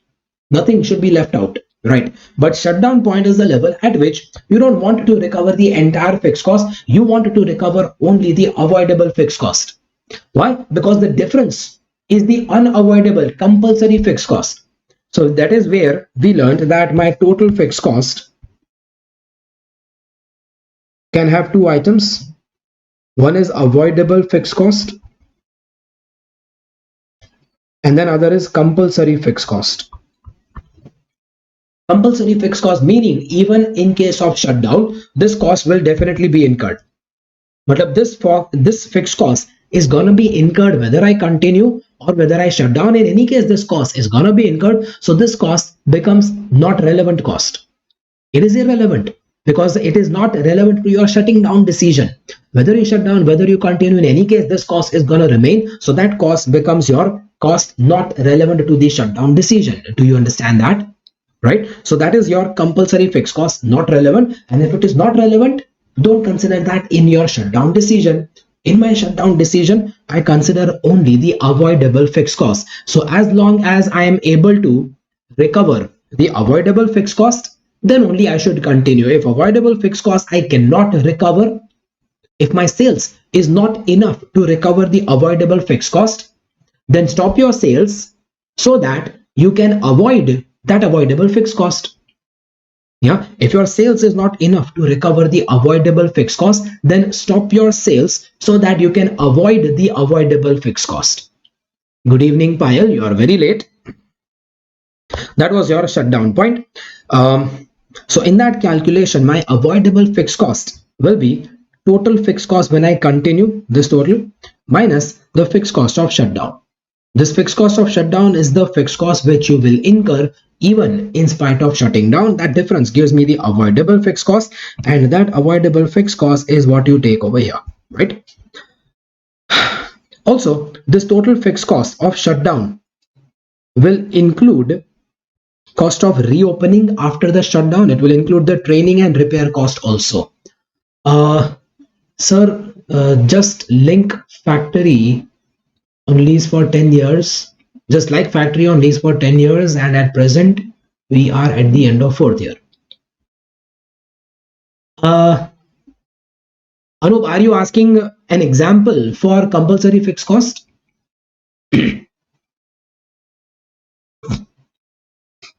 Yeah, Anup, are you specifically asking about compulsory fixed cost? Then yes, that could be an example of compulsory fixed cost. Okay? In fact, Anup, majority of your fixed cost will be compulsory fixed cost. See, in case of a temporary shutdown, there will be very few items of cost that you can save. In case of temporary shutdown, there might be only a few things that you can save, but most of the things will still continue. Right? So all those costs which will continue will be a part of your compulsory fixed cost.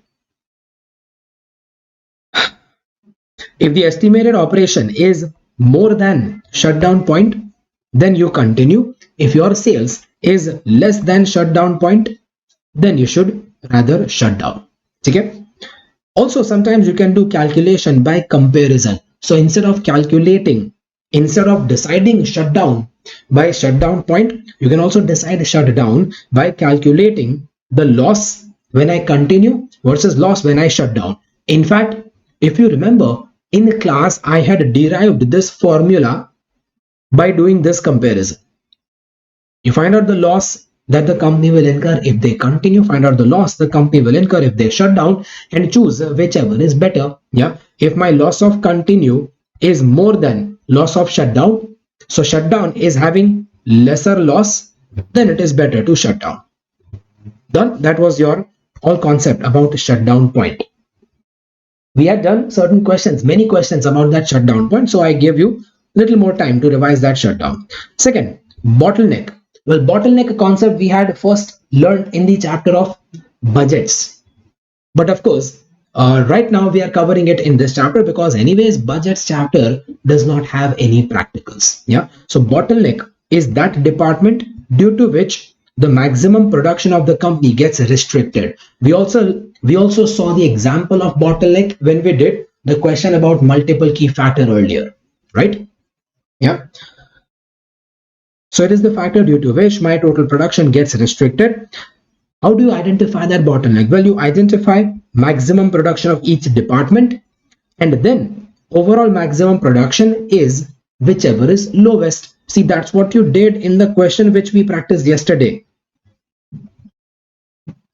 ये रहा, ये question में तो वही किया, that you identify maximum units that machine A can make, maximum units that machine B can make, and maximum units that your salesman can sell.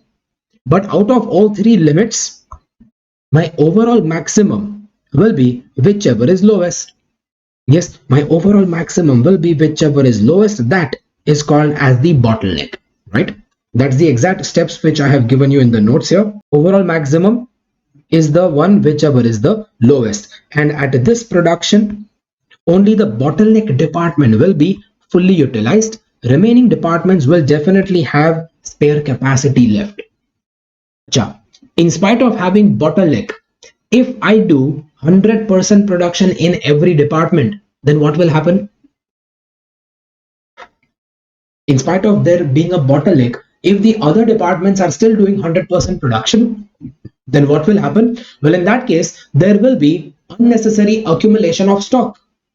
If department 2 is the bottleneck, but still department 1 does the full production, then there will be inventory lying between department 1 and department 2. Yeah, so there will be unnecessary accumulation of stock. Your WIP stock will start piling up, and when it piles up, then there will be more problems. More problems which we will learn in chapter 2, chapter 3. ठीक है, वो chapter 2, chapter 3 में we will revise those problems that will happen when your stock starts piling up, right? Third, overtime working. We also had certain questions regarding overtime working. Overtime working means the same workers are made to set extra hours, so we need to pay them higher overtime premium. Mostly we pay them 50% rate. That 50% extra what I pay them is called as overtime premium rate, right? While against overtime, we also did one more situation, that is double shift working. So instead of working overtime, if I make my workers do second shift working, then in case of second shift working, what's the difference? What's the difference between overtime working versus second shift working? Difference is just that in case of overtime, the same workers will be sitting for extra hours. While in case of double shift working, there will be new set of workers, right? There will be new set of workers who are hired for the extra work. In this case, we may pay the same rate, same as the morning rate, or maybe a little bit extra because this is like night shift. So night shift, you don't need to pay double. You can pay a little bit extra, but it doesn't need to be double. See, double you will have to pay, or 50% more you will have to pay if the worker is sitting since the morning and you ask him to sit even more extra hours. But for the extra hours, if you hire new set of workers, then probably you won't have to pay him double. Maybe little extra is fine. However, you will also incur some extra fixed cost, like a recruitment cost, like some extra rent or something, if you work on a double shift basis, right? Thus, overtime is the option which has higher variable cost, while second shift working is the option which has higher fixed cost. Now, when you have two options in which one option has more VC, another option has more FC, then between such options, they might always ask you to find indifference point. Indifference point between whether I should do overtime or whether I should do second shift working. Done. We also had one question about this in the class that we had done, right? Okay, so that completes the revision about all practical situations in decision making chapter. Yeah, that covers all the practical situations of decision making chapter. But now, most important part, the most important part, yes, even in decision making questions, it is important that you must write analysis, and you have to write very healthy analysis. Yes, you remember especially questions like relevant costing.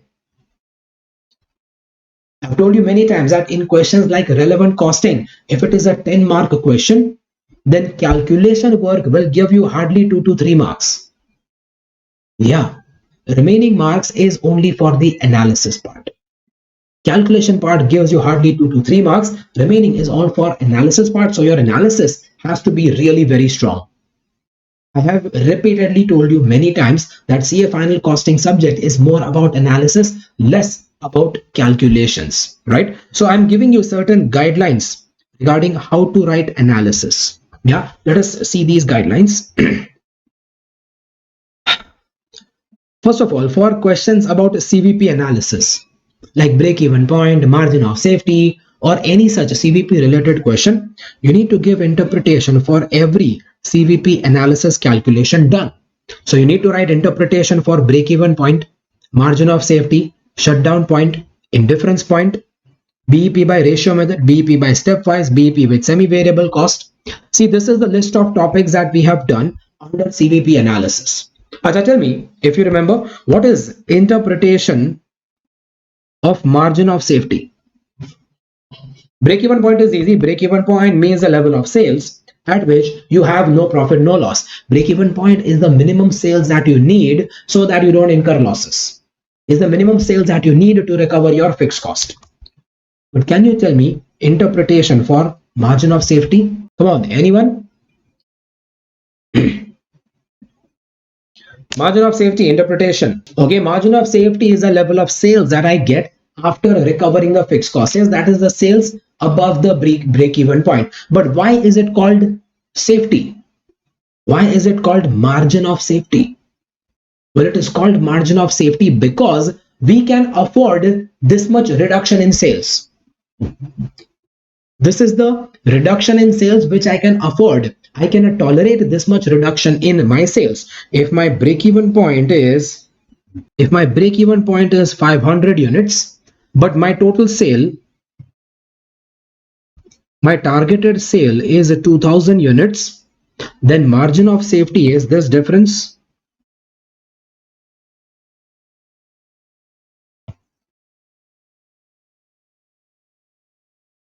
This difference of 500 is called as, 1500 is called as margin of safety. This means what? This means that from my estimated level of 2000, I can tolerate reduction of up to 1500 units. Up to 1500 units reduction, I can tolerate. I will not face any major issues in that. Yeah. Yes, this will be the safety which will help me absorb any such shock. So it is called as margin of safety. You can use that in your analysis interpretation.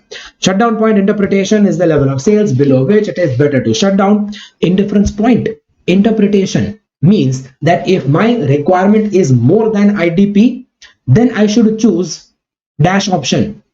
Fill in the blanks. I repeat, if my requirement is more than indifference point, then I should choose dash option. Vaishnavi, okay, you might be right. But Vaishnavi, it's not necessary that every time your question will be between make or buy. See, the question of indifference point can come between make or buy, can come between, say, overtime and second shift working. The question of indifference point can come also between, say, petrol car, diesel car. So what is the general interpretation?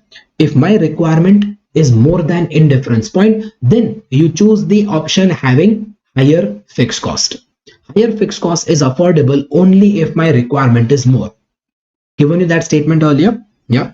Break-even point by ratio method, break-even point by stepwise method. Usme bhi interpretation analysis you can give. Also give your recommendation in the given case based on this interpretation. You can also write your recommendation. Recommend that should they go for make option or should they go for buy option. Recommend that should they continue or shut down. Recommend that if your existing sales is less than break-even point, recommend that the company should try to improve the sales. Right? So any such recommendation which is necessary, that also you give. That will be interpretation for any question about CVP analysis. Second,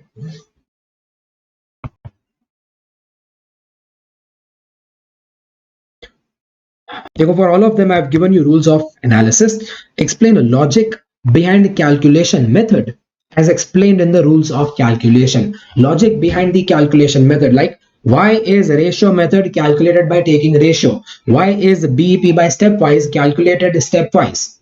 Uska logic, the logic behind that calculation also you have to explain. So if your question is about break-even point with opening stock, then you have to explain that why are you first recovering a contribution of opening stock, then you are getting contribution of current year.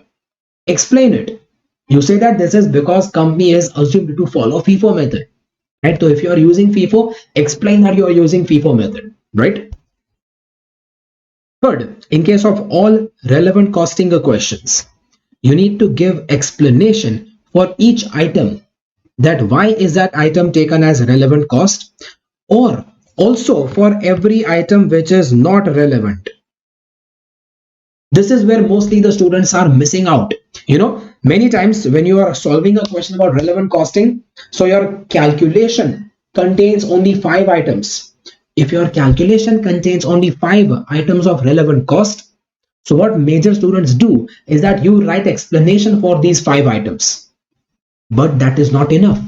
You have to also write explanation of the remaining items, 6th item or 7th item.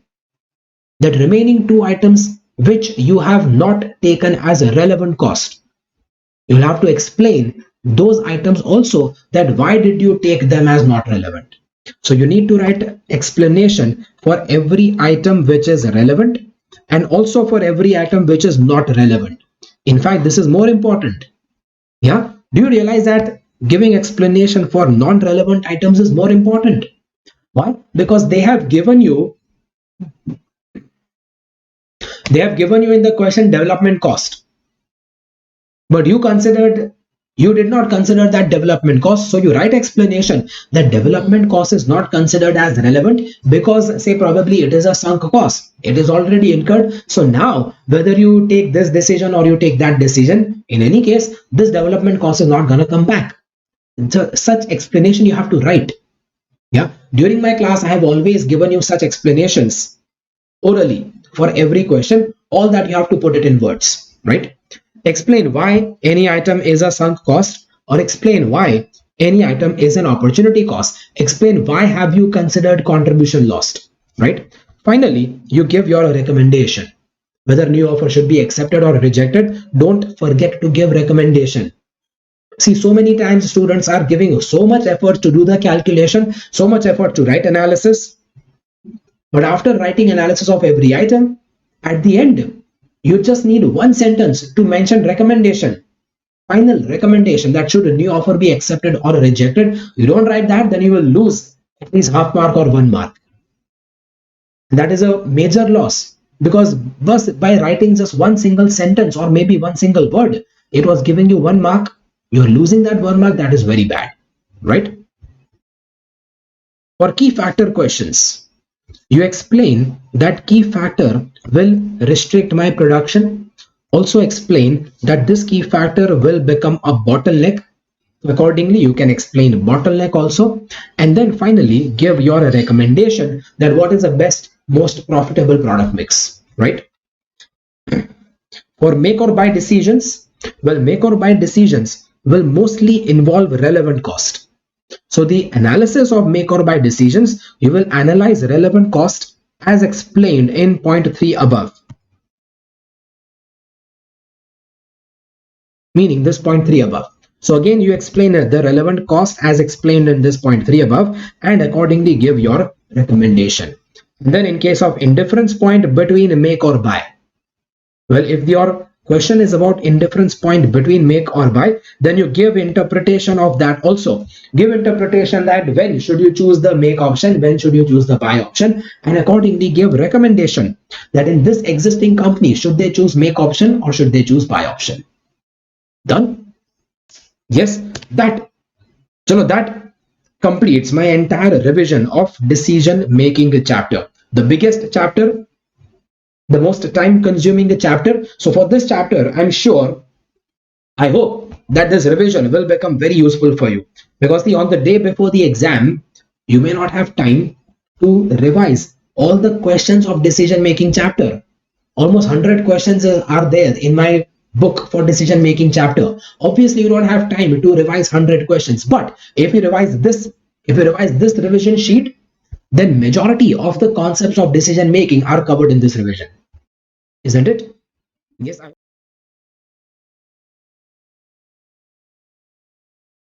So we had been conducting a revision of the entire subject of CA Final SCMPE. Yesterday we completed the portions for chapter number 5, that is decision making, right? Today we are gonna complete another chapter, that is chapter number 6, pricing decisions. Yeah, the chapter is anyways gonna be a very small chapter, plus in this chapter majority calculations in this chapter are very much pertaining to what you have already done in a decision making. Yeah, but there is one place where this chapter differs. Yeah, first let me tell you what this chapter is about. So my chapter of pricing decision, it is also about deciding selling price. Now, didn't we already do selling price decision in a decision making chapter? Yes. How is that chapter different from this chapter? Let me tell you. In chapter 5, decision making, you were generally asked to decide selling price of some new offer. Yeah, you are generally asked to determine selling price of some new offer, and that new offer is gonna be a one-time offer. Now see, because it is a one-time offer, So you decided selling price based on only the relevant cost, right? So you decided selling price as based on only relevant cost. So your selling price is generally relevant cost plus profit. However, in this chapter, chapter 6, the major difference is that now in chapter 6, you're going to decide selling price not for any new offer, but you're going to decide selling price for your regular production. Well, see, if you're deciding selling price of regular production, is that going to be only a one-time offer? No, that is going to be your regular production. Now, if this is going to be your regular production, then tell me, from your regular production, will you recover only the relevant cost, or will you try to recover like all the cost? Well, yes, if this is going to be your regular production, then you don't try to recover only the relevant cost. What you need to recover will be all items of cost. Yeah, so now my selling price is decided based on total cost plus profit. Now, majority of the practical questions in this chapter were about this calculation. Yeah, most of practical questions in this chapter were pertaining to this calculation. You determine total cost plus the profit will give you selling price. Profit could be given in different ways. Yeah, your profit might be given as percentage of capital, or it might be given as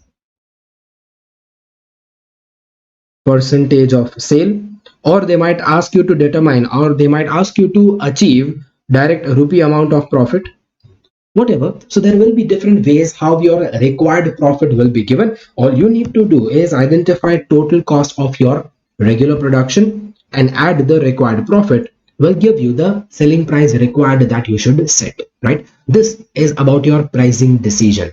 Now, you know, this method of deciding the price, this method of deciding a price, what is it called?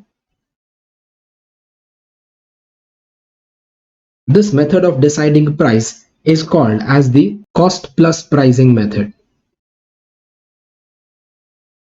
This is your cost plus pricing method, in which you decide selling price as your cost plus some profit gives you the selling price. But there is another method to decide selling price. What was that? Instead of deciding my selling price as per cost plus pricing method, there is another method to decide the selling price.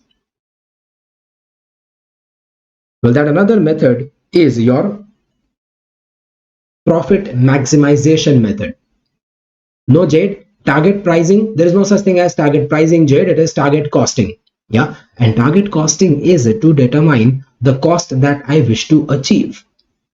That is not my discussion here. My discussion here is how to determine selling price. So for selling price determining, either you determine your selling price by cost plus pricing model, or you determine selling price by the profit maximization model. Yeah, profit maximization model is under the assumption that dekho, if I decide my selling price as cost plus profit, meaning whatever cost I estimate, you do plus profit in that, keep that as selling price. So this means that this method does not motivate me to do any cost control. You see this? This method does not motivate me to do any cost control, because whatever is my cost, usme plus profit is the selling price that you charge. But will the customer be always ready to pay that price? Will the customer always be ready to pay such price? No, customer might not be ready to pay such price, because this price might turn out to be very high. So the price which customer will be ready to pay is the price that you determine based on demand. See, under this method, the main drawback is that demand factor is being ignored.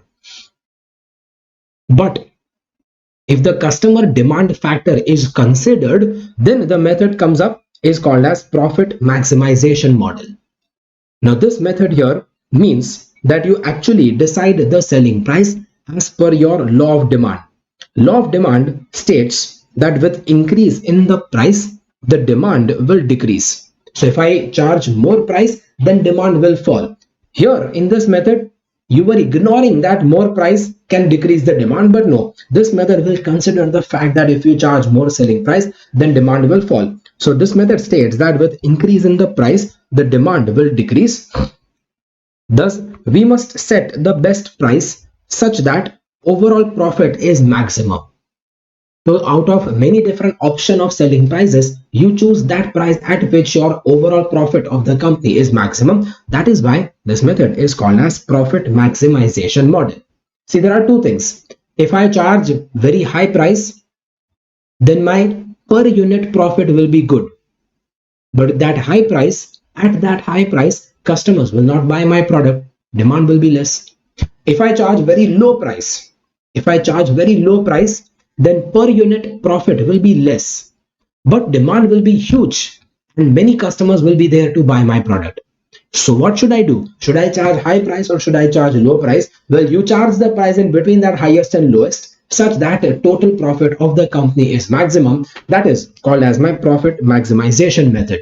These are the two methods of determining pricing decision. When we did practical questions of this chapter, you remember that at the beginning of the chapter, certain questions in the beginning of the chapter were about cost plus pricing, while at the end we also did certain questions that were about profit maximization pricing, right? So basically there are two methods to decide the price in practical portions of this chapter. No Anup, that skimming and penetration was a theory mein aayega. First I'm revising the practicals of the chapter, right? So for the chapter of pricing decision, for practical questions in this chapter, there are two methods to decide the price: cost plus pricing or profit maximization model. Done? Yes. Cost plus pricing was easy, that I am not revising, and I have not even mentioned that in the summary because there is nothing new to learn here. You determine the cost and the profit will give you the cost plus pricing, right? But profit maximization model is probably new for you, so for that I have given you some summary here. So you can determine the selling price by profit maximization model under two methods: trial and error method or equation method. Trial and error method is not very accurate because the trial and error method will give you the best selling price. Yes, but it will give you best selling price only out of the trials which are given in the question. I hope you remember that. It will give you the best selling price only out of the trials which are already given in the question, right? So for every trial given in the question, for every price and demand which is given in the question, you calculate total contribution at the different prices given in the question using the given quantities, and you choose the price which gives the maximum total contribution. This method gives approximate answer. Why approximate? Well, it is approximate because the answer that you get here is only out of the prices given in the question. So this is not the overall best price, rather this is the best price out of the prices given. Well, as such, the best price might be the one which is not even given in the question. Yeah, so the actual best price you can get if you follow equations method. So let's see what is that equations method. Equations method was the more important one, interesting one, and this equations method is also the one that you must have learned in your foundation days. CPT exam या foundation exam में theory सीखा होगा. Yes, that for any company the profit will be maximum if MC equals to MR. Well, during my class I had explained to you a detailed derivation of this concept. Well, right now for a revision we cannot go for the entire derivation, but at least we will remember how to do the calculation. So you need to identify the best price by taking MC equals to MR. Now this is called equation method because in this method your price and demand is expressed in terms of an equation. Like for example, you know that price and quantity have an inverse relation.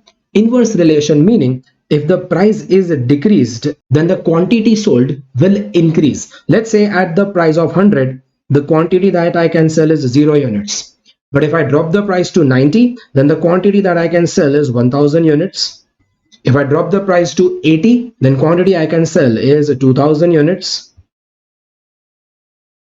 3000 units, and so on, right? So you notice that as the price decreases, the quantity that you can sell, the quantity demanded increases. Now equations method says that this relation between price and quantity is put in an equation,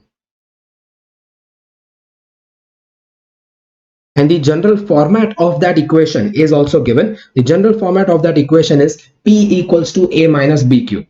This is the general format of the equation called as price equation. So this equation establishes a relation between price and quantity. This equation will show that as the price will increase, then quantity that is demanded which will decrease, right?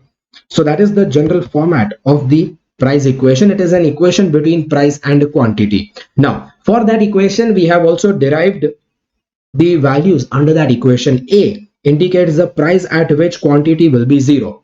Well, in my example, the price at which quantity will be 0 is the price of 100. At the price of 100, your quantity sold becomes 0. So 100 is the highest possible price, right? And B is called as the slope of the line.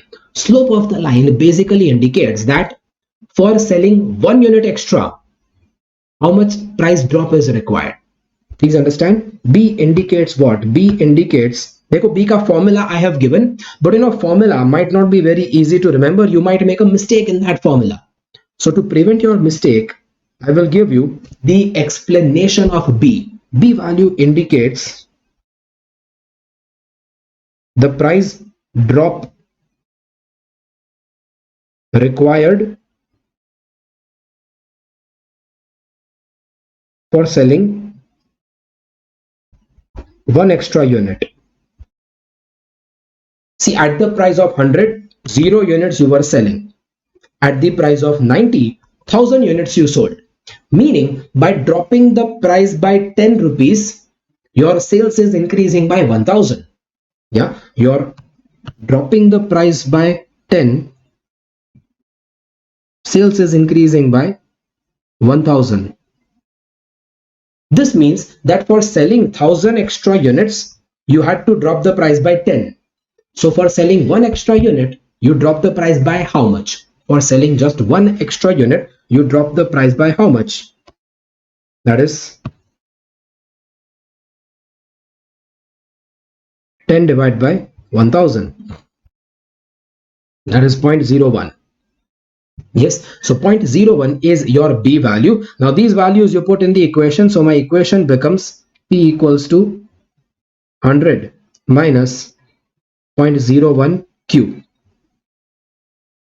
Now this is called as my price equation, and this price equation will then be converted into MR. Yeah, now this is my price equation, but my best profit will come when MC equals to MR. Now MC equals to MR, I have given you some derivation for MR using differentiation and all, but I am not gonna explain that derivation.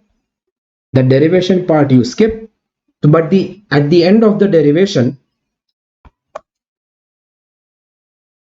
directly come to the end of the derivation. At the end of derivation, you get the formula of marginal revenue derived, which comes to A minus BQ. So if marginal revenue is A minus BQ, meaning marginal revenue in my case is 100 minus 2BQ, that is 2 into 0.1 into Q. Now this becomes my formula for marginal revenue, A minus 2BQ, and when MC is supposed to be equal to variable cost. Marginal cost means your variable cost. Let's say my variable cost per unit is 30 rupees. Let's say my variable cost per unit is 30 rupees. So MC is 30 and marginal revenue is 100 minus 2 into 0.1 Q. So now you take MC equals to MR, because MC equals to MR is the position at which you have the best profit. So you take MC equals to MR, you take this equal to this and find the value of Q. You solve that and find the value of Q. This Q will indicate the equilibrium quantity, meaning this is the best quantity to sell. And in order to sell this best quantity, what should be the price? Well, you put that Q value in this price equation, will give you the best price. You also understand that in the graph format here, this line here is my price line. Notice this line here is my price line. It is the line for this equation. The line inside is my line for marginal revenue. That is the line for this equation. Marginal cost will be a line like this. Marginal cost will be a line like this. And the point where MC equals to MR, this point over here, this is the point where marginal cost crosses marginal revenue. Then this point is your equilibrium. So at this point, the quantity that you get is called equilibrium quantity. And for that point, the price that you get, okay, there is a mistake in my diagram here. Yeah, there is a mistake in the diagram. I'll just make a small correction. Cancel this line here. The price at this point you will get from the price line. The price line is this. That becomes your equilibrium price, the best selling price. Yeah, so this was under graph method, and the same thing under calculation method goes like this. Using that equilibrium quantity, you put that in the price equation, will give you the best price, that is the best possible price at which the profit is maximum. Tell me, do you remember this working? Come on, say yes. In fact, I already created one example to solve the entire example over here. See, this was the only practical portion in the chapter.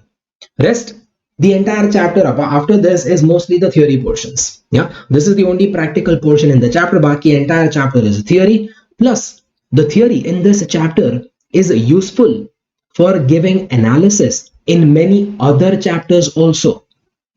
You have also noticed that the theory of this chapter is very useful in answering theory and answering a case studies in chapter 2, 3 and 4, especially chapter 4. Yeah, chapter 4 theory like life cycle costing requires many concepts from pricing.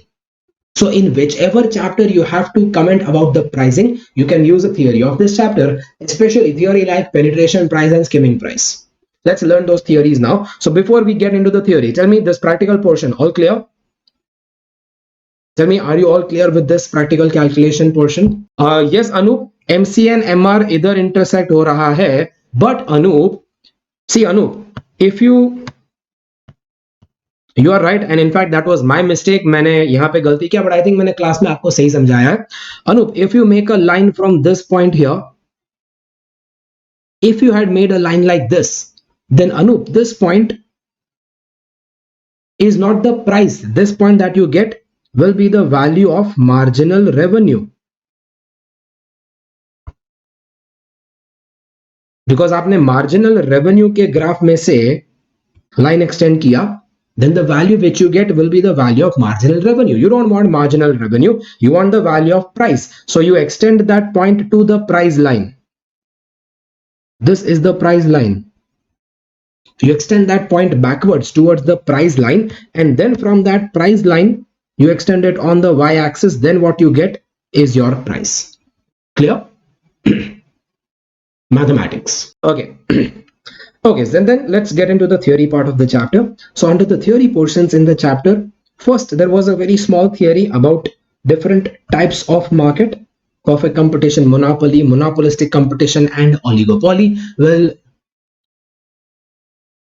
Well, that I'm not revising because that you have been doing since your CPT and foundation days, right? Nothing new over there. Perfect competition and monopoly, you should just know the features and characteristics of all, right? And for oligopoly, we had some special characteristics also written. I hope you remember. Certain specialities of oligopoly, let me tell you.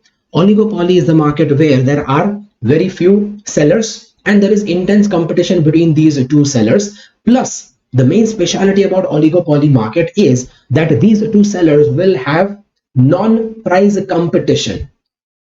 They will not compete with each other by cutting each other's price. Yeah, so pricing decision does not matter much in oligopoly because I will not decide the price as per my cost plus pricing. I will not decide the price as per profit maximization. My price will be decided as per what the competitor is charging. Yeah, telecom sector can be one example for that. Even cold drinks sector, Coca-Cola and Pepsi is an oligopoly, right? Coke and Pepsi, absolutely, that's an oligopoly. So they cannot decide their own price. They have to set the price exactly equivalent to what the competitor is setting. Yeah, so that is why these two companies, they will never compete with each other with respect to cutting each other's price.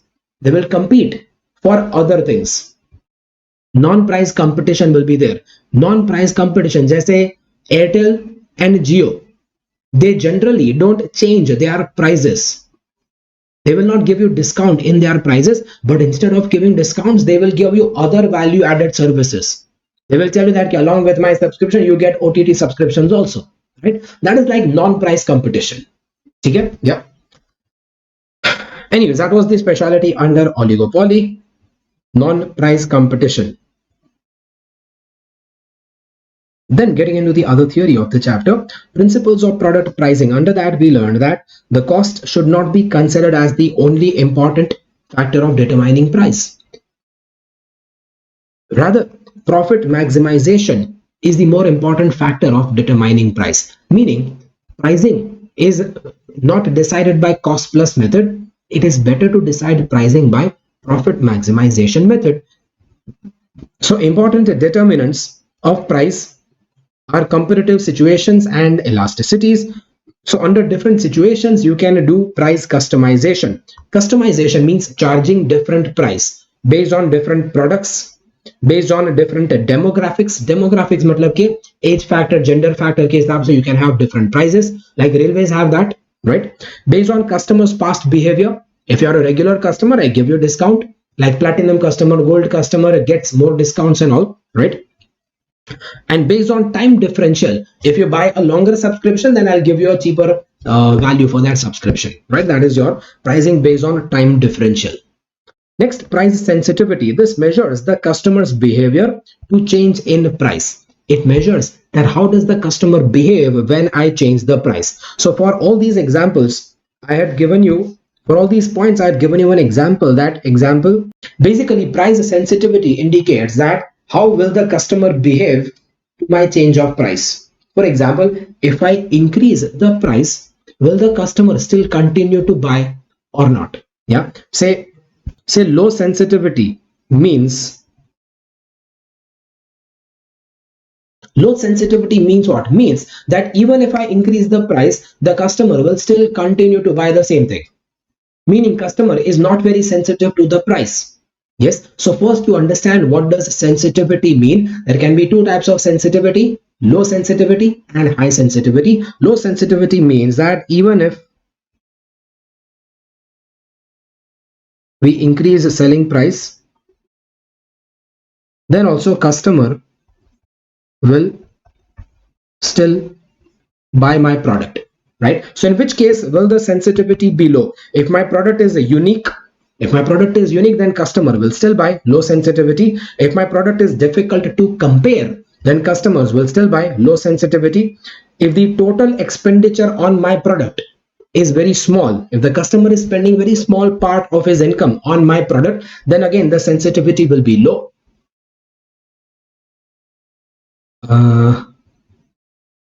Anup, tax rate slab example for what? Were you asking example for price customization? Well, no, because tax rate is not a selling price. So be specific here. Here we are talking about selling price customization. Okay? Not the tax rates ka customization. End benefit effect. If the end benefit of my product is a very small portion of the total end product ka total cost. If my product cost is a very small portion of the end product cost, then again the price sensitivity will be low. Remember, I had given you example over here regarding the tire cost in case of a car versus tire cost in case of an aircraft. Yeah, so in case of a car, tire is a significant part, but in case of an aircraft, tire cost is a very small portion of the end product cost. Low sensitivity. Shared cost effect. If you are sharing the cost with someone, then the sensitivity will be low. Then you will not be sensitive to the price. Sunk investment effect. If you are spending cost because of some sunk investment, you're spending money on petrol because you already have bought a petrol car, then that is your low sensitivity. Kitna bhi petrol price will increase, you will still have to buy petrol. Price quality effect it means that if the perceived quality of the product is very high, then again the customer will be less sensitive to price. He will still buy even at high price. And inventory effect, if the product cannot be stored, then again price sensitivity will be low. Well, for this last point, you think reverse. Think reverse, that if the selling price will decrease, if selling price decrease, then will customer buy excess quantity? No. If the selling price will decrease, will customer buy excess quantity? No, customer will not buy excess quantity. Why? Because it is not storable. Yeah. So all these are the factors which make the sensitivity low. One factor was there which made sensitivity high. Like if customers are aware of substitutes, if you are aware of better substitutes, then the sensitivity will be high, because now if I increase the price, then you will start buying the other product because you are aware of the other substitutes. Yeah. Anup, if you are telling for this, then yes, thoda plus hoga, but zyada plus nahi hoga. That's why I say sensitivity is low. I didn't say that it is zero sensitivity. Sensitivity hai, but kam hai. Okay, right? That is your price sensitivity, one theory. Next theory is about different types of pricing methods. Cost-based pricing method means your pricing is decided as cost plus profit. Yeah, so your price is decided as cost plus profit. However, in this case, overheads allocation is arbitrary, not precise, because overheads are allocated based on absorption rate. So in that case, it might be taken as price equal to variable cost plus markup. So this is like deciding price as per marginal costing method, and this is deciding price as per absorption costing method. Now we know both the methods, right? Under absorption costing method, your fixed cost is added to the product cost, and then you add profit to decide a price. But selling price might also be decided by marginal costing method, where pricing is decided as variable cost plus markup. Of course, now the markup will include fixed cost as well as profit. So to that extent, you will increase the markup. Yeah. So instead of adding fixed cost to the product cost, you simply increase your profit markup to get more profit. And from that profit, you will then pay the fixed cost. Yep. This markup or profit might also be based on desired return on investment. ROI percentage also can be there. Anyways, we have done this in the practical questions a lot, right? Next, competition-based pricing. Competition-based pricing, meaning my selling price is decided based on what the competitor will charge. Yeah. So pricing is based on what competitors are pricing. Hence, even if my cost changes, even if my demand changes, still I will not change my price unless the competitor will change his price. This means that my pricing policy is purely based on what competitor will charge. So I don't care what cost am I incurring. I don't care whether my cost is increasing or decreasing. I don't care whether my demand is increasing or decreasing. My pricing is purely based on what the competitor is charging. Now you see, this is completely different method than the two methods that we learned here. Please understand, both these methods are actually deciding price based on your internal factors. You decide price based on the cost which you incur. You decide price based on the demand which you are getting. But competition based says that you don't decide price based on the cost which you incur. No, don't decide price based on your demand also. Rather, you determine price based on what the competitor is charging. So simple as that. मेरे को ज्यादा दिमाग लगाना ही नहीं. I don't want to use my brains at all. I don't want to use absolutely my brains at all. I just want to decide the price exactly what the competitor is charging. So simple. That is your competition based pricing. Under that, you have going rate pricing, meaning you keep the price as equal to the going market price. This is applicable when there is high competition, homogeneous product, and difficult to measure cost. Meaning this is applicable when you are in perfect competition. Yeah, high competition means when your business is in a perfect competition environment. Also, homogeneous product means there is perfect competition. So in that case, there is no pricing decision to make. You focus only on cost control. You don't have to decide price. You keep the price equal to the market price, right? Sealed bid pricing is when you are applying for some government contracts. You're bidding for some government contracts. Yeah. Difficult to measure cost ka example. Well, Anup, example, difficult to measure cost. Imagine how would an academy measure the cost? Because there are so many verticals and so many aspects to their cost, it might be difficult for them to measure the cost, right? Yeah, see, an academy can measure the cost of the educators that they hire, but they cannot predict that how many students will they get. So how will they predict the cost per person or cost per student? Yeah, see, when they say that cost is difficult to measure, mostly cost is easy to measure, but cost per unit is difficult to estimate. If the per unit cost is difficult to estimate, then also you can follow this method. You can simply charge the price that the competitor is charging. Like for example, Anup, if you are gonna start a new business, if you are venturing into a new business, then you don't have any experience of that business, then what will you charge? You will charge the price equal to what the competitor is charging, going rate price, probably a little less than that, right? Sealed bid pricing means you keep your price based on the expectation of what competitor will price. Why? Because this is the pricing where you are applying for a government contract. The government will award the contract to that company who has the lowest bid. So I will decide, I will give a quotation based on the expectation that what quotation you will give, right? So my pricing is not based on my cost or my demand. My pricing is based on what the competitor will give a quotation. However, in that case also, your price will never be quoted below the marginal cost. You will not quote lesser than the marginal cost. Value-based pricing means pricing based on customers' perception of the value. That is objective value, true economic value, or perceived value. True economic value was a calculation where the pricing is done based on the benefits that a product is intended to deliver to the consumer relative to other products. So I will decide my price relative to the price of other products. I've given you example that iPhone 14 Pro Max, iPhone 14 Pro Max, the top model of the iPhone that was recently launched. They will decide the pricing of iPhone 14 Pro Max based on the pricing of iPhone 14 Pro. Yeah, so the next best product, iPhone 14 Pro, what price they are charging for the Pro plus some extra price they will make the price of Pro Max, right? So your price is decided based on the pricing of the other products. So true economic value is the cost of the next best alternative plus the value of performance differential.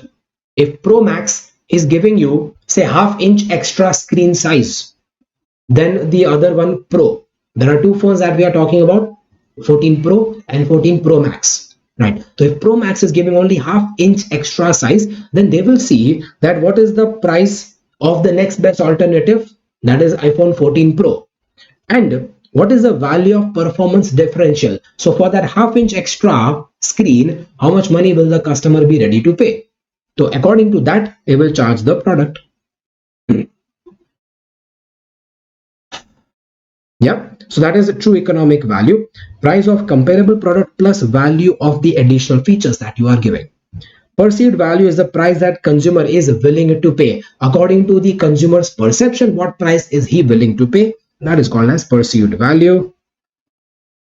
Ultimately, pricing must be such that it creates value for the customer. It should create incentive for the buyer to buy and a seller to sell the product.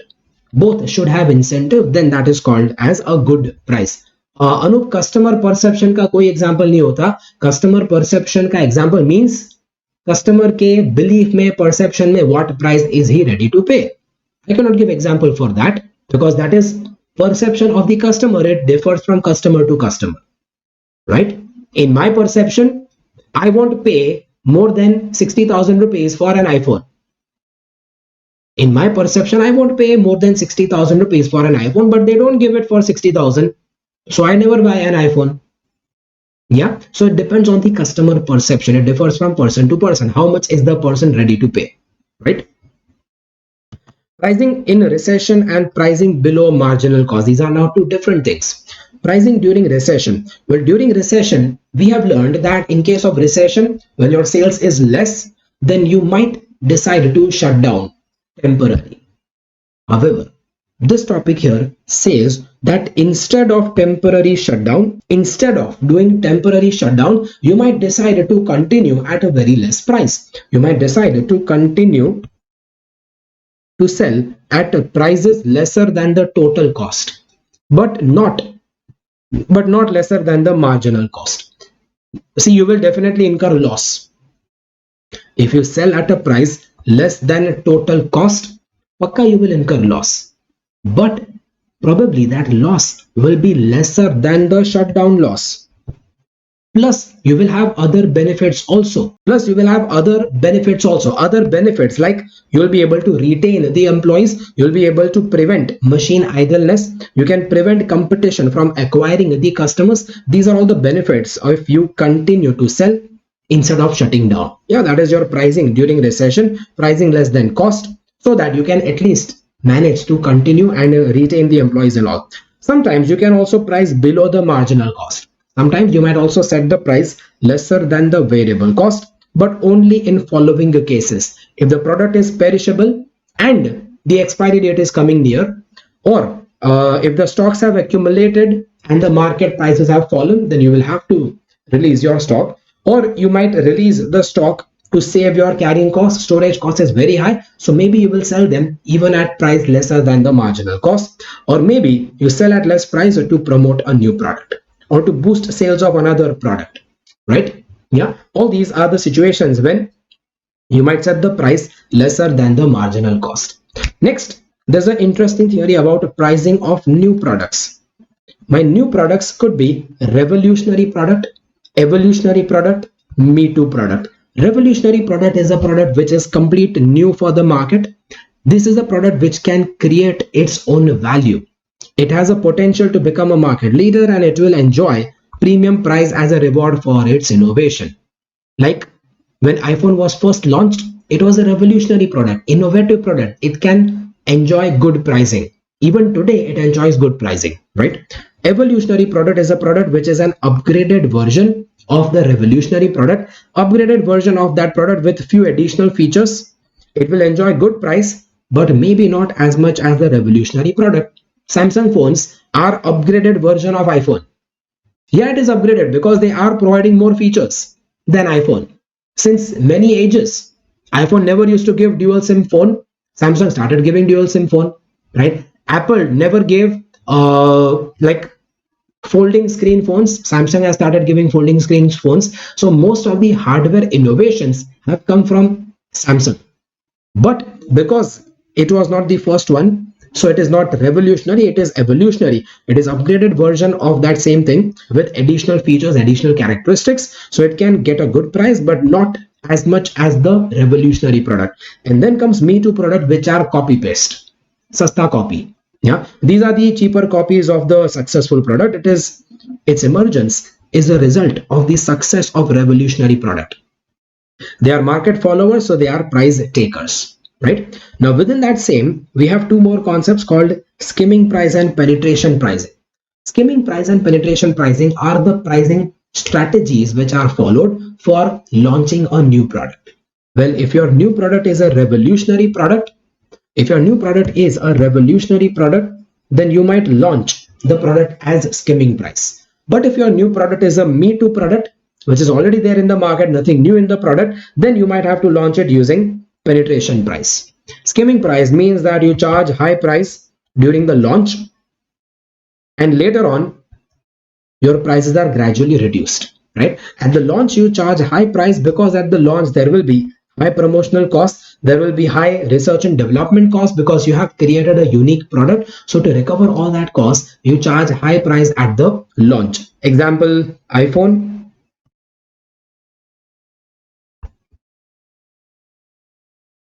For example, movie tickets. Of course, nowadays we can't say that for movie tickets because nowadays most of movies are going flop. Yeah, most of Bollywood movies are going flop. So maybe now they are not charging high price at the time of launch of the movie. But there was a time when you remember that if the movie is a highly anticipated movie, then at the time of launch they will charge you bloody crazy prices. Remember Bahubali? Yeah, they were charging crazy prices at the time of launch of the movie. That is basically skimming price approach, right? The main purpose here is that the cream crowd, you want to take benefit of the cream of the crowd. Cream of the crowd means those people who are most ready to buy. Yeah, so these people who are most ready to buy, they are most ready to spend price, so they are inelastic to price, take maximum advantage of these people, right? In the initial period when the demand is not known, this covers the initial cost of production, and a huge promotion cost is there in the initial period. That also helps you, right? And penetration pricing is a policy of using a low price during the launch of a product for penetrating better into the market, ensuring long-term survival and long-term profitability. See, you are charging low price. Definitely low price will give you low profit. But you are not even looking at the profit of today. You are looking at long-term profit. So this low price strategy will be suitable. It needs an analysis of the scope of the market expansion. Only if there is a scope of expansion, then you go for penetration pricing. When you know that there is no scope of expanding market in future, then why would you sell the product at less price now? Right? Yeah, I will not sell my costing classes at less price now. See, clear example I'm telling you. I will not be selling my costing classes in the next batch at less price now, because I know that there is not going to be any scope of market expansion in future. If this subject goes out from the syllabus, then there will not be any scope of market expansion in future. So pakka I will never sell my next class at a less price. क्यों करूंगा less price पे? Because आगे जाके expansion तो होगा नहीं. Logical? Yes, that's basically my penetration pricing ka requirement, that there has to be scope of market expansion in future. Then only you charge low price now. Yeah. So whenever my next batch will come, okay, it will be at market price. It will not be at a less price. Right? Just an example. The purpose is to popularize the new product and discourage new competitors. Right? That is your penetration pricing. And predatory pricing is an extreme version of penetration pricing. Predatory pricing is an extreme version of penetration pricing, meaning you charge the price at a very low price. Even if you are making a loss, you charge them at a very low price, even making losses, intending to drive competitors out from the market or to create barriers to entry. See, the difference here is that penetration pricing, you charge a low price, while predatory pricing, you charge very low price. The intention is not to penetrate into the market. Intention is not that ki I want to get in. Intention is that ki I want to kill others who are already in. Intention is to kill the competition. That intention is called as predatory pricing. Absolutely what Jio Telecom did. It is adopted when the demand is elastic, okay, when there is substantial savings on large scale production and there is a threat of competition. Acha. Actually, these 3 points which I have given, it applies to both predatory pricing as well as penetration pricing. Consider they are common for both the things, right? Okay, and then at the end of the chapter, you have some other topics, not very important, but let us go through that. Air Deccan giving 1 rupee ticket. Is it? Acha, I didn't know that. For what destination? Air Deccan करके airlines है क्या? It's still there. I don't think Air Deccan is still existing. Deccan Airways था, वो तो काफी सालों पहले बंद हो गया. Initially for promotion. You mean to say like many years ago?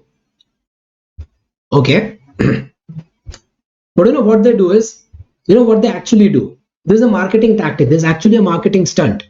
Yeah. Yes, that later merged with Kingfisher. So what do they do? You know, they say that ki air tickets for 1 rupee, air tickets for 1 rupee. They'll do massive marketing campaign saying that ki we are selling air tickets for 1 rupee. But the reality is that out of say 6 into 30, out of 180 seats in the aircraft, out of 180 seats in the aircraft, hardly 10 seats they will give at 1 rupee price. Hardly 10, probably even only 5 seats. And those 5 seats are such pathetic seats that anyways those seats would remain vacant. Aisa seat they will give for 1 rupee each. But marketing stunt, they will say that ki 1 rupee ka seat, 1 rupee ka seat. So more people will come and at least inquire. And when you actually inquire, they say, oh, sorry sir, 1 rupee to khali ho gaya. Now we have 500, 200 or 2000, 3000 rupees ka seat. Yeah, that happens. But at least because of their marketing tactic, you came to inquire. That's the success for them, right? Price adjustment policies. The price might be adjusted because of distributor discounts. Adjustment means you give the product to the distributor at a lesser price.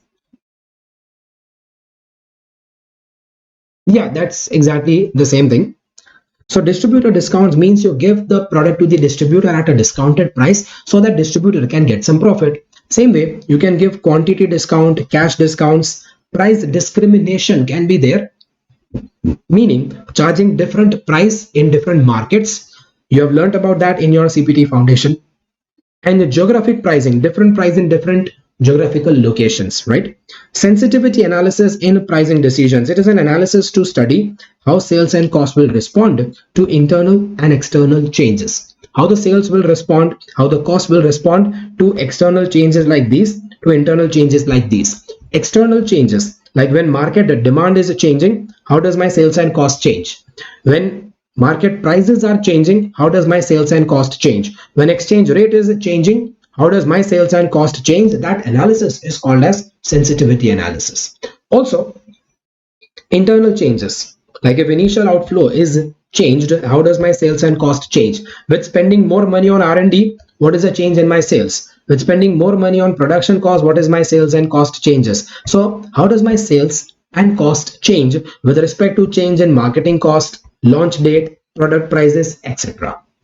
Right, these all types of analysis is called as sensitivity analysis. This you have only theory, no practicals. In fact, practicals of that you might have done in SFM subject. Yes. And lastly, pricing of services. In case of services, what all issues can come while deciding the price? Well, each service transaction is likely to have distinct pricing structure. See, here we are talking about customized services, like the services offered by a chartered accountant. Yeah. Now, the services offered by a chartered accountant will have different pricing structure for every customer because the service that we give to every customer is a unique service for every customer, right? If the customer also participates in the service providing, then the pricing must also accommodate the intangible cost that the customer might have to bear with. So to that extent, I will charge lesser price from the customer if he is also giving efforts. In certain services, the prices are government regulated, like certain statutory services like water distribution, electricity distribution and all.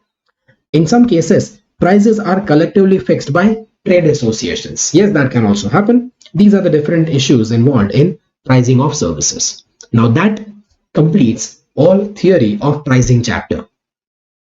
Lastly, let me also cover some notes for the practical questions. Well, practical questions, I told you at the beginning that your practical questions might be about determining the selling price when profit is given. Profit might be given when step 1, you assume selling price as X and find profit using this X. Step 2, you calculate the profit required in terms of X and then equate step 1 and step 2, find X, that is the selling price. This is what we did in my initial few questions of the class, right? In some question you had seen the word called list selling price. List selling price means MRP, meaning the price before giving any discount. If discount is offered on this list price, then treat that discount just like a cost as per the above method. You treat the discount like S&D cost. We had done that, I think, in question number 2 during our class. If profit required is not given, then you follow profit maximization model, which we did earlier, trial method or equation method. If new offer is obtained for one of the joint products, you remember there was one question about joint products also.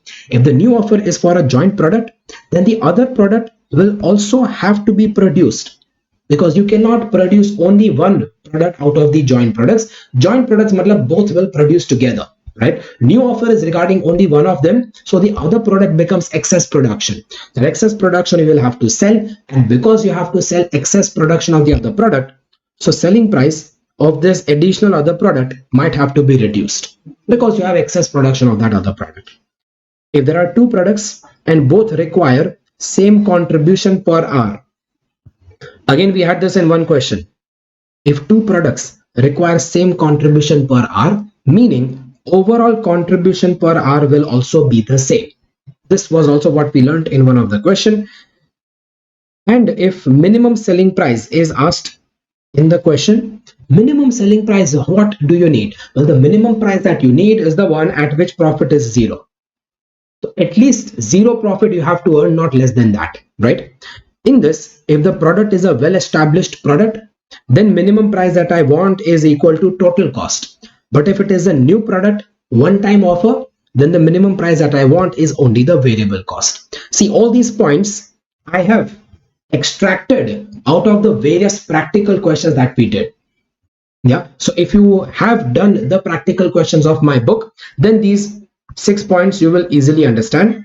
If not, then please check out the practical questions first, then you will understand these summary points. So this summarizes most of practical questions we did in the chapter, right? One more practical question I have given you here, which is for practicing the profit maximization model. This is for practicing the equation method which I gave you earlier. Well, I already explained that equation method to you. One question I have given you here for your self-practice. We've already done that in class, but I'm including this in the summary notes because this question is important for your last day revision. Well, that completes my pricing decision revision. Done? Yes, so that completes the revision of this chapter from my side. Tomorrow we'll be again going for another chapter, new chapter, that is transfer pricing chapter. Yeah, that's all for me. That's all from me today. Thank you very much. See you tomorrow. Good evening and good night.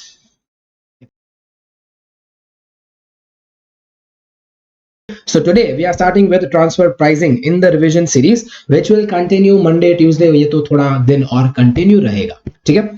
Okay, so chapter 7 आज हम start करें, that is transfer pricing. Now, what is this chapter about? First of all, याद करो ये chapter. What was this about? एक बार मैंने आपको पहले बोला था that transfer pricing in costing is different than transfer pricing in your DT subject. Yeah, DT में भी transfer pricing है, अब तो आपको पता होगा, but that is not related to transfer pricing in costing. Costing का ये chapter transfer pricing, what is the purpose of this chapter? मेरे ये चैप्टर का पर्पस क्या है?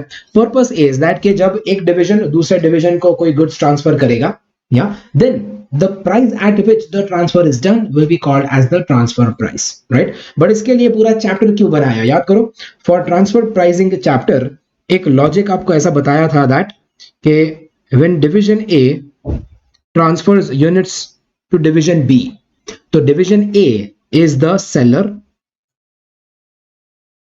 and division B is the buyer, and the price at which this transfer is done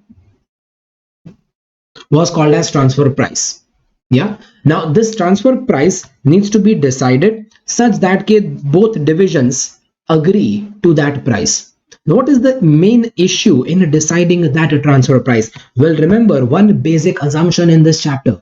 One basic assumption in this chapter is that both these division manager salary is based on the division profit. Now, because their salaries are based on the division profit, that is why seller division will always want TP as high as possible and buyer division will want a TP as low as possible. So you being the general manager of the company, you have to decide the TP such that the TP will be equally acceptable to both the divisions. You have to decide the TP which will maximize not the profit of division A. No, it will not maximize the profit of division B, but the TP that you decide should maximize the profit of the company, right? So you have to decide the TP which will maximize profit of the company and it is acceptable to both the divisions. Okay? Yeah. But normally your TP decision does not affect the overall profit of the company as a whole. Why not? Because if A will charge more price, then for division A it is more sales, more profit, but for division B it is more cost and less profit. So because of more price here, your overall profit of the company does not get affected. Overall profit will be affected by only external prices and external costs. Transfer price is internal matter that does not affect the overall profit of the company generally. But however, We are also learned in class that in certain cases, the TP decision will affect the overall profit of the company. When will it affect? It will affect the overall profit if the demand is based on price, if the demand is fluctuating. Yeah, if the demand is fluctuating, so kya hota? When the demand was fluctuating, then we learned that if the demand is fluctuating and if division A charges more TP, if the division A charges more transfer price, so more sales for division A, more profit for division A, but that more sales will eventually become more cost for division B. And due to more cost, if division B will charge more selling price, because of more cost, division B might decide to charge more selling price. And when they will charge more selling price, then the demand will decrease, and this decrease in demand will affect not just division B. Decrease in demand will affect the entire company, because this will decrease the demand of your, this will decrease the demand of your final product. So final product demand will decrease, it will affect the entire company as a whole. Do you remember that? Yeah. So whatever practical questions we did in this chapter, all my practical questions were split in two categories. Certain questions in this chapter were of this type, where TP decision does not affect the profit, while certain questions in this chapter were of the second type, where my TP decision will affect the company profit because the demand is fluctuating based on price, right? That is when demand schedule is given, or in simple words, demand is fluctuating. Yeah. Okay, then we learned about various different methods of deciding TP. Well, these were all the theory methods. Market-based TP, where the transfer price is equal to market price. This is used when division A is at full capacity. Cost-based TP, where transfer price is equal to cost, either VC or total cost. This is used when profit is centralized, meaning division A does not want any profit because division A salary is not based on his profit, because profit is not calculated division wise, profit is calculated centralized only. If the profit is not calculated division wise, then the division is not interested to show any extra profit for them, right? Or the method could be cost plus markup, where the transfer price will be cost plus some fixed percentage of profit, or it could be standard cost TP, where transfer price is equal to standard cost. What is the benefit of this method? The benefit of this method is that this will motivate division A to do some cost control. See, if my transfer price is decided as cost plus profit, so whatever cost division A will incur, he will add profit on that and will recover that from division B. So he is anyways adding profit on whatever cost he incurs. So he is never motivated to do cost control. However, if the transfer is done at a standard cost only, so division A will automatically be motivated to keep his actual cost within that standard cost, right? So that will be encouraging division A to do at least some kind of cost control. But the better method that we learned in most of practical questions was the negotiated transfer price. Under this method, your transfer price will be decided as a range between minimum and maximum. Yeah, you decide the transfer price as in terms of a range between minimum TP and maximum TP. Yeah, you decide your TP as a range between minimum TP and maximum TP, wherein I gave you certain rules regarding how to identify minimum TP and maximum TP. Let us revise that in a detail, because you remember this is what you have used in almost every question of transfer pricing. Yeah, so let us give more time to this. Minimum TP is the minimum price below which the seller division is not ready to sell. Who is the seller division? That is division A. Yeah, so it is a minimum price below which division A is not ready to sell. Well, I've given you various examples to understand these rules, but let us right now just recap those rules without those detailed examples. So minimum price that the seller division wants will be equal to variable cost of transfer. Why? Because see, just because he does the transfer, does he specifically incur any fixed cost because of the transfer? No. Fixed cost is assumed to be common cost of the company. So whether division A does transfer, or whether division A does external sale, or even if division A will shut down, still fixed cost is not going to change. Yeah. So the minimum price that A will want to do the transfer is the relevant cost. Relevant cost is only variable cost of doing that transfer. Variable cost of the transfer meaning excluding variable S&D which is not incurred on the transfer, plus contribution lost if applicable. Contribution lost. Why would division A lose contribution? Well, division A will lose contribution if that seller was already working at full capacity. Like if the full capacity of A was already used in doing external sale, and you are asking him to reduce external sale in order to do this transfer, so he will have to reduce his external sale to do transfer. He will lose contribution on that external sale. Whatever contribution he loses on the external sale, he will want to recover that from the transfer, right? So variable cost of transfer plus contribution lost because of that transfer. This indicates the minimum price which the seller wants so that he can recover the cost he incurred on the transfer, and also he can recover whatever contribution he lost because of the transfer done internally. You see, this sentence written over here is used for the analysis. You remember what I told you in chapter 5? Like for every calculation which you show, you have to write analysis also. The same way over here also, for every such calculation which you do, you must give the analysis also. You must give the analysis. These sentences are the ones which you use in the analysis part. Acha, let me also tell you that this revision series of this chapter, for revision of this chapter transfer pricing, gonna cover all the theory, all the calculation concepts, plus I will also cover 3 important questions. First, today I will cover most of the theory of this transfer pricing, and we will also later cover 3 important practical questions about transfer pricing. Okay? Because these 3 questions because see, in this chapter there is less of calculation, there is more of analysis. And analysis I can revise if I can revise some questions about analysis, right? So I'll show you some questions where we will learn about that analysis also. Also, we will learn about some calculations there. Anyways, this is about your minimum TP. Maximum TP is decided by the buyer division. So this is the maximum price above which the buyer is not ready to pay. Buyer is like your division B, is not ready to pay. Why he is not ready to pay beyond this price? Because he is getting the material at this price from the market.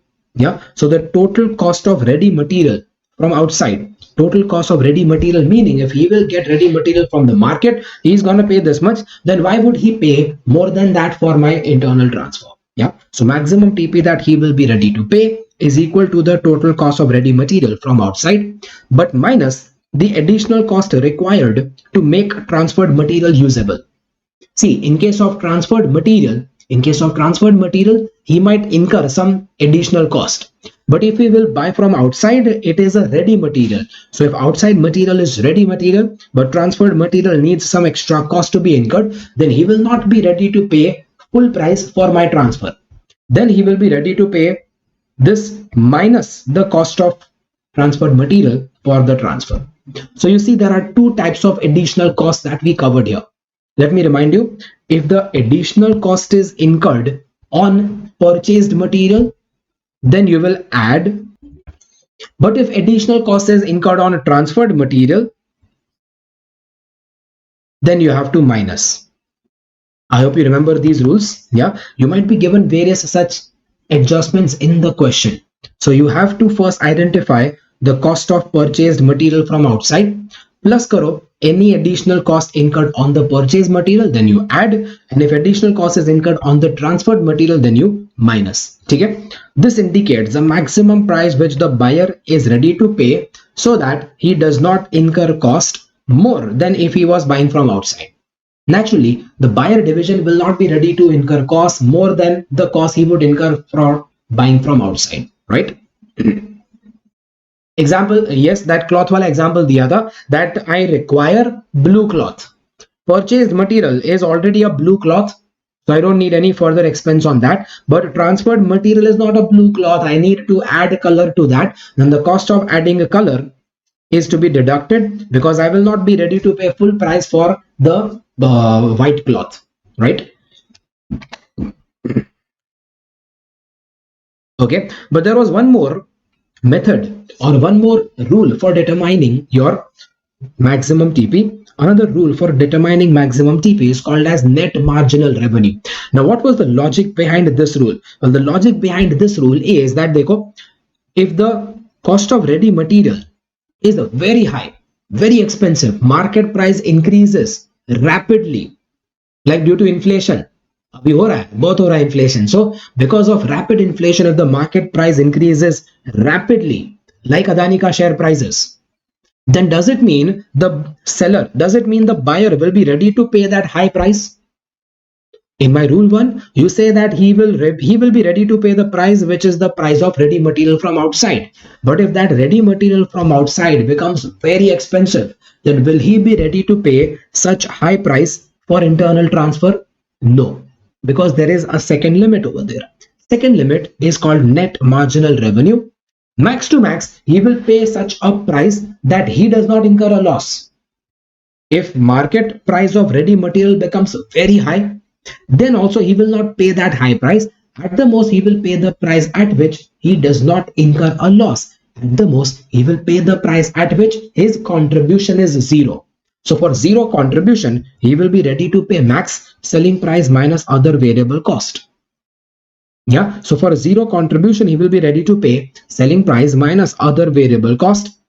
That is called as net marginal revenue. This indicates the maximum price that the buyer is ready to pay so that he does not incur a loss on selling the final product. That is maximum price that he will pay for zero contribution on the sale of final product. Yeah, Anup, instead of considering zero profit, we decided the formula based on having zero contribution because fixed cost is not relevant, right? Yeah.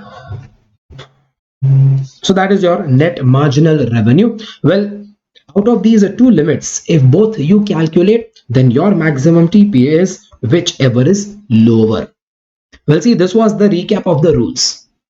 If you need more details, then I need you to watch my regular class. If anybody has a trouble in this, then please do watch the regular class, at least the first class of this transfer pricing you can watch, because in that I have explained in detail the rules regarding minimum and maximum TP. That is actually the basic requirement for the entire chapter, right?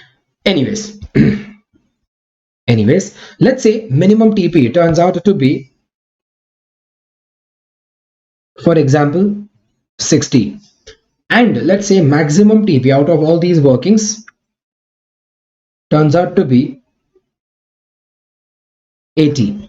This means that my seller division wants minimum 60 rupees, buyer division is ready to pay max 80 rupees. Now in that case, it means that minimum TP is less than maximum. If minimum is less than maximum, then yes, transfer should be done. That was my conclusion. Yeah, if minimum is less than maximum, then yes, transfer should be done. And also, the net benefit of doing this transfer, is equal to the difference between that minimum 60 and maximum 80. Yes, so when minimum is less than maximum, then yes, transfer must be done, and the net benefit of doing transfer is 80 minus 60, that is 20. Yes, now this was also very useful in most of questions of this chapter that we did. I hope you remember that. Anyway, so we had most of the questions were like this, that if minimum TP is less than maximum, then for the best interest of the company, the transfer must be done. But if the TP is already given in the question, and that given TP is not in this range of 60 to 80, is not in the range between minimum to maximum, then the divisions would not agree to do the transfer, as it will affect their divisional performance severely. This is when there will be a conflict of goal congruence between division decision and company decision. So what kind of conflict are we talking about? The conflict of goal congruence means that the division decision and company decisions will turn out to be different. Yeah, division wants something else and company wants something else. That is called as difference in their opinion, right? Division says that we don't want to do transfer. Company says that you should do the transfer. This is called as conflict. Mainly, why is this conflict happening? Well, this conflict will happen if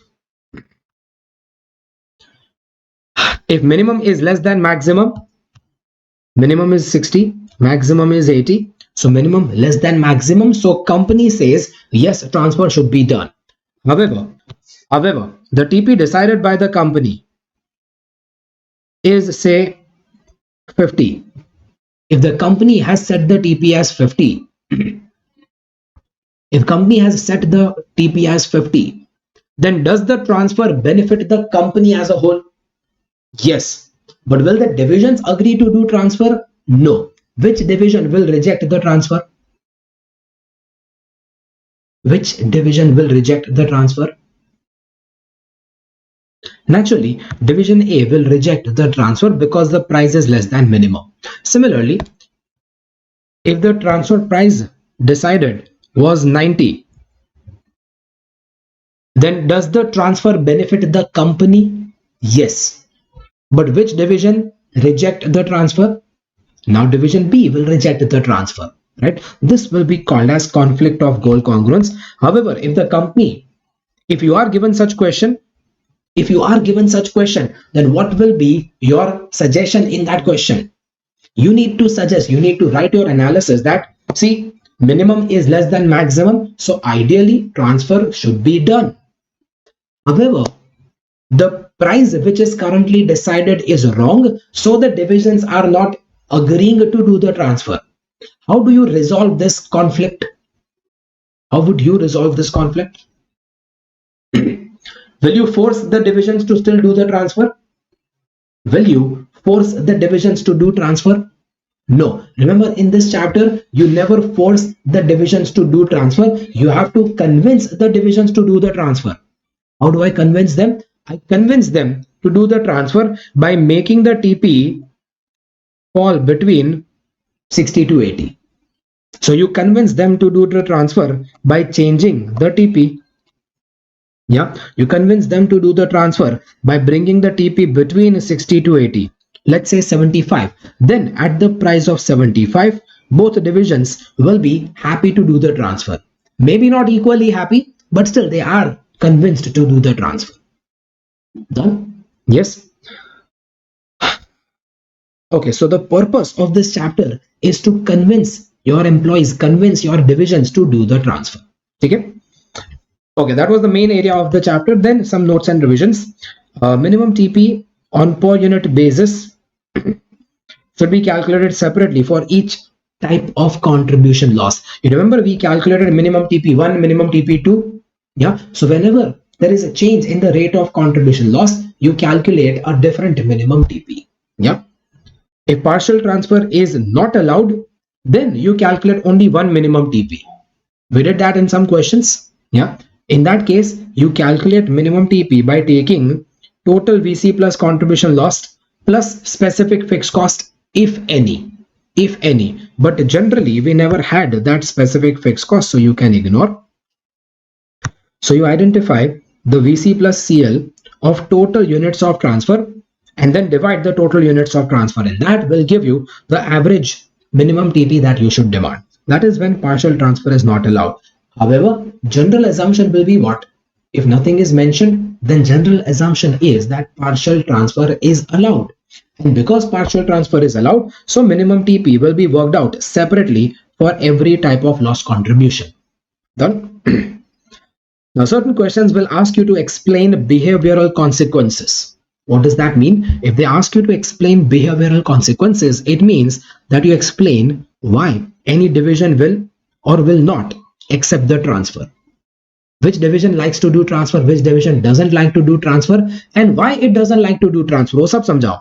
Everything you have to explain. Explain the effect of transfer on the divisional profit or the divisional ROI, and compare with divisional profit when no transfer is done. See, if you are suggesting, if you say that division B is rejecting the transfer, then you have to explain that why does division B reject the transfer. Yeah, you need to explain that why does division B reject the transfer. Like for example, you can explain that division B will reject the transfer because In case of transfer, his ROI is decreasing. In case of transfer, his profit is decreasing because when no transfer was done, he was getting a better profit. With transfer, he is getting lesser profit or lesser ROI. You have to show that calculation and explain that with calculation, right? That is called as explaining a behavioral consequence. One question like that I'm going to discuss later on in this revision, right? The net benefit of transfer to the company as a whole is always equal to the difference of maximum and minimum TP. We just saw that. And during my regular class, if you remember, I had also proved that to you. Yes, uska proof bhi dikhaya tha. Anyways, if the divisions do not agree to do transfer in spite of minimum less than maximum, then to resolve this conflict, you can suggest methods like dual rate transfer pricing or two-part transfer pricing method. Dual rate transfer pricing means that both divisions will be asked to record transfer at a different price. This was the method where I was tired of convincing the divisions. They were not coming to a consensus. So I finally tell them that ki chalo jo karna hai wo karo. You do whatever you want to do. So division A will record the transfer at minimum TP, like say variable cost, or say market price. Division A will record the transfer at the market price, and division B will record the transfer at a lesser price, say variable cost, right? So both the divisions will record transfer at a different price. Now because of that, your company profit will not match with the division profits. Yeah, so obviously it will be difficult to maintain records in that case, and that's the reason Vinayak, what is done is that division A will record, let's say division A will record the sale at rupees 100.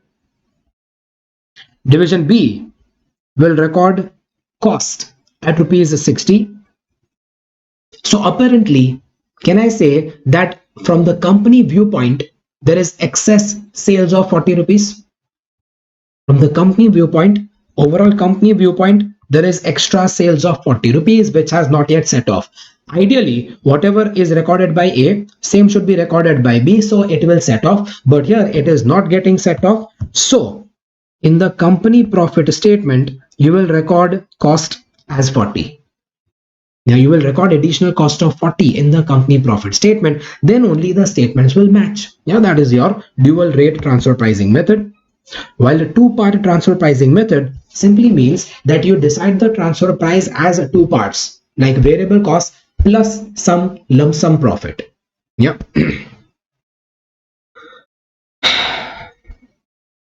Sixth, if the seller division has multiple products and there is a key factor, then for transfer, contribution lost may be of a product other than the product which is transferred. Yeah, maybe of a product other than the product which is transferred. Like say, yes, thank you, Payal. Like say, like say if the division A is having 4 products A, B, C, D, all 4 products are done external sale. But out of that, product D is demanded for transfer. But if product D is demanded for transfer, does it mean you will decrease external sale of D only? No, you might not decrease external sale of D. Rather, you will decrease external sale of any other product which is last ranking product. Because when you have 4 products being sold in the market, then when you have to transfer one of the product, then it's not necessary that you sacrifice same product in the market. You sacrifice whatever is your last ranking product. And that is where I say, that is where this sentence makes sense. Now you read that line. Then for transfer, contribution lost may be of a product other than the product which is getting transferred. What is getting transferred is D, but contribution that you lose is from A. Possible? Yes, possible. We did that in our class. So contribution will be lost of the product which is the last ranking product. For that matter, you will have to do ranking and allotment of the all products of division A first. Anyway, so number 7, for fixing a transfer price, the best method is called shared profit method. What is this? This is the method where the transfer price will be decided such that it is equally acceptable to both of the divisions.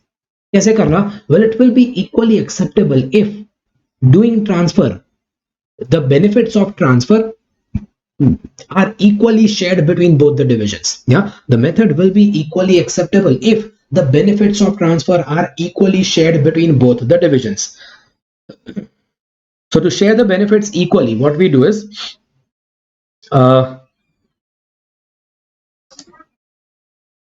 the steps of that method I have not given you here. Let me remind you the steps. Step 1, you determine maximum profit of the company. Yes, with the transfer, max to max, what profit can the company earn? So you determine maximum profit of the company with the transfer. Then step 2, you share this maximum profit among both the divisions. Yeah, you distribute the maximum profit among all the divisions. And then step 3, you do reverse calculation under each division to determine the transfer value. Yeah, now that was your basic method here, but in that method, step 2 is to share the maximum profit among all the divisions. Now, in what ratio can you share that profit? Well, the best way to share that profit will be to share the profit in the ratio of division profit when no transfer was done. Anup, ratio of cost is not the best ratio. Best ratio is to split that in the ratio of the profit when no transfer was done. Because see, when no transfer was done, A was earning some profit, B was earning some profit. Now I am forcing both of them to do the transfer. Well, if I am asking them both to do the transfer, then they will both expect increase in profit of the same proportion, right? So your extra profit shall be distributed between them in the same ratio as their original profit before the transfer. So the first priority is to split that in the ratio of profit when no transfer was done. Or otherwise, second priority, you split that in the ratio of cost incurred in each division.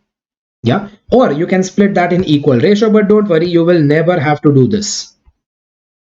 So two basic priorities only. Either the ratio method will split the profit in a ratio of the profit when no transfer done, or you split that in the ratio of cost. Yes, and then you, after splitting that profit, you do reverse calculation to find the transfer value. We did that in many practical questions. General format of profit statement goes like this: division A, division B, and company as a whole. And your profit statement is mostly like this. You start from sales, which can be external sales or transfer sales, minus variable cost of transferred material, minus purchase material, other variable costs, and variable selling overheads gives you contribution, minus fixed cost, which is mostly, say, common FC of the company, will give you common profit of the company.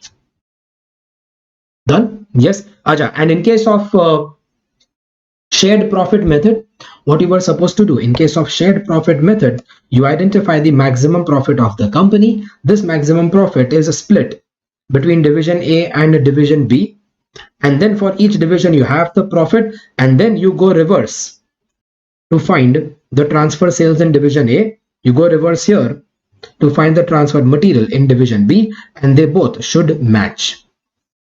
This was your shared profit method. Done? Yeah, so see, this covers the major theory of the chapter, transfer pricing. Give you a minute, let me know if you have any questions. Just giving you recap of some rules, and today we are going to practice some questions under transfer pricing, right? So first, let me give you a small recap of the rules that we had done. Minimum TP, maximum TP are the rules that are mostly used throughout the chapter. Minimum TP is decided by the seller division, and the seller will determine minimum TP based on variable cost of transfer excluding variable S&D, which are not incurred on the transfer, plus contribution lost because of the transfer. So because of internal transfer, if your division A is sacrificing external sale, then it will lose contribution on external sale, and whatever contribution it loses on external sale, at least that much contribution he will need from the transfer, right? So the minimum TP he wants is variable cost of transfer plus that contribution lost, while maximum TP is decided by the buyer division, like say division B, and division B will decide that maximum TP based on two limits. Number one is the cost of ready material from outside, but you notice I have written the word here, total cost. Total cost. Why total? The word total I have added here because any additional cost incurred on purchased material, it should be added. So the word total is basically indicating that you need to add any additional cost on purchase material. But if you are also incurring additional cost on transferred material, then that should be minus. Why? Because if the transferred material require additional cost, then would you pay same price for the transferred material? No. Then for transferred material, the transfer price that you pay will be to that extent lesser price. Yeah. So total cost of ready material minus additional cost on transferred material is the maximum TP that you will pay as per rule 1. But method 2, rule 2 is also there, which is net marginal revenue. See, what is the purpose of that second rule? Yaad karo. Purpose of the second rule is that first rule is based on cost of ready material. But if that ready material cost is really very high, then does it mean you will be ready to pay high price for internal transfer also? No. If this cost of ready material is very, very high, then for internal transfer, you will be ready to pay a price which is the net marginal revenue.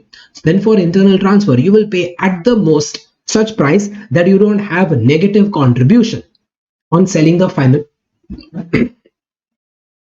negative contribution on selling your final product. Yeah. So net marginal revenue should be selling price minus other variable costs, so that this is the maximum price you pay for the transfer so that you don't incur losses. Do you remember these rules? Yes, the conclusion of these rules also I had given you. In fact, if you remember, during my regular class, I have given you 3 important conclusions. Let me give you conclusions in that way. I had given you 3 different ways of understanding that conclusion. First conclusion is that if minimum TP is less than maximum TP, then basic conclusion is that yes, transfer should be done. Payal, why little? Payal, we revised this already on Saturday. Now you cannot say that you remember little. I expected you to say that you remember everything. Yeah. First conclusion is that if minimum TP is less than maximum, then yes, transfer should be done and transfer price should be between minimum to maximum, right? Second conclusion I had given to you is a second type of question. Second type of question are the types in which minimum TP is less than maximum TP. So you say that yes, transfer should be done and the TP should be between minimum to maximum, but there is a TP already given in the question. Yes, so but TP given is not between minimum to maximum. So what will happen? If the TP which is already decided is not between minimum to maximum, then there will be conflict of goal congruence.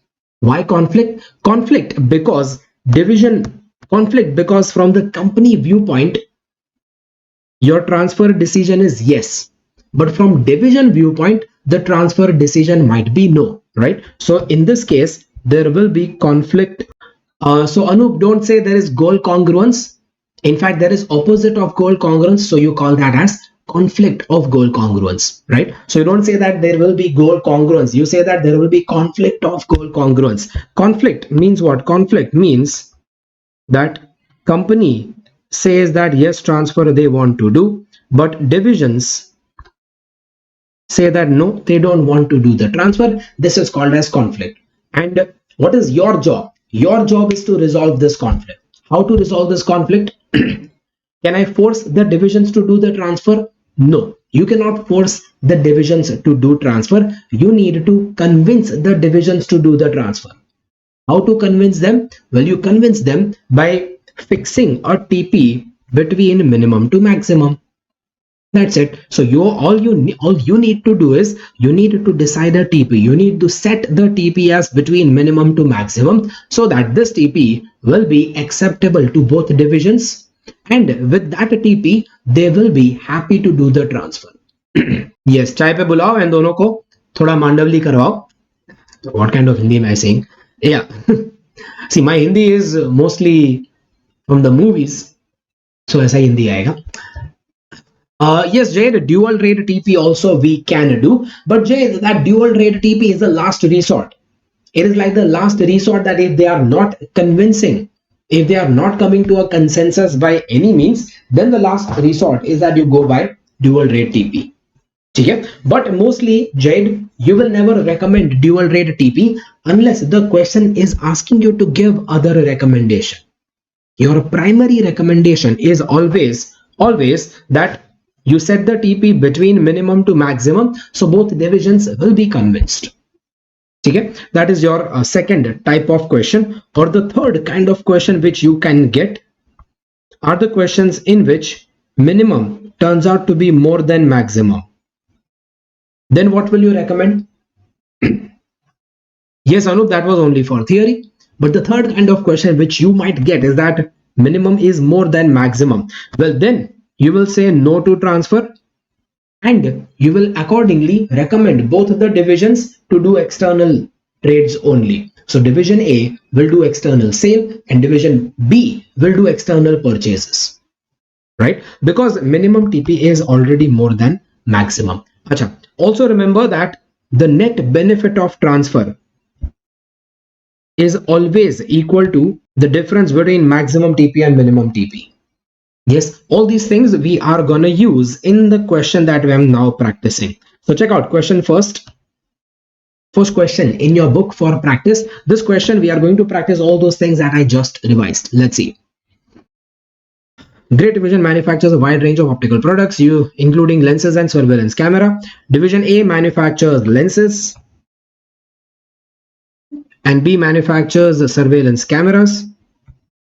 The lenses manufactured by Division A are of standard quality and has a number of applications, blah, blah, blah, blah, blah, blah. These lenses are sold in the open market at 140 per unit, and variable cost of that lens is 110. Total cost is 125. So you are given details about lenses. So I can say these are all details of Division A. Then for Division B, the total production cost of Division B camera is 400. Currently, they are obtaining lens from foreign vendors at 170 each. So what is 170? 170 is the cost of doing external purchase. 170 becomes my cost of doing external purchase. Yes, that can become your maximum TP. But Anu, maximum TP we will work out as per the formula, right? As per the both rules. So the management has proposed to take advantage of in-house production capabilities, and so that procurement costs could reduce. It is proposed that Division B should buy 5,000 lenses each month. So quantity required is 5,000 at 120 per lens. 120 is the transfer price given. 120 is the given transfer price. Okay. Okay, so these are your basic details given. Also, you are given the bifurcation of Division B total production cost. Well, that total production cost of Division B is again given over here, but this time they have given the total production cost. This time they have given the total production cost considering the lens purchase from Division A, meaning this is transferred material, right? But if they used purchased material, then it was costing 170.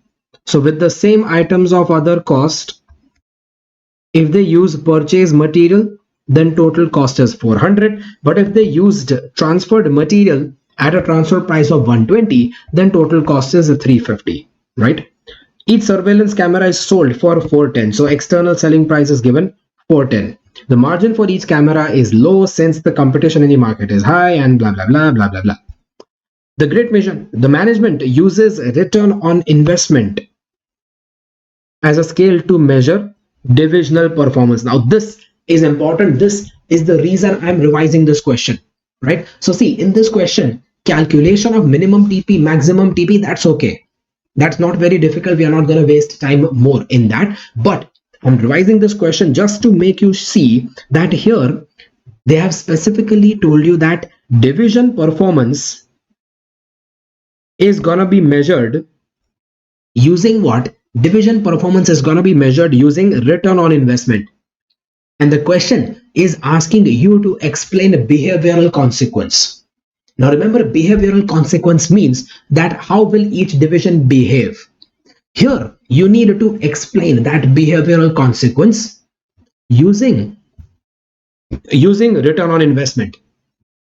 So you will explain that behavioral consequences considering that every division will want to increase his return on investment. So you don't answer as if the division wants to increase his profit. No, you answer as if the division wants to increase what? He wants to increase his return on investment, right? So analyze behavioral consequence of each division when A supplies lenses to B at 120 per lens. First of all, for our clarity, you calculate minimum TP 110 plus contribution lost 140 for division A.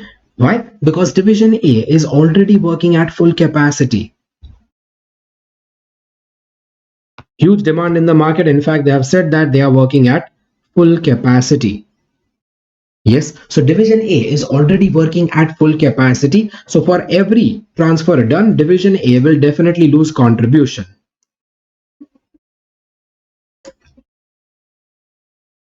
Yeah, so minimum TP will be variable cost plus contribution lost 140 and maximum TP by both methods. Total cost of ready material is 170 and net marginal revenue is selling price minus other variable cost, which is this selling price 410 minus other variable cost 150, 30 and 50 will give you the balancing as the transfer price, that is your maximum TP. So maximum TP according to net marginal revenue is 230. You choose whichever is lower out of these two, so 170. So conclusion, minimum TP is less than maximum, yes, so transfer must be done. And you also see that net benefit of transfer is difference between minimum and maximum TP. Net benefit of transfer is 170 minus 140, that is 30 per unit.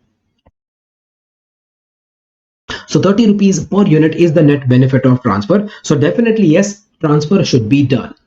However, the TP given is what? But the given TP in this question was, if you notice here, 120 per lens. Yes, so the TP given is 120, which is not in the range of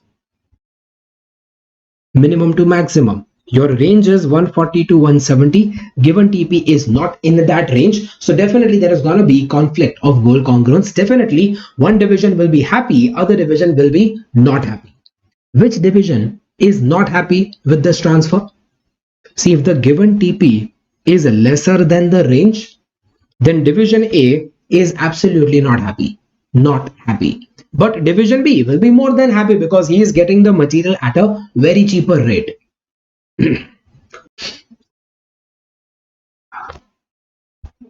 Now it's case of conf of GC. Okay, Anup, I didn't understand that. But anyways, you understand that division A will be unhappy, and division A, you'll have to explain the behavioral consequence of division A. So tell me, why division A is not happy with this? Why division A doesn't agree to this price of 120? Can I say that division A disagrees because this price will decrease his profit? No, you don't say that division A disagree because this price will decrease his profit. No, you say because this price will decrease his ROI. Because the division performance is not measured based on profit, division performance is measured based on return on investment. That is how you redraft your wordings of the answer, right? So you draft the answer wordings stating that division A will be disagreeing because his ROI will decrease. So you calculate ROI without transfer, you calculate ROI with transfer, and then you can say that because of the transfer his ROI is decreasing. Without transfer 12%, with transfer he is getting loss, I think, loss. So definitely he does not agree to do the transfer. Conflict of goal congruence. Okay. So division A would not accept the transfer price. However, division B will be more than happy. Division B, current ROI 2.5%, but after transfer he can get ROI of 17.14%. So division B would be happy to accept the transfer price of 120, right? This is called as your goal congruence. Second question, they're asking analyze if it would be beneficial to the company as a whole to supply lenses to division B. So from company viewpoint, is it beneficial? Yes, definitely. Company viewpoint say it is beneficial. And what is the net benefit? That also you explain. You explain that from the company viewpoint, doing transfer is good. It gives the company net benefit of 30 rupees. Okay? Per unit. For 5,000 units, you can say. Third, do you feel that the divisional manager should accept the transfer in principle? If yes, then calculate the range of TP. Yes, in principle, they should accept the transfer because it is giving net benefit to the company. Yeah, and to convince them, the range of TP should be between 140 to 170. We have already done that, right? Fourth, advise alternate transfer pricing method. Well, this is the one where you advise dual rate transfer pricing or two-part transfer pricing method, right? This is the one where you suggest those methods only for theory. Jade, you will mention those methods, Jade, only if they specifically ask you, like this, right? And fifth one, calculate range of TP if division A has excess capacity and can accommodate internal requirement of 5,000 lenses. Meaning, if division A has excess capacity, so what? Well, if division A has excess capacity, then contribution loss does not come. You calculate again, that you can do. Done. I've given the entire solution with explanations there. Please do give it a look. It will be a good question from the examination viewpoint, right? If external buy price is 135, then any loss to the company as a whole? Well, Anup, if external buy price is 135, then you tell me, if external buy price is 135, minimum TP 140 and maximum TP, this becomes 135. So what will you say? Should the transfer be done? Well, naturally, in this case, your simple suggestion will be that no, transfer should not be done. So it is actually good for the company that transfer should not be done. And if company decision itself says that transfer is not suitable, then there is no problem of conflict, of goal congruence. Why? Because general manager says a transfer should not be done. Division also says that no transfer should not be done. So no conflict was the problem. Transfer will not be done. Clear? Next, one more question for practice. That was an interesting one about capacity expansion. You remember there was a very tricky question about expansion here in this chapter. Let us revise that expansion wala question. Also, XYZ 3 divisions. You are given the variable cost of every division. You are given selling price, existing capacity. You are given external demand. You are given. Achha. And you are given additional fixed cost to install additional capacity. So this is your details given for installing additional capacity, meaning that is the details given for expansion. So you are given the fixed cost of expansion and you are given the units of expansion, like after expansion how much extra units can you get due to expansion, and your question is about whether expansion should be done or not. Yeah, no Anup, this was not a master question. This was you can say a one-off tricky question, right? Your question was about simply to decide whether expansion should be done or not. Now how do you decide whether to do expansion or not? Well, expansion you will decide based on cost and benefits of expansion, right? What is cost of expansion? Well, this is the cost of expansion given, no problem there. But what is benefit of expansion? Well, benefit of expansion is the extra contribution that you get because of expansion. Yeah, so because of expansion you are able to sell extra units. Extra units will fetch you extra contribution. Based on that you decide whether expansion should be done or not, right? Achha. Before that, also see this, that in this company your division X is doing transfer to division Y and X itself is doing transfer to division Z. So the same division X is doing transfer to Y as well as Z. That's mentioned over here, which you can read. Also, you notice that for Y and Z, their existing capacity is 3000, demand is more. So existing, they will be selling 3000 units because their capacity is only 3000. But for division X, their capacity is 6000, demand is 5000. So existing sale in X will be 5000. Balance 1000 is their spare capacity. This 1000 spare capacity they can use for doing transfer to Y and for doing transfer to Z, right? So for that matter, you are given details to calculate maximum TPs and minimum TPs here. First, let me show you that minimum maximum TPs ka calculation. See this, if Y purchase from outside and if Z purchase from outside or from X, so you are given the workings for maximum TP that Y is ready to pay, maximum TP that Z will be ready to pay, right? And using all that, we first work out the minimum TP, maximum TP. Minimum TP by X for transfer from spare capacity is variable cost, and minimum TP by X for transfer by decreasing external sale is VC plus contribution lost 25, right? Currently X is having spare capacity of 1000, so that 1000 units transfer if it wants to do, then minimum TP is 14. But if he decides to do transfer more than 1000, then the minimum TP on additional units will be 25 per unit. This is your minimum TP. Maximum TP that Y will be ready to pay as per market price 24, as per net marginal revenue 35, whichever is lower 24. Similarly, maximum TP that Z can be ready to pay is 25. So conclusion, for transfer out of spare capacity, minimum TP is less than maximum for both Y and Z. But for transfer by decreasing external sale, minimum TP is not less than maximum TP. Dekho, my minimum TP for transfer from external sale is 25. Y is ready to pay max 24. So can I do transfer to Y by decreasing external sale? No, because it will be giving me 1 rupee loss, right? Or can I transfer to Z by sacrificing external sale? Well, it is giving same 25, still you will say no. Why no? Because see, you will do internal transfer if transfer gives some benefit.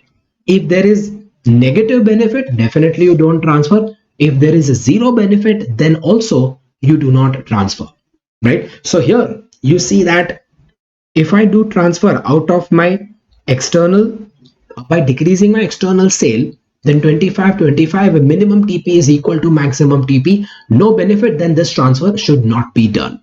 Well, that's the conclusion I have written over here. That for transfer by decreasing external sale, minimum is not less than maximum. So conclusion, my transfer must be done only out of spare capacity of X. Currently, what is the spare capacity of X?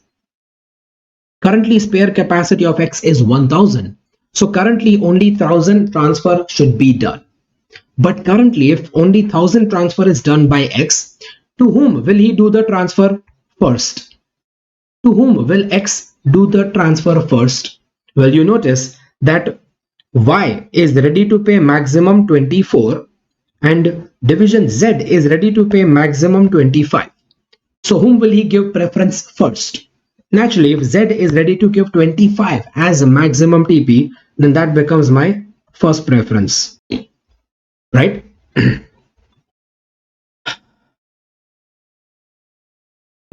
Also, I told you in this question that we will be taking transfer price equal to maximum TP. Why? So that every division has some motivation to do expansion, right? Because see, if division X will do expansion, if you are going to check for expansion in division X, will division X ever do expansion for doing external sale? No, because his external demand is getting satisfied with existing capacity itself. So for external demand, X doesn't need to do expansion. If at all X will do expansion, then it will be purely to do internal transfer. Yeah, so it will do expansion only for transfer benefit, and a transfer will give him a benefit only if the transfer price is taken equal to market price. Only if the transfer price is taken equal to maximum TP, right? So in order to give transfer benefits to X, I'm taking transfer price equal to maximum TP. So the contribution that X will get when he does transfer to Y is 10 rupees. When he does transfer to Z, contribution is 11. So transferring to Z becomes that first preference. We already discussed that, right? And for division Y and division Z, your contribution is same. No matter whether they use transferred material or whether they use purchased material, they are getting same contribution per unit. Yes, Anup? Why did I use maximum TP? Well, Anup, I just told you we used maximum TP so that division X can be given benefits of doing transfer now. If I'm choosing minimum TP to take my decision, then why will division X ever do expansion? Yes, Anup, variable cost plus something भी हो सकता है, but Anup, do remember, ultimately you have to take you have to take expansion decision from the viewpoint of company, right? Yeah, but you want to take your expansion decision such that division decision will be equal to the company decision. Now, Anup, by doing internal transfer, what is benefit to the company? By doing internal transfer, what is benefit to the company? Company benefit is minimum TP minus maximum TP, right? By doing internal transfer,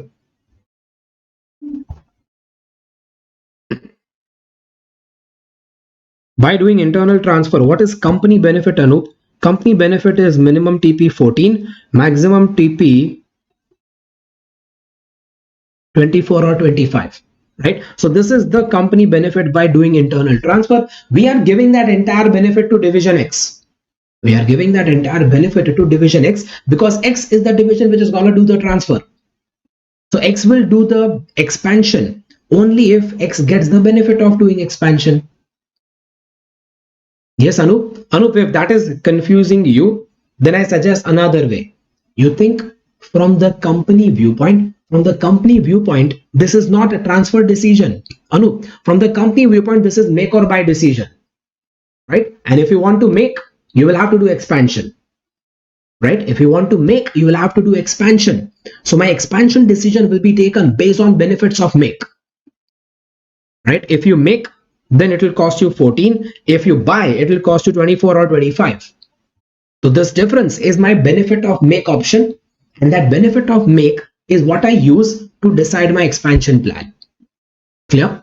Because you're gonna do expansion purely to make that material, right?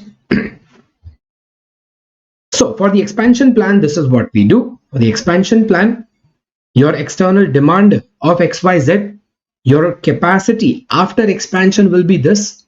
So the production after expansion is this. Yeah, and if this is the production after expansion plus transfer units, production before expansion, you compare, the difference of these two will indicate extra units because of expansion. Yes, so see, before expansion, Y and Z were producing 3000 each. X was producing 5000 for external sale plus 1000 for transfer to Z. This is what we already concluded right now before expansion.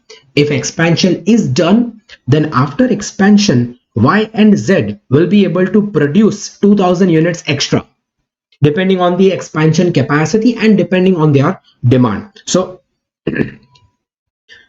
capacity after expansion is this, demand is this. So their production after expansion will be whichever is lower. So 5000, 5250, whichever is lower, 5000, and 5500, 5000, whichever is lower, 5000. So after expansion, both are producing 5000, 5000 each. So they will need a total 10,000 units material. X was transferring only 1000 until now, but if X will do expansion, then X can get a total capacity 12, out of which 5000 is for external demand. So 7000 it can do transfer. To whom? Well, it will first do transfer to Z, full 5000, and balance 2000 it will transfer to Y. Now this is my units after expansion, this is my units before expansion. So difference is my units extra because of expansion. So additional units due to expansion is this.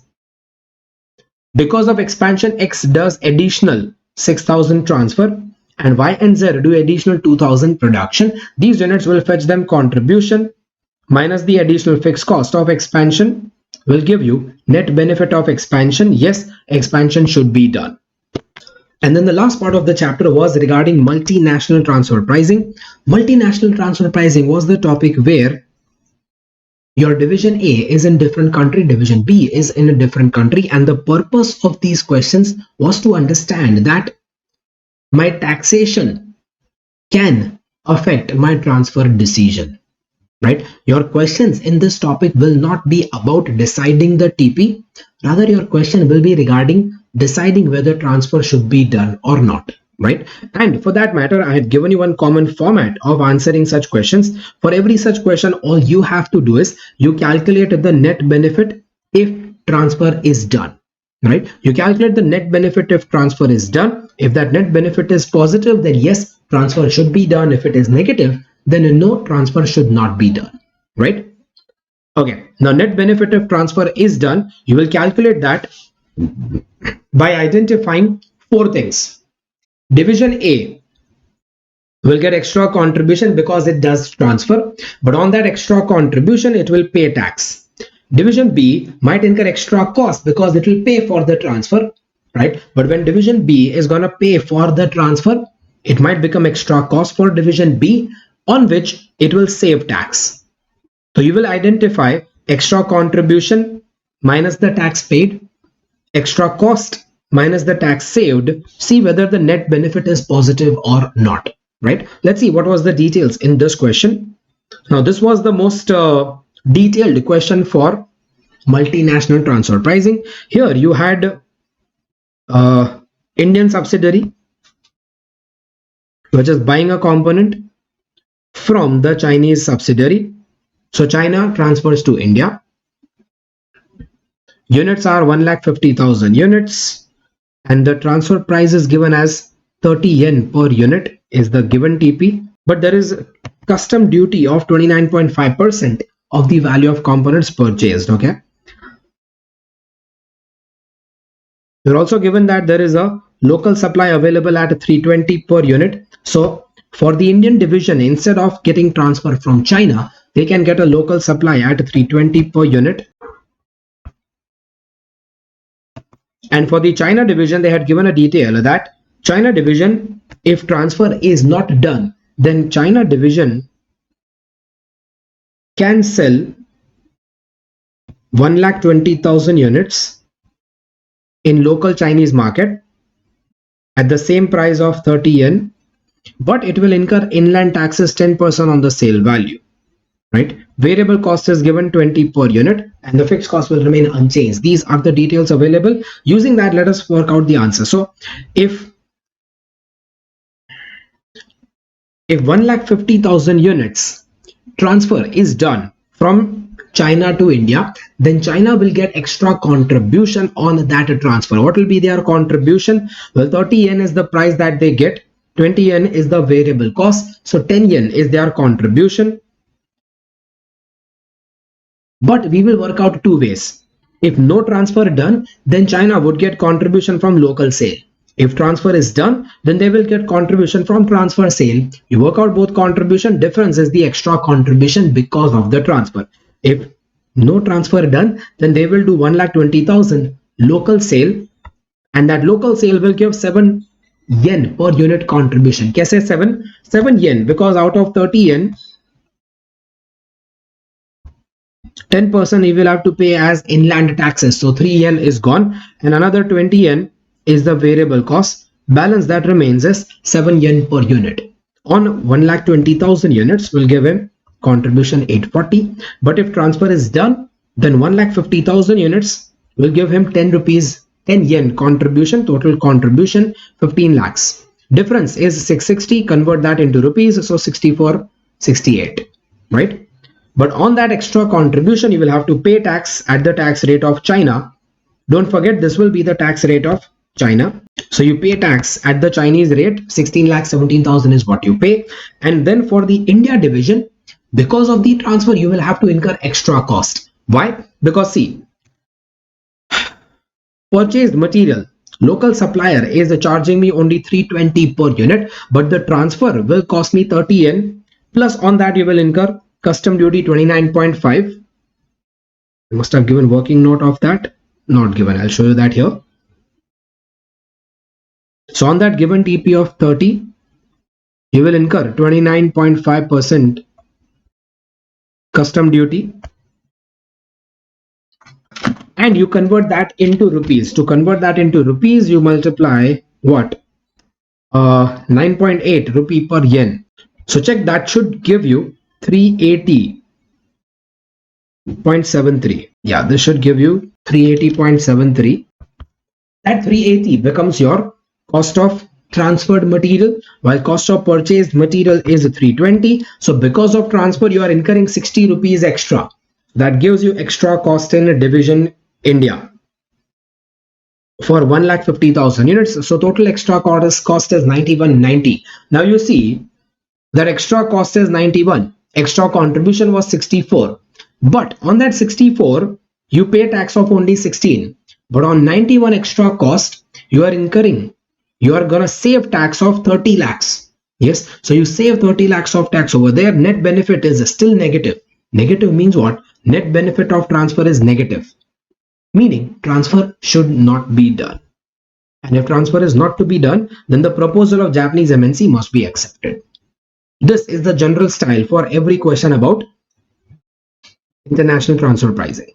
Second question, they're asking you to identify other issues, that is theory. Other issues means the reliability of the supplier, other issues like the distance of the supplier, reliability and consistency of the supplier and all that non-financial matters you can explain there.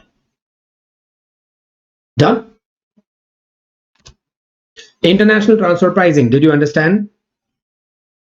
So total 3 questions I wanted to cover in my transfer pricing recap. These are the 3 questions. Well, that completes my revision for today.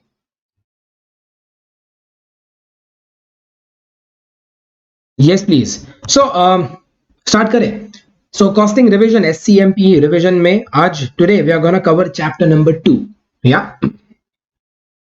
Chapter 2 is regarding modern business environment, and this chapter is important for what? Well, this chapter is important for all 3 things. It is important for theory, yes, important for practicals also, and also important for case studies, right? But what we are gonna do in the revision? Well, in this revision series, in this revision, we are gonna revise only the concepts of this chapter. Practical questions, I'm gonna revise only one practical question regarding one of the concept, but in the remaining concepts also you have practical questions. Please don't forget that. So the first topic in the chapter is about cost of quality. So see, my first 3 topics are all pertaining to quality improvement. Yeah, the cost of quality is a method to improve my quality. This method here says that you try to improve quality by calculating a cost of quality. Yes, good evening, Vaishnavi, Vijay, Payal, Anu, all of you, welcome. So here you need to calculate, you need to improve your quality by calculating a cost of quality. Now they say that cost of quality will be calculated under 4 components classified like this. It will contain cost of poor quality, cost of good quality. Poor quality is basically cost of failure. Failure means what? Failure means producing defective units, right? So if you produce defective units, then that is called as failure. It can lead to 2 types of cost. Internal failure cost is the one if you find out the defective before giving it to the customer, while external failure is the cost if you could not find the defective but customer found the defective and he returns the goods, right? So if customer will return the goods, then that will lead to more cost, it will lead to more damage, right? That is your external failure cost. Examples we will see down here. While cost of good quality is a cost that you incur to maintain a good quality, which contains prevention cost, which is the cost incurred to prevent the defectives from getting produced, and appraisal cost is basically all sorts of testing cost, any cost that you incur to check, to test your products, that is called as appraisal cost. Abhijit, good evening. So cost of good quality is incurred to reduce the cost of poor quality so that the overall cost of quality is minimum. So your purpose is to get the overall cost of quality minimum. See, basically, if you incur more cost of good quality, then your failures will decrease. But is it advisable to try to reach a level of 0 failure? Is it advisable to reach a level of 0 failure? No, because in order to make my failure cost 0, you might have to incur huge amount of good quality cost, which is not advisable. So what is your purpose? Your purpose is not to reach a 0 defect level. Your purpose is not to reach a 0 failure level. No, your purpose is to reach a level such that the total cost of this plus this is minimum. Your purpose is to reach the level where the total cost is minimum. No, Vaishnavi, it is not that balance has to be there. This is not like ordering cost and carrying cost. It might not happen that this cost and this cost will balance. No, it will not necessarily balance. Your purpose is not balancing. Your purpose is to minimize that total cost, right? So forget about balancing it. Your purpose is to minimize the total cost. Okay? Right, so your purpose is to reach the level where cost of quality is minimum. It is measured in terms of PAF model: prevention, appraisal, and failure model. Failure could be internal or external, right? Now let us understand each item of cost over here. And this understanding, I've also given you certain examples. Examples are very important. Yeah, examples are very important because when we do practical questions, well, when you do practical questions, then in these practical questions you will be given such examples. Yeah, in practical questions you will just be given examples, and based on that you have to judge that which cost falls under which category, right? So first is prevention cost. It means a cost which is incurred to prevent the bad quality from happening at all. This will decrease appraisal cost and failure cost. So you see that prevention cost will help you decrease all the remaining three costs, right? For example, training cost: give proper training to your workers so that they don't even produce defective units. Quality improvement cost: you take any steps towards quality improvement, then that will be again prevention cost. Supplier evaluation: you evaluate that supplier itself is a good supplier, then he will not even supply defective units, right? So if you are getting supply from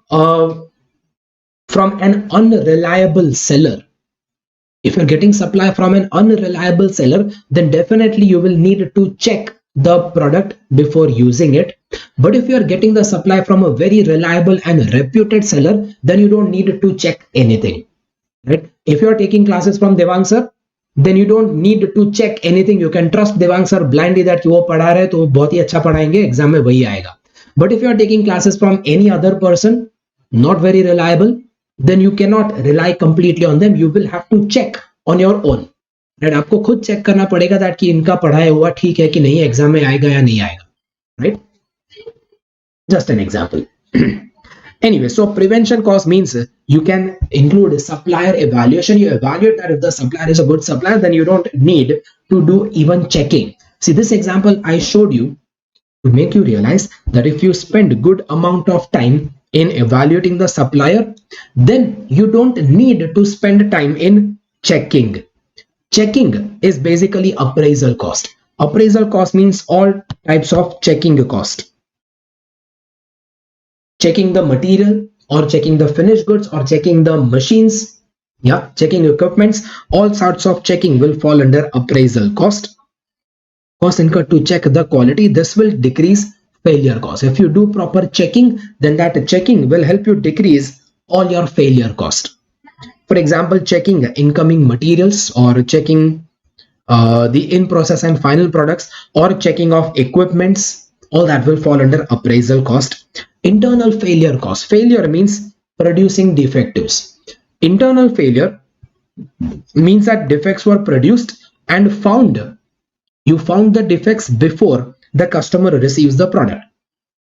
So within your company itself, you yourself found the defectives, then that is called as internal failure. This will decrease external failure. External failure is when customer finds out the defect. Well, if you find the defect, then it will decrease the defects that customer finds out, right? Example, processing loss. What does processing loss mean? याद करो, I had explained you a difference between processing loss and defective production. Processing loss and defective production का difference I had told you. If input is 100 and output is 90, then that difference of 10 units lost during the process is called as processing loss. But from this 90 output, from output of 90, if I tell you that say 5 units are defective output, so balance 85 is good output, then this 5 units which are defective output, it becomes my defectives produced. Yes, do you understand the difference between this and this? Come on, say yes. Lazy people, please respond. Yes. Anup ji, Anup, you are not responding very well today. क्यों? कोई problem है? Yeah. Scrap generated is also internal failure because you yourself found out the scrap generated. Rework or a rectification done. Yes. So any rework done, rectification done, downtime, delays, contribution loss is also internal failure. Well, contribution lost. How come contribution lost is internal failure? And do you remember contribution lost is coming at both the places? Internal as well as external. दोनों में आ रहा है. Why? Contribution loss in internal failure is due to what? That will happen if there is a key factor. Yeah, if there was a key factor and you produced defective unit, meaning your key factor was wasted, so you were not able to produce more units because you have already consumed your key factor, right? Yeah, Abhijit, redoing the same product. Abhijit, if you are able to redo the product, then you will not lose contribution. You will lose contribution if you are not able to redo the product because your key factor is exhausted. Yeah, key factor was wasted, exhausted. So one defective unit came, but because now your key factor is consumed, say material was the key factor. The material was available in a limited quantity of BG, and that limited quantity material you have already wasted in making defective units. So now you will not be able to make good units and you will not be able to sell them to customers. You will not be able to sell them. You will lose contribution, right? So here my contribution lost is because of key factor. While in external failure, my contribution lost is because of what? This is due to demand decreasing.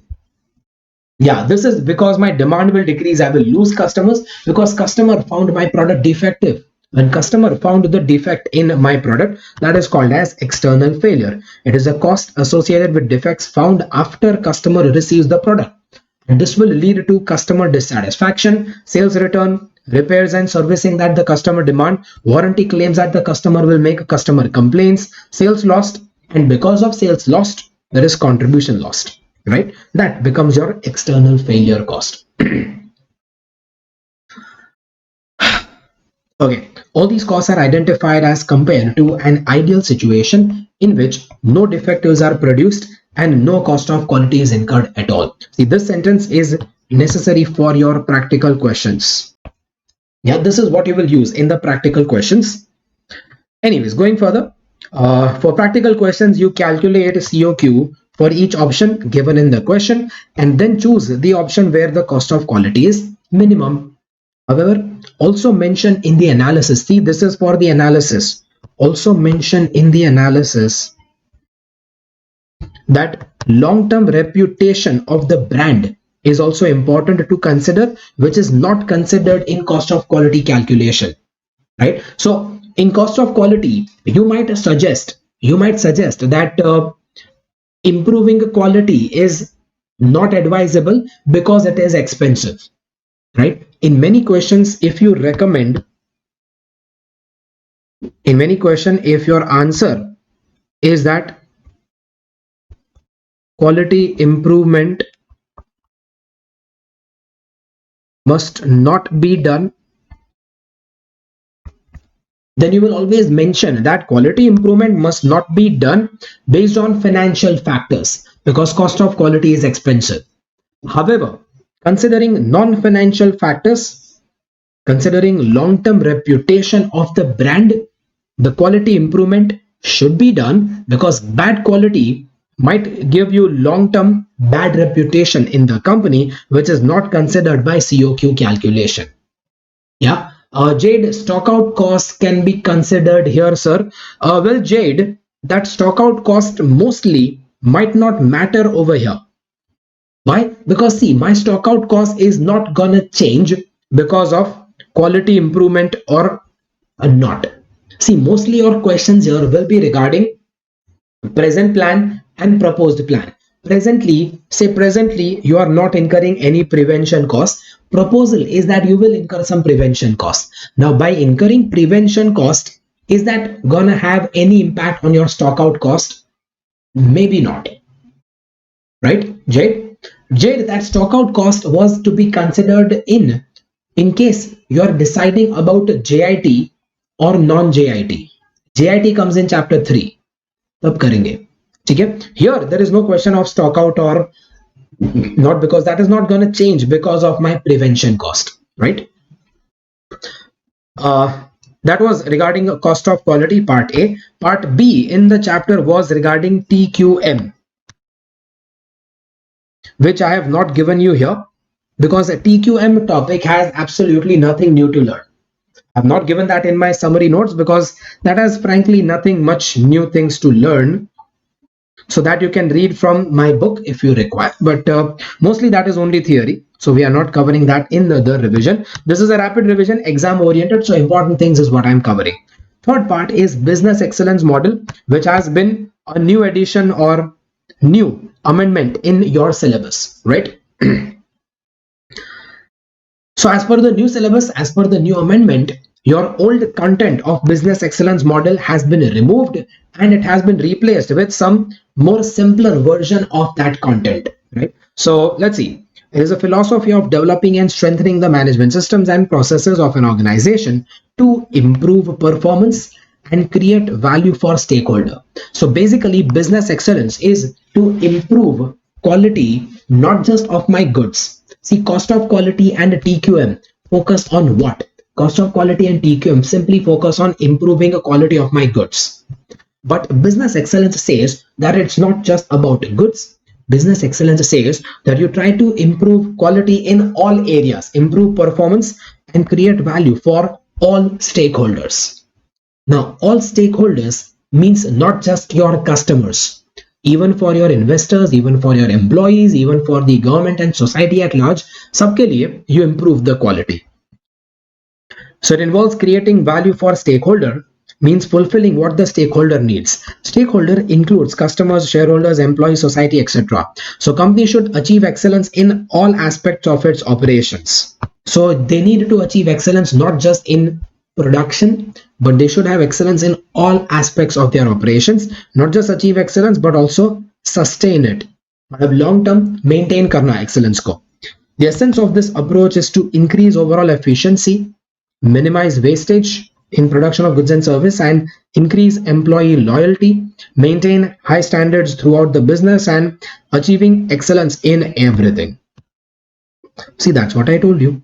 Your purpose is to achieve excellence in all areas. There are 5 different models given under business excellence, but out of these 5 models, details you are supposed to learn is about only one model called EFQM business model. EFQM is European Foundation for Quality Management, EFQM model. As per this model, they say that you try to improve competitiveness of the organization, and this is achieved by doing 2 things. By giving primary importance to the customer's needs and taking long-term stakeholder-centric view. So yes, primarily customer needs are important, but in the long term, all stakeholders are important. Stakeholder-centric view meaning in the long term, not just the customers, not just the investors, but all stakeholders will be considered important. Sabko khush rakhna, that is your EFQM. So the structure of EFQM model is split into 3 modules that provide a method of assessing the organization. So you assess the company performance based on 3 things, based on direction, execution, and results. Direction is basically indicating that why does the organization exist? So direction is the answer to the question why. Why does the organization exist? Explain the purpose of the organization. Purpose matlab in which direction does your organization want to grow? The purpose of the organization and the strategy it uses to operate the organization. Well, mostly every organization will have the purpose of generating profits. So profit will be common purpose in any organization. Apart from earning profit, what else is the purpose of the organization? That is my direction. Execution means how does it deliver on the purpose and the strategy to do that. Yeah, so execution is basically answer to the question how would you provide on that purpose, how would you try to fulfill that purpose, what will be your strategy. And result is what results did you achieve and what results do you wish to achieve. Compare karna, that what result have you actually achieved and what result do you wish to achieve, दोनों को compare करना, that is the result part. The rationale of the model is to connect purpose and strategy. Connect purpose and strategy. So over here, when I say how, it means you decide the strategy how you will achieve that purpose. So the purpose, so main part of this module is to connect purpose and strategy. Also find out how this connection between purpose and strategy can help the company achieve and deliver sustainable value, outstanding result for its stakeholders. Also, there is a component called radar over here, which is a diagnostic tool for any EFQM model. Diagnostic tool means to diagnose, means to check that whether this model is working or not. Yes, Bharat, the business excellence model is completely different from the chapter summary given in the regular book. Yes, Bharat, it is different, but Bharat, this is a part of the amendment which I have given you later on. Yeah, so on that, on my materials link, on the link where you found my material, in that link itself, I have given you the amendment of certain topics. Well, out of the entire syllabus, Bharat, there is only one topic which has amendment, and that is this topic. Yeah, there is only one topic in the entire syllabus which has amendment, which is this topic only, right? Apart from that, there are certain topics from your old book which have been removed. So removals are many, additions is only this one topic. Okay, you can check that out. This is the summary version. The same topic detailed version, you can check that out on my amendment sheet page. No, Payal, in none of the book it is amended. Payal, in none of the book it is already amended. So Payal, you might have noticed in my regular class we have done the amended version. Right? I have shared your amendment notes separately and we have done the amended version in our regular class. Okay? If you are part of the latest batch, then the amendment version we have done in the class. Yaad aaya, abhi yaad aaya. Anyways, those of you who have not learned the amended version, don't worry, this is the amended version. इससे ज़्यादा नहीं है. See, the amended version is actually a much shorter version of the original. Yeah, okay. So many of you might be having old book. So let me tell you, those of you who have the old book, that's why I told you before starting this topic that this is the new amendment.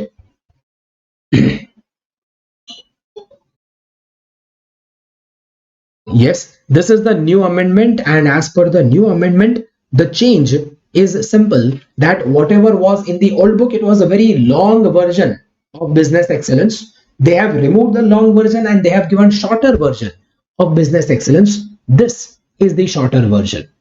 Okay? Yes, Payal, you are in the latest batch, so you know I have mentioned it. But rest of you have probably not done the latest batch. Did you understand what am I telling you here? Yes, Bharat, Jade, Jebin, yes, okay.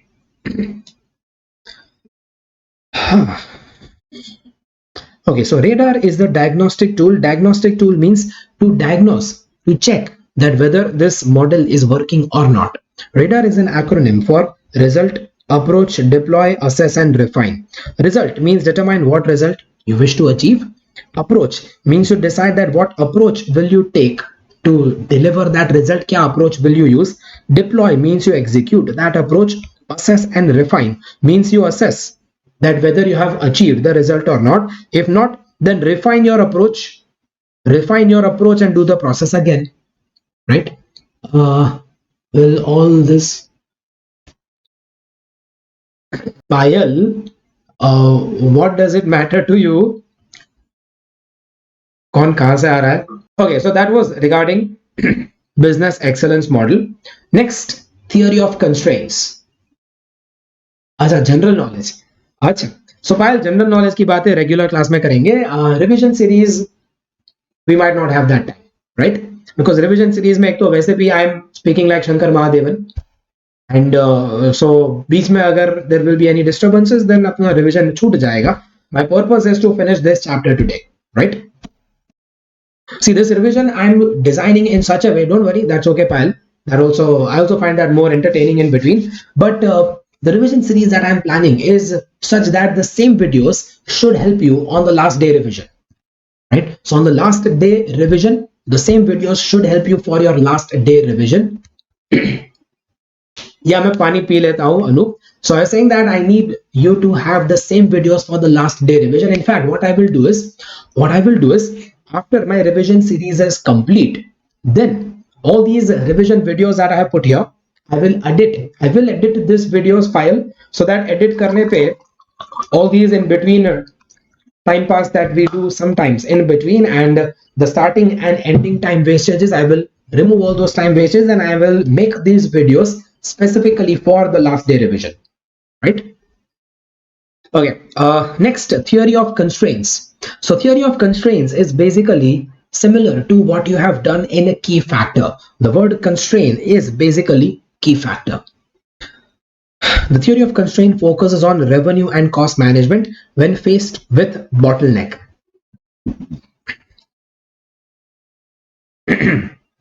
So constraint is another word for bottleneck. Bottleneck is a resource, means the one due to which overall production is getting restricted. Bharat, to be honest, this revision is completely useful for revision.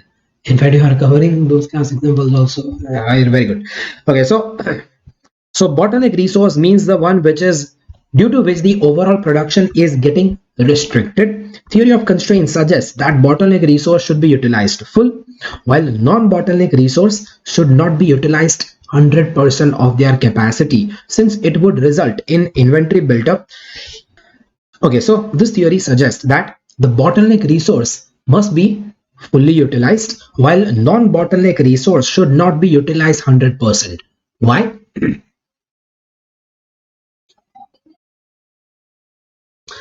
Non-bottleneck resource, if it is utilized 100%, तो क्या होगा? If non-bottleneck resource is utilized 100%, then there will be excess units before the bottleneck resource, right? So there will be WIP units piling up. Yes, Jade, exactly. So WIP units will pile up. That's the reason your non-bottleneck resource should not be utilized 100% of the capacity, because it will result in inventory built up before the bottleneck resource. So theory of constraints involves three measures. That is throughput. Throughput is another name for contribution.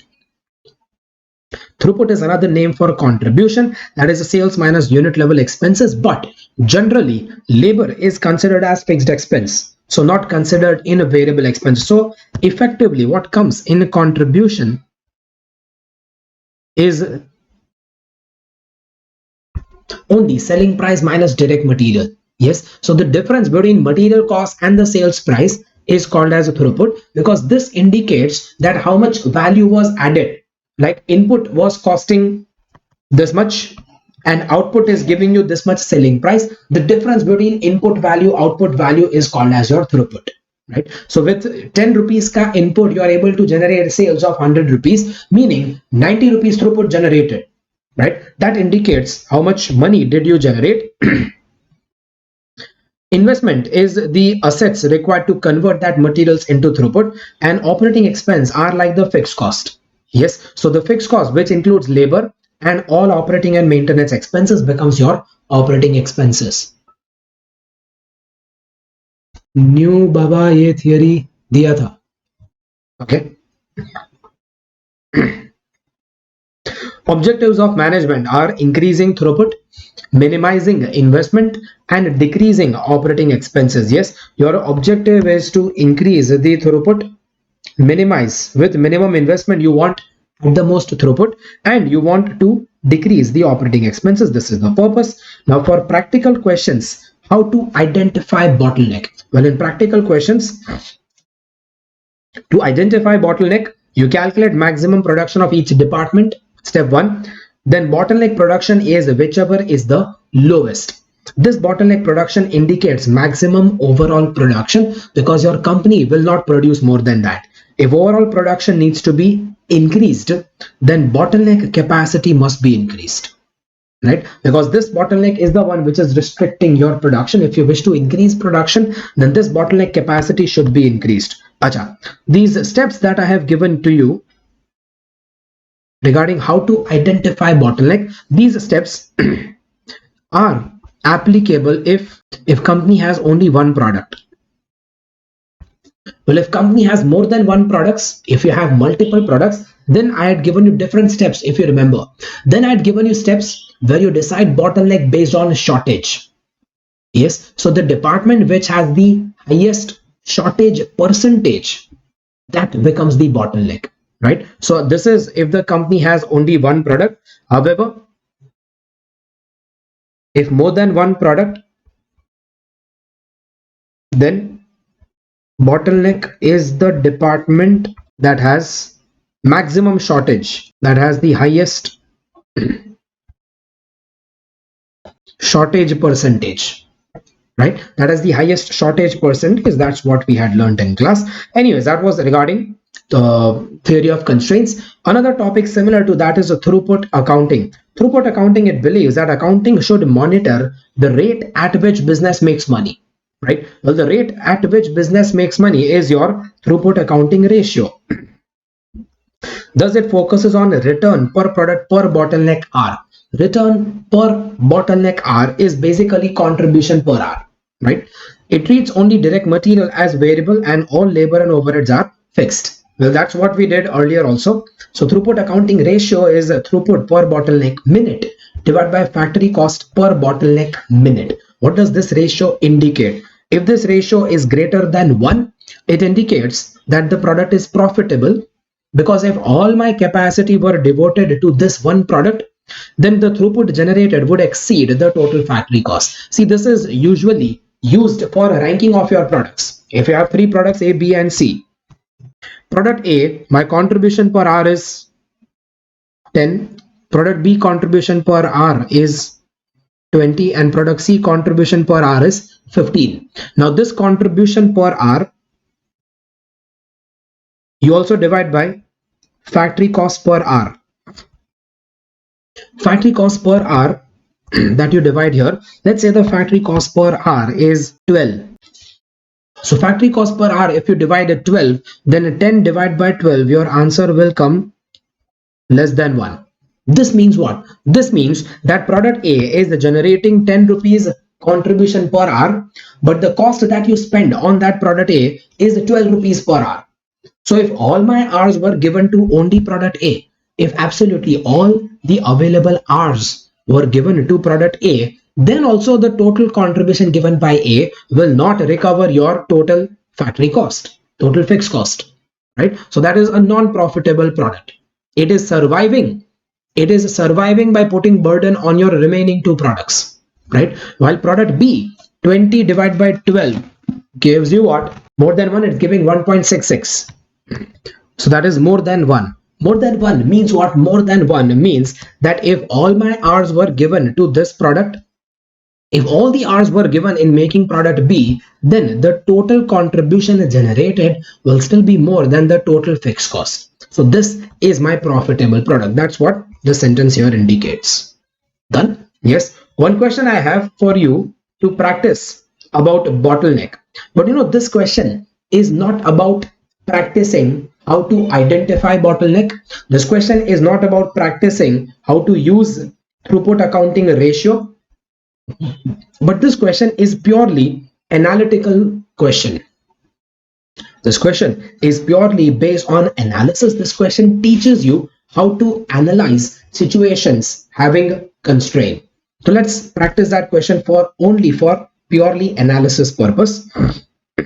You have 2 divisions, casting division and bonding division, and raw material go to the casting division, output goes to bonding, and bonding ke baad you get the finished goods. You are given the capacity of each division and production of each division. So currently, which division is the bottleneck? If bonding has capacity of 60,000 units, casting has capacity of 75,000 units. So my total production is limited because of which division? My total production is limited because of the bonding division. Yeah, because bonding has less capacity, so that becomes my bottleneck. And that is why my annual production of the company is restricted to only 60,000 units, right? The fixed cost you are given excluding material is 240 lakhs and 150 lakhs. This is the fixed cost, and this is not going to change no matter what you do in any division. right? So there is absolutely no use. There is absolutely no use of converting that fixed cost into per unit, which they have done. They have converted 240 lakhs divided by 60,000 units as 400 per unit, and 150 lakhs divided by 60,000 units as 250 per unit. So they have converted that fixed cost into per unit, which I told you is absolutely of no use at all. Your finished goods sells for 3,600. Direct material cost is 1,600. So contribution per unit is 2,000. So understand this. Are you incurring any material cost within the casting division? No. Are you incurring any material cost within the bonding division? No. So both these divisions involve only fixed cost. Because under this concept, under the concept of throughput accounting, your variable cost is only one, that is material. And material is not incurred in every process. Material is incurred at the beginning of the process. So you start with material costing 1,600. You start with material costing rupees 1,600, and at the end you are getting finished goods valued at 3,600. So the difference indicates the money generated during the production process. By converting raw material into finished goods, you are generating 2,000 rupees ka value. This 2,000 rupees value you need to use to pay for all the fixed cost of casting and bonding divisions, right?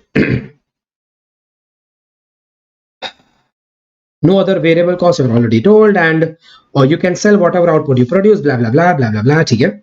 Now let us focus on the questions. The company is considering using some modern jigs and tools in the bonding operation that would increase bonding output by 750 units.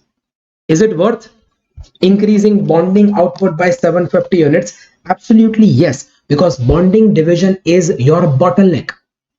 If your bottleneck division increase output, then company output will increase, right? So 750 extra units will give you 2,000 rupees contribution, and to get that contribution you spend 11,25,000. So is it worth doing 750 into 2,000? 15 lakhs extra contribution you get for spending. By spending 1125, is it worth doing it? Yes. But second question, you increase capacity of the casting department by 7,500. Jevin, this question is there in the material, but Jevin, if you are using old material, then there will be probably a shorter version of the question. Only 3 things are there. In the latest material, I have more things, longer version. Yeah, question 11 from December 21 book. Thank you. So in short, if you're increasing capacity of the casting division, then is it worth doing this? No, because even if you increase capacity of the casting division, it will not give you extra contribution. Why? Because casting division is not the bottleneck. You increase capacity of the casting division, still bonding bottleneck is still there. You won't be able to make more finished goods. You won't get more contribution, right? So it's of no use spending extra fixed cost in casting division for extra capacity. Answer is no. Next, an outside contractor offers you to do bonding operation for 9,000 units at 500 per unit. So outside contractor subcontract 500 units for the bonding operation. Well, is it worth subcontracting the bonding work? Well, technically, my variable cost of bonding is 0. My variable cost of doing bonding work is 0, but this guy is charging me 500 rupees for bonding work. Should I give him for bonding work? Well, yes, even though his cost is double that of my cost. See, my cost of 250 is a fixed cost. Fixed cost of bonding is anyways not relevant, because even if you give bonding work to this guy, he will do maximum only 9,000 units ka bonding. You are doing right now 60,000 units. This guy will do maximum 9,000 units bonding. So remaining 51,000 units bonding you have to do on your own still. right? So remaining units you have to do the bonding, so you will anyways incur the fixed cost. This fixed cost of 250 is not comparable. So what you compare this 500 with, you compare this 500 is your relevant cost of buying services versus relevant cost of make is 0. So should I use the service of outside contractor? Yes. But this doesn't mean I will decrease my own bonding. No, I will continue to do bonding of 60,000 units plus additionally 9,000 units. I can do the bonding done from outside contractor. Why? Because my casting division already had that spare capacity to do extra 9,000 units. So extra 9,000 units will give me 2,000 rupees contribution, against which you have to pay 500 rupees for the relevant cost of buying the bonding work. Net profit will be positive. So yes, this outsourcing should be done. But should I do similar outsourcing for the casting division? Some company offers to do casting at rupees 200 at only half my rate. देखो bonding wala was charging me double my rate. Still I said yes because my rate was a fixed cost, not relevant, right? But casting subcontractor is charging only half the rate. Well, again, if he's charging half the rate, still that half the rate is not relevant. Even though he's charging only half the rate, still I will reject the outsourcing work of casting. Why? Because casting may I myself have spare capacity. Why would I give it for outsourcing?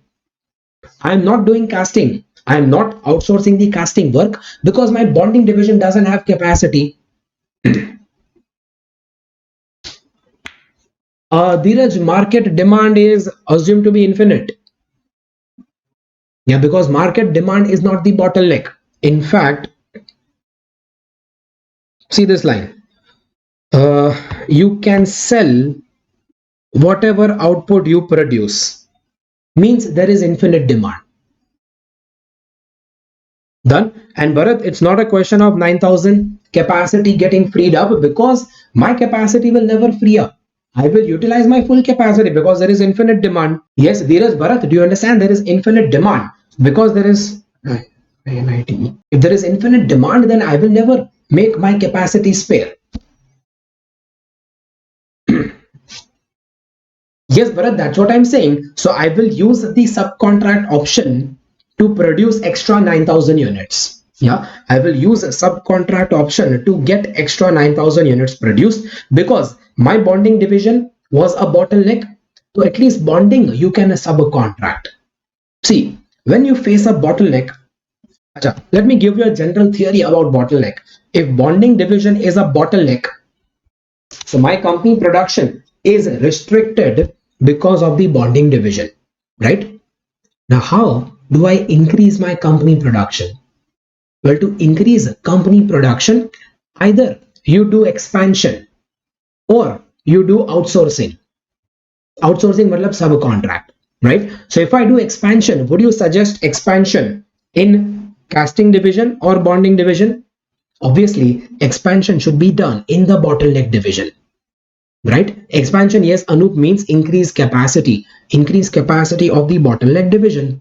Or if you try to increase your production by, say, subcontracting, do you need subcontracting in the casting division? No, casting division may you yourself have spare capacity, but bonding division, your capacity is full. So for bonding division, you will utilize your full capacity plus you will also utilize the subcontract offer, both. Right? So basically your question is about that. The first two questions are about expansion. Where should I do expansion? In the bottleneck division, that is bonding. Second two questions are about subcontracting. Where should I do the subcontracting? Well, in the division where there is the bottleneck, right? And the next two questions is about defective production. So tell me, in which division can I afford to have defective production? Bonding is already having shortage of capacity. Can you afford to have defective production in bonding division? No. But in which division? In casting division, if there is defective production, It's okay because casting division already has 75,000 capacity, so they have enough spare capacity. So can I tolerate defective production in casting division? Yes. But bonding division, can I afford to have any defectives? No. Difference क्या है? If casting division will produce defectives, then at the most you are wasting the cost of material, right? But if bonding division will produce defectives, then you are wasting the cost of material, plus you are losing a contribution also, because you will not be able to do more units then, right? So my cost of defectives in casting division will be equal to only material cost. Let me show that answer here.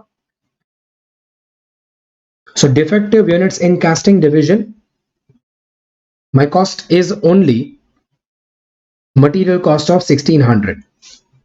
But defective units in a bonding operation, my cost will be material and contribution lost.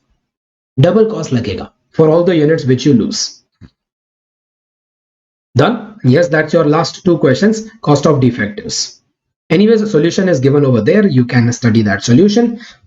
Next part of the chapter is about supply chain management. Supply chain means what?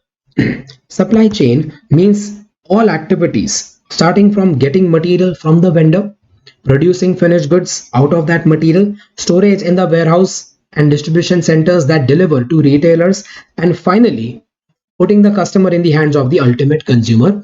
All such activities involved is called as supply chain. Yes, all activities starting from my material supplier until my final consumer, right?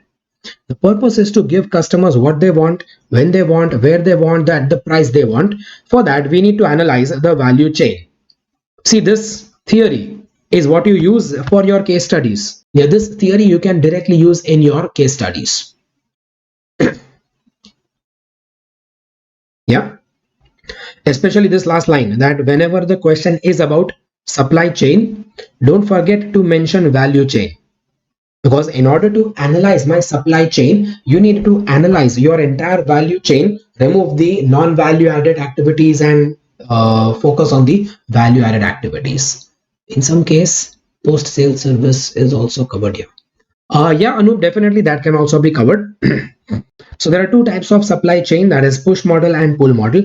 Push model, you produce the stocks on the basis of anticipated demand, and then these goods are pushed to the customer. That is called as push model. While pull model means that you produce stock in response to actual demand. You do production based on actual demand, so demand will pull the production. This approach focuses on selling what the customer really wants rather than selling what we have, right? So push model is basically meaning that whatever you have, you try to sell them, while pull model means you produce basically what the customer demands, right? That is your pull model. Again, we will see this when we discuss JIT in the next chapter, right? Because the pull model best example is JIT. Yeah, while push model means you do production in order to stock. So you produce goods for putting it in the stock. While pull model means you do production for giving it in the demand, right? This is called as production to stock, and this is called as production to the demand. Well, under that you have upstream and a downstream. Upstream means my relation with my suppliers, and a downstream means my relations with my customers. Well, downstream supply chain, my relation with my customers, there is a topic about customer account profitability. It means that you analyze customer wise profitability, you calculate profit customer wise. It is a 5-step process. You analyze customer base and split into various segments like wholesale customers, retail customers, like say maybe normal customers and premium customers, right? So you split your customer base into various segments based on that profitability. Many companies will split them as platinum, gold, iron and lead customers, right? Yeah. Calculate annual revenues from each customer, calculate annual cost of serving each segment, identify and retain quality customers. So gold and platinum customers you want to retain, lead customers you want to kick out. Identify and retain the quality customers and re-engineer, eliminate the unprofitable segments, right? Customer lifetime value. I told you that if a customer is appearing to be very profitable, but he might be profitable only one time, that does not create a lifetime value. Customer lifetime value means the net present value of the future cash flows from lifetime of relationship with the customer. Example diya tha, I told you. I must have given you example about that European lady walking into my shop. Yeah. Anup, lead customers, it was just an example that ki lead customers are unprofitable segment. Why don't focus more on these lead customers? That is just an example. Don't worry. I know right now you people are free customers because आप YouTube पे free class देख रहे हो. That doesn't mean I'll kick you out. ठीक है? Anyways, uh, yeah. So that is the present value of all future cash flows from lifetime of customer relationships. Profits are identified from each customer by ABC model. It depends on judgment made regarding duration of relationship, frequency of repeat orders, customer loyalty. So many judgments you have to take so that you can decide what will be the lifetime of relation with the customer. And you get present value of that, that is your CLV. We had done one practical question also about that. And the last theory of the chapter is called as gain sharing arrangement. This is an arrangement between the supplier and my company where the supplier agrees to perform his work with no guarantee of receiving a payment. He agrees to supply his services without any fixed payment. Does it mean he supplies for free? Well, not actually. He does not supply for free. Instead, any payment received is based on the benefits that emerge to my company because of the supplier's work, right? So because of your services, if I get some benefit, then you will take share out of that benefit. Based on the benefits that emerge to the customer because of the supplier's work. This is risky for the supplier because he could spend a fortune and walk away with nothing, right? Alternatively, if the benefits to the customer are huge, then supplier will find himself rewarded with very large return. This is basically example for gain sharing. The gain can be in the form of cost savings. Yes, when I say gain sharing, the word gain does not mean profit sharing. It is not a partnership firm, right? The gain over here is basically cost savings by reducing the cost of supplies or by implementing some new skill, new technology, or by better delivery time, improvement in operations, etc. So whatever benefit I got because of your suggestion, that will lead to some cost that will lead to some cost savings, and that cost savings is what I will share with you, right? The gain is not necessarily financial, although financial benefits are expected to occur frequently. With emphasis on greater openness, gain sharing deals will be a win-win situation for suppliers and their customers. This last sentence also very important. This last sentence, you can put that in every answer pertaining to gain sharing. Done? Well, that completes my chapter 2 full revision, entire chapter. Any questions? Please tell me. Come on, please. Questions? Anyone? If no questions, then that's all for today. Thank you very much. See you tomorrow. Good night. Thank you Anu, thank you for your advice. Anu अभी क्या, अभी मेरे classes थोड़े कम है तो आदत छूट गई ना ज्यादा बोलने की.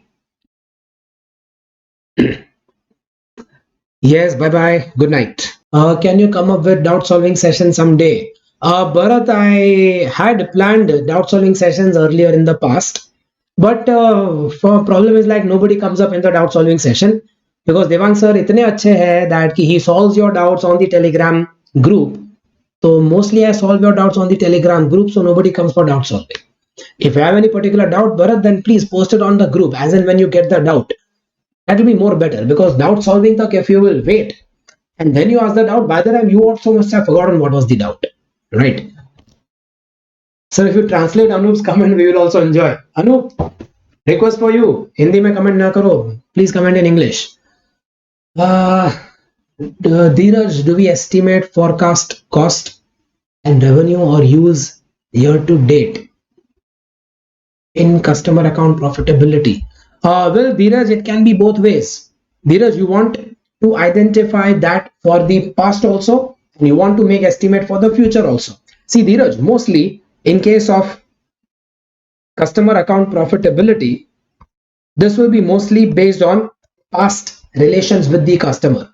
But ultimately, Dheeraj, why are you analyzing these past transactions with the customer? You're going to analyze these past transactions with the customer so that you can take future decisions pertaining to that customer.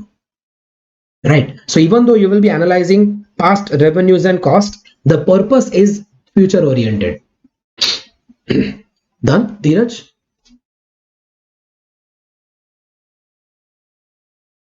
Yes, revision series में आज we are going to take up chapter number 3, that is lean systems and innovation, right? Just like chapter 2, in this chapter also क्या क्या important है? Well, chapter 2 की तरह ये chapter में भी what is important is theory plus practicals as well as certain case studies. Yeah, so ये chapter में से तीनों type के questions आ सकते हैं, and the chapter is mainly about what? It is about lean system. Last में थोड़ा सा पार्ट है which is about innovation, but वो वैसे भी ज्यादा इंपॉर्टेंट नहीं है, right? Main part of the chapter is about lean systems, right? So अगर main is about lean systems, so lean systems में क्या? Well, within lean systems, what exactly does lean system mean? Lean system means a system to reduce waste, system to minimize waste, right? So lean system are basically system for waste minimization. Yes, good evening Abhijit. Now waste minimization मतलब के पहले तो ये जानना है that what is waste. Yeah, first we need to know that what exactly does waste cover. So lean system is a system of waste minimization, but for that matter there are 7 types of wastes, right? 7 different types of wastes. Lesson number 1, overproduction. Overproduction means you produce ahead of the demand. Inventory waste, meaning having more inventory than what is required, keeping more stock than what is required, that is inventory waste. Waiting is a wastage of time. Waiting is a wastage of time, which includes products that are waiting for the next production step, or even materials which are waiting to start production. Motion is the wastage of people or equipment moving or walking more than required. In fact, you remember here I had told you about time and motion study. In fact, I had told you about a better way to use your calculator so that your movement are less, your motion wastage is less, that is wastage of motion. Transportation means moving products that is not actually required. You remember we had done one case study in some chapter where the goods are transported from the factory to the centralized warehouse, and from the centralized warehouse it is then transferred to the retail stores, and also that was unnecessary extra transportation of goods. So that is moving products that is not actually required. You could have transported goods directly from the factory to the retail store. Why do you need a central warehouse in between? That is your wastage of transportation. Rework from defect. If your production turns out to be defective, so you will have to produce again, or you will have to rectify that same unit. That is again wastage of time and resources. That is wastage in the form of rework because of defect. And over processing, it's adding unnecessary work element in your product. Non-value added activities like the eraser at the back of this pencil, that is non-value added, that is unnecessary work elements, right? Or that space pen, Three Idiots wala, yeah. Apple का cloth, 2000 rupees का cloth to clean the Apple screen, ये सब examples आपको दिए थे. These are like unnecessary work elements, non value added activities. Anyways, these are 7 different types of waste, and lean system is a system to decrease such waste. Now to decrease such waste, there are various methods that we learned in this chapter. We learned methods like JIT, sorry, yes, we learned methods like JIT, we learned methods like TPM, total productive maintenance. We learned methods like cellular manufacturing, also methods like Six Sigma. In fact, some more were also there which I have not covered up here. JIT was there, then TPM, cellular manufacturing, Six Sigma. These 4 methods we are going to revise. Apart from that, there were also methods like Kaizen was there, 5S was there. Yeah, total 6 methods we had learned. But chalo, out of that, The 4 important ones I have shown you in my revision notes. Rest of the 2 we will discuss them orally. Okay? And then the last part of the chapter is about innovation. Innovation mein there was absolutely nothing much new. Innovation involved process innovation and BPR. But that we are not going to revise. Okay? So this covers my entire chapter. Total 6 methods of lean system, 2 methods of innovation, total 8 items in the chapter. First one is about JIT. The most important one of this chapter is a JIT. Yeah, so consider JIT as the most important part of the chapter. Regarding JIT, mostly you can get practical question which also requires you to do some analysis.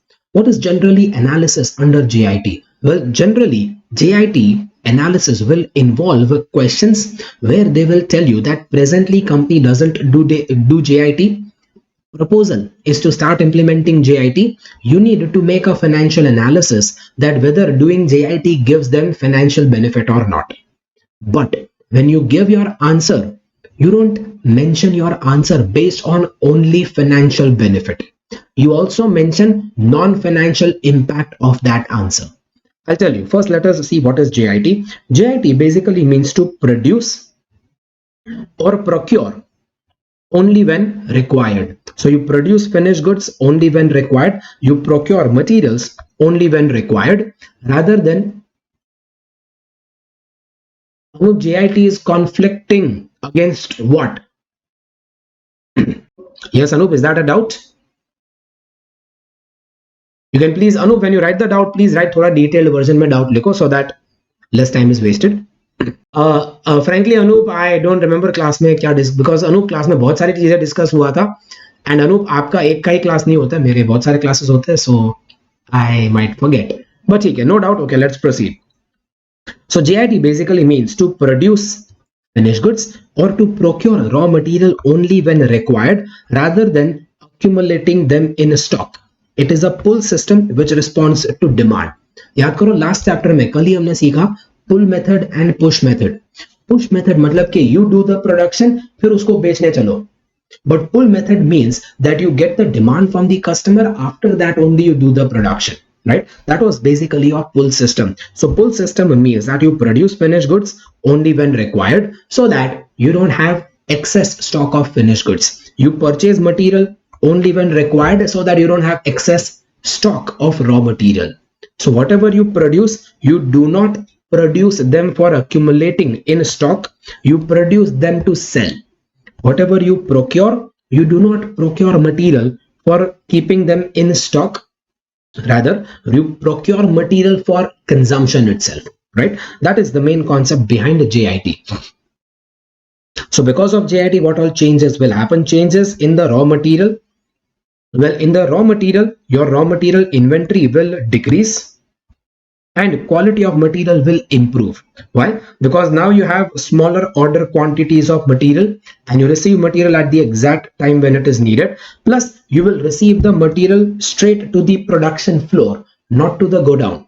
So there is no go down because you don't have to store material. There is no go down to store material. The material directly comes to the production floor. You also visit the supplier. You may visit the supplier site to provide him assistance to improve quality. Plus now the supplier will himself do quality checking. You can add that point here. Supplier will now check quality and send. So the supplier himself will check the quality and then only he will send the goods. So that will be supplier side say quality checking will happen. And you install a system of auto ordering. Yeah, you can install a system of auto ordering जिसको हमने नाम दिया था EDI system, so that when your stock is less than automatic order ho jaye. These are the changes pertaining to material. Then changes pertaining to WIP and scrap. Well, your setup time has to be decreased. Why? Because if the setup time is long and expensive, then the company will tend to produce more units, right? So this will increase WIP and finished goods inventory, which is against a JIT. In case of JIT, you want to decrease inventory. If the setup time is long, then you will always produce more units so that your setup cost can be distributed, right? This will increase WIP and FG inventory, increase carrying costs, obsolescence, and it will also increase defectives, as defect might be identified only after the batch completion, right? So we need to shorten the setup time. Purpose of this is that we need to shorten the setup time.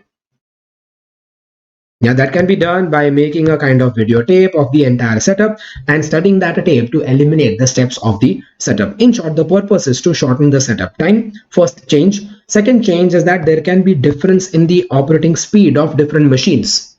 One machine is slow, other machine is fast. Then there might be again accumulation of WIP. So to decrease this accumulation of WIP, there are two methods to resolve that. One is the Kanban card method, another is cellular manufacturing, right? But what is the problem if there will be inventory accumulation? What is the problem if there is inventory built up? Well, in case of inventory built up, you will have problems like the defect which remains undiscovered until the next process, and by that time even more defectives get produced. Plus you have to store such inventory, storage costs, spoilage costs, obsolescence, and all that problems can happen. Two methods to resolve this issue. Kanban card is a notification that upper machine will send to the downstream machine, downstream machine will send to the upstream machine, authorizing the production, so that between machine 1 machine 2 also there is a pull system. Machine 2 will send a card to machine 1, only after that machine 1 will send the production, will do the production, right? Or second method is that you group the machines together in working cells. You bring machines together in a group, call them a cell, so that that entire cell is run by a single operator. This was basically the concept called as cellular manufacturing, which is later described in the chapter. Also, other changes because of JIT. Because of JIT now, one worker does not attend one machine. When he was attending one machine, then it was monotonous and boring for him. But now that one worker will handle many machines, now one worker handles many machines, so things get a little bit more interesting for him. Plus, under this method, the employees must be empowered so that whenever required, then they have the power to stop the machine if they see a problem, right? So that the problem does not create more defectives. Change in accounting system. Well, in case of JIT, even your accounting system will change, and now that accounting system is called as backflushing. What does it mean? Well, backflushing is basically a system which is followed because of certain problems in a JIT. You know that in case of JIT, there are daily shipment of materials. So there is lots of paperwork regarding the payables, and there is no receiving a paperwork, right? So there is a lot of paperwork regarding payables. Payables matlab ki how to make payment to the supplier. Plus, second problem is that there is no receiving paperwork. Receiving paperwork matlab ki how much goods did you receive? There is no way to verify that how much quantity did you actually receive. So there is no way to determine whether the deliveries were actually received or not. The payables problem can be solved by making a consolidated monthly payments, lump sum payments. But to get an assurance about the deliveries, you use the concept called as backflushing. What is backflushing? Backflushing is a concept which says that you don't count the materials that you are actually receiving. Rather, you count the finished goods which you are producing. In short, rather than counting materials, you focus on counting finished goods, and from the finished goods, you estimate that how much material I must have consumed. Yes, it is purely an estimate. Based on the finished goods, you estimate that how much material I must have consumed. That is called as the backflushing. Backflushing is an accounting system in which first we determine the finished goods quantity produced during the period, and then multiply these quantity by the materials listed on the bill of material for each product. Thus we obtain theoretical quantity of materials consumed.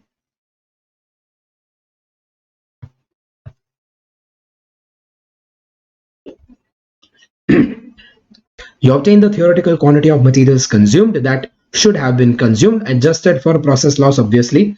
So now the supplier payment will also be done based on this theoretical quantity only. Actual quantity, I don't care, right? I will do all my purchase, I will do all my payments based on this theoretical quantity only. There is no need for the supplier to send invoices. No need for invoices, because even if you send invoices, I will not make payment according to the invoice which you send. I will make payments according to my reverse calculation only. Company will rely solely on internal production records to complete the payment. Problems in back flushing. Well, problems is that the production quantity reported might go wrong. Then there will be again reverse workings will go wrong, and that happens mainly because of labor turnover. The employee who was there at the time of production is not there at the time of making the calculation. That problems can happen. Losses must be correctly reported. That also is an issue over here. Tracing the lot of a specific material is not possible. Tracing the lot means that this finished goods was produced out of which material. You cannot establish a one-to-one relation that which finished goods was made from which material, right? Inventory accuracy will also be very low, because your inventory is not based on actual inventory, it is based on your estimated reverse calculation. So that might also not be very accurate. In short, these are the problems under backflushing. Certain prerequisites of JIT. Well, if JIT is followed, then the company should ensure that these things are there. There is low variety of goods. There is good communication. Vendor has to be reliable. Demand should be stable. If demand is seasonal, fluctuating, then JIT would not work. TQM, quality has to be maintained better. Preventive maintenance, machines should be maintained properly. Preventive maintenance pertains to machines. Why? Because see, you are getting materials at the last moment. Now, if you are getting materials at the last moment, then at the last moment, you cannot afford the machine to break down, because you don't have any excess stock to supply the demand when the machine breaks down. There is no excess stock, so your machine also has to be very reliable. You have to do periodic maintenance, preventive maintenance of the machine. And your materials must be defect-free material. If the material itself is defective, then finished goods will become defective, and you don't have excess stock, customer bhag jayega. Right? That problems can happen. These are the prerequisites of JIT. Impact of JIT. Well, because of JIT, your waste cost will decrease, overhead cost will decrease, and your customer patience can be written. No, Dheeraj, if you are planning to implement a JIT, it doesn't mean that you will keep the customer waiting. No. Dheeraj, your customer should not be affected. In fact, Dheeraj, the customer should not even know that you are following JIT. See, JIT does not actually mean that you start your production after customer places the order. No, Dheeraj. In reality, it doesn't work that way. Remember, Dheeraj, we did some questions in class that if my monthly demand is given, if your monthly demand is given and which is fluctuating, this is your monthly estimate of demand. So if your monthly demand estimate you have, then every month you plan to do production equal to the monthly demand. You don't produce as per your annual scheduled production plan, you produce as per the monthly demand. Yes, Dheeraj? Yeah. So Dheeraj, in reality, JIT doesn't mean that I will actually wait that customer will place order. Only after that I begin my production. No, in that case, it will become very late. Right. So in reality, JIT means that you will do the production not like after the customer demand. You will do the production before the customer order only, but you will produce only to the extent that you estimate for this particular month or this particular week or this particular day. Right. I must have given you example about the milk supplier. Right. Tell me, does your milk supplier order milk after you order to him? No, every day morning you go to the milk supplier. There's a milk shop outside my house. Daily morning I go to that milk shop to buy milk. Now once I go to buy that milk, after that the milk shop will order milk from his supplier? No, he will order milk beforehand only, but he will order only to the extent that he estimates to use today.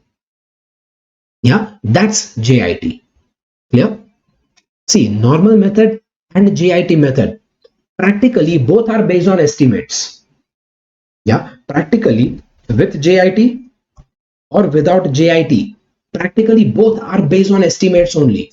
Difference is just that in case of with JIT, it is based on more recent estimates, while without JIT, all your planning is based on overall annual estimates.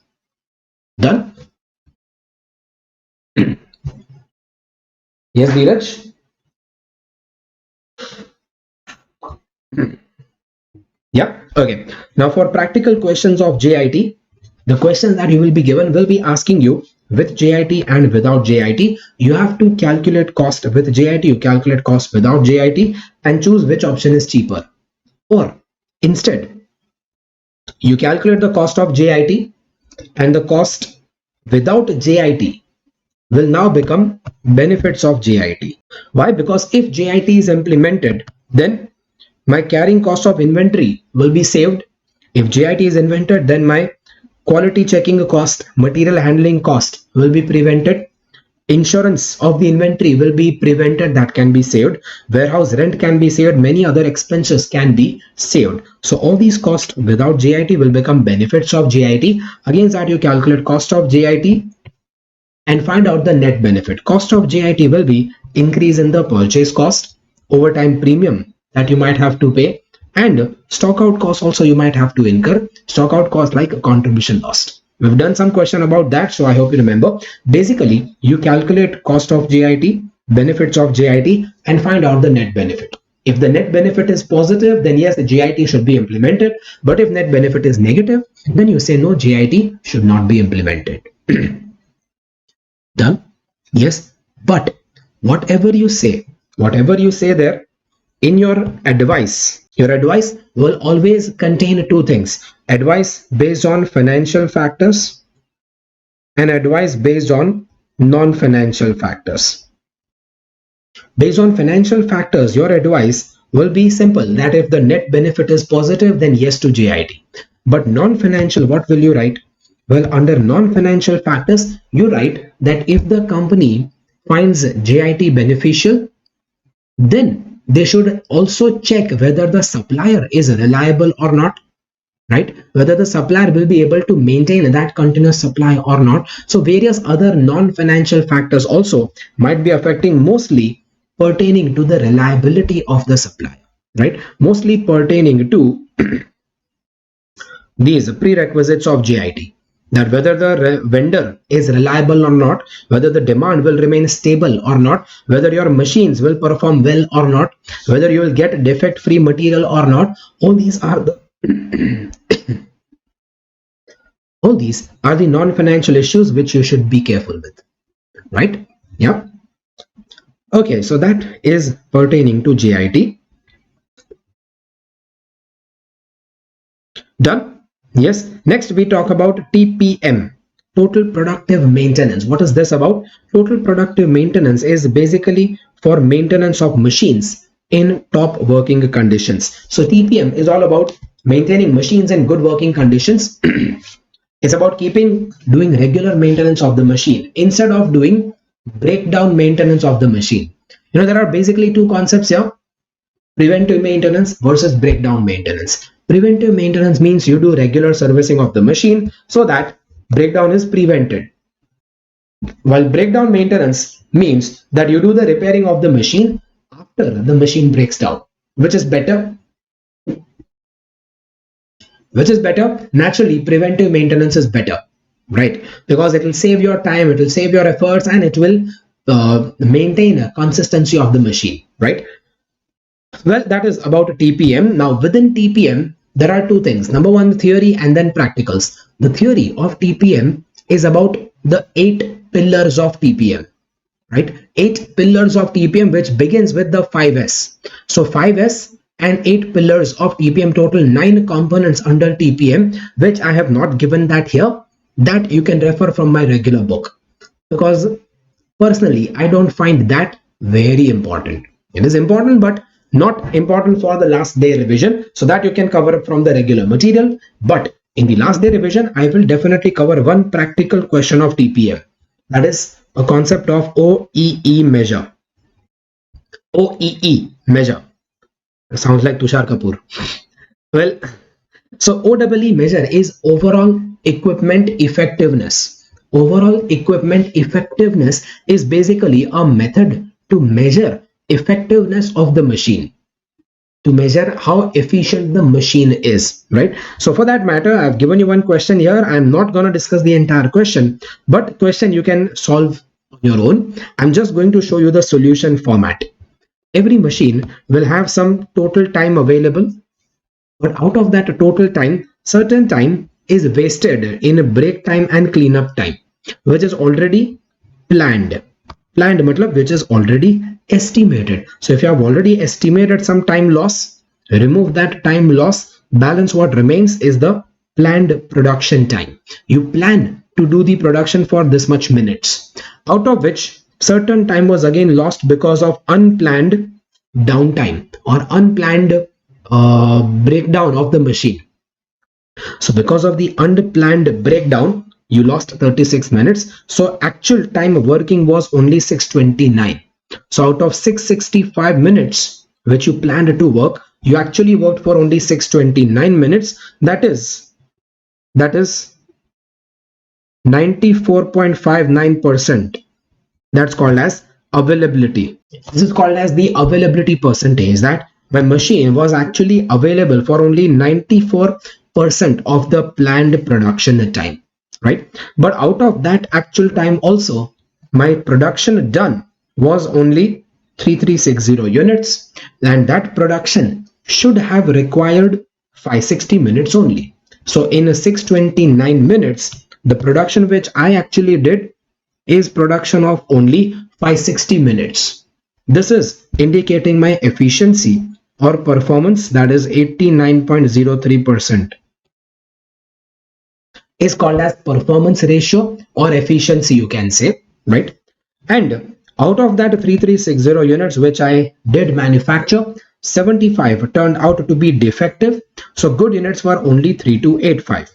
So if I compare the units, total units and good units, you compare the units, good units out of the total units, then that turns out to be 97.77%. That is called as my quality ratio, right? So quality ratio indicates that only 97% of your production was good production, baki percentage turned out to be defective percent, right? Or rejected units. So only 97% turned out to be good units. Now the combined effect of all three, this into this into this, the combined effect of all three, if you multiply, it is giving you 82.34%. That becomes your OEE measure. Yeah, I hope this format revises the entire concept of OEE for you. You start from total time, you minus the estimated time wastage will give you the planned production time, minus the unestimated unplanned time wastage gives you the actual time. Compare that with the standard hours will give you the performance ratio, and the total units compared with good units gives you the quality ratio. Multiplication of all three gives you OEE ratio, right? This is your OEE, and the best OEE ratio, the world class OEE ratio is 85%. World class performance. Every answer of OEE that you get, you will compare it with the world class performance, and you comment that whether your performance is better than the world class or not, right? Here this company performance is very close but not better than the world class performance. Within that world class performance also, your availability should be more than 90, performance and quality should be more than 95 and 99. Your availability is 94, so yes, it is good, better than world class. Your performance ratio is only 89%, which is supposed to be 95%, so that is not good. And quality should be 99%, yours is 97%, not good. Overall is also not good because it should be 85% at least. And this is what you mention in the comment. Done. Next is cellular manufacturing. Cellular manufacturing is a concept of applying a time and motion study to manufacturing industry. The basic idea here is that it is a part of JIT in which one or more machines are put together and considered as one cell. So the basic idea here is that machines are put together as one cell in one group, right? Multiple such cells are used in assembly line. Each cell accomplishes a certain task. Cellular manufacturing focuses on two things, that is grouping and arrangement. which machines should I bring in a group together, and how should I arrange these machines. These are the main two tasks over here. So arrangement is easy. Cells are arranged in a U-shaped design so that one supervisor can watch over the entire production without moving much. Scattered processes are merged together. Different processes are brought together, merged together, so that it reduces the flow. Time flow, distance flow, space, inventory, scrap, rework, all that can be saved. Quality control is facilitated. Why? Because when all the machines are set in a U-shaped design, then you can easily detect where is the problem. Problems can be easily detected, and underperforming cells, underperforming machines can be isolated, can be removed. It improves employee cohesiveness and scales it down to a more manageable level. See, because now the machines are handled by less people, so you need less number of workers. Less number of workers, so your number of people is now at a more manageable level. And because you have total less number of workers, so these workers are having more, they'll be more close to each other, right? Workers being more close, that is employee cohesiveness. Cells are designed to maintain a specific flow volume so that they are not flexible. One or more machines are grouped together based on parts manufactured by them. Yeah, different machines are grouped together based on which parts do they make. So that part family is a name given to the group of similar parts, and machine cell is a name given to the group of machines that make similar parts, right? The group of machines which are used together becomes the machine cell. Clustering methods are the methods which are used to decide how to make the grouping. This was very important, and for this we had done one practical question in class. Yeah, the practical question regarding rank order clustering algorithm. Well, of course, that practical question of rank order clustering we cannot revise in revision series. If you need to revise that, then please check the regular material, right? So clustering methods means how to make the groups. There is 3 methods for that. First method, you make the group using part family grouping, meaning you first make the group of parts. You first decide the group of parts. You first identify similar parts and then see which machines can I use to make them. Or machine cell grouping means you first make a group of machines that are used together, and then you see that which parts can I make using these machines. In short, here you make the part family first and then decide the machine grouping. Here you make the machine grouping first and then decide which parts can this group make. However, better method is machine part grouping, where similar parts and related machines both will be considered together.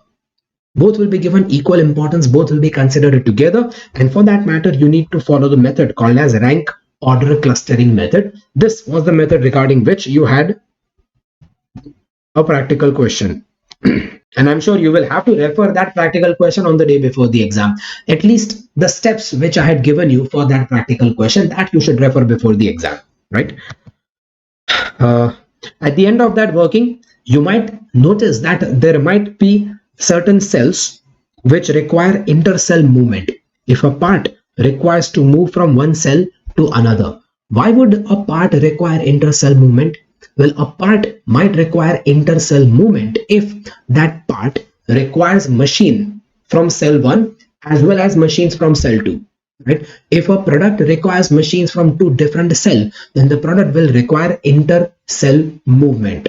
How to tackle these intercell movement? Well, either you design better intercellular handling mechanism like a conveyor belt laga do, or you duplicate the machine so that the part does not have to go to the other cell, or you subcontract that process. Ye pura part you can subcontract that part to somebody else, so that complicated part I don't want to make only, I will subcontract them. Or you redesign the part so that it doesn't need intercell movement.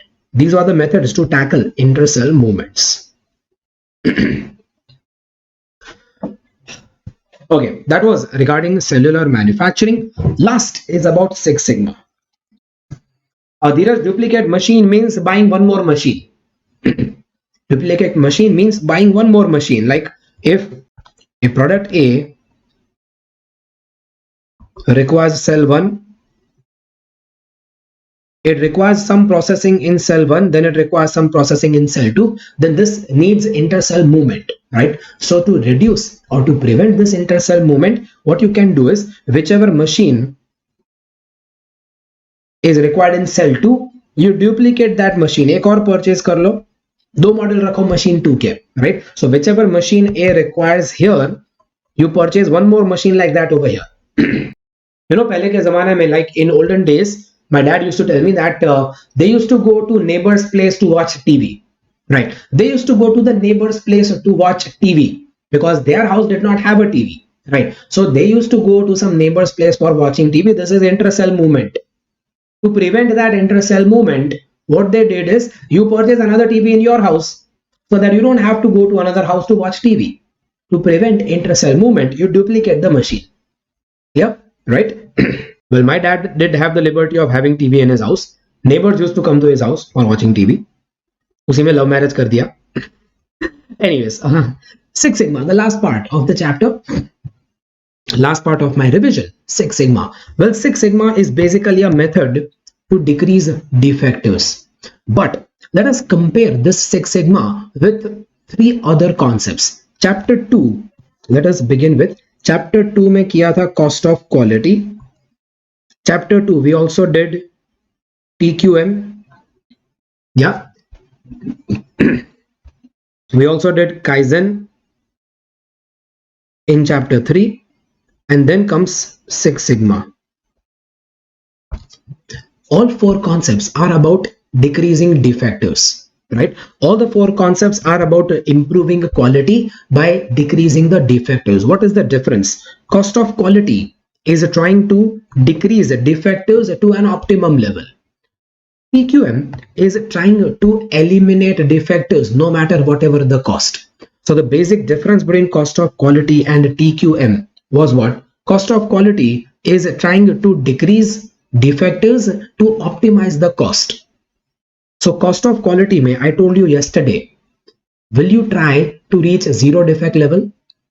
No, because zero defect level is very expensive.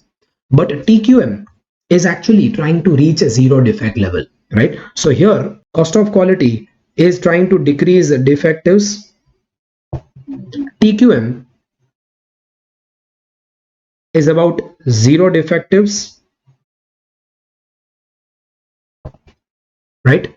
And Six Sigma is like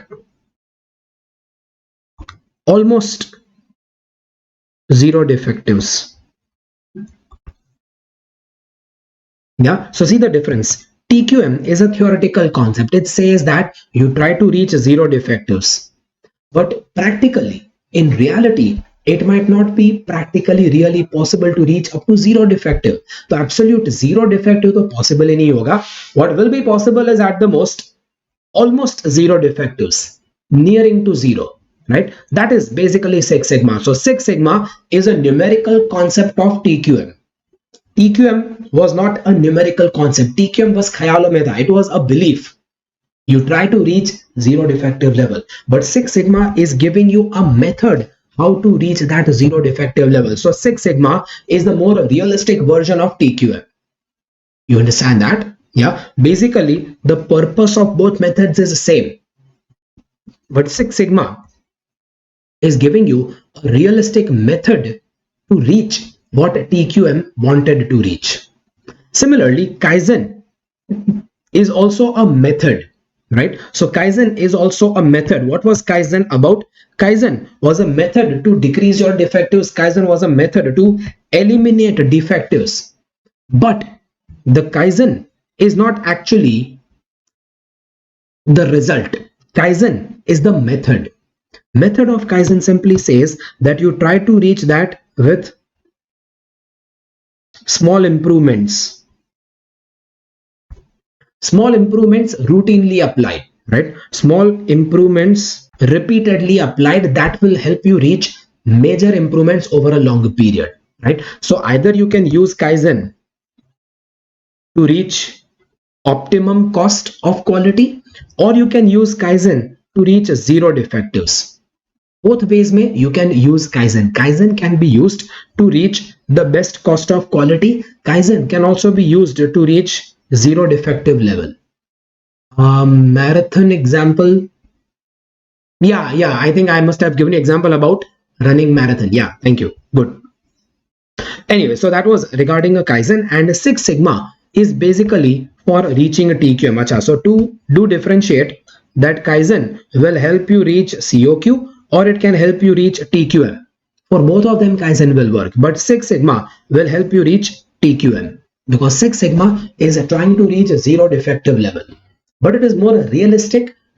So Six Sigma says that you know zero defect तो possible नहीं होगा, but almost zero is possible, almost zero, such that 3.4 defects you can reach per million opportunities. Out of 10 lakh units produced, only 3.4 units will be defectives, and then it is called as almost zero defective. Yeah, acha. Six Sigma is not just telling that you reach zero, almost zero defect level. Six Sigma is also giving a method to do that. What is a method to do that? Well, Six Sigma says that the method to reach zero defectives is by measuring the defectives, right? So Six Sigma is mainly focusing on measuring that defectives. You measure that in numeric terms. Yeah, now if you start measuring it, then you will automatically develop ways to eliminate the defects. To eliminate defects by measuring defects. Yeah, so you try to eliminate defects by measuring defects. By measuring defects, you will develop ways to eliminate them and practically achieve zero defect. Practically zero, matlab realistically it will not be absolute zero. Realistically it will be 3.4 per 10 lakh opportunities. Yes Anup, किसी ने नहीं, काफी लोगों ने achieve किया. आप Google कर सकते हो. इंडिया में सबसे फेमस वो मुंबई के डब्बा वाला, they have achieved six sigma certification. ऐसा सर्टिफिकेशन भी मिलता है, राइट? वैसे और भी बहुत कंपनीज है that has reached the six sigma certification, right? Anyways, implementation of Six Sigma. Implementation can be in two ways, DMAIC or DMADV. And if you remember class में इसके लिए we had discussed one case study. Out of the recent exam papers, एक case study discuss किया to understand DMAIC and DMADV. DMAIC is for existing business processes, while DMADV is for new products and new processes. In case of existing business processes, in case of existing product, you already have a product, so that product might already have a problem, so you define what is the problem. पहले तो define करो that what is the problem, meaning you define what is the defect. Like example, I think I must have given you example regarding, say, a company which manufactures mobile phones, right? A company which manufactures mobile phones, say Apple is manufacturing iPhone, and Apple realized that iPhone 13 previous version, iPhone 13 has some problem, has some defect, right? So they identify that customers are having a lot of complaints about some aspect in iPhone 13. So first is to define the problem. So you find out that ki abhi customers are facing what problem in iPhone 13. Let's say they define the problem, that problem is battery life. Let's say define the problem mein you identified the battery life. Customers have a complaint that the iPhone ka battery doesn't last very long. It is getting discharged within 2 hours. That's the problem. But is it necessary that every customer of iPhone 13 has that problem? Not necessary. Out of all the customers of iPhone 13, all of them might not be facing this problem. So next step is to measure the current performance. Measure that how many people are having this problem. Out of million units of iPhone 13 sold, out of 1 million units of iPhone 13 which are sold, how many number of people are having that battery life ka problem? Let's say out of 10 lakh units, million matlab 10 lakhs, out of 1 million iPhone sold, out of 1 million iPhone 13 sold, if 1 lakh users are having problem, meaning it is a significant problem. 10 lakhs mein se 1 lakh matlab 10% of the customers are facing this problem. That is my current performance. Measure the current performance. Step 3, analyze the root cause. So analyze that why these people are facing battery life problem. What is the root cause? Root cause you don't have to find, both the engineers and designers will find. So the product designers, the product engineers will have to find out the root cause of that battery life problem, that is analyze the root cause, improve the process, eliminate the root cause, and control means maintaining that improved process and future process performance. So you identify what is destroying the battery life of iPhone 13, and the next, and whatever further units of iPhone 13 you manufacture, be careful with that, right? So be careful with that root cause for the remaining units of iPhone 13 that you manufacture. That is called as DMAIC, right? But DMADV is about new products and new process. Now imagine if iPhone 13 had not just one problem. Battery life was not the only problem. It had thousands of problems. If that one product had thousands of different problems such that it was a purely failed product in the market, then the company will not try to find defect in iPhone 13. Rather, they will try to create a new product which does not have any of those defects of iPhone 13. You understand my point? Right? So if iPhone 13 had some problem, then you try to improvise that here. But what if, imagine, what if, chalo, another example, what if battery life problem of iPhone 13 was resolved? There is no other issue in iPhone 13. iPhone 13 is working perfectly fine. Absolutely makhan jaisa chal raha hai. There is no problem at all in iPhone 13. Still, the company sales is decreasing. Why? Because iPhone 13 has become already, say, 5 years old. If iPhone 13 has become 5 years old, there is no problem. Or the customers who are using iPhone 13 are still very happy with it, but still the sales is decreasing because it has become old. So now is the time that company must launch a new product. Yeah, because mobile phones are getting old very often. So 5 years में तो ये बहुत ही पुराना हो जाएगा. 5 years के बाद तो iPhone 13 will be called as historic phone, पुश्तैनी phone. Yeah, my phone is almost 4 or 5 years old. 2018 I got this. It's 2022 right now. So yes, it is exactly 4 years old. So 4 सालों के बाद तो phone will be called as like antique phone, because so fast is the technology developing, right? But don't worry, I'm not going to change that phone unless I want to switch to 5G network. 5G to आया नहीं अभी, so it's not a problem. Anyway, so DMADV is an approach used for new products and new processes. So in case of new product, first step is define that what you wish to deliver, then measure what the customer needs, then analyze how will you fulfill that customer needs, right? So how will your deliverable fulfill customer needs, that is called as analyze. Then based on that you design a product, design a process which will meet that customer needs, and then verify whether the design is able to meet customer needs or not, right? Like say customer say define customer deliverables means what you wish to give. Well, I wish to give a new model of the phone because iPhone 13 has become old. I wish to give a new model of the phone. Then measure what the customer needs. Well, customer needs good camera, customer needs 5G support, customer needs good storage. This is what the customer needs. So analyze how will you make your deliverables meet the customer needs, design a new product which will fulfill that customer needs, and then verify that whether the new design has the ability to meet customer needs or not. Right? That is called as my DMADV approach. Right? Anyways, that is DMAIC and DMADV approach. DMAIC is used in following cases. DMADV is used in following cases. So DMAIC is used when you are talking about existing product. This is used in case of new product. DMAIC is used if it is a part of ongoing continuous improvement. But DMADV is used if the process is already optimized using DMAIC.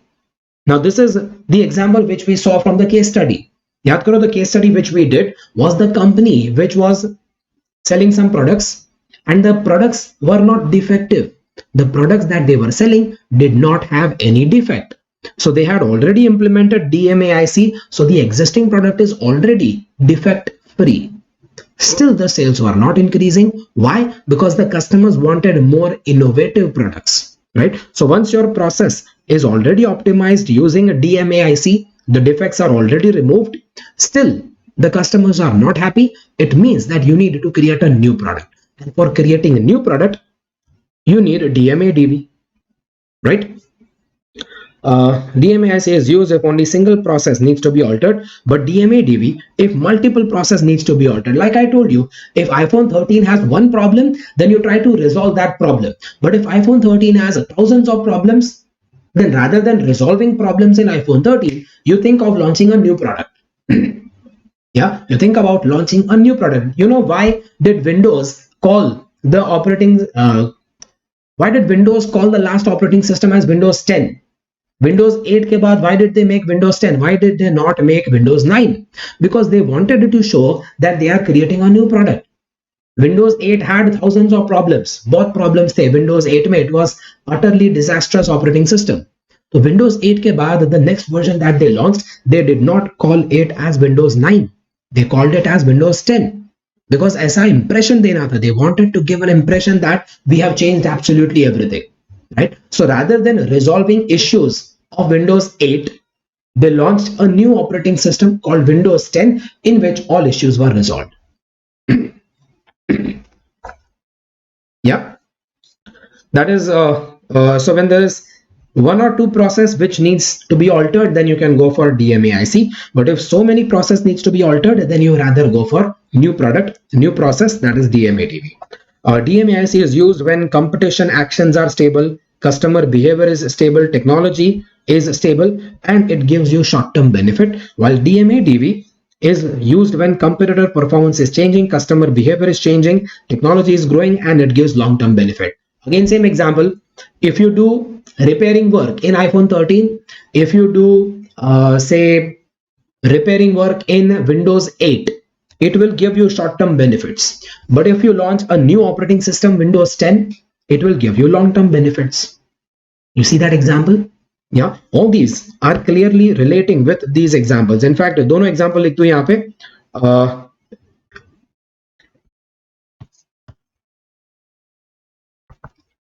So DMAIC is about remove defects from iPhone 13 or removing defects from Windows 8, while DMADV is to launch a new product. Rather than removing defects from existing products, might as well you launch a new product like iPhone 14 or Windows 10, Windows 11. Done? Yes, that is your Six Sigma. Well, that covers the revision of chapter 3. These are the main topics of chapter 3 that we covered here. Any questions?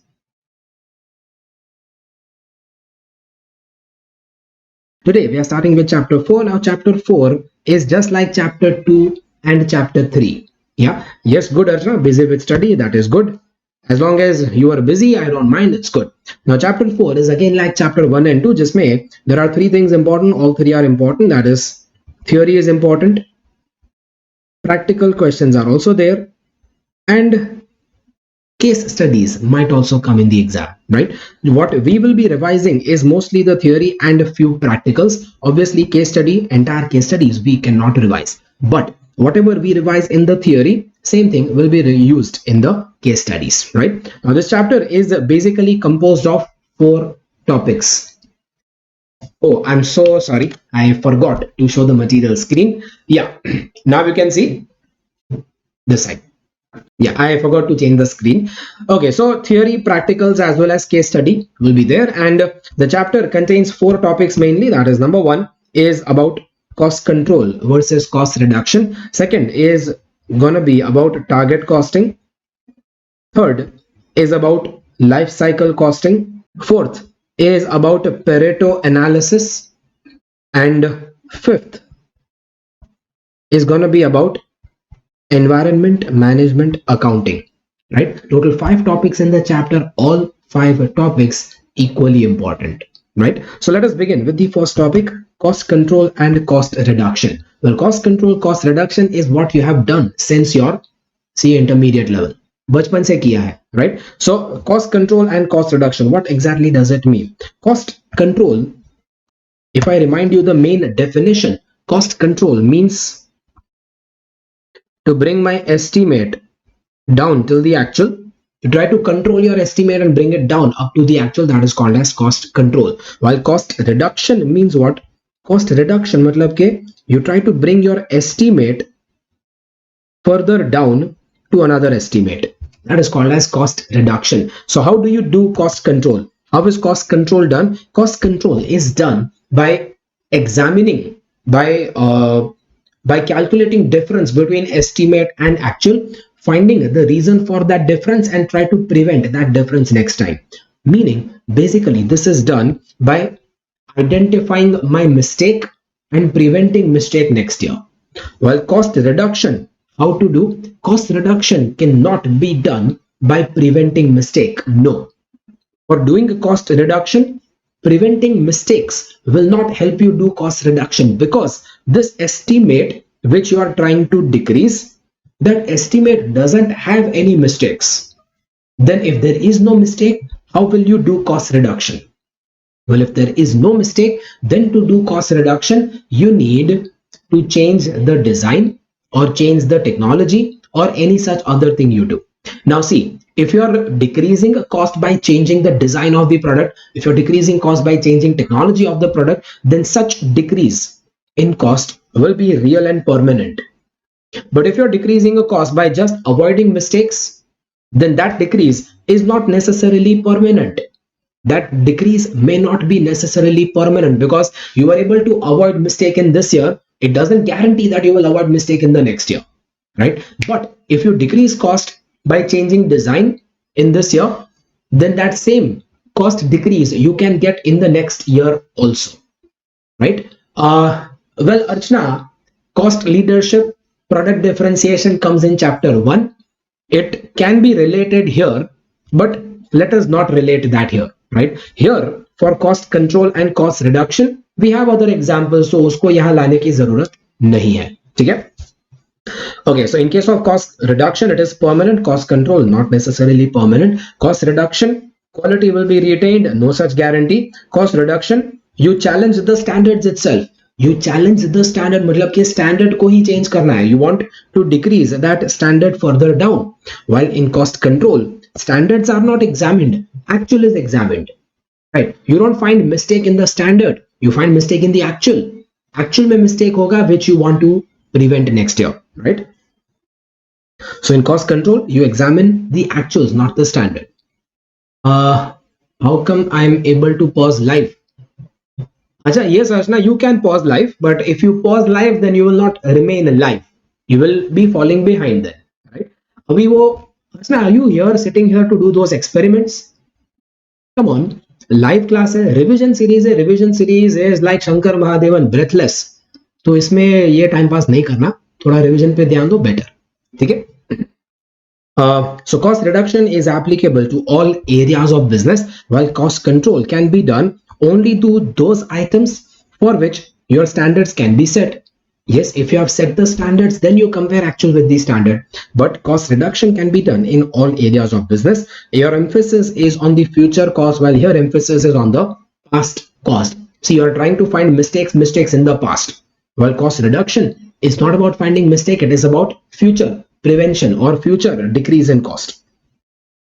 And cost reduction is a preventive measure. Cost control is a corrective measure. Corrective because this is what I told you first. Corrective because here you try to correct your mistake. But cost reduction is a preventive measure. Preventive because you try to decrease cost of the future. You are trying to decrease your estimate itself. Yes. Okay.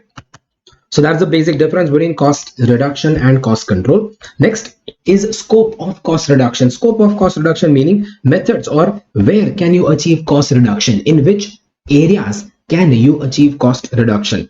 Well, if you wish to achieve cost reduction, either you change the product design, changing the design of the product by using say cheaper material, or by using more effective higher yield material, by reducing production time, by standardization and simplification of variety. All that can lead to cost reduction.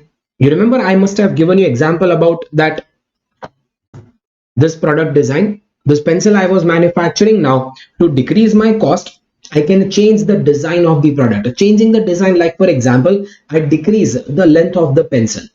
I decrease the length of the pencil, it can help me save some cost. I remove the eraser that they have given here useless above. That eraser I can remove, it can help me save some cost, right? Yeah, that is changing design can help you reduce cost, or by using cheaper material you can reduce cost, or by using high yield material. High yield material is such material such that with less material you can get more units. Well, if you can get more units, more finished goods with less material, then that will be called as high yield material. Again, that will help you reduce your per unit cost. Reducing the production time, activity based costing implement karo, try to reduce your time per unit, that can help you decrease your cost. Standardization and simplification of variety. Well, for this, you remember one example was given in your book. Example that given was, I'll remind you, it was regarding a car manufacturing. If Tata is manufacturing various different models of the car, but in all these different models, the door handle that they use, they will keep the same design of the door handles for all the cars. Yeah, that is called as standardization, because if they have one standard design of the door handle for all the cars, then that can help them save the cost, right? Because all the car models, the door handles for all the car models will be manufactured together, will be ordered together, because there is a standardization. So you don't have to make small orders for the door handles. You can make combined order for door handles which will work in all the cars. That is called as standardization. Do you understand that? Many companies actually do that. Many companies actually do that. They have standard components in a various variety of goods. I'll tell you more a realistic example. You go to a furniture store. Now furniture store will have variety of furniture. They have study table, they have wardrobes, they have so many different types of furniture. Now in all these furniture there are handles which are used. In all these furniture there are that hinges which are used, right? Now handles and hinges, maybe they will use the same design of the handles and hinges in all the wardrobes, in all the design of wardrobes, in all the design of study table, the same kind of handles they will use, so that they can save cost. That is called as standardization. Yes. Okay. Or you can also do cost reduction by organization of each function, assigning task, communication, meaning organizing the company in a better way. You can reach cost reduction. Factory layout meaning by arranging the equipments in your factory in a different way, you can save some cost. Yaad karo, cellular manufacturing can help you save costs. Chapter 3 mein jo kiya, you bring the machines all together so that there is less wastage and there is less damage, and you can save some cost of space and everything. That is called factory layout of the equipment. You replace the plants, introduce new techniques, do some expansion to eliminate wastage of men and material, and maximize usage of your facilities. That is your factory layout equipment. Production plan program. Production planning, like your plan how to do production. Example, JIT. You do the production as per a routine method, or you do production as per JIT. Don't you think JIT will help you reduce cost, right? So you change your production plan. For example, you implement JIT, that will help you reduce cost. You eliminate the faulty production method, change the plant layouts, incentive schemes to reduce wastage of men and material. All these are examples to achieve cost reduction. In short, this entire list is list of examples. See, I have given a very concise version of that list. The same list in your regular material will be little longer. Okay? Anyways, that is regarding a cost control, cost reduction. Now, the purpose of cost reduction is what? Why do you want to reduce cost? Well, you want to reduce cost so that you want to reach a target cost, right? So cost reduction will eventually lead to target costing. What is target costing? Target costing is the cost which you wish to reach, right? This is the cost that we wish to reach.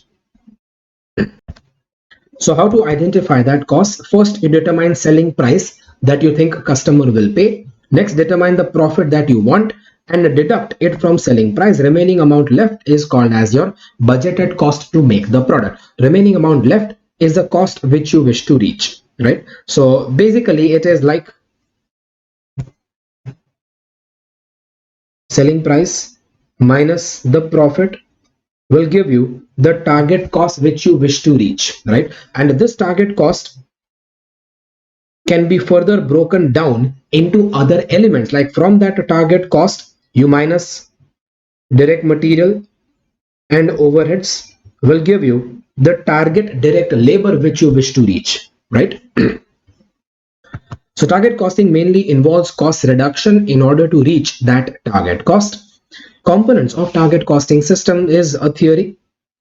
Well, this theory is useful in many analysis, also in many case studies, right? So whenever any case study or any analysis require you to reduce cost, require you to do cost reduction and reach a target cost, then in all such theory, you can use this in your analysis. You remember you had this even in some case study of chapter 3, right? What is this? The components of target costing basically involves value analysis, value engineering. Value analysis is for new product, value analysis is for existing products, and value engineering is for new products. Like for example, if you remember, Six Sigma also had that same categories. Six Sigma mein for existing product you had DMAIC, and for new product DMADV. जैसे Six Sigma में किया था, do you remember that? Same thing can be applied over here. So value analysis is for existing product like DMAIC. Value engineering is for new products like DMADV. Basically, what are these two for? These both are scientific approach to achieve cost reduction.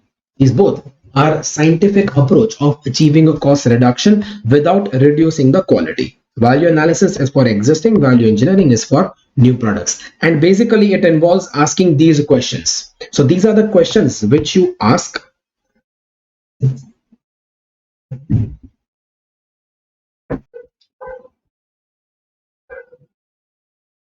These are the questions which you ask to achieve cost reduction. Yes, so to achieve cost reduction, you ask yourself that whether can you eliminate some functions, can you eliminate some durability of the product. You don't need so much durable product. Think if you can eliminate some durability, minimize design by using lesser parts or by giving lesser features, design the product better such that the design can be created in only a specific manner. Yaad karo that example about cartridge of printer. Jade, yes, this is a kind of value chain analysis. Yeah, this is a kind of value chain analysis. But Jade, chapter 1, value chain analysis was to identify which activities are adding value, which are not adding value.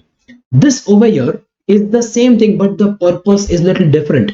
Here, Jade, here the purpose is not just to identify non-value added activity. The purpose is to try and decrease your cost by analyzing those activities, right? Yes, you can say this is a part of value chain analysis because value chain analysis is value analysis, right? See if you can substitute the parts with lesser expensive materials. See whether the steps can be consolidated or done by one person, like cellular manufacturing. Machines are consolidated into one group managed by one person, that is accomplished by one person. Take the supplier's assistance to redesign their process which can suit our need, that can help you decrease your cost. You remember we did that in JIT. We did exactly this in JIT. All these are methods to reduce cost. They have just compiled all those methods together, right? And last point is just saying that is there any other better way? However, in every such analysis, we must also comment that decreasing the production time might put unnecessary pressure on the employees. If you are asking your employees to complete production in certain target time, if you are forcing your workers to complete production in certain target time, then that will definitely create pressure on the workers to finish production on time, right? So that is just one part of the analysis which you can mention, right? Next, target costing steps. Steps in target costing. Well, 8 different steps given with certain sub steps also. Step 1, You give importance to market driven price and a need of the customer. Market driven price meaning market price.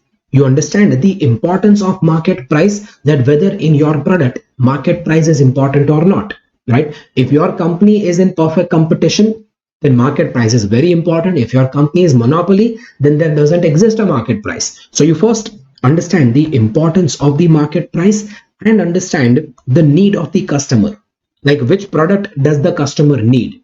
Now for that product you identify customer requirement. Customer requirement means what features does the customer need. Customer requirement matlab ke what features does the customer need, that you find out. Establish a target price. So you set the market price as your target price. This is the price you wish to reach. You determine volume, how much you wish to produce, and establish the profit that you want to earn, and accordingly determine the target cost. So market price minus target profit will give you target cost, and that target cost divided by volume will give you target cost per unit. Okay? The balance, you need to balance target cost and a requirement. This is your purpose. Your purpose is to balance the customer requirement and see that these requirements are fulfilled within this target cost. That's what you wish to do. And you do that by establishing the target costing process. You brainstorm to reduce the cost. Brainstorm means research karo. Do some research, you find some creative ideas, find out how will you reduce the cost. That is called brainstorming to reduce cost. Establish product cost model, meaning you calculate cost of various designs that you thought of. You calculate cost of various suggestions that you brainstormed here. Whatever suggestions you got over here, you estimate cost of every such suggestion and see whether that suggestion is able to close down the gap. Gap means what? Gap between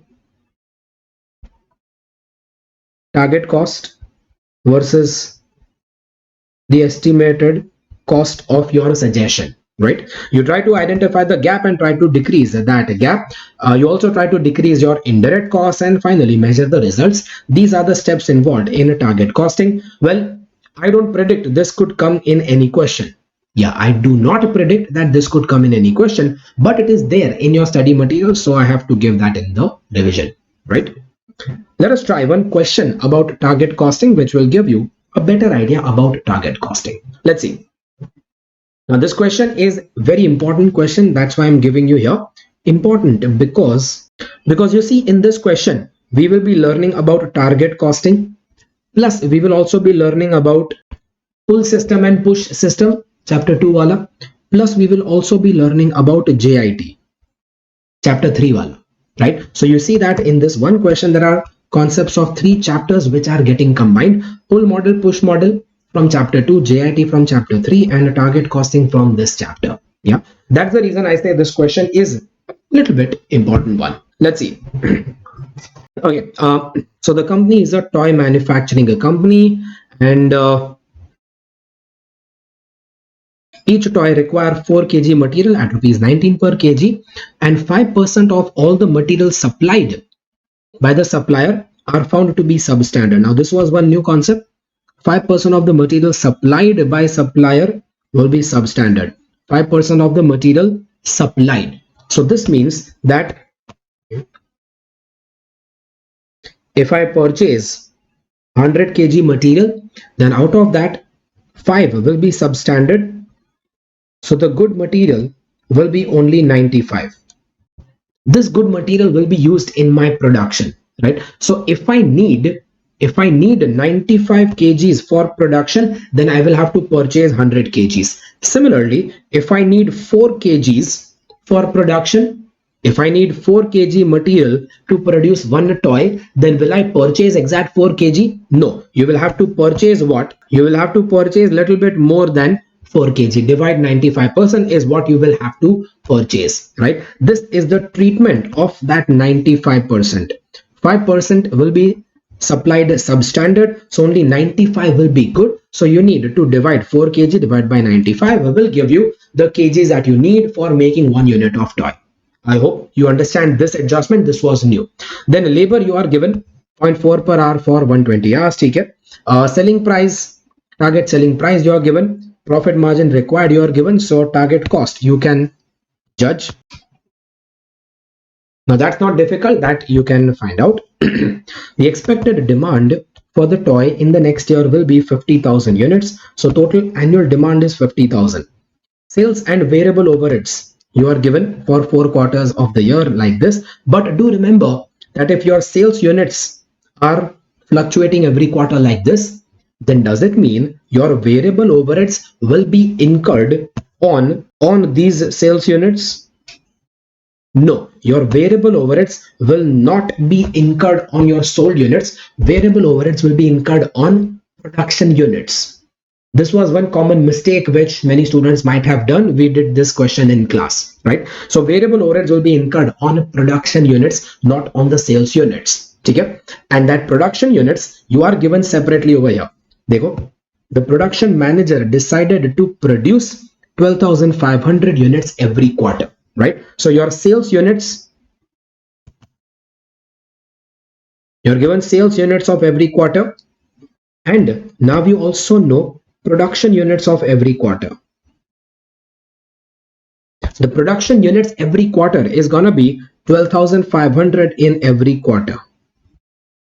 So 12,500, 12,500, 12,500 in every quarter. So now you have two different set of units in every quarter. Variable overheads will be incurred on which units? Remember, variable overheads are always incurred on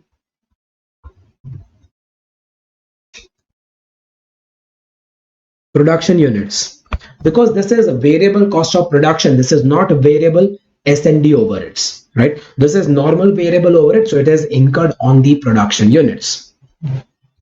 Inventory holding cost is given 18 per unit of average inventory, okay, per quarter. Okay, will there be inventory in any quarter? Yes, you can see this. Quarter 1 I produce 12,500, sale only 7,500, so difference will become my inventory. Quarter 2 again I produce more, sale is less, my inventory will increase. But quarter 3 my production is 12,500 but demand is 15,500. So how will I supply the additional demand? You see there is a shortage of 3,000 units. How will you supply that additional demand? Well, you will supply that additional demand out of your inventory, because quarter 1, quarter 2 you accumulated inventory, right? Same way in quarter 4 also, right? The normal production capacity is 15,000 toys per quarter. The company can produce further 6,000 units per quarter by resorting to overtime. So when will you need overtime? Normal production 15,000. Beyond that, you will need overtime, and overtime wages will be 150% of normal wage rate, meaning 50% premium you pay during overtime. Anyways, so first they are asking you to calculate the cost gap that exists. Calculate the cost gap that exists between total cost per toy as per the production plan and the target cost per toy, right? And second, they are asking you to discuss how JIT will remove that cost gap. So first is non-JIT, second is with JIT. So my first situation is about non-JIT, and second we'll identify the cost with JIT, and we will see that whether JIT is helping you to reach the target cost or not. What is target cost? Target selling price you were given minus the target profit will give you the target cost to 04, right? Now the cost per unit of the given production plan, given plan is non-JIT. Well, currently the company doesn't follow JIT, so currently they will incur inventory holding a cost. For inventory holding a cost, you identify closing stock of every quarter plus opening stock divide by 2 will give you average stock, and on that average stock in every quarter you will incur the holding cost. Please remember, holding a cost will be incurred on the average stock, not on the closing stock, right? So the holding cost of 18 per unit will be incurred on the units of the average stock. That gives you total inventory holding a cost under the non-JIT system. Apart from that, you also incur material cost. Remember to divide 95% in that. Labor you are given. Variable overheads is incurred on 12,500 production units every quarter. Fixed overheads you are directly given, and inventory holding cost you add will give you total cost divide by 50,000 units gives you cost per unit, while target cost you wanted to reach was 204, you're getting 208, so the gap is 4.09. You still need to reduce the gap of 4.09. This is your first answer. Second, in case of JIT plan, what will happen in case of JIT? Well, the company is implementing JIT production and JIT purchasing. Now, what is the benefit of JIT purchasing? Well, JIT purchasing benefit is that your material inventory will become zero. But in this question, are you even given material inventory? No. So what will be the effect of JIT purchasing that you do in this question? What is the JIT purchasing effect that you will do in this question? Well, for you, there is only one effect of JIT purchasing which you can do, that is remove 95%. Why? Because you remember chapter 3, when we did JIT, I told you that under JIT system, the supplier will check the materials and send. If the supplier will himself check the material and send, so now the material cannot be substandard. Right? So under JIT purchasing, you assume that materials will not be having any substandard material. Exactly. So you remove that, divide 95 to that extent, your material cost will change.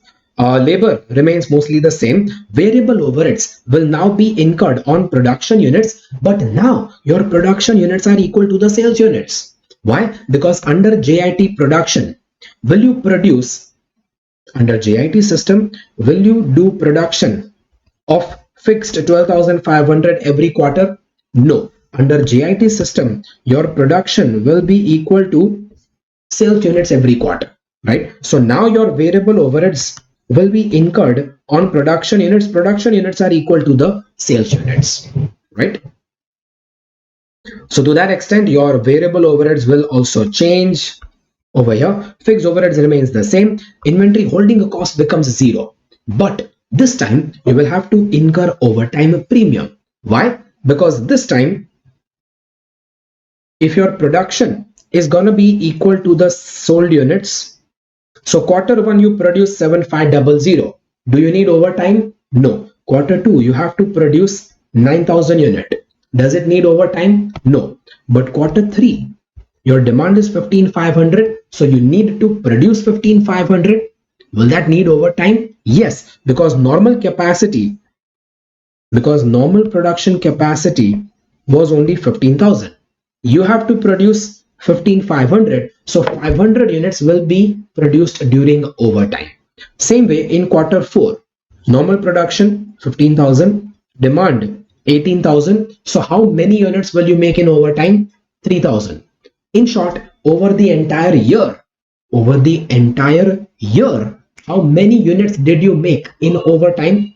3,500 units you make during overtime, right? So in the entire year, total 3,500 units of overtime. And on that overtime units, you will consider additional cost as overtime premium. See, on that overtime units, 3,500.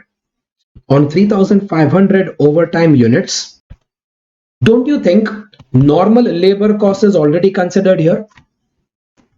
Yeah, normal labor cost is already considered here. So now you consider only the overtime premium. Overtime premium is 50%. During overtime, you pay 150% of the normal rate, matlab 50% premium. 50% of 120, so 60 rupees is the premium into 0.4 hours. Should give you 84,000, direct shortcut, right? You can check 3500 into 60 into 0.4 is 84,000. This becomes your overtime premium cost. Do you understand that? Come on, tell me, did you understand that overtime premium? This is something that many of you had or might have confusion. I'll also show you the workings of that. Overtime premium needs to be paid for production in excess of 15,000 units. 500 units in quarter 3, 3,000 in quarter 4, total 3,500 units. So normal wages 120 per hour is 48 per unit. Overtime wages 150% of normal. So overtime premium is 24 per unit on 3500 unit, 84,000. Or you can simply work out like this. Shortcut. Done. So that gives you overtime premium cost. So you notice in case of JIT plan, your inventory holding cost is 0. Instead, you incur overtime premium cost. But because of that, my total cost is less. My cost per unit is only 199. Target cost was 204. You achieved within the target. So yes, target is achieved. Right? That is your JIT plan. Anyways, these were the two main parts of the question. Second part of the question, part B, is asking you how implementation of JIT can be a source of competitive advantage. So basically, you have to give JIT advantages. Advantages of JIT production, that is the pure theory. You will have to refer that from chapter 3, right?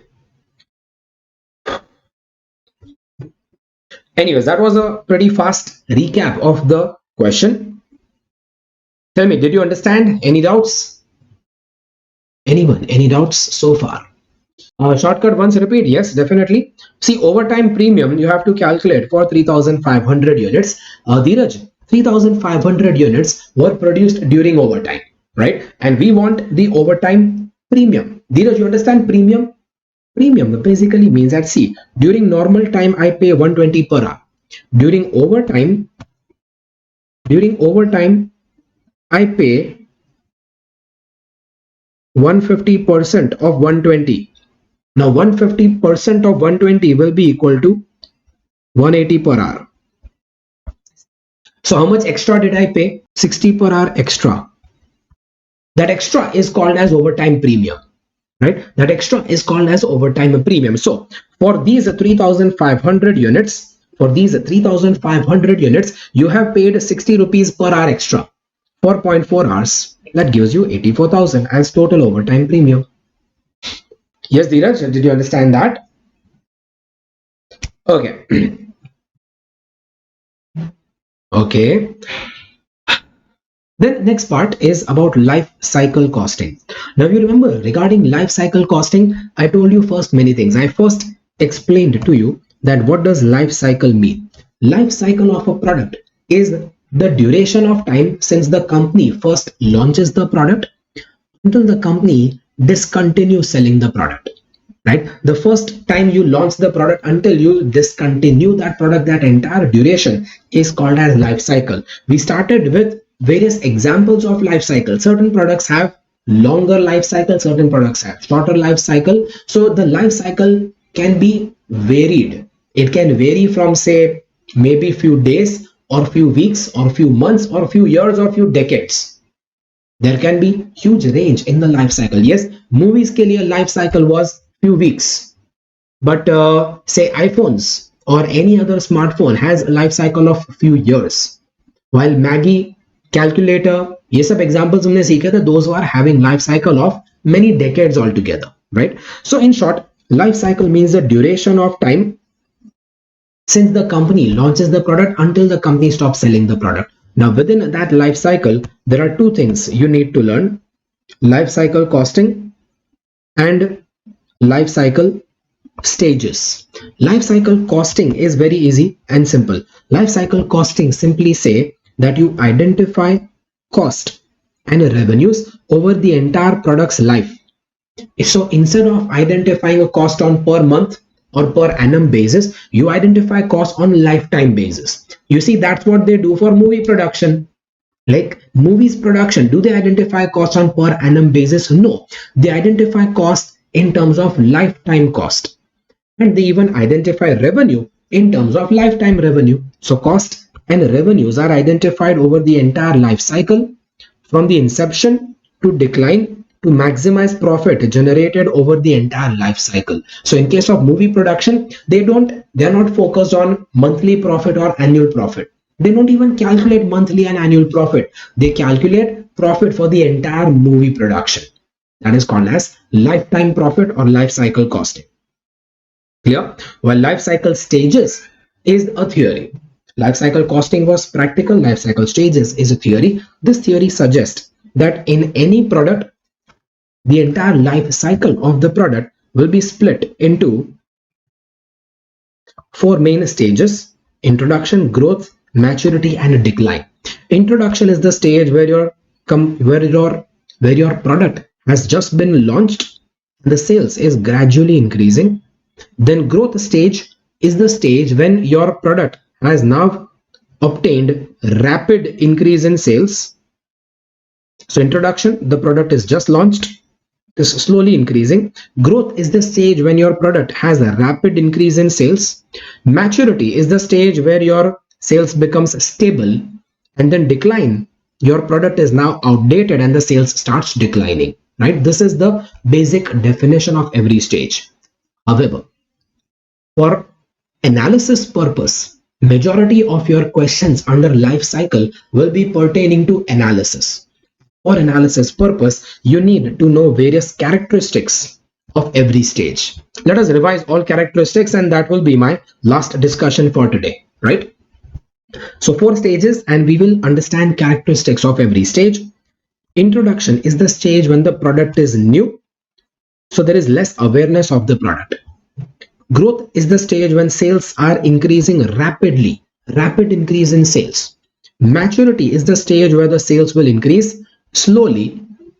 Eventually, the sales will become stable due to overcapacity. And decline is the stage where the demand disappears and the sales starts declining. Okay? Introduction, you focus on what? Well, your focus is on increasing the product awareness. You just want customers to get to know your product, right? So that is your introduction stage. Your focus is on increasing awareness. Your focus is not on earning profit. Yeah, your focus is on increasing awareness. Focus on the buyers that are most ready to buy. Then comes the growth stage. Growth is the stage when you focus on maximizing market share. So now that significant people know your product, now you try to maximize your market share. Your focus is to sell more and more units. Yeah, your focus is to sell more and more units. That is maximize market share. So focus is to sell more and more units. Then during maturity stage, now you are in a position where majority people already know your product.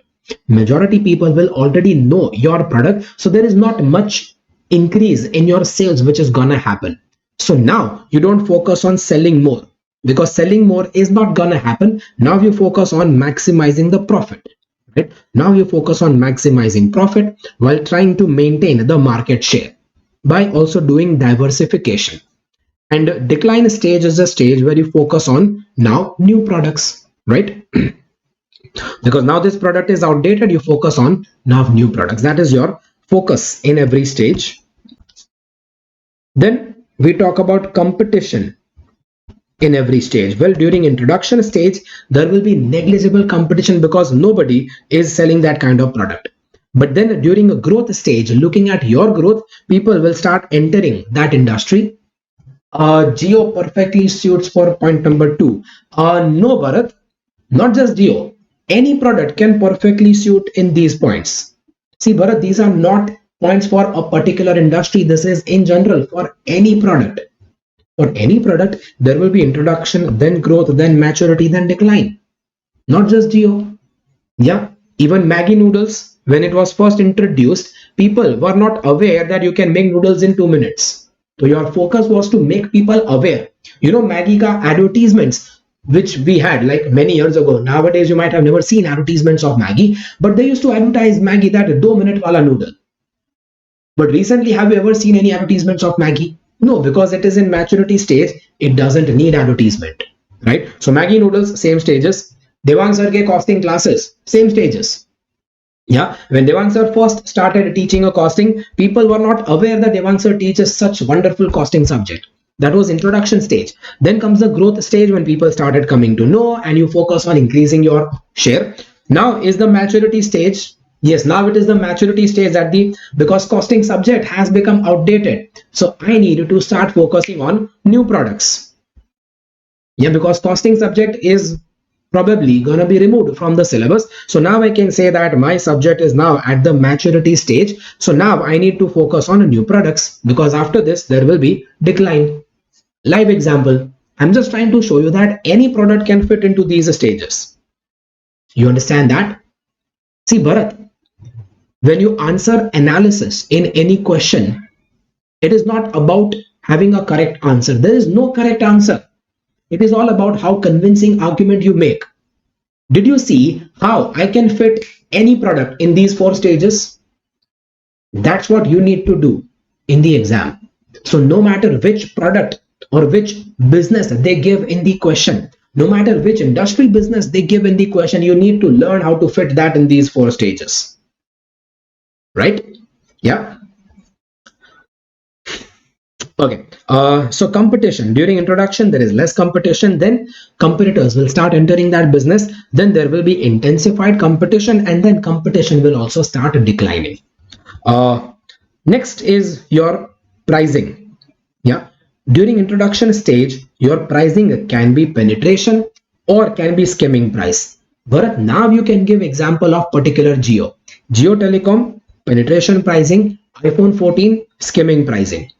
Yeah, 2 different examples. We've done that in class. So you introduce the product by penetration or by skimming. Then during a growth stage, you need to sell more. How do you sell more? Well, see this.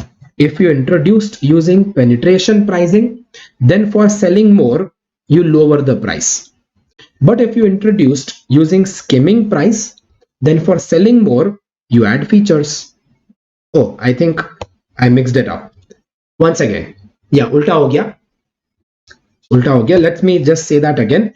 If you launch the product with penetration pricing, meaning you have launched the product at already very low price. So now to sell more product, will you lower the price further? No, penetration price, there is no scope of lowering the price. So now for selling more, you add features in the product, right? Yeah. But if you had launched the product with skimming price, if you launch the product by skimming method, then in order to sell more, what will you do? Now in order to sell more, you lower the prices to attract more buyers, right? Acha. Also notice that in case of penetration, if you did penetration during introduction, then during growth stage you add features. You add more features to the product. But that adding features was not possible during introduction stage. Because introduction is the stage when you have just launched the product. People are still getting to know your product. When people are still getting to know your product, there is less awareness of your product. So when the people are not even aware of the original product, will you start adding features to that product? No, you will not start adding features now. You will add features little later, right? So product refinement is not possible. Product refinement not possible means not possible to add features. Then during maturity stage, you will now reach competitive pricing. Competitive pricing means you have to keep your pricing as compared to the competition. Yaad karo, we did profit maximization model there. This was about maximizing market share, but in maturity, it is about maximizing profit. Maximizing profit means your pricing has to be competitive pricing. The price which gives you maximum profit, right? And then during decline stage, there is price cutting. Next is discussion about profits. During introduction stage, obviously no profit exists. During a growth stage, your profits are rising. Then profits will become stable, eventually start decreasing. And then during decline stage, profits will also be rapidly declining. During introduction, there is high promotional expense because you focus on increasing awareness. Focus on increasing awareness. Therefore, there will be high promotional expense, right? During a growth stage, you want to sell more. Well, you want to sell more. So again, there will be same promotional expense or even higher promotional expense. But during maturity stage, there is no more focus on promotion expenses because now you don't want to sell more. Now you want to just maintain your market share. Maintain the market share. So you now focus more on distribution rather than focusing on promotion and advertisement. I gave you example about Maggi.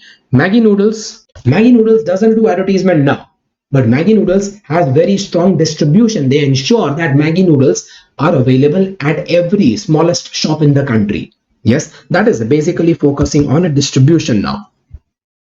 And during decline stage, there is low promotion expense, right? Because anyways the product is gonna expire, so why to do marketing, right? Now if I sell my costing classes to anyone, I will not give any discount. Kyun dena discount? Because I would give discount if I expect future sales. But if there is not going to be future sales, then why would I give discount? Yeah, so no promotional expenses, no promotions during the decline stage. Live example. And last point is regarding the product cost. Specifically, this is about cost per unit. Yeah, please understand this last point will be about cost per unit. During introduction, cost per unit is more because units are less. Growth stage, your cost per unit starts decreasing, then it is constant, and then it increases. Lastly, one additional note for maturity stage. During maturity stage, the customers start moving to other products. So there is high R&D budget. Population growth and replacement demand govern future sales in maturity. So during maturity stage, you will be having high research and development because you know that the product is now gonna enter the decline stage. So you start developing the next product, right? Population growth and replacement demand will govern future sales. So during maturity stage, you have already created awareness to all customers. So now there are no customers who are not aware of your product. Now your only increase in sales will be to the extent of increase in population. Today, the increase in sale of Maggi noodles is only to the extent of increase in population, right? Or replacement demand. My old Maggi packet was exhausted, so I purchased a new Maggi packet. That's the only extra sales company gets. But now company doesn't get new customers because there are no new customers. Every customer is already using Maggi, right? That is your specialty of the maturity stage. Done? Yeah, these are the stages of life cycle, and we will keep our today's revision till here. Yeah, so one more practical question of life cycle costing we will cover from tomorrow. So tomorrow, session 2 for chapter 4 revision. So tomorrow we will be completing the remaining part of chapter 4. That's all for today. Thank you very much. If you have any questions, please shoot. Generally, this applies to perfect competition market only, sir. Jade, no. Life cycle stages will apply to every product, every market. Right? Dheeraj, Kanban card we did in chapter 3 under JIT. Kanban card is a notification card that machine 2 will send to machine 1, asking machine 1 to slow down the production. Yes. Any tips on theory retention? Well, Bharat, theory retention ke tips. Chalo, there are many tips, but let's say I'll give you the tips on the last day of revision. Is that fine? Yeah, I'll give you some general tips on the last day of the revision. Dheeraj, downstream machine to upstream machine. See, Dheeraj, if raw material goes to machine 1, output of machine 1 goes to machine 2, and output of machine 2 becomes the finished goods, right? Then in this case, Dheeraj, machine 2 is a downstream machine and machine 1 is an upstream machine. See, Dheeraj, stream, matlab like a river. How does the river flow? River flows from up to down. Just say here, my units are flowing from machine 1 to machine 2. Yeah, so it is coming from up to down. That is how a stream will flow. So machine 2 is a downstream machine. Machine 1 is an upstream machine. Right? So when your downstream machine is slow, then a downstream machine will send a Kanban card to the upstream machine, asking that upstream machine to slow down. Otherwise, there will be inventory pile up before machine 2. Done. Last, we had started with life cycle costing, and we had been through all the theory about life cycle costing. Just reminding you, life cycle is the duration of time for which a company continues selling a particular product, right? So that is basically life cycle. Now, within that, we have to learn about life cycle costing and life cycle stages. What we covered yesterday was about life cycle stages. Every product life cycle will be split under 4 stages. These were the stages: introduction, growth, maturity, and decline. Chalo. You remember that these stages are very important for your analytical questions. Most likely question of life cycle that you get in the exam, what is more likely is the analysis based question, right? But I'm not giving you practice of analytical question here, because analytical question, you don't need to practice the question. In analytical question, this table is what is going to help you, right? So this table that I have made is the best thing you can get for any question about analyzing life cycle stages. Yes, because this table gives you a comparative analysis of all the stages of the life cycle. Let me remind you certain important characteristics in that table. During the growth stage, remember, you focus on selling more and more units. During maturity stage, you don't want to sell more units. During maturity stage, you want to now maximize profit, right? Also, pricing. During introduction, your pricing could be penetration or skimming. During a growth stage, if you started with penetration, then during growth stage, you add features to sell more. But if you started with skimming price, then during growth stage, in order to sell more, what you do is you lower the prices. During maturity stage, you will do competitive pricing, meaning pricing same as the competitors is what you need to do. Yeah. Anyways, so these are the important characteristics over there. Next, we try one question about life cycle costing. Yeah. Just before we do that, just let me know, is the audio video all clear to you? I just need an assurance because I see some error on my screen here. Yes. Okay. Okay, great. So the question regarding life cycle costing, this is about calculating a cost over the entire life cycle. You are given the details about this company which is making watches, and you are preparing product life cycle budget. So you need to identify cost over the entire life cycle. The development of the watch is to start shortly, and the estimates are as under. You are given the lifetime units 2,40,000, selling price per unit. You are given life cycle cost. You are given R&D. So the R&D cost is given in terms of lifetime. Manufacturing cost, you are given variable cost per watch, variable cost per batch, and number of watches per batch. The number of watches per batch you are given 300. Then for 2,40,000 units, if one batch contains 300 units, then how many batches will I need? 2,40,000 divided by 300. That should give you 240 divided by 300. That is 8 3 24. So 800 batches. 8,000 batches, 800 batches, I think. Yeah. And the fixed cost you are given is for life, is not per annum, so consider it is given per life cycle, 1,12,000. Marketing related cost you are given, well, marketing variable cost per batch you are given 24, and fixed cost you are given. Normally when you were given here cost per batch, then you will multiply 800 batch in that. But here when you are given the variable cost per batch, normally you would have multiplied this batch cost with same 800 batches. However, in this question, you remember, you don't multiply 800 batches because you are given separately batch size for distribution.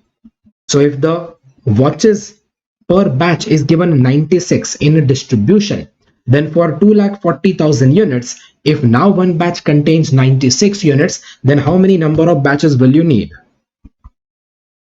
2,40,000 divided by 96 would be how many number of batches?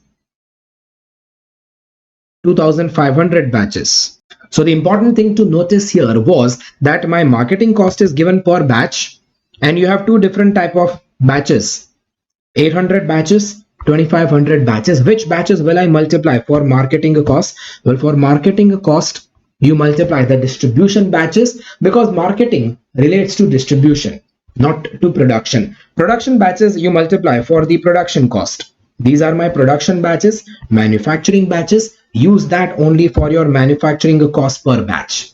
But for marketing cost, you will make use of the distribution batches. Okay? Variable cost per watch you are given, fixed cost you are given, and customer service cost per watch you are given. In short, you identify total of all these items of cost. That is not the difficult part. Ye to easy tha. I'm not revising it for that matter. I'm revising this question for something else. Notice. So you make a list of all items of cost, R&D cost, manufacturing, marketing, distribution, total lifetime cost you get. Compare that with lifetime sales, will give you lifetime income, right? But the second question is interesting. That's the reason. Second and third question is interesting. That's the reason I'm revising this. Second question says, what percentage of budgeted total life cycle cost will be incurred by the end of R&D design stage? They're asking you how much percentage will be incurred by the end of R&D. So by the end of R&D stage, how much R&D cost did you incur? Well, by the end of R&D, your R&D cost incurred is 80 lakhs. Out of total lifetime cost of, my total lifetime cost is 1165.60 lakhs. What percentage is that? 80 lakhs divided by 1165.6 lakhs. That is 6.86%. That's what they're asking in the second question, that by the end of R&D stage, 6.86% cost is incurred. Now that's where my important analysis comes. This much cost you incurred by the end of R&D. However, an analysis reveals that 75% of the cost will be locked in at the R&D design stage. So see, by the time R&D completes, you have incurred only 6.86% of the cost. But by that same time, you have already locked in 75% of the cost. Locked in means what? Locked in means decided. Locked in does not mean already incurred, but it is bound to be incurred. It is fixed, it is decided, it is freezed. Right? So that this much cost, 75% cost is already locked in. What are the implications for managing a cost of the new watch? Now, managing a cost means what? Managing a cost means to do cost reduction. So what does this reveal to you? Look at this. What does this tell you? By the end of R&D, 6.8% of total cost you have incurred. But by the end of R&D, 75% of total cost is already locked in. Locked in matlab committed. Now what does this tell you? This tells you that 75% of your cost, once it is committed, then there is very less scope of doing a cost reduction in that. Right? So this means that once your design is ready, after that there is only very less scope of doing a cost reduction. Majority area of cost reduction is there only before the design is finalized. Once the design is finalized, after that you have very less scope of cost reduction, because 75% of the cost gets committed. Only remaining 25% cost you might be able to do some changes. Right? That's the implication of managing the cost, and that's what is explained over here. Notice a few lines over there. Majority costs are incurred at the manufacturing stage, but they have already become locked in at the designing stage. This pattern of cost commitment will differ from industry to industry. Okay. So the cost management can be most effectively done during the design stage, because once the design is final, after that there is very less scope of cost management which you can do. So you cannot do cost management at the manufacturing stage when the costs have already become committed. At manufacturing stage, the best you can do is only cost containment. Cost containment is like cost control. Yeah. So during manufacturing stage, once your design is finalized, after that, mostly what you can do is only cost control, not cost reduction. Right? Tell me, did you understand this implication? The reason I have put this question in revision is only to understand this implication. Okay, next is discussion regarding a Pareto analysis. Pareto analysis is also called as 80-20 rule. What was this analysis for? This analysis was to identify the vital few. Yeah, the purpose of this analysis is what? The purpose is to identify the vital few. Well, this analysis says that 80% of the good things happen because of only 20% of the factors. 80% of the result are coming because of only 20% of the factors. Yes, Abhijit, yes, Vaishnavi, you can apply that at many places. Well, your 80-20 analysis can apply at many places. Many places, like you can apply that in a sales, profit, contribution, cost. 80% of my sales comes because of 20% of the customer, or 80% of my sales comes from 20% of the products. Same goes, you can do that for profit, same for contribution, same for cost. 80% of my cost is coming because of 20% of the cost drivers, right? So you can do this 80-20 analysis at a variety of things. Basically, purpose is to identify the vital few. Few because it will be only 20% in quantity, vital because it is 80% in importance wise, right? So 80% of your important things come from only 20% of the items. These 20% items are called as important items. Why do you want to identify the vital few? Well, you want to identify the vital few because you focus on these vital few more. These vital few are my vital few customers, meaning few important customers or few important products or few important say cost drivers. So these are the areas where you focus more. Remaining items you can ignore. Remaining customers को छोड़ दो, उसको बुरा लगता है तो लगने दो, right? That's the purpose of identifying vital few. Done. Exactly. So I'm not discussing theory of Pareto analysis because a theory may, in your book, the theory is just giving various examples where you apply Pareto analysis, right? Instead, I'm discussing about practical questions. In practical questions of Pareto analysis, this is what you do. You identify the factor based on which Pareto needs to be done. Identify, they are asking you to do Pareto based on sales or profit or contribution or cost. Second, arrange all items in a decreasing order of that factor value. So if they ask you to do Pareto based on sales, so you arrange all items in a decreasing order of sales, find the total sales, find the total value of sales, and 80% of that total sales. And now start adding values from the top until your addition reaches this 80% of value. These top 80% value items, these top 80% value items are your vital few. Okay? Yeah, that is your Pareto analysis. Example.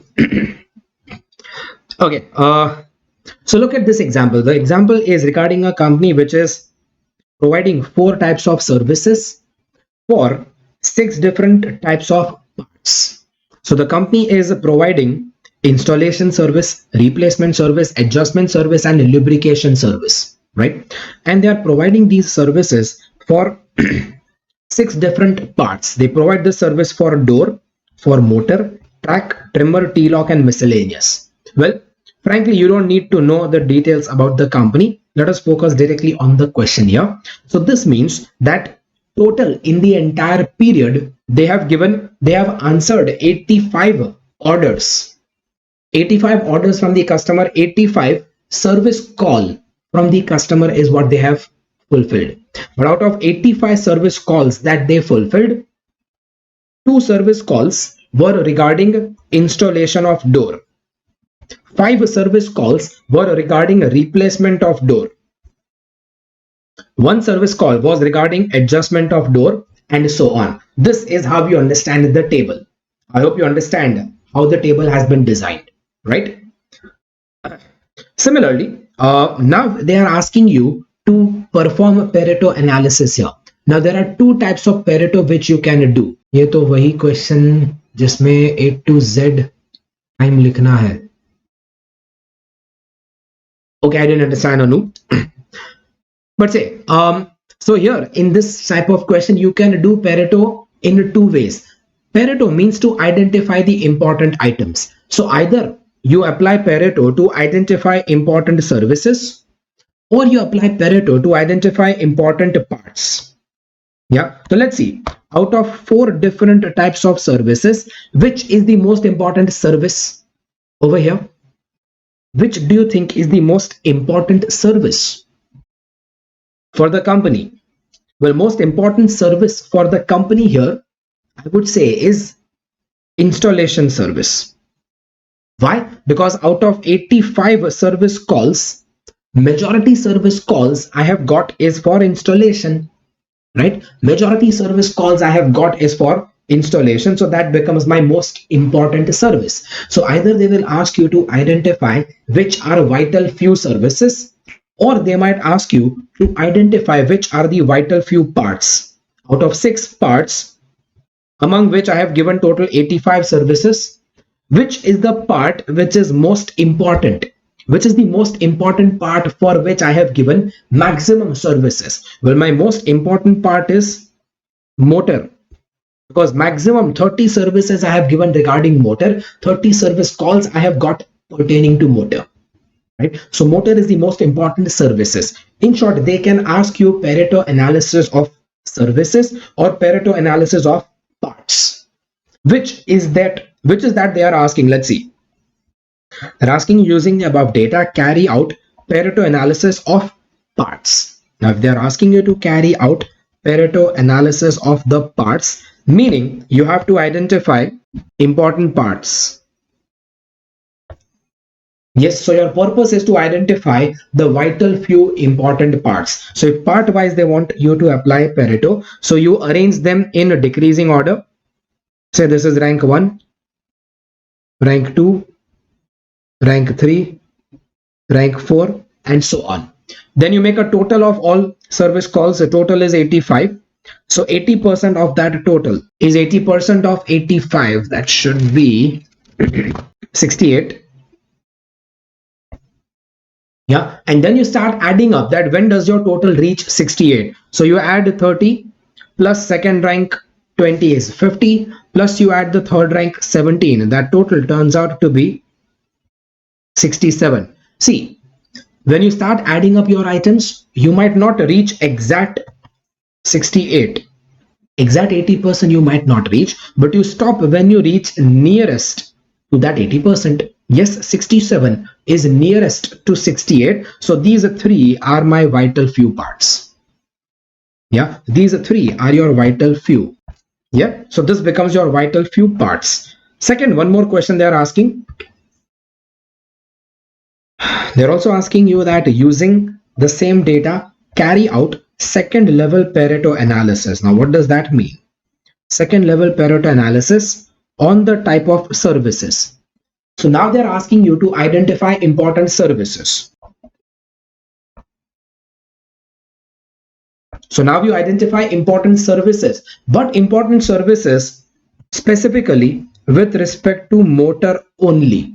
So you don't identify important services out of all services. No, you identify important services out of motor related services. So out of your motor related services, which are important services? So now you do your discussion only out of these motor related services. So within the motor, your most important service is adjustment, rank 1. Then rank 2 goes to lubrication. Then rank 3 is installation and rank 4 is replacement. Total motor services is the 30. 80% of that is 24. So if you add rank 1, 16 plus rank 2, 9. It's already becoming 25. Yes, this is the nearest to 24. So this gives you vital few. Done. This is how you identify your Pareto analysis. See, I have discussed the entire method because the method given in your solution is little bit different method than the method which I just discussed. The method which I discussed is a shorter method, faster method. Yes, you can follow my method, or you can follow this percentage wala method, doesn't matter. Right? I gave you a method where you simply make a total of all items and you try to reach the 80% of that total items. Or you can identify that 80% by percentage method like this. Okay? But I think this will be a faster method, so you can do that. So for Pareto analysis of total parts, this is your Pareto analysis, and the conclusion is not written here, but you can stop over here. These 3 are your vital few. Don't forget to mention conclusion. I have forgotten over here, so you should mention here conclusion, that which are the vital few, right? Same goes for Pareto analysis pertaining to services that you can do. And then recommendation on the basis of your calculation in 1 and 2 above. So now you recommend that which is important and what to do for that important ones. right? So general recommendations are given over here. My general recommendation will be that motor is the most important service, so focus more attention on motor. Within motor also, adjustment is the most important service, so you focus more on providing adjustment services for the motor, right? So as the analysis is what you need to do, and example of analysis is given over here. Please do read that analysis. See, from the examination viewpoint, Pareto analysis, they'll not give you marks for the calculation, they'll give you marks for the analysis. Yeah, so in case of a Pareto analysis question, say if this question is of 10 marks, then I would allot almost 6 to 7 marks only for the recommendation. Out of 10 marks, say probably 2 marks for the first calculation, 2 marks for the second calculation, but probably almost 6 marks I would allot for the recommendation and analysis. So please read that recommendation analysis properly. And it's not necessary that you have to write the same recommendation. You can design your own recommendation, but something you have to recommend. Done? Yes, tell me, all clear with that? Yeah, then let's get to the last part of the chapter. Last part of the chapter is about environment management accounting. Well, environment management accounting is to account for the environment related cost. Yeah, EMA identifies and estimates cost of environment related activities and seeks to control these costs by environmental decision making. The purpose over here is that whatever environment damages you are doing, the purpose is to show that cost separately. If you show the cost of environmental damage separately, then you will try to control that cost, then you will try to control the environment damages. Generally environment damage cost, that cost gets hidden in terms of overheads. If this cost is hidden under overheads, then you will never try to control that cost. The purpose of this theory is that you separately show the environment related cost, and now if you show it separately, then at least someday you will try to control that cost, right? So for practical questions, all you have to do is identify environment related cost by activity based costing method. Now there can be two types of environment information: physical information and monetary information. Physical information is about the physical flow of energy. How much energy did you consume? How much water did you waste? How much material did you consume? In short, physical information is the quantitative information, volume related or quantity based information. While monetary information is the monetary information, that how much money did you consume for that water, how much money did you waste for that material, how much money did you waste for that energy consumption, that is your monetary information. So monetary information is basically about accounting for environmental cost. Now what falls under environmental cost? That's a separate topic, right? So environment cost can be classified in different ways. Generic classification says that you classify cost as internal and external. See, these classifications are important because you'll get direct questions about such classifications, right? So generic classification says that the cost can be internal or external. Internal is incurred from your pocket. You have to pay this cost, it impacts the income statement. While external means you don't have to pay this, but this cost is damaging the external environment, right? It is imposed on the society at large but not borne by the company. For example, sir, but material comes under direct cost. Jade, I'm so sorry, you are asking with respect to what? So you're asking with respect to this. Okay, Jade, I'm not talking about cost of material. Yeah, I'm not talking about cost of material, Jade. Here, under physical information, I'm talking about the consumption of material. You consume more material, you're wasting natural resources. Yeah, see, Jade, just because you have lots of money doesn't mean you consume more material. Yeah, just because you are rich doesn't mean you waste food. Your wastage of food might not be costing you much, but wastage of food is wastage of natural resources. Same goes for material, right? So my physical information is about the flow, physical flow. Physical matlab ke volume, quantity is zyada, you consume more quantity, that is physical information, and the cost of that consumption is your monetary information. Done.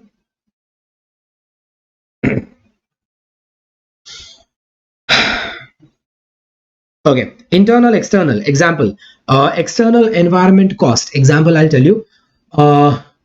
If the company produces some toxic waste and that toxic waste is treated in your waste treatment plant, then the money that you spend in the waste treatment plant is the money that you pay out of pocket. You have to pay that cost to do the treatment of waste. The cost that you pay to do the treatment of waste is internal environment cost.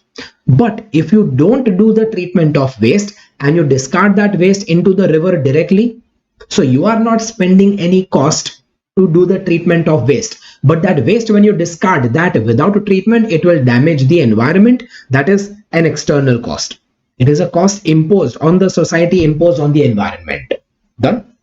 If the organization incurs reasonable amount of internal cost, then external adverse impact will be less. Naturally, if you spend more money on a treatment of your waste, then you will cause less imposition on the society at large, right?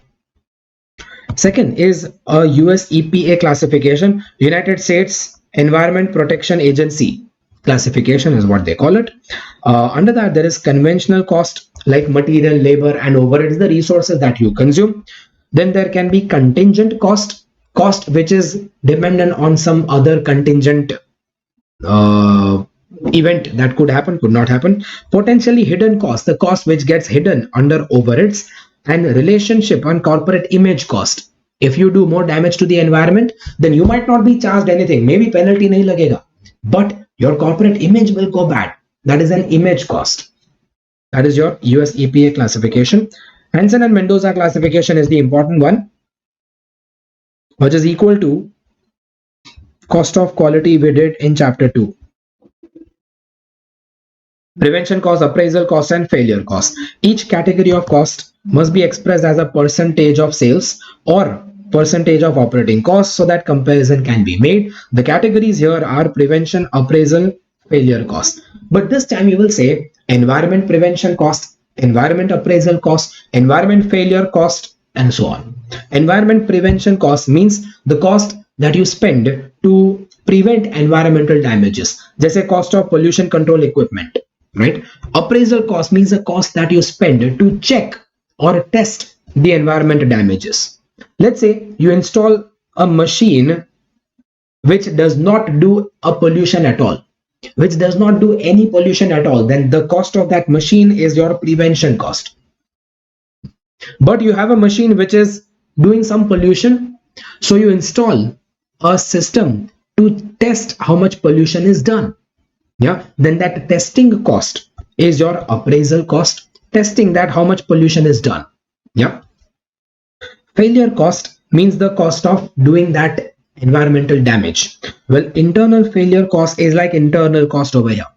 External failure cost is like external cost over here, right? So almost same thing. This internal is similar to this internal, this external, all right? And this external is similar to this external. This is the cost of activities which are produced but not discharged. Not discharged because you did the treatment of that waste. Not discharged because you did the treatment of that waste. While here, activities performed after discharging waste into the environment. So if you did not do the treatment, you discharge the waste into the environment, you impose the cost on the society, then the society will punish you. In sense that the government will punish you, government will penalize you, or government will ask you to do the cleanup later. That is your external failure cost, right? And United Nations Division for Sustainable Development, UNDSD, they are asking you to classify cost as cost to protect and cost of waste. Okay? See, under EMA, we are generally doing only the theory part here. Well, the practical questions can also come under EMA. But the practical questions under EMA will be purely activity-based costing. You identify all items of overheads. Out of the overheads, you identify environment-related overheads, and you classify those environment-related overheads based on separate cost driver. That's it, right? So identification of environment cost could be done by input-output analysis. Like if more input is needed to get the output, it means you are wasting more resources. It means you are incurring environment cost. There is input-output analysis. Flow cost accounting, it involves keeping a track of material flows and losses occurring at various stages of production. So flow cost accounting means you keep a track of flow of materials at various stages of production. Costs are identified under three main categories: material related losses, system related losses, and delivery and disposal losses, right? And life cycle costing means you identify environment cost over the entire lifetime of the product. Instead of identifying environmental damages of only this year, you identify environmental damages over the entire life cycle or lifetime of the product. And activity based costing is the one that we are going to do in practical questions. Mostly practical questions will be pertaining to your activity based costing, where you allocate environment cost based on activities. Yes. So that covers everything from chapter number 4, and that completes my revision session for today. Any questions? Please tell me. Come on, chalo, questions, anyone, please let me know. If no questions, then that's all for today. See you tomorrow. Bye bye and good night. Can be for internal to external. Yes, Anup. You mean to say Swachh Bharat cess can be an external cost? Yeah, you can say that. Abhijit, chapter is over and we are also over with the time. 45 minutes हो गया आज का. Yes, Jade, पूछो doubt पूछो please. Pareto recommendations once please repeat. Okay. Dheeraj, repeat matlab ke I have not even discussed, so what is there to repeat? But let us read that recommendations over here. Chalo, you're asking, then let us read that recommendations. But I'll not read everything. I'll just give you the important gist of this. Is that fine? In case of material, like abnormal wastage will be considered here. Yes, Jade, flow cost accounting will consider abnormal wastage of material because you're wasting more material, right? So the first paragraph under a recommendation here, Abhijit, is about general meaning of Pareto analysis, right? Is a rule that recommends the most important aspect. Pareto analysis is to focus on important aspects of the decisions, to direct attention to product area where best returns can be achieved, right? It's based on the 80-20 rules, which means that what? तो उसका meaning समझाओ. So first two paragraphs is just meaning of Pareto analysis. Then you say in the present case. In the present case, matlab in this company, you wrote the analysis. Yeah. So first you describe that what is the nature of services that this company gives. This company has multiple service calls for multiple different parts, right? And then you start identifying the important service calls. So the service calls, important parts. Well, motor is accounting 35% of the total number of calls. So motor is the most important. Yeah. Motor with trimmer is giving 58%. And motor with trimmer with third rank kaun sa tha? Track.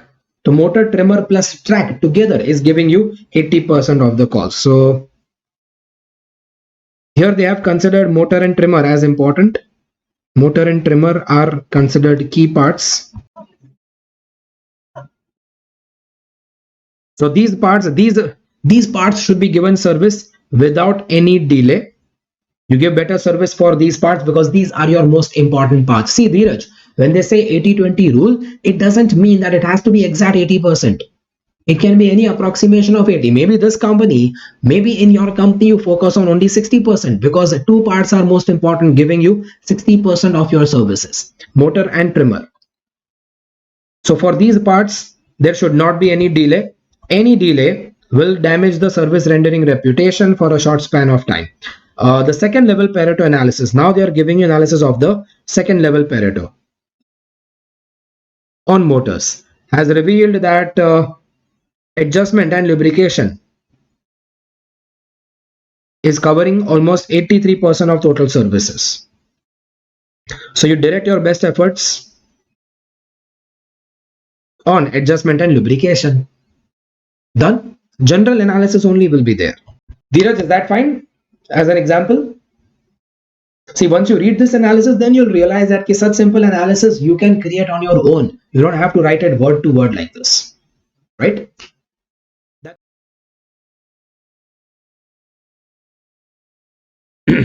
So chapter 8 is regarding what? It is performance measurement and evaluation. I think आपकी book में this should be chapter 7, right? Whatever. So my chapter is performance measurement and evaluation. That's going to be the chapter. And performance measurement is mainly the criteria over here. Well, so this chapter is mainly about measuring performance of my divisions. Now, किसी भी company, for any company, if we want to measure performance, then what is the most common method to measure performance?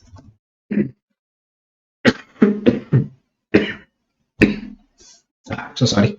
What's the most common method of measuring performance? Well, we measure performance using profit. More profit means better performance, less profit means no performance, right? So the most common way to measure performance is based on profit. We call them as financial performance measures. But every time measuring performance based on only profit is not good enough, right? So there are, in this chapter we will also learn about non-financial performance measures, right? So certain companies will focus on just improving a profit, meaning these companies are using financial performance measures. But non-financial measures are also equally important. Non-financial measures like what? Non-financial performance measures like customer satisfaction, like employee satisfaction, environment conservation, all these are the non-financial factors which also should be focused on, right? So in this chapter we are going to learn both. In this chapter we are going to learn about financial measures of performance and non-financial measures of performance also we have learned. Overall, collectively, all of them are called as performance measurement, methods of performance measurement, right? Okay, so under financial methods of performance measurement, I'll just give you a list of topics we are going to learn. Under financial methods of performance measurement, we will learn return on investment, residual income, and economic value added. While under non-financial performance measures, we will learn, say, triple bottom line, balance scorecard, performance pyramid. We will learn about building block model. We'll learn about performance prism. Does that cover all? No, something is missing. Balance scorecard, performance pyramid. Yeah, I think that covers all. Right? So all these are your non-financial measures of performance that we are going to learn, and let us start revising all of them. Before we begin, yeah, at the end, after all that, yes, Bharat, after all these performance measures, at the end of the chapter, conclusion. In conclusion, we will be learning about benchmarking and performance measurement in non-profit organizations, right? So this is the overview of the complete chapter. But before we begin with that, first we talk about certain problems in the use of performance measures. If a company uses any of these performance measures to evaluate performance of the departments, especially to evaluate performance of the division managers. So when a division manager performance is evaluated based on these factors, then it might lead to certain problems. These problems are interesting, problems are important. Number one, tunnel vision. Tunnel vision is a problem which says that if I evaluate your performance using return on investment, then all my managers will be simply focused only and only on improving return on investment. Yeah, they will focus only on improving that return on investment such that they will lose sight of other areas. Yeah, so they will forget about customer satisfaction, they forget about employee satisfaction, might as well even forget about residual income and EVA. They focus only and only on improving return on investment. That problem is called as tunnel vision. Tunnel vision means that your central focus is on a few measures, because of which you will lose observation in other areas. Second problem, sub-optimization. The managers whose performance I am evaluating, they will put their individual objectives before the overall company objectives. See, that individual manager just wants to earn more bonus. He wants more bonus, so he will simply focus on making his department performance look such that he gets more bonus. So his primary focus is just on his individual objectives. He doesn't care for the long-term growth of the company, right? That is called sub-optimization. Myopia. Myopia means that he focus on only short-term measures, hence affecting the long-term performance of the company. Yeah, he will focus on only short-term measures, so long-term performance will get affected. Ossification. Ossification is the unwillingness to change the performance measure. Once a company starts using a particular performance measure, then even after many years, the company will be hesitant in changing that performance measure. That is called as ossification. Irrelevance. Now, if they don't change the performance measure with time, then over a period of time, maybe that old performance measures might become irrelevant. You are using performance measures which are actually not relevant to your nature of business. That could be a problem. Gaming. Gaming is a deliberate attempt to distort the measure. So gaming basically means that you distort the measure to be in a more advantageous position. It is like manipulating or changing the method itself. Method of measuring performance is chosen wrong. While misrepresentation means creative reporting to make appear that the performance is better. Now, there's a very small difference between gaming and misrepresentation. Gaming is basically manipulate the method, while misrepresentation is again manipulation. But this is manipulate what? This is now manipulating the data. You manipulate the data so that the method appears to be better, right? So that the performance appears to be better. That is called as misrepresentation. And then comes misinterpretation. Well, your method is correct, data is also correct, but the interpretation, conclusion which you draw is wrong. So misinterpretation is with the intention to deceive or due to inability to understand. All these are the problems in the use of performance measures. This is how I introduce the chapter. Now we begin with various methods of performance measures. Financial measures is what we cover first, and second we will go for next the non-financial measures. Any questions in these problems?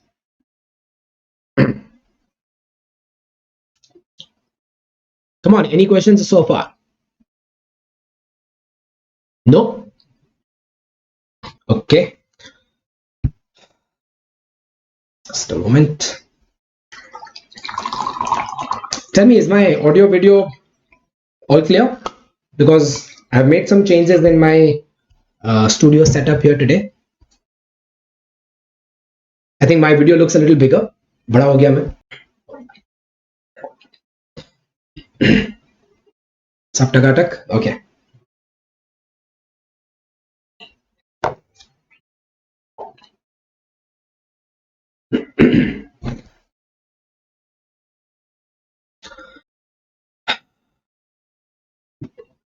Okay, so financial measures of performance. Number one, return on investment. Well, as the name says, it is return on investment. So that is return divided by investment. Return will be contribution or profit which is controllable by the division. Now see, that is important. Whatever profit you take, it should be the profit which is controllable by the division. Generally, you remember since the chapter of transfer pricing, generally we have assumed that fixed cost is common cost of the company. Now, if the fixed cost is considered common cost of the company, meaning from the division viewpoint, the cost which is relevant is mostly variable cost. Yeah, from the division viewpoint, the cost which remains relevant will be the variable cost. And that's the reason why many times instead of writing profit, you might consider writing a contribution. Yeah, because fixed cost is common cost of the company. So what is controllable by the division? It's only the variable cost, right? So that is contribution, which is in control by the division manager, divided by the net assets that are controlled by the division manager, gives you return on investment. For evaluating performance of division managers, this ROI of the division will be compared with minimum ROI or some benchmark ROI. That is how you evaluate performance of the division manager. However, using ROI has a drawback. What's the drawback? If ROI is used to measure division performance, it might lead to problem of goal congruence. It might lead to, better you say, conflict of goal congruence. Now, what is that conflict? Well, this conflict you have to explain when you write your analysis. Yeah, for every question of this financial performance measures, you will have to write analysis, and the main part, the main content of your analysis will be to explain this conflict of goal congruence. Now, what is that conflict of goal congruence? Conflict of goal congruence means what? Means that the division decisions are conflicting with the company decisions. Yeah, conflict of goal congruence is basically like division decision will conflict with the company decision. Mostly this will happen when you're choosing a new project. So while choosing a new project, company says that the new project should be accepted, but the division manager says that no, new project should not be accepted. Can you remember when will this happen? Yeah, I'll give you one example. Let's see if there is an example here. No, I've not given example in the book, so let me create one example. When will this happen? Well, to understand that, let me make an example at the end over here, because that example will be necessary to understand the analysis part. Yeah, let's say division A, division B, and their current ROI. Division A current ROI is, their earning is 15%. Division B is currently earning ROI of say 12%. New project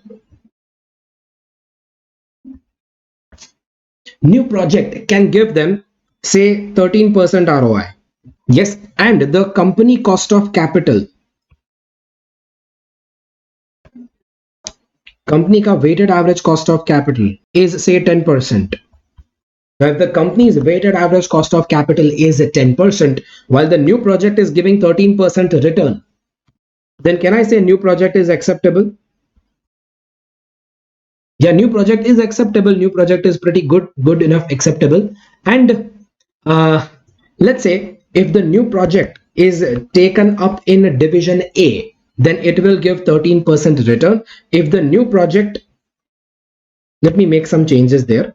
Rather, say project, if division A will take up the new project, it will give 14% return. If division B will take up the new project, it will give 13% return. Yeah, so in any case, new project is giving more earning than the weighted average cost of the company. So from the company viewpoint, which division should take the new project?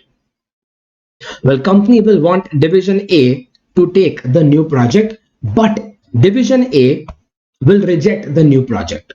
Why? Because the division A is getting lesser ROI in the new project, right? So company decision,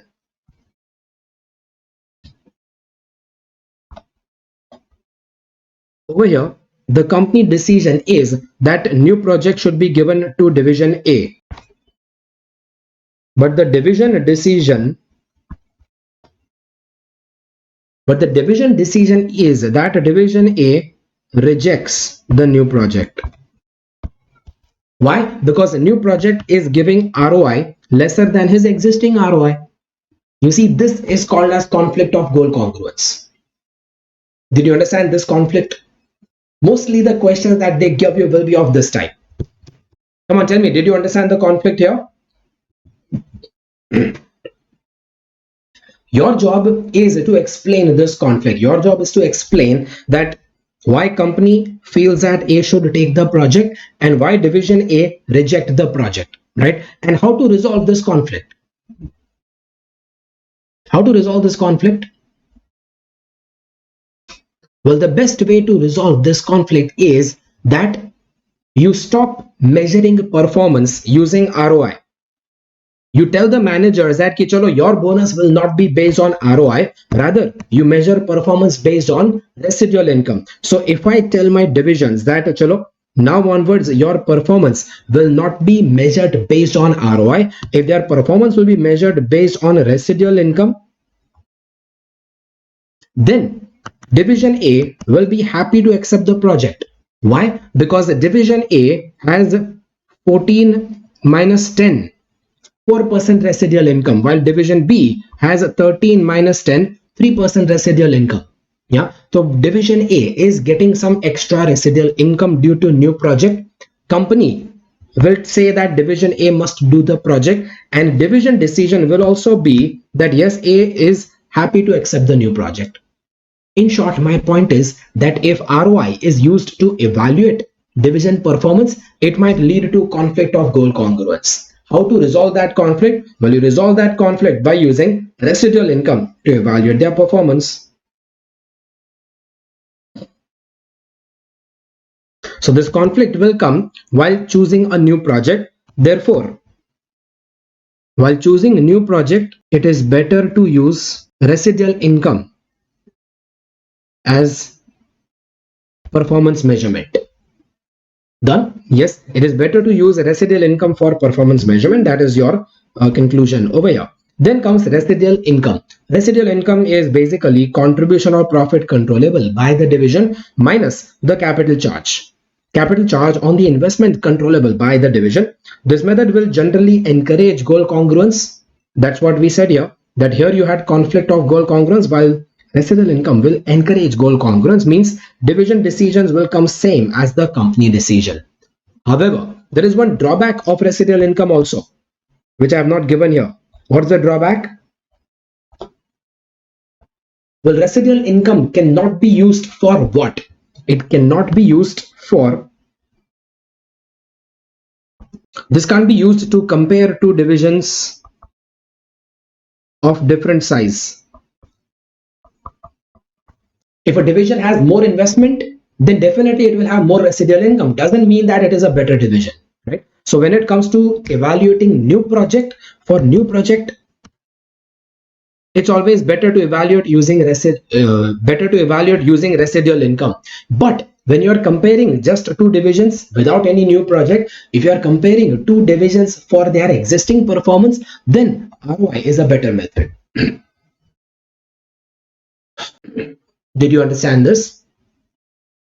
Yes, this comparison you have to write in most of your answers, so I discussed that comparison. Any questions? Anyone so far here? Okay, just tell me, did you understand this? Just tell me yes if you understand this. Yeah, that's my problem. I asked you multiple questions, so you get confused. Yes bolna ke no bolna. So I'll ask you only one question. Did you understand? Just say yes.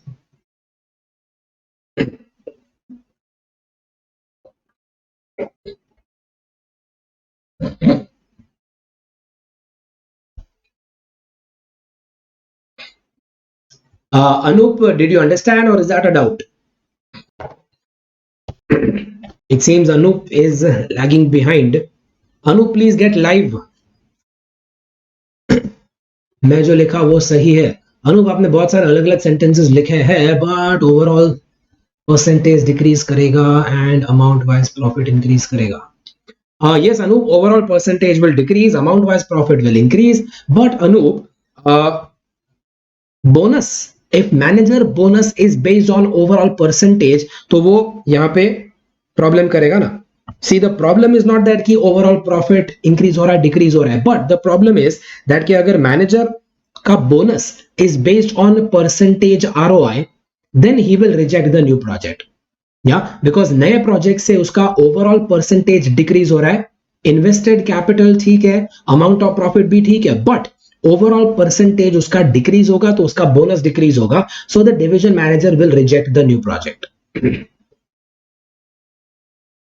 yes true Anup, invested capital is not same as ROI, but see that's the problem.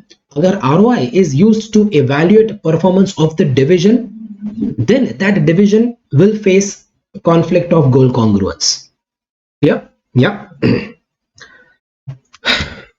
Okay, so mostly your questions about ROI and residual income will ask you to do this. ROI and residual income wale almost every question will ask you to analyze conflict of goal congruence, to analyze the drawback of ROI, and sometimes even they will ask you to analyze the drawback of residual income. Done? Yes, that analysis will be most valuable. See, ROI ka calculation is obviously not important. That is like inter-level. In fact, I would say school level ka calculation. Right. Even residual income calculation is not difficult. What is more important is the analysis part. If they give you 10-mark question, remember only 2 marks will be for calculation, remaining 8 marks will be for the analysis. Right. Next, economic value added. Well, regarding EVA, I agree. Calculation part is itself important. Isme there is not much analysis to be done. Right. But I'll tell you what analysis can they ask. For ROI and residual income, you can mention calculation is less important. Calculation is less important. Analysis is more important. But in case of EVA, calculation itself is important. And in case of analysis, what can they ask? Well, in case of EVA, analysis, they will ask you about how to increase EVA. Yeah, so in case of EVA, the analysis will mostly ask you how to increase the EVA. Well, EVA is NOPAT minus weighted average cost into capital. It is almost like residual income, but it is a more organized way of calculation. Yeah, residual income is not very organized. This is more organized and more rule bound, right? Now do remember, for calculation part, NOPAT is supposed to be cash profit, operating profit. So non-cash items you reverse, non-operating items also you reverse, and it should be the profit of the current year. So non-operating and non-cash items of current year, if it is already adjusted in the profit, then it must be reversed while calculating NOPAT, right? However, this capital is supposed to be opening the capital of current year. Now please understand this. This is the most common mistake which most of you might do. The capital that you take here has to be opening the capital of current year, which is closing capital of previous year. Now if this is closing capital of previous year, so it contains profit of previous year, right? Yeah, and if this contains the profit of previous year, so in the previous year profit, if there was any non-operating non-cash items in the previous year P&L, then that must be reversed from the previous year profit.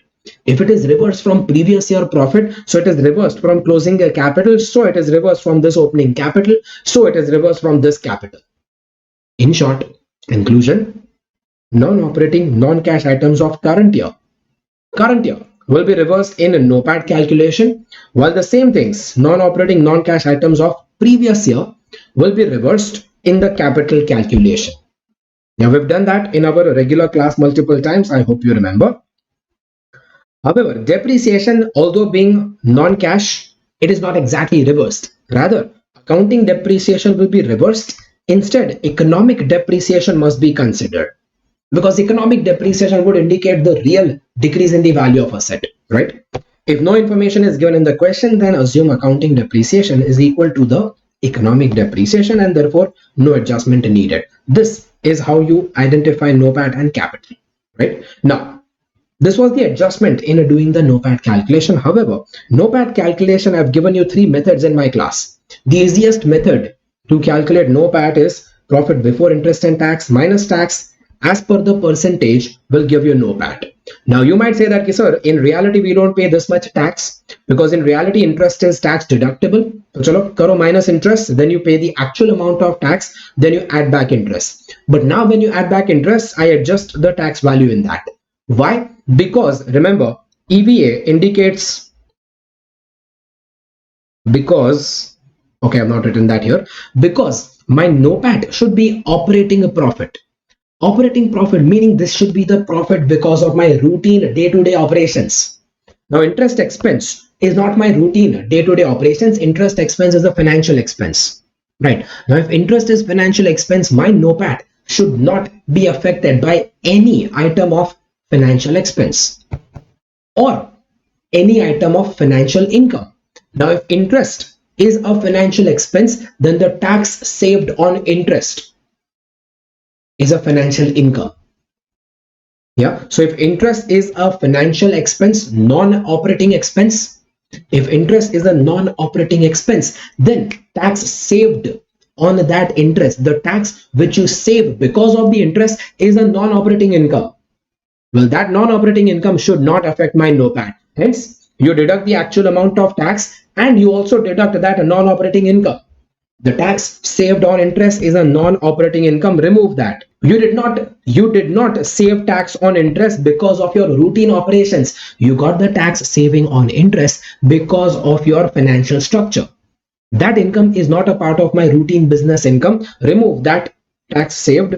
So what you get is your NOPAT. Yeah. So see, method 3 and method 1 explain the calculation of NOPAT. Method 2 is generally not used. When to use which method also I told you in class. Normally in every question we will use method 1. When percentage tax rate is given, use method 1. If percentage tax rate is given, use method 1. Method 2 you use if actual tax amount is given. If actual amount of tax is given in the question, then you follow method 3, in which you deduct the actual amount of tax and you also adjust interest into T percentage. Both you adjust will give you NOPAT. And method 2 you will use if profit after tax is given. So if profit after tax is given, meaning this profit after tax, so you begin method 2 from this stage itself. So you begin your method 2 from profit after tax, add interest into 1 minus t, will give you NOPAT. Done? All clear? All three methods? Yes, please. All methods clear? Okay. We also discussed when to use which method, which I have written that over here. You might also make note of that. Yes. Okay. EVA indicates the wealth created for the company. It indicates the excess of profit over and above the capital cost of assets invested. Use this for your analysis part. Dheeraj, economic depreciation. Yes, I can elaborate. See, Dheeraj, from examination viewpoint, you don't need to worry because economic depreciation might be given in the question. If it is given, then only you have to worry about it. If not given, then you don't need to worry about depreciation. But for your knowledge, I'll tell you what is economic depreciation. Economic depreciation, Dheeraj, indicates the real decrease in the value of the asset. Accounting depreciation is depreciation as per your accounting rate. Now, economic value added considers that key reality in real, how much value was added by your company. Well, if you want to know how much value was really added, you need to know that how much value was really decreased in my value of the machines. Right. So economic depreciation will indicate a more realistic estimate. Yes, it is an estimate. It is a more realistic estimate of decrease in my machine value. Done, Dheeraj? Yeah, it's the real decrease in my value of the asset. And yes, as Anup says, it is like resale value of my assets at the beginning of the year and resale value of my assets at the end of the year. Difference of that. Done? Anup, please don't try that. आप लिखोगे तो भी गलत आएगा गुजराती आपका. Okay. And इतनी मेहनत करेगा तो गूगल ट्रांसलेट यूज करने का. Might as well use that efforts in your study. Yeah. Also, for the analysis, give explanation for each item of adjustment that is added or deducted from the profit given in the question and from the capital given in the question, right? So whichever item of adjustment you did, non-operating, non-cash item, which you reverse, give explanation for each item, right? That's a part of your analysis. Plus, they might also ask you to analyze how to increase EVA. Well, what will you suggest? To increase the EVA, you give ideas to increase profit, decrease cost, decrease WACC, or decrease capital, right? So to increase the EVA, you give ideas to increase the profit or decrease the capital charge. Okay. Okay, so that is all about your financial measures of performance. Any questions, any doubts in these financial performance measures? Please tell me. Acha, okay, Anup. Any doubts?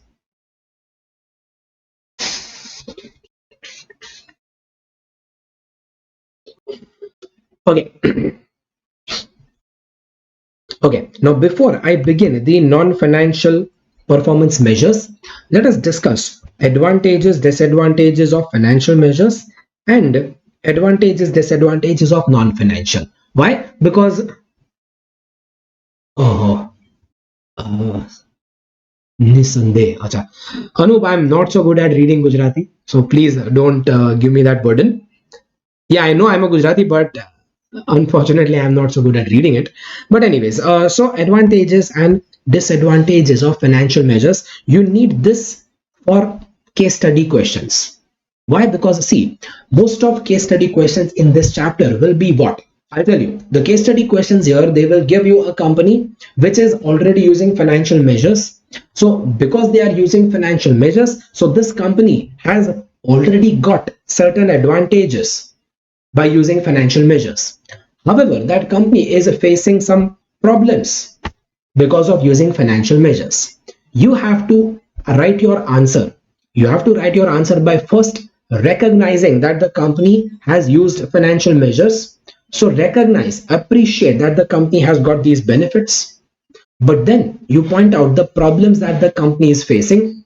Say that the company is facing these problems because of using financial measures, and accordingly you suggest the company the use of non-financial measures. You mention the benefits of non-financial measures, that company is facing these problems can be resolved if the company uses non-financial measures. Mostly the disadvantages of financial measures will be same as the benefits of non-financial measures, right? And then at the end of your answer, after you recommend non-financial measures, at the end you might answer about disadvantages of these non-financial measures. Yeah. Bharat, I did not read your message, the one that you retracted. If you have still doubt, you can post that again. Okay, so let's see advantages of financial measures. Well, advantage is that it focus on overall objective of the shareholder wealth creation. Yeah, because ultimately in every company, the ultimate goal of company is to create wealth for the shareholder. Yes, financial measures focus on that. These measures are objective, not subjective, hence easy to calculate, easy to measure. Yeah, they are quantifiable, so easy to compare also. You can easily compare profit between two companies, right? Disadvantages of financial measures focus is on only short-term profit. It ignores the long-term growth. See, if I keep focusing on only short-term profit, it might lead to customer dissatisfaction. Now, customer dissatisfaction will not cause any short-term damage, but it will cause damage in the long term. Yeah, so that customer dissatisfaction will cause a long-term problem. It ignores long-term growth, right? It ignores non-financial factors like customer satisfaction, employee satisfaction, environment conservation, and it can be easily manipulated. See, customer satisfaction cannot be easily manipulated, but profit can be easily manipulated, right? Profit and financial factors can be easily manipulated. These are the disadvantages. And mostly these disadvantages will become benefits of non-financial measures. So non-financial measures, performance is measured for both financial and non-financial aspects. All aspects will be covered. It gives a view of long-term performance and discourages short-termism, like cutting spending on new technology, like keeping the customers dissatisfied, right? Such short-term view will be discouraged. And it measures the qualitative aspects also, जैसे customer satisfaction, employee satisfaction, environment conservation, right? These are the benefits of non-financial factors, but non-financial also has some disadvantage. The biggest disadvantage is that there is really huge amount of information which you require. See, if I evaluate performance using profit, then I just need information about accounting data. But if I evaluate performance based on customer satisfaction, well, customer satisfaction depends on so many factors. So much amount of information is required to evaluate performance. It will be subjective, differs from company to company. How can I compare customer satisfaction of my company with customer satisfaction of another company? There's no way to compare that, right? Because it is a subjective matter and thus it is difficult to measure. Obviously, non-financial factors like customer satisfaction is difficult to measure, right? So these are the disadvantages. Again, as I told you, you are going to use these advantages and disadvantages in case studies. Use this for case study question. And did you understand how will you use it for case study question? Step 1, appreciate the financial measures that the company does. Step 2, you point out the problems that company is facing because of financial measures, meaning disadvantages. And step 3, you recommend some non-financial measure, and for your recommendation you point out the benefits of using that non-financial measure. Done? Yes. At the end you might also point out the drawbacks of using that non-financial measure, right? Okay. Now, most of my non-financial measures are talking about CSF and KPI. Now, CSF KPI is used in almost every non-financial measure. It is useful in almost every case study. What is CSF? CSF means the factor which defines success of a company. So it basically indicates that what is success for your company. Your company considers what objective as your success. This is basically objectives that the company wants to achieve, like profitability, like customer satisfaction, like TQM, skill development, etc. Right? This is called as the success factor. While to achieve that success, you need a set of measurement. You need some method of measurement to see whether success is achieved or not. That method of measurement, along with the relevant target, is called as KPI. So KPI is the method to measure success and its relevant target. Like for example, profitability can be measured using various methods. If you are measuring profit using return on investment, then ROI is the KPI. And company will have a target ROI that they wish to achieve. Well, for certain companies, success is achieving customer satisfaction. But how do they measure? Well, you can measure that using measuring the market share. Like if market share increases, means customers are satisfied, right? And you will have a target that I want to reach a market share of this. So for some companies, success is quality improvement. Yeah, if your company believes quality improvement is success, then TQM is your success factor. But how do you measure? You measure that by measuring number of defectives, and you try to reach a level that my number of defectives should be less than 0.001%, right? Certain companies will consider success as a skill development of employees. So if developing skill of employees is success for you, then you measure that by measuring the training hours spent on your employees, and have a target that every year minimum this much hours of training my employees should spend. Yeah, see, every company does not necessarily have only one success factor.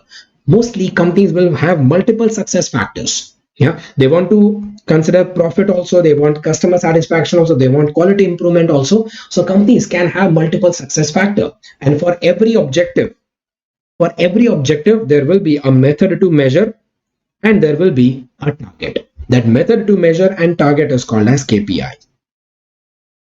Yeah, this is very important. In fact, when you do your last day revision, I would also suggest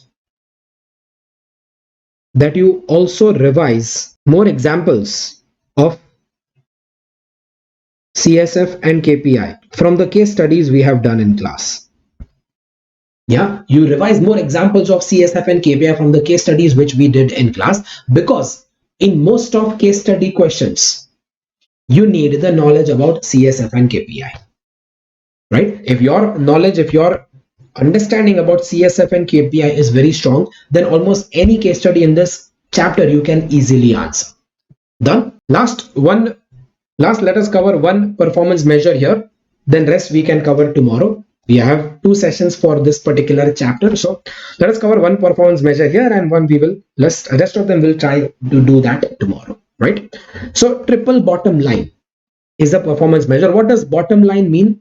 Bottom line, well, you might say that bottom line means profit, but no. Triple bottom line says that bottom line does not just mean profit. Traditionally, most of the businesses focus on only one bottom line. Many businesses like you believe that bottom line is the profit. No, bottom line is not just profit. Triple bottom line says that you should focus on three bottom lines. See, the word bottom line, as per the English language, the word bottom line means what? Means the thing that matters the most, right? Means the thing what matters most. Generally, businesses believe that what matters the most, ultimately what matters is the profit. What matters most is the profit. But no, triple bottom line says that what matters most is not the profit. What matters most is three things: people, planet, and profit. All the three things is what matters. So you should focus on not just profit, you should focus on all the three bottom lines, that is planet, people, and profit. Yeah, your financial reports do not show environmental and social cost, do not show the people cost and planet cost of your operations. TBL report will highlight these costs and thus highlighting the true cost of operations. Well, case studies in this topic you will get. What you need to do in case studies? Simple. For case studies of this topic, you need to measure. You'll be given various activities done in the company. You'll be given various measures or various activities done in the company, and you need to identify and classify that which activity falls under which of the above area. Yeah, you need to just identify that which activity improves the planet, which activity is affecting the people, and which activity affects the profit. If your company, if your activity is good for all three, if your activity or if your company is doing good to the planet, good to the people, and good to the profit also, if all the three bottom lines are favorable, then your company is called as sustainable. So sustainable business is a business in which all the three bottom lines are favorable. If any one is unfavorable, then your business is not sustainable, right? You need to identify and recognize both negative and positive impacts of performance. So out of all these various measures given in the question, you have to identify that which measure improves the planet, which measure damages the planet, which measure does good for the people, which measure damages the people, which measure does good for profit, which measure damages the profit. But yeah, do remember, when you study the cases of this topic, there is one common confusion which happens in most of you. Like whatever measures given in the question, you will feel that most of these measures, all of them will affect profit. Well, yes, ultimately everything will have an impact on profit. So just because every activity has an impact on profit doesn't mean that you classify that under the profit bottom line. No. How will you do the classification? You classify under the bottom line which it primarily affects. Like for example, if you are doing charity work, then yes, charity work will decrease your profit. So will you say that charity work will damage the profit bottom line? No. If you're doing charitable work, charity will decrease your profit in the short term, but in the long term, it will improve your people bottom line, right? So you will say that charity work, will improve your social bottom line. You will point out the bottom line which it primarily affects. So please do not point out every activity under the profit bottom line, because ultimately yes, everything will affect the profit. Doesn't mean that कि सबको profit में classify करो. Done? Yes, all clear?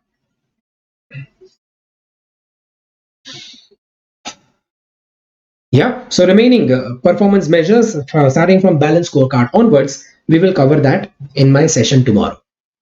Right? So tomorrow's session, we'll try to finish this chapter, and day after tomorrow's session, we will try to finish the one last chapter which we have left. Yeah, so this week we'll be finishing off the revision portions. That's all for today. Thank you very much. See you tomorrow. Bye bye and good night. अब Maggi को advertise करने का क्या मतलब है? True, Maggie doesn't advertise now because Maggie is in the maturity stage. अगर वो advertise करेगा then also they will not advertise their regular Maggi. अगर कोई नया फ्लेवर या नया new type of Maggi they have launch that they will advertise. Suraj Raina को Maggi की एडवर्टाइजमेंट करते देखा है. Well see Anoop, what we are studying is that कि Maggi doesn't need advertisement, but फिर भी they are spending money on advertisement, then it is their problem, not my problem. या तो उनका प्रॉब्लम है, उन्होंने देवांग सर के क्लास अटेंड नहीं किया, that's why they are doing advertisement. Anoop, same goes for Thums Up and Coca Cola. Do you think that Thums Up and Coca Cola और Pepsi needs advertisement now? No. फिर भी शाहरुख खान को hire किया Thums Up ने Coca Cola की ad बनाने के लिए, राइट? सी हम थियरी पढ़ेंगे, practically I agree that practicals में वो सारा सेम थियरी फॉलो ना भी हो, राइट?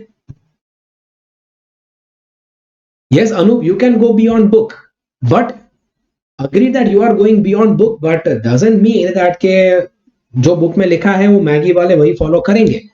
मे बी उनके पास बहुत ज्यादा पैसा पड़ा था तो उनको मार्केटिंग करना था तो किया.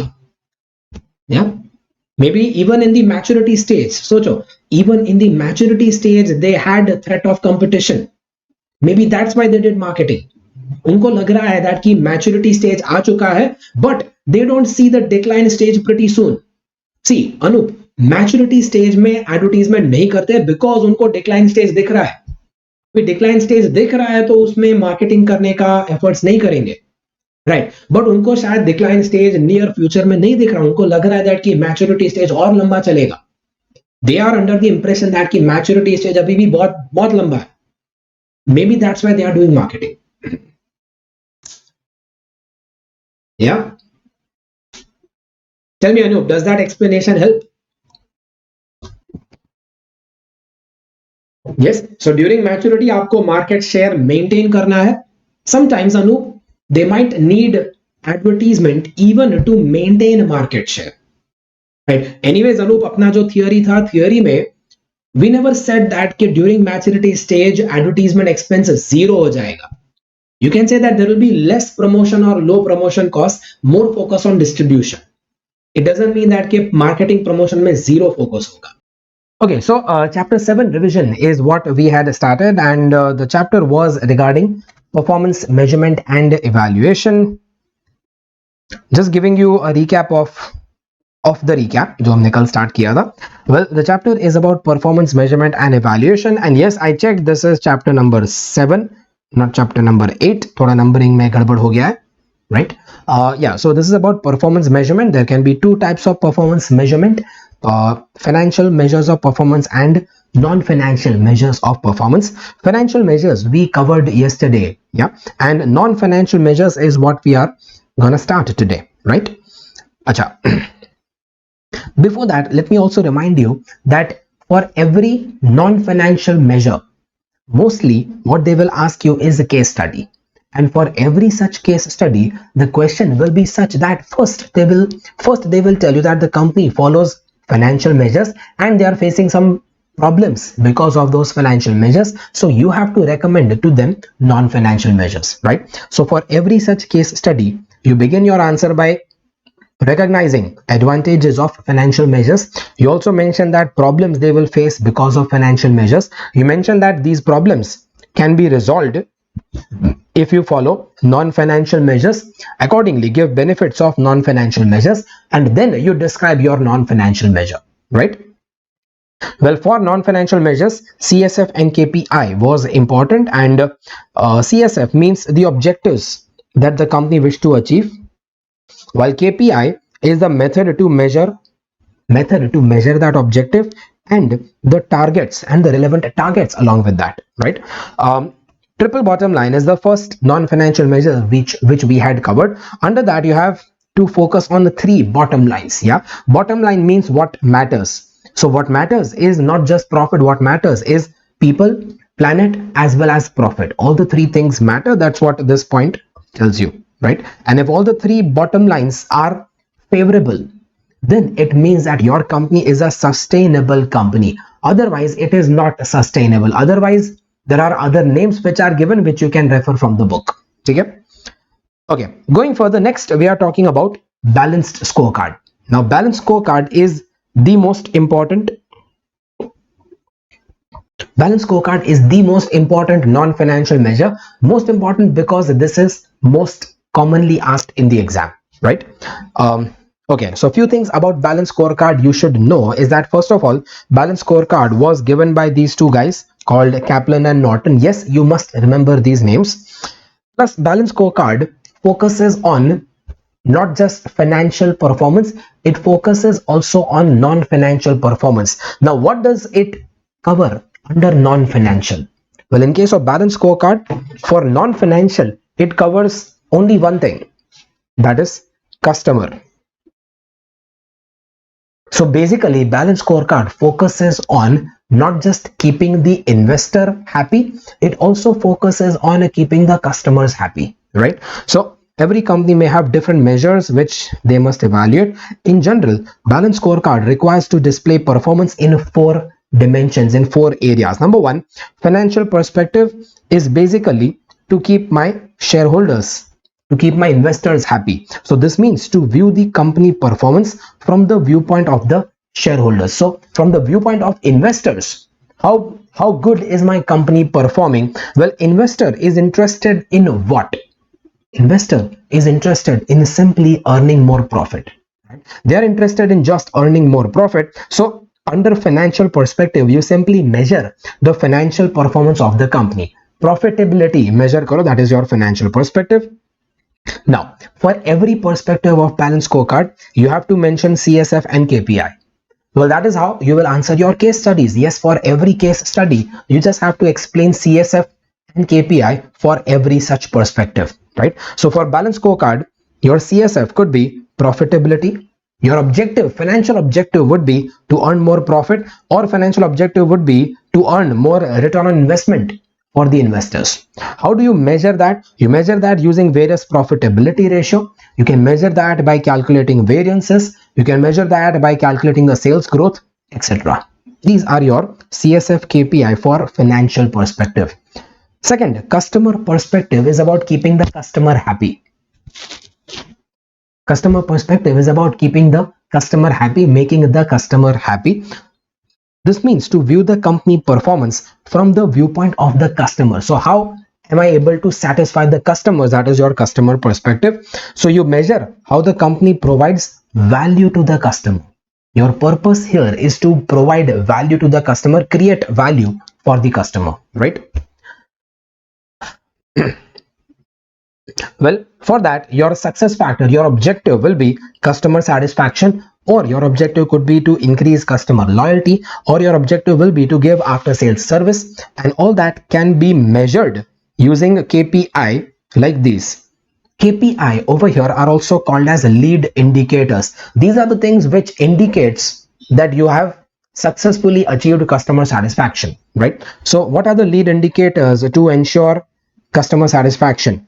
Well, number of on-time deliveries are proper, number of defective items are less, number of units sold are increasing, market share is increasing, number of customer complaints are decreasing, or number of regular customers lost is also decreasing. All that is your KPI, method of measuring a customer performance, right?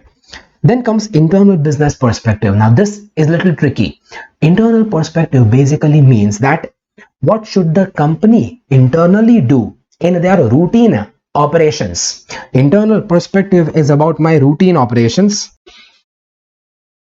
This is about my routine operations, which will help you to achieve first and second objective. Yeah, this routine operations to achieve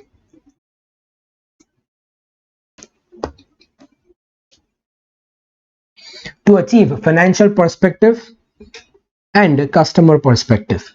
Yeah, so my routine operations to achieve financial perspective, customer perspective, that is your internal business perspective. View the company performance from the viewpoint of company's internal processes, internal activities that are necessary to achieve 1 and 2. Yeah, it may involve studying the value chain. Yes, so remember, when you write your answer pertaining to this internal perspective, don't forget to mention that you have to analyze value chain. And this is the same value chain which you did in chapter 1, value chain analysis, Porter's value chain analysis. Yes, that again comes back over here. It involves studying the value chain and making changes in that value chain, that is making changes in existing operations or maybe starting some new operations to achieve that better value, to achieve customer satisfaction or investor satisfaction. Well, your success factor here might be to achieve TQL, to achieve better quality or to decrease the idle time or cross-selling products to customer or setting up more service centers. These are my internal routine business activities which can eventually indirectly help me achieve customer satisfaction or investor satisfaction, right? And for each of them we also discussed the KPI, like achieving TQM you measure by measuring number of defectives, right? Decrease in idle time you can measure by measuring the waiting time during the production process, right? Cross-selling products to customer you can measure that by measuring number of cross products purchased per customer and so on. All these will become your KPI. And the fourth aspect here is learning and growth. See, balanced scorecard also focuses on future growth. See, that's the reason we say that non-financial measures are long-term view. Financial measures will focus on only present profit, but non-financial measures will focus on long-term profit. This is the long-term view, learning and growth perspective. So here you view the company performance from the viewpoint of overall improvement and long-term growth. If the company is earning very good profit right now, doesn't mean that it will have long-term growth in profit.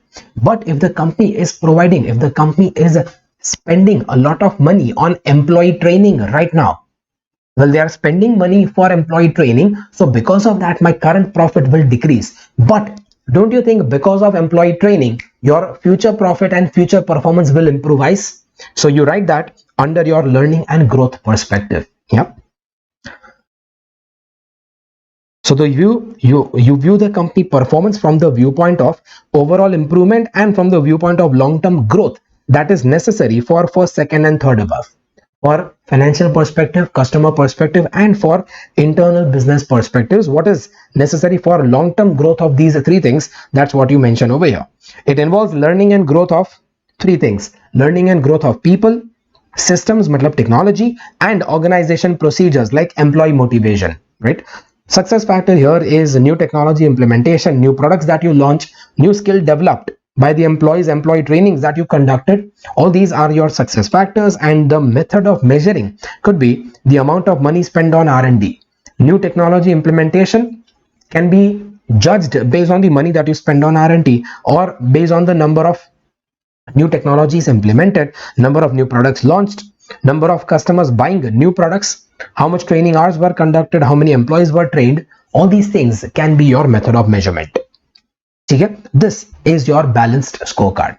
Next, I also show you that how to answer balanced scorecard questions in a case study. Well, mostly in the case study, they might simply ask you to mention CSF KPI for every aspect of balanced scorecard. If that's the question, then directly answer the question. But if the question is a general open-ended question, then this is a procedure which I need you to follow. What's the procedure? This is the steps you follow.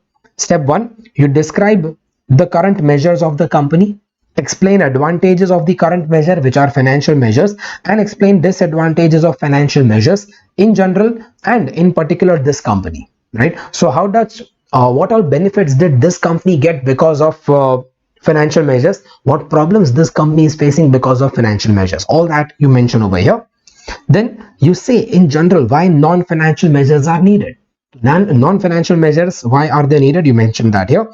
Explain basic meaning and theory of balanced scorecard as given above, and then apply balanced scorecard for this company. Now, applying balanced scorecard in this company means what? Means that you give examples of CSF and KPI for this company. Okay? This is your full complete revision regarding balanced scorecard. I'll just give you a minute. Any questions, please let me know. Good evening ke baad there has been no message from you, so let me know you're there. Let me know if you have any doubts. Okay, next we talk about performance prism. Well, performance prism is not very important and not very different from balanced scorecard. बस एक छोटा सा difference था. Okay, not performance prism. Actually, I was talking about performance pyramid. इसके पहले एक और चीज था, that was performance pyramid. Let me tell you what was in performance pyramid. Performance pyramid was almost just like balance scorecard. In performance pyramid also you had financial and customer perspective, right? Those may be financial perspective, customer perspective you had, but the difference is that performance pyramid tries to connect, it tries to connect business strategy with your day-to-day routine activities. Yeah, it tries to connect your business strategy, like overall strategy, with routine daily activities. That's the only difference. Balance scorecard is just talking in terms of overall general terms. Performance prism talks in terms of more specific day-to-day routine activities. They're actually creating a connection that which daily activity gives me customer satisfaction and which daily routine activities will give me eventually investor satisfaction. Yeah, anyways, that was performance pyramid. Never they have asked, and I predict never they will ask, right? But the next one is my favorite, that is performance prism. Yes, performance prism is actually my favorite. It is given by these two guys called Andy Neely and Chris Adams. Now the main speciality about performance prism is two things. Number one is that performance prism focuses on all stakeholders, not just focus only on shareholders and customers. No, balance scorecard focus on only two stakeholders, but performance prism focuses on all stakeholders. So not just shareholders and customers, but it also tries to make the supplier happy, employee happy, government, society, environment, सबका भला करेगा, right? That is your performance prism. Second speciality about performance prism is that performance prism considers that both expect something from each other. Company expects something from the stakeholder, stakeholder also expects something from the company. See, balance scorecard was just trying to make the customer happy. Balance scorecard was trying to make the investors happy. Yeah, so in balance scorecard you were just thinking about what the investor wants from the company, what the customer wants from the company. Nobody is asking that what does the company want from them. Well, performance prism is actually asking that. Yeah, that's the reason performance prism is my favorite. Yeah, we all say that if you need what from the faculty, you need good knowledge from the educator, you need say good practice given by the educator, you need good explanation given by the faculty. But kabhi ye bhi pucho that what does the faculty need from you? Yeah, what does the faculty need from you? Faculty needs the student to respond, faculty needs the student to stay live, faculty needs the student to be more responsive during the class, faculty needs the student to do regular revisions. So both side should be there. Yeah, faculty needs the students to get 80 plus marks. Anup, you remember? Yeah. Anyway, so that is basically performance prism. So performance prism focus on all stakeholders, and performance prism will consider that both expect something from each other, and that's the reason your performance prism has 5 components. First component is stakeholder satisfaction. How does the company ensure that the stakeholder is satisfied? So stakeholder satisfaction basically means that you provide the stakeholder with whatever they want, while stakeholder contribution is the reverse thing. Stakeholder contribution means that you also measure performance with respect to how much does the stakeholder contribute to the company. Yeah, so stakeholder satisfaction is about how much did I fulfill the stakeholder demands, and stakeholder contribution means reverse, that how much did the stakeholder fulfill company demands. You understand that reverse? So stakeholder satisfaction means to identify all stakeholders, determine the relative importance of each stakeholder. More powerful and influential stakeholders must be kept more satisfied. Obviously, the stakeholders expect something from the organization. You need to identify expectations of each stakeholder and identify what company must do to fulfill it. Also, when you answer case studies, you must suggest how to measure performance of the company in fulfilling these expectations. So you must suggest a measure.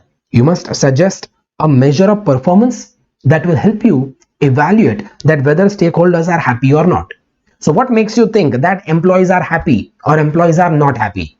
If my employees are not satisfied, what makes you think that the employees are not satisfied? Well, labor turnover is more means employees are not satisfied. Employee strikes are more means employees are not satisfied. If market value of my shares is less means investors are not satisfied, right?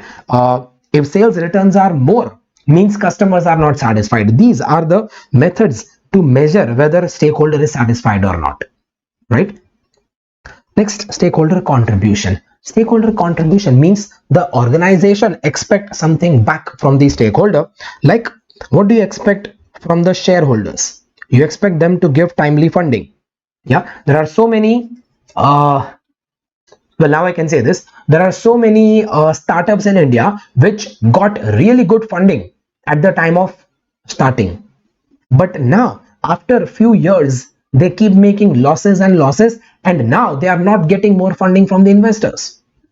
Example Byju's, example Unacademy, example Vedantu. All these edutech sector, entire edutech sector is now like dry with the funding. The investors have denied giving them funding because they are not generating good profits. Yeah, so the company expect the shareholders to give timely funding, but if the shareholders don't give timely funding, that means that company expectation is getting shattered. Well, Anup, when the company started, they did give money for making losses. तब भी loss था, अभी भी loss है. तो पहले भी loss था, तो पहले लॉस के टाइम फंडिंग दिया, अभी लॉस के टाइम फंडिंग नहीं दे रहे. Yeah, but let us not get into that. You get my point here. Yeah, what does the company expect from the customers? From customers, I expect loyalty. From customers, I expect good reviews. I expect my students to stay loyal to me. I expect my students to give good reviews for my sessions and all. Yeah, that is what the company expect from the customers. What do you expect from the employees? Well,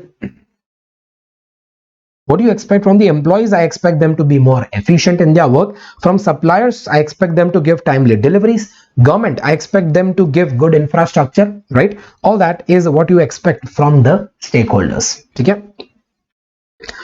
Well, Anup, thank you for that. But Anup, I also expect you to give more references. Yeah, I want you to tell more of your friends that Devang sir ki channel ko subscribe karo. Yeah, see, मेरी channel पे you will not have advertisements, but अभी अगर मौका मिला है then I can just put some advertisement in between. Ask your friends, relatives, सबको बोलो Devang sir की चैनल सब्सक्राइब करें. Right? Thank you. Okay. And you also suggest how to measure the above expectations. So you also suggest how to measure the customer loyalty, how to measure the employee efficiency, how to measure the timely deliveries of the suppliers and all that suggestions that you can give. That is your stakeholder contribution. Third, strategies. Now, strategies is to identify change in strategies that are needed to ensure first and second. Like for example, if the stakeholder is not satisfied, then what strategy should company follow to make him satisfied? If the stakeholder does not contribute enough, what strategy company should follow to make him contribute enough, right? All that is your strategies over here. Performance measures must be put to check whether the strategies are working or not. Now you remember we did one case study in class in which the case was that employees are not happy. How did you know that employees are not happy? Well, you came to know that employees are not satisfied. You realize that employee satisfaction is bad because employee turnover was more, right? So you need a strategy to ensure that employee satisfaction increases. What will you do? Well, you need some strategy to ensure that employee satisfaction increases. So you find out that why exactly are the employees dissatisfied, and you do something about it, and then you measure, you check whether your strategy works or not. How do you check? Well, you check that by applying the same measurement as above, but after implementing the strategy. So you will say apply the same measurement as above, like employee turnover, but you match employee turnover before the new strategy and employee turnover after the new strategy. See whether there was any change or not, right? That is your strategies over here. Next, processes. Well, strategy was the top level management ka decision. Let's say the management suggested a strategy to hire more staff, to hire more employees. Yeah, so the management created a strategy to recruit more people in the company. But in order to recruit more people in the company, you need some day-to-day routine business processes. Like your routine recruitment process has to be now started. So every individual task that you do for the recruitment process is called as your processes, day-to-day routine business activities, the short-term plans to achieve long-term strategy. You need to check if that processes are actually supporting the strategies or not. Identify which routine processes do not support the strategy is what you need to identify, right? Evaluate most important process instead of evaluating all process. You can use value chain analysis to identify which are the important processes. And last step is capabilities. Chalo, strategy decide kiya, process also you defined, but what if you don't have enough money to implement that process? What if you don't have enough manpower to implement that process? What if you don't have enough space in the office to recruit more employees? Yeah, so that is your capabilities. Capability means that resources required for that process to work. You see whether you have enough resources that you need for the process to work or not. That is called as capabilities. Done? Yes. So these are your main non-financial performance measures. See, total under non-financial measures, you are supposed to have 5 of them.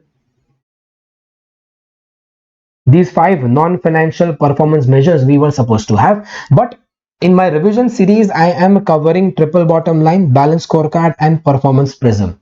Yeah, performance pyramid and building block model I'm skipping from the revision series. If you need that, then you please revise that from your regular book. Done? Yeah. Okay, then last few things in the chapter is regarding benchmarking. Well, benchmarking, there were many topics under benchmarking which used to be there in your book, but recently most of these topics under benchmarking have been removed. Most of the topics under benchmarking have been removed from your syllabus. So only basic meaning of benchmarking stays in the syllabus. Benchmarking means what?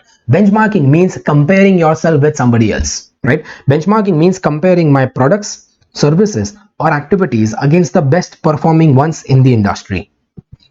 Studying how they produce or perform and try to learn from that. Well, that is your benchmarking. You try to learn from the best in the industry and accordingly you try to improvise your process. That is called as benchmarking. Mostly this can come in the form of case study, and case study we have done in class, right? So you can refer that from the classroom case studies which we have done. Last part of the chapter is performance measurement in non-profit sector, non-profit organization. Well, non-profit organizations are focused on certain social causes, not on financial returns. So the main issue here is that how do you measure performance of these non-profit organizations? Well, for measuring performance of these guys, you cannot use financial factors because their main purpose is not earning profit. So how do you measure performance? Well, the difficulty appears in measuring their performance is because, first of all, the benefits cannot be quantified. The benefit of charitable school cannot be quantified in monetary terms, right? Secondly, the benefits will be long term.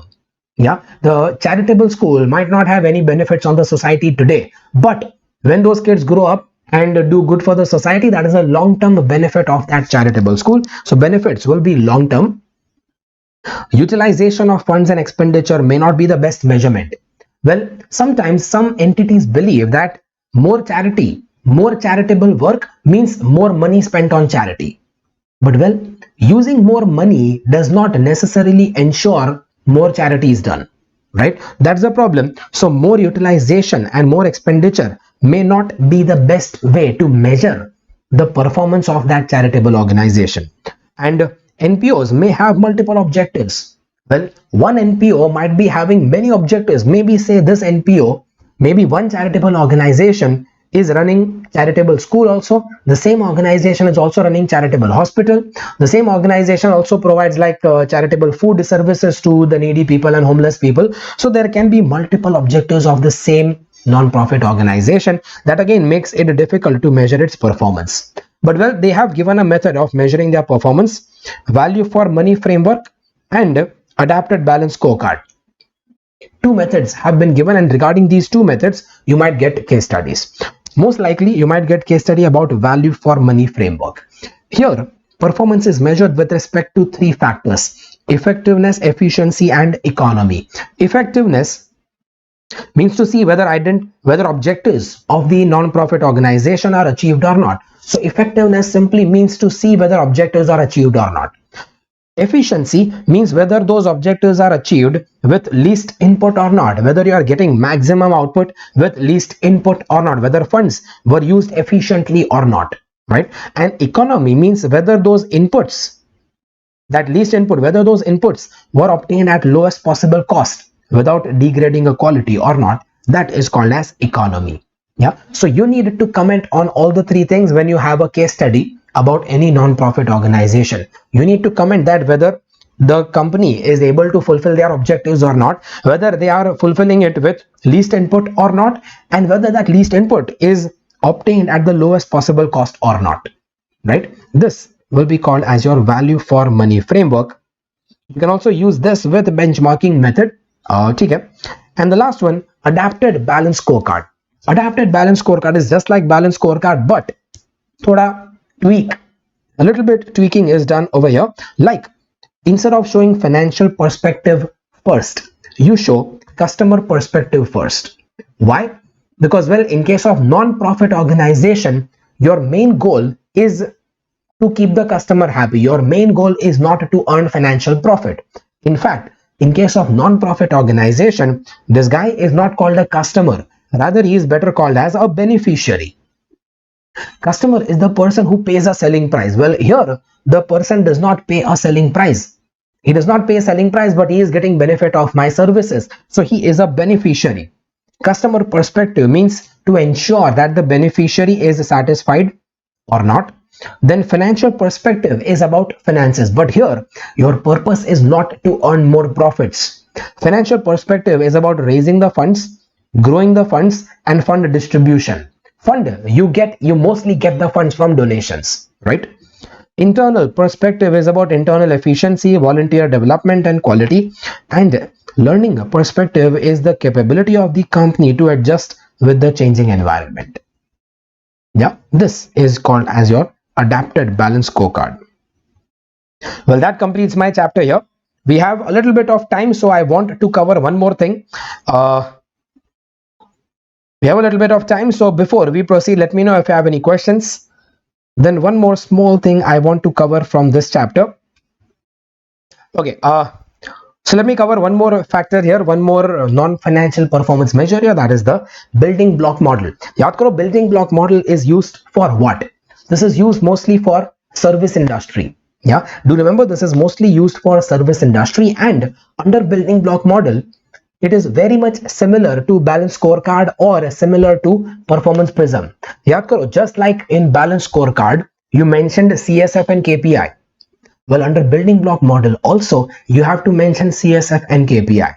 This is just a different way of classifying your CSFs. Under balance scorecard, your CSF were classified under four categories. Well, under building block model, your CSF will be classified under these many categories. Yeah, so under building block model, your CSF will be classified under 6 different categories. Number one side here is called as determinants, means the area where you wish to perform, and result is a result of those performances, right? So you have to mention CSF for determinants as well as results. You have to mention that what is your quality objective of the company. Certain companies consider good quality as their objective. Certain companies ke liye having flexibility is a success factor. For certain company, having more innovation is a success factor, and for certain company, better resource utilization is a success factor. Now, do you realize that the same things we had already done under balance scorecard?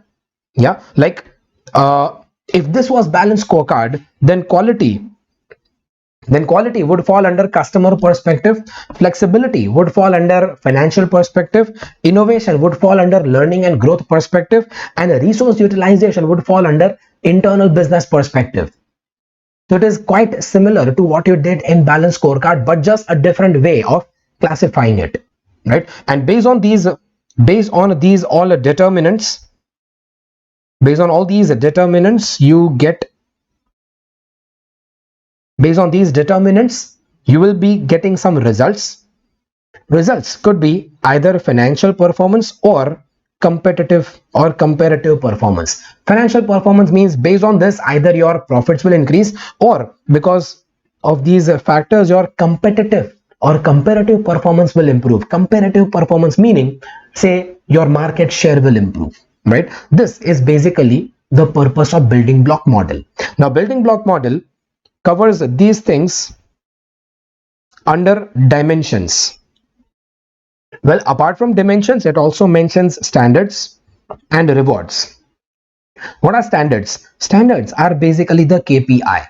जैसे building जैसे balance scorecard. In case of balance scorecard, you mentioned the CSF, but for every CSF, you also mentioned KPI.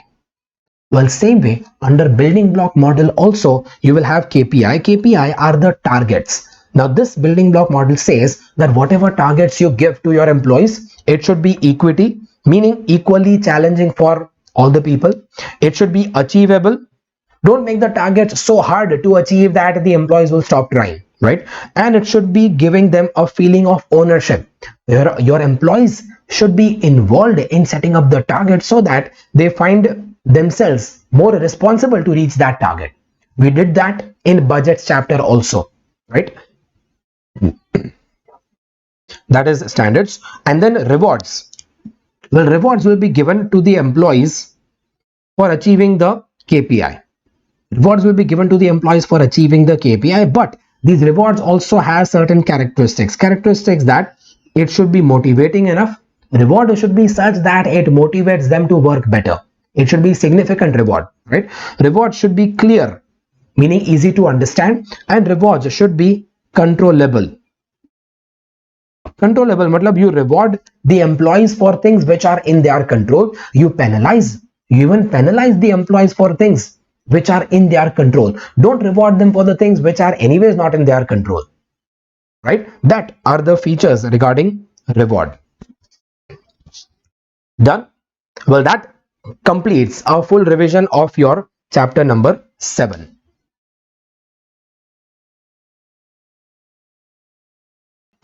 Okay, so shall we begin?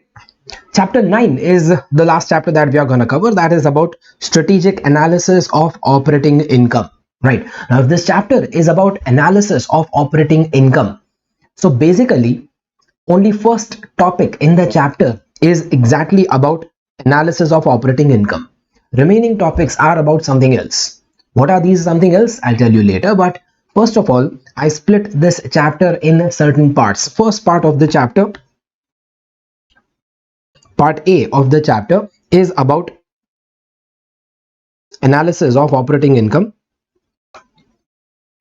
First part is about analysis of operating income, but then the second part is about direct product profitability, which third will be about customer profitability analysis, and the fourth part is about activity based management and then activity based budgeting, right? So as such, 5 parts in the chapter, but in my revision series I'm going to cover only 3 parts. Yeah, so my first part is about analysis of operating income. I'll just orally discuss what was in there. Second and third part we will discuss properly, because these are the parts regarding which you might get practical questions.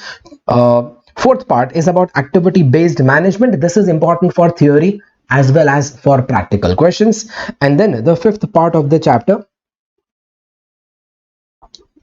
is about activity based budgeting. So this fifth part also we will just revise orally. Okay, so first of all, my analysis of operating income. Well, if I ask you to analyze operating income, well, we have already done a method of analyzing operating income, analyzing profit. Which was the method of analyzing profit which we did before this chapter? You tell me. Today we have lots of time, so I'll wait for you to tell me. Yes, Jade, thank you very much. Exactly, standard costing. Standard costing or variance analysis is the analysis which we used to analyze the profit, right? So here in this chapter also, analysis of profit is very similar to the analysis of profit which you did in a variance analysis, right? So my first topic of the chapter when we discussed in class, we had related that with variance analysis itself, right? You analyzed the operating income by analyzing that what are the reasons for a change in my profit. You compared previous year profit and current year profit, and you see that how much is the profit changing, and for that change in profit there could be three reasons for the change in profit. Yaad karo, remember what were the three reasons for the change in profit. My profit is changing either because of growth component, or because of price component, or because of productivity component. That was my first topic. I told you we are going to revise that orally. Yeah, growth component means change in my profit because of change in the units, growth in the units, right? Second, price component means change in my profit because of change in the prices that we charge. So change in the selling price as well as a change in my cost price, right? And the third component, productivity, change in my profit because of change in efficiency, change in productivity. Productivity component was just like your usage variance. Price component is like your price variance, and growth component was your profit margin volume variance. This is what we had done under the first topic. Okay? Yeah. Second topic is about direct product profitability. Now in this topic, again, we are indirectly gonna do analysis of profit. But the difference is just that now you want to analyze profit product wise. So for every product, you want to calculate product wise profit separately. Well, if you wish to calculate product wise profit separately, then you need to split all your items of cost product wise. How do you split your cost items product wise? Well, to split all your cost items product wise, you will have to follow what? You'll have to follow activity based costing. Right? So activity based costing is the best way to split your overheads product wise. That's what you're going to do over here. So my overheads will be split product wise using activity based costing. And if you get product wise profit, that is your direct product profitability. For that matter, we had learned how to make the DPP statement, direct product profitability statement. That statement is prepared to know the relative profitability of each product, individual products. And the purpose is to determine net profit of each product instead of gross profit of each product. See, gross profit of each product, it's very easy to identify because gross profit is sales minus cost of goods sold, right? Now sales obviously will be available product wise separately. Cost of goods sold is also available product wise. Yeah, so sales minus COGS can be done product wise very easily. They don't need your efforts for that, right? What they need your efforts is for what? Well, your efforts are needed not to find a gross profit of each product. Your efforts are needed to find a net profit of each product. Now the difference between that gross profit and net profit according to this topic is basically the DPP cost, that is indirect cost for the DPP statement. Yeah, now these indirect costs for the DPP statement could be overheads which are not directly related to the product. These overheads you split among the products using activity based costing, right? Or it can be volume related cost. Now here the word volume means what? Do remember, here the word volume does not mean a number of units. What does the word volume over here indicate? Here they say that volume related cost means the cost like storage and transport that are based on space occupied by the products. Yeah, so what does the word volume indicate? You tell me, come on. Here the word volume does not mean units. Then what does it mean? Yes, rather here the word volume indicates the space occupied. Space occupied like length into breadth into height will indicate the volume. I hope you remember that calculations. So normally when I say storage cost, then normally you were dividing storage cost in the ratio of say floor space occupied. See, inter level pe you did that. Yeah, in your intermediate level your storage cost was divided based on floor space or floor area occupied. But then I made you realize that when you do the storage in the godown or in the warehouse, then mostly the warehouse storage is not done only on the floor space. Warehouse storage is also done vertically. So vertical storage will also be there, which will occupy more height also. Yeah, so your space, your storage space occupied is not just the floor space. The space occupied is three-dimensional. It is volume, right? So that is why your storage cost and transport cost will be split based on the volume. These costs are called as volume related costs. We had that in one of our classwork questions, if you remember. Then comes batch costs. Batch costs are mostly time based and are incurred on a batch of products. Okay, so batch cost will be the cost which is incurred over a batch of products, and financing cost will be the cost of money tied up in the stock. Yeah. Anyways, so my DPP statement will be a statement where your purpose is to identify direct product profit, and your purpose is to identify this direct product profit for each product separately. Yeah, you need to identify the DPP profit for every product separately, product A, product B, product C. That is your direct product profitability statement. Now for that matter, sales will already be available for each product. COGS is already available for each product, so gross profit will always be available for each product. Well, your DPP cost, the direct product cost like warehouse, transport and storage, you need to apportion. These costs you need to apportion on some logical basis. So if it is warehouse cost, storage cost and all, it will be apportioned based on the volume.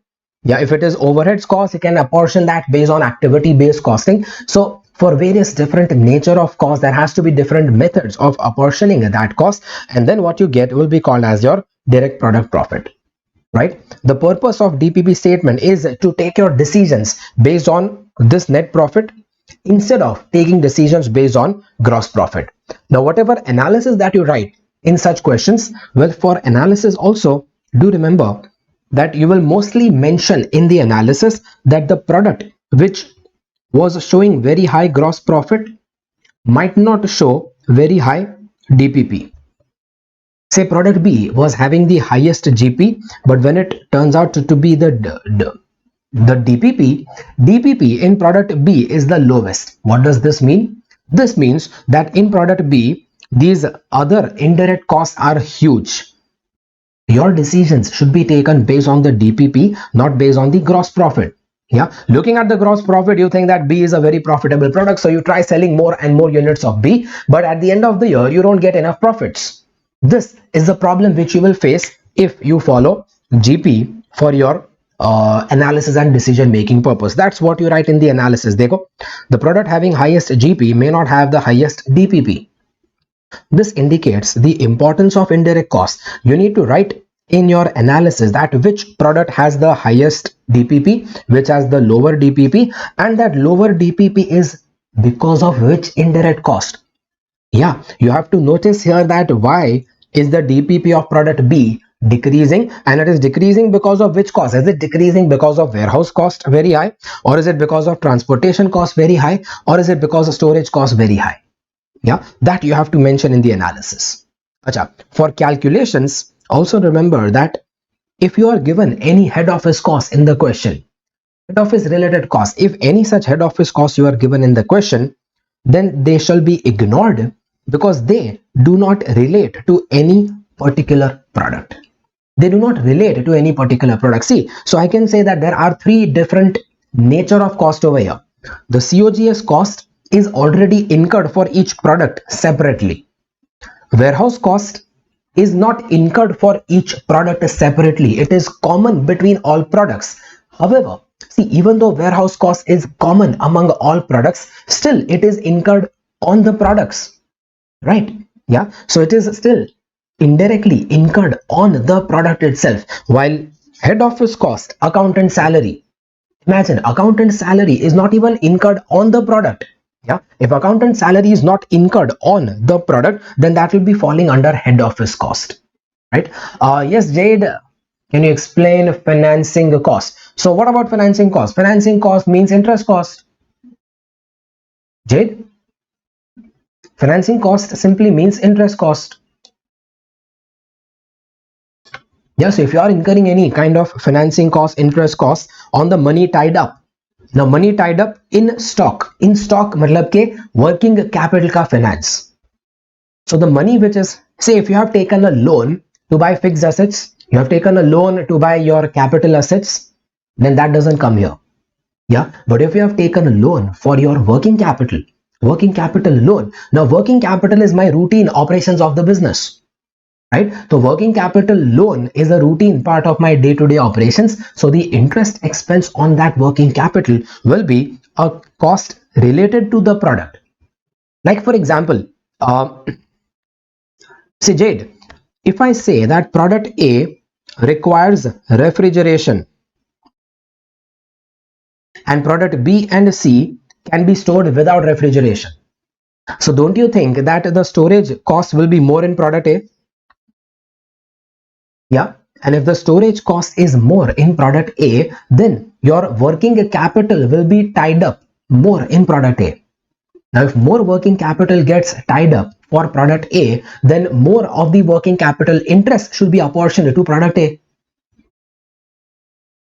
Yes, so they are talking about the interest cost on the money tied up in stock, which indicates, let's say you can write down, for example, working capital loan, right? Okay, but head office costs shall be ignored, that you understand here. And most of questions of this topic will simply require the use of activity based costing to identify cost in the DPP statement. Yeah, you just have to split all these items of cost among product A, product B and product C. Yeah, this is your topic about DPP. Done? Rest of you, any questions in DPP?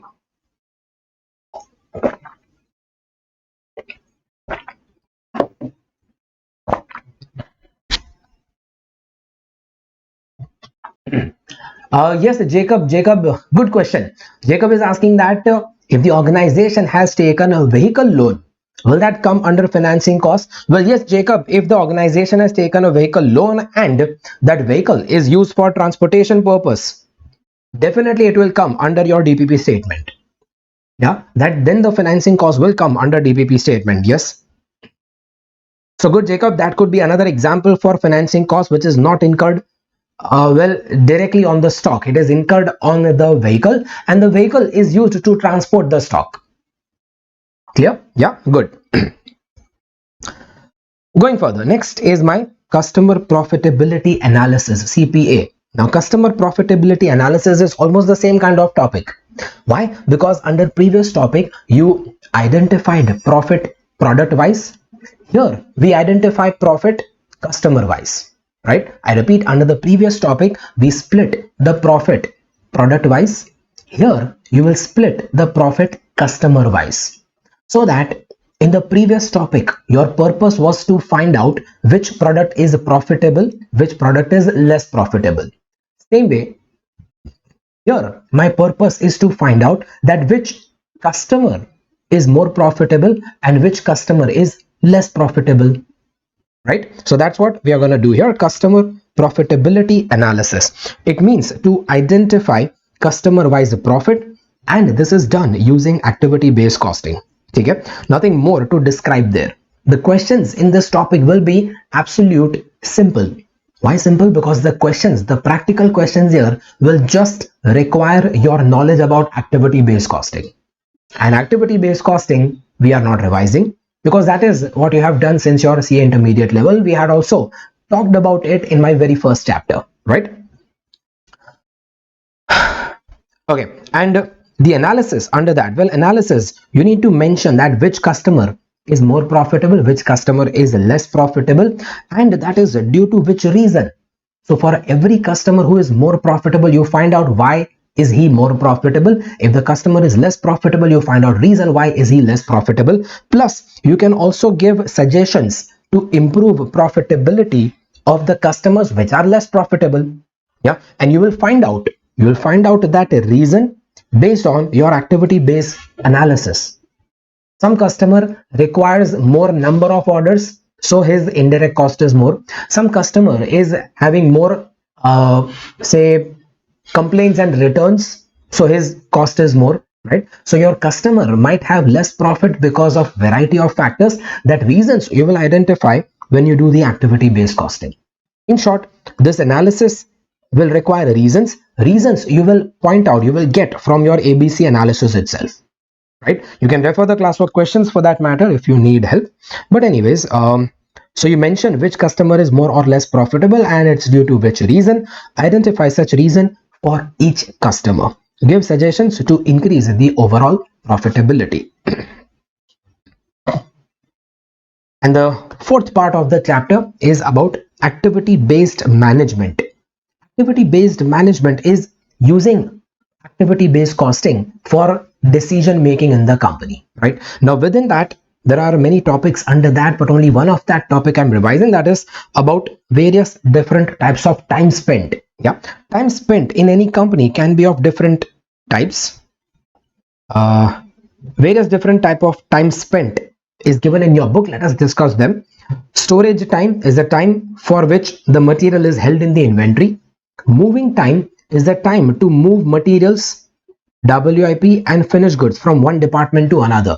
Yeah, within the company there is movement of goods within the company. The time spent in moving that goods is your moving time. Waiting time is the time when materials or WIP are waiting for the next process. Okay, inspecting is the time spent to ensure that product meets specifications. Yes, Jade, exactly like motion study. But Jade, in case of motion study, we were talking about movement of people or movement of equipments. Here, we are talking about the movement of your goods, material or WIP or finished goods का movement. ठीक है? Scheduling time is the time that you spend in planning and scheduling. Yeah, the top management spends a lot of time in planning and scheduling to determine when different products will have access to the process. So when will which product use which machine, when will which product be produced, all that time spent is called as the scheduling time spent.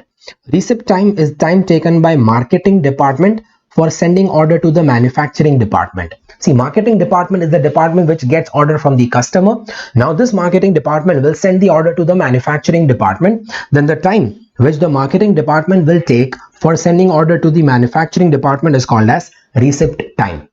After that, the manufacturing department will do the manufacturing. So the manufacturing department will do the manufacturing. It will be called as the process time.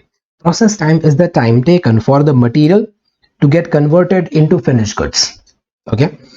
Manufacturing cycle time is the time taken to manufacture a finished goods from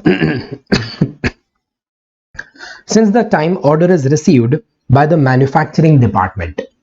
Now you see various different nature of time spent you are given, but let me give you some relation between all of this. Some relation between all of this. Tell me the storage time, moving time, waiting time, inspecting time. Where are all these time spent? Don't you think all these time are spent inside the factory itself? Yeah, all these time are also spent inside the factory.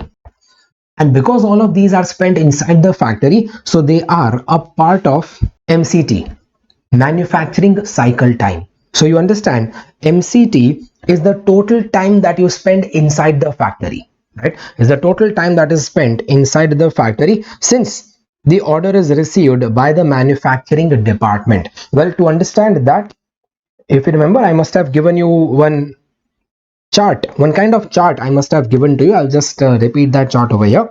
When customer will place the order goes to the marketing department. Marketing department will forward that order to the manufacturing department. Manufacturing department will then give it to the delivery department, and delivery department will deliver it to the customer, right? So all the time spent inside the manufacturing department, the main time spent inside the manufacturing department is this process time, right? But apart from that, within the manufacturing department, you will also have, say, storage time, moving time, waiting time.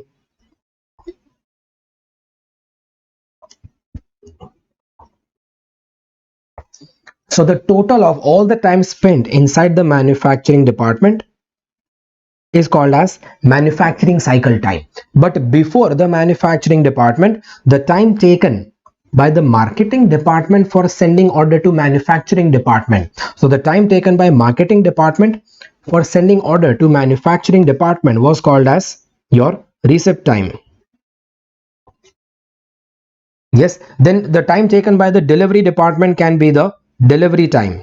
Yes, and the total length of time since the customer placed the order and customer received the order. The total length of time since the customer made the order and finally customer received the product, that total length of time is called as cycle time. Now do you remember the relation between all these time? Yeah, cycle time is the length of time since ordering to selling an item in retail environment. Yeah, you might also sometimes call that as the customer response time, the time a customer places order to the time it is delivered. But the difference is that cycle time is from the company viewpoint, while customer response time is from the customer viewpoint.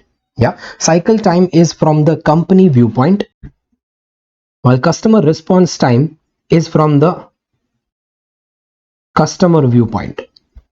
Yeah, so from the company viewpoint, after the customer places the order, you have the receipt time, you have the processing time, manufacturing time, you have the delivery time, and then the customer receives the order. So from the company viewpoint, this entire range is called as the cycle time.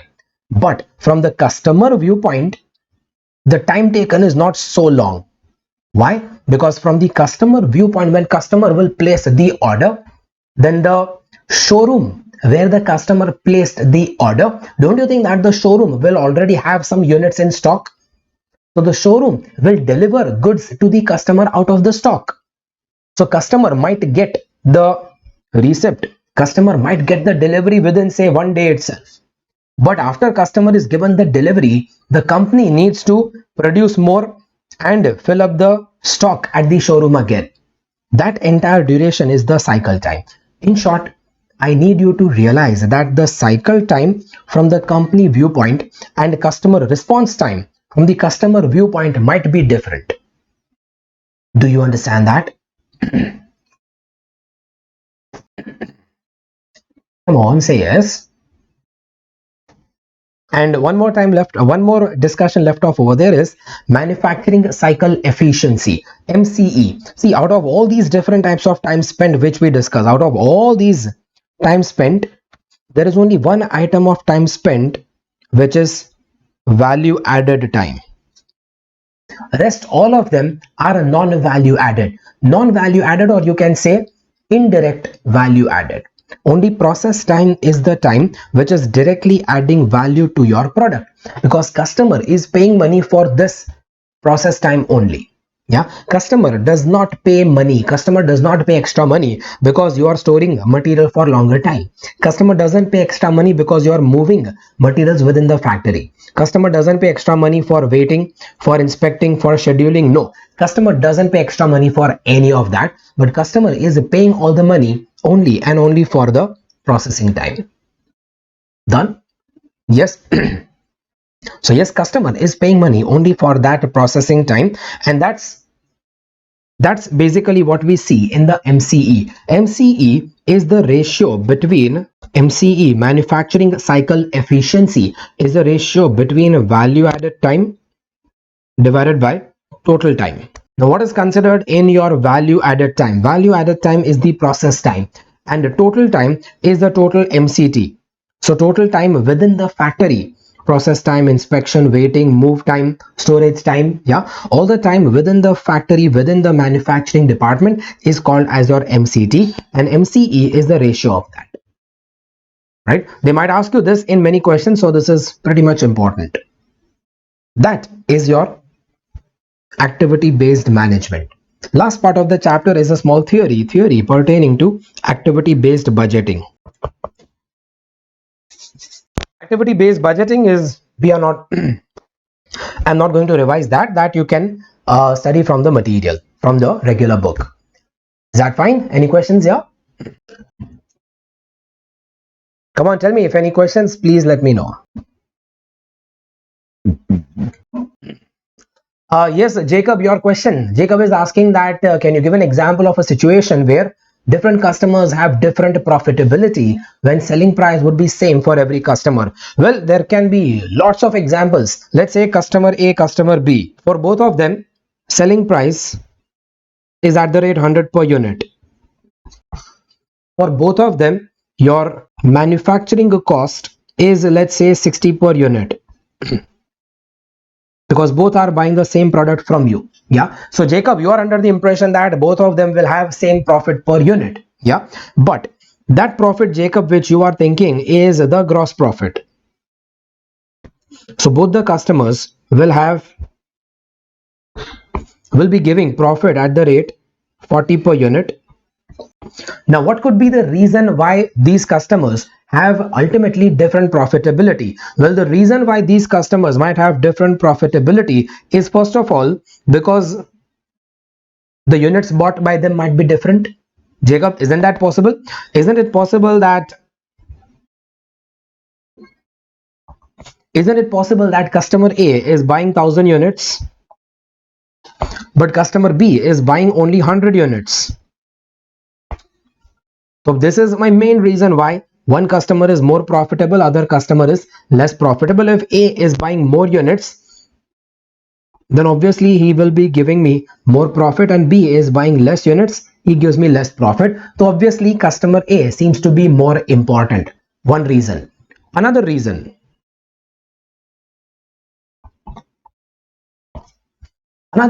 is that, say, customer A is making orders. Customer A is making, yeah, I'm coming to it, Vinayak, just wait. Another reason will be that other than your manufacturing cost, the indirect cost might be different for every customer. Yeah, other than the manufacturing cost, indirect cost might be different in every customer. Let's say, Jacob, customer A is located at a very far location. Customer B is located nearby. Now, if customer A is located far, then yes, the delivery cost might be more. If customer A is making a small orders, then number of orders will be more, order processing cost will be more, right? So even though customer A seems to be more profitable, however, customer A might require more items of indirect cost. So maybe at the end of it, my customer A might not be overall very profitable. Yes, customer A makes more number of urgent deliveries. Customer A demands more number of, say, warranty claims and all. So many different aspects can happen because of which customer A turns out to be less profitable. Jacob, would you understand that? Yeah, Jacob, for more examples, you can refer to my book. You can refer to my regular book, or you can also refer to my fast track book. There are certain solved questions even in the fast track book, which will give you example. Done? Yes? Or any other questions here? Before we end the session, I'll be covering one more thing. Just for further analysis, further discussion, one more thing I'll cover, that is some guidelines regarding how to answer case studies. But before I begin with that, tell me any questions, any doubts if you have. Jade, bulk discounts, definitely bulk discount can also matter. Yeah, so my customer wise profit can be different even because of bulk discount.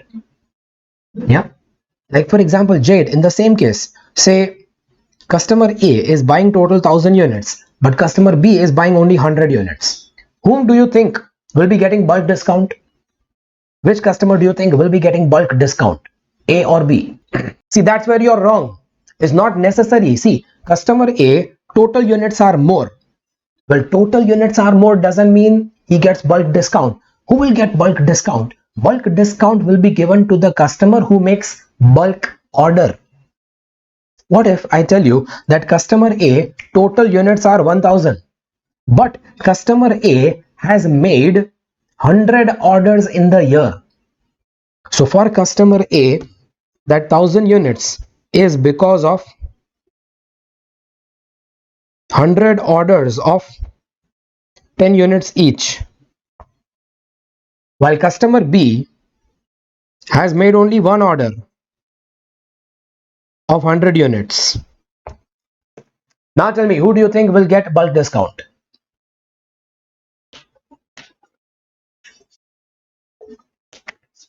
Yes, yeah. So bulk discount now, obviously customer B will be getting bulk discount. So to that extent, again, B ka profit will be less. Yes. In short, there can be many reasons why customer wise profit is different. All those reasons is exactly what you will see in the activity based costing questions, right? So for more reasons, you can check out the questions which we have in my regular book. In my revision series, I'm not giving those questions because well, those questions, if you have done them once, then you don't need to revise them on the day before the exam. What I'm covering in this revision series are specifically only those things which you revise on the last day before the exam. Done? Yes. Any more questions? Please tell me.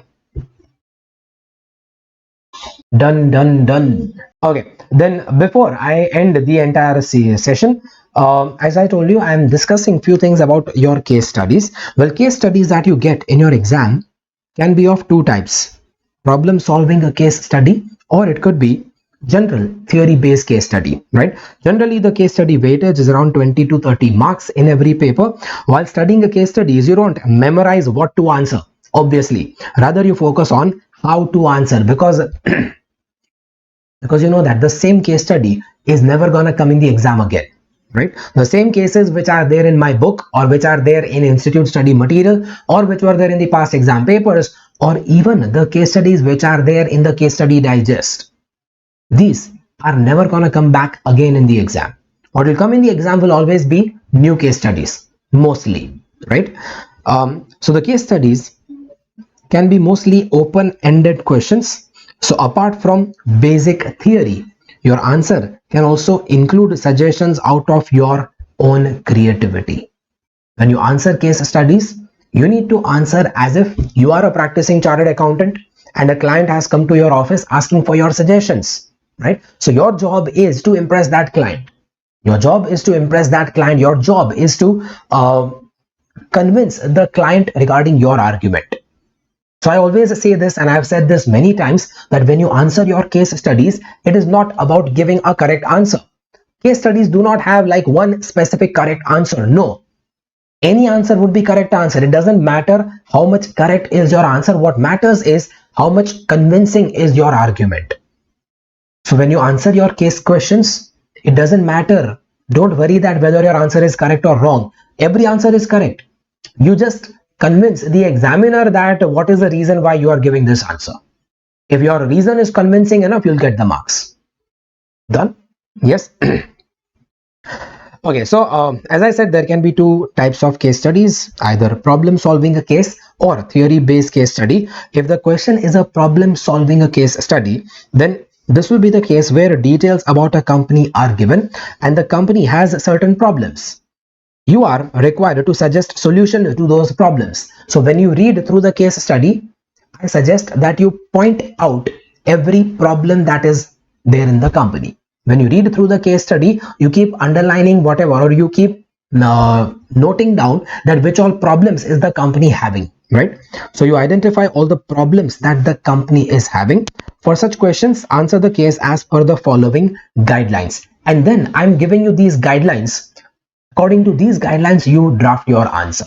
See, when you see the ICAI case study answers, if you see case study answers given by ICAI, then you will understand the answer. But then you will start wondering that, how should we create such answer in the exam? Well, that's true. It is difficult that your answer might not be recreated in the same way how ICAI answer is given. Plus, ICAI has one very bad habit. One very bad habit is that in every case answer, they will follow a different sequence of drafting the answer. Yeah, every case answer they have drafted in a different way. So that leads to more confusions for you, that how should you draft the answer? Well, to prevent your confusions, don't worry, the answer is there for you. To prevent your confusions, I'm giving you certain guidelines. You need to create your answer according to these guidelines. Done. You stick to these guidelines and then your answer will be sufficiently very good answer. What are my guidelines? Say, step 1, you identify all the theory topics involved in the case and describe those theory topics. Every case might pertain to some or the other theory topic. You describe which theory does the case pertain to, right? You explain what the company is currently doing and identify all the problems that the company is currently facing, right? So you identify what all problems the company is currently facing. You make a list of every problem that the company is currently facing, right? Also write appreciation about anything you find good in the company. Don't just keep complaining that company has done this bad and that bad. No, if the company has done something good, then you mention your appreciation also. See, that's how you treat your client. When a client comes to you, you don't just keep blaming him that ye galat kiya, wo galat kiya, ye galat kiya. No, you also appreciate the good things that the client has done, right? You don't want the client to run away. Yeah. So step 2, you appreciate what the client has done and you point out all the mistakes and point out all the problems that they are currently facing. Third, you give recommendation against each problem. Don't forget, this is the main part. You give your recommendation against every single problem.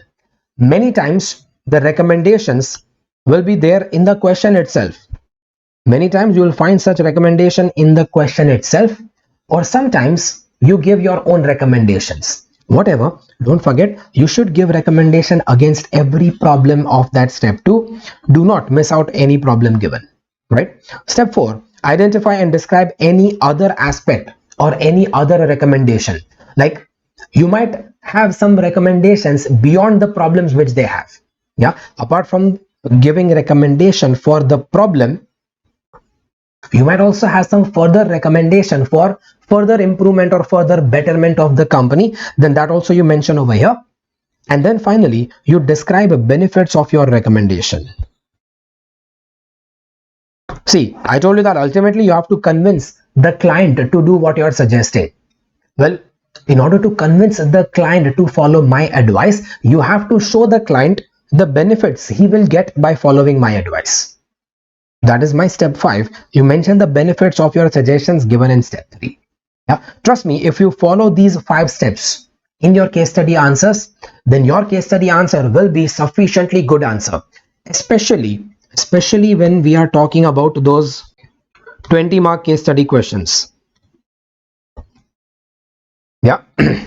But of course, not necessary that in every case study you follow such 5 steps. No, certain case studies are theory-based case study, which are the ones where again details about a company are given, but this time the company does not have any problems at all. Yeah, it might be a question where the company does not have any problem. The question is just asking you to apply some particular theory in this company.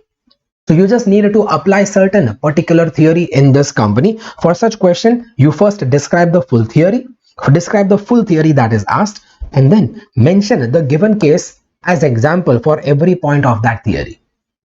Like we had done the first question in our classroom discussion, say chapter 1 wala. If there's a question regarding value chain analysis, you are supposed to identify those 9 different activities given by Porter's value chain analysis. Right? So you explain every activity of the Porter's value chain analysis and you give example of this case, that in this company which is primary activity, in this company which is inbound logistics, in this company what is processing activity. You give example for every activity from the given case details. That's it. That's the only thing required in your answer. You don't need to follow these 5 steps in such case, right? Also, there can be a third category of case study.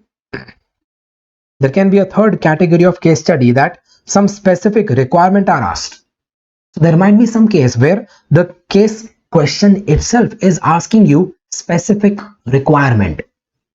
It is not just asking you to make a general analysis. No, they're asking you specific requirement, question A, B, C, D, S, specific questions they have asked. Well, if the question is asking you specific requirement, then do not follow the guidelines which I have given. No, then don't follow these guidelines. Instead you answer for each specific requirement that they have asked. Yeah, then your 5 steps will not be the 5 steps which I have given. Then your 5 steps will be the 5 questions which they are specifically asking you, right? So in such case, You answer for the specific requirement which is asked. In such case, do not follow the steps given above. However, if in the question no specific requirement is given, they have just given you an open-ended question like explain this case. Agar general explain this case is what they have told you, then you answer as per the guidelines that I have given above. Yes, these are the guidelines which will help you answering your case studies. Clear? Any questions here?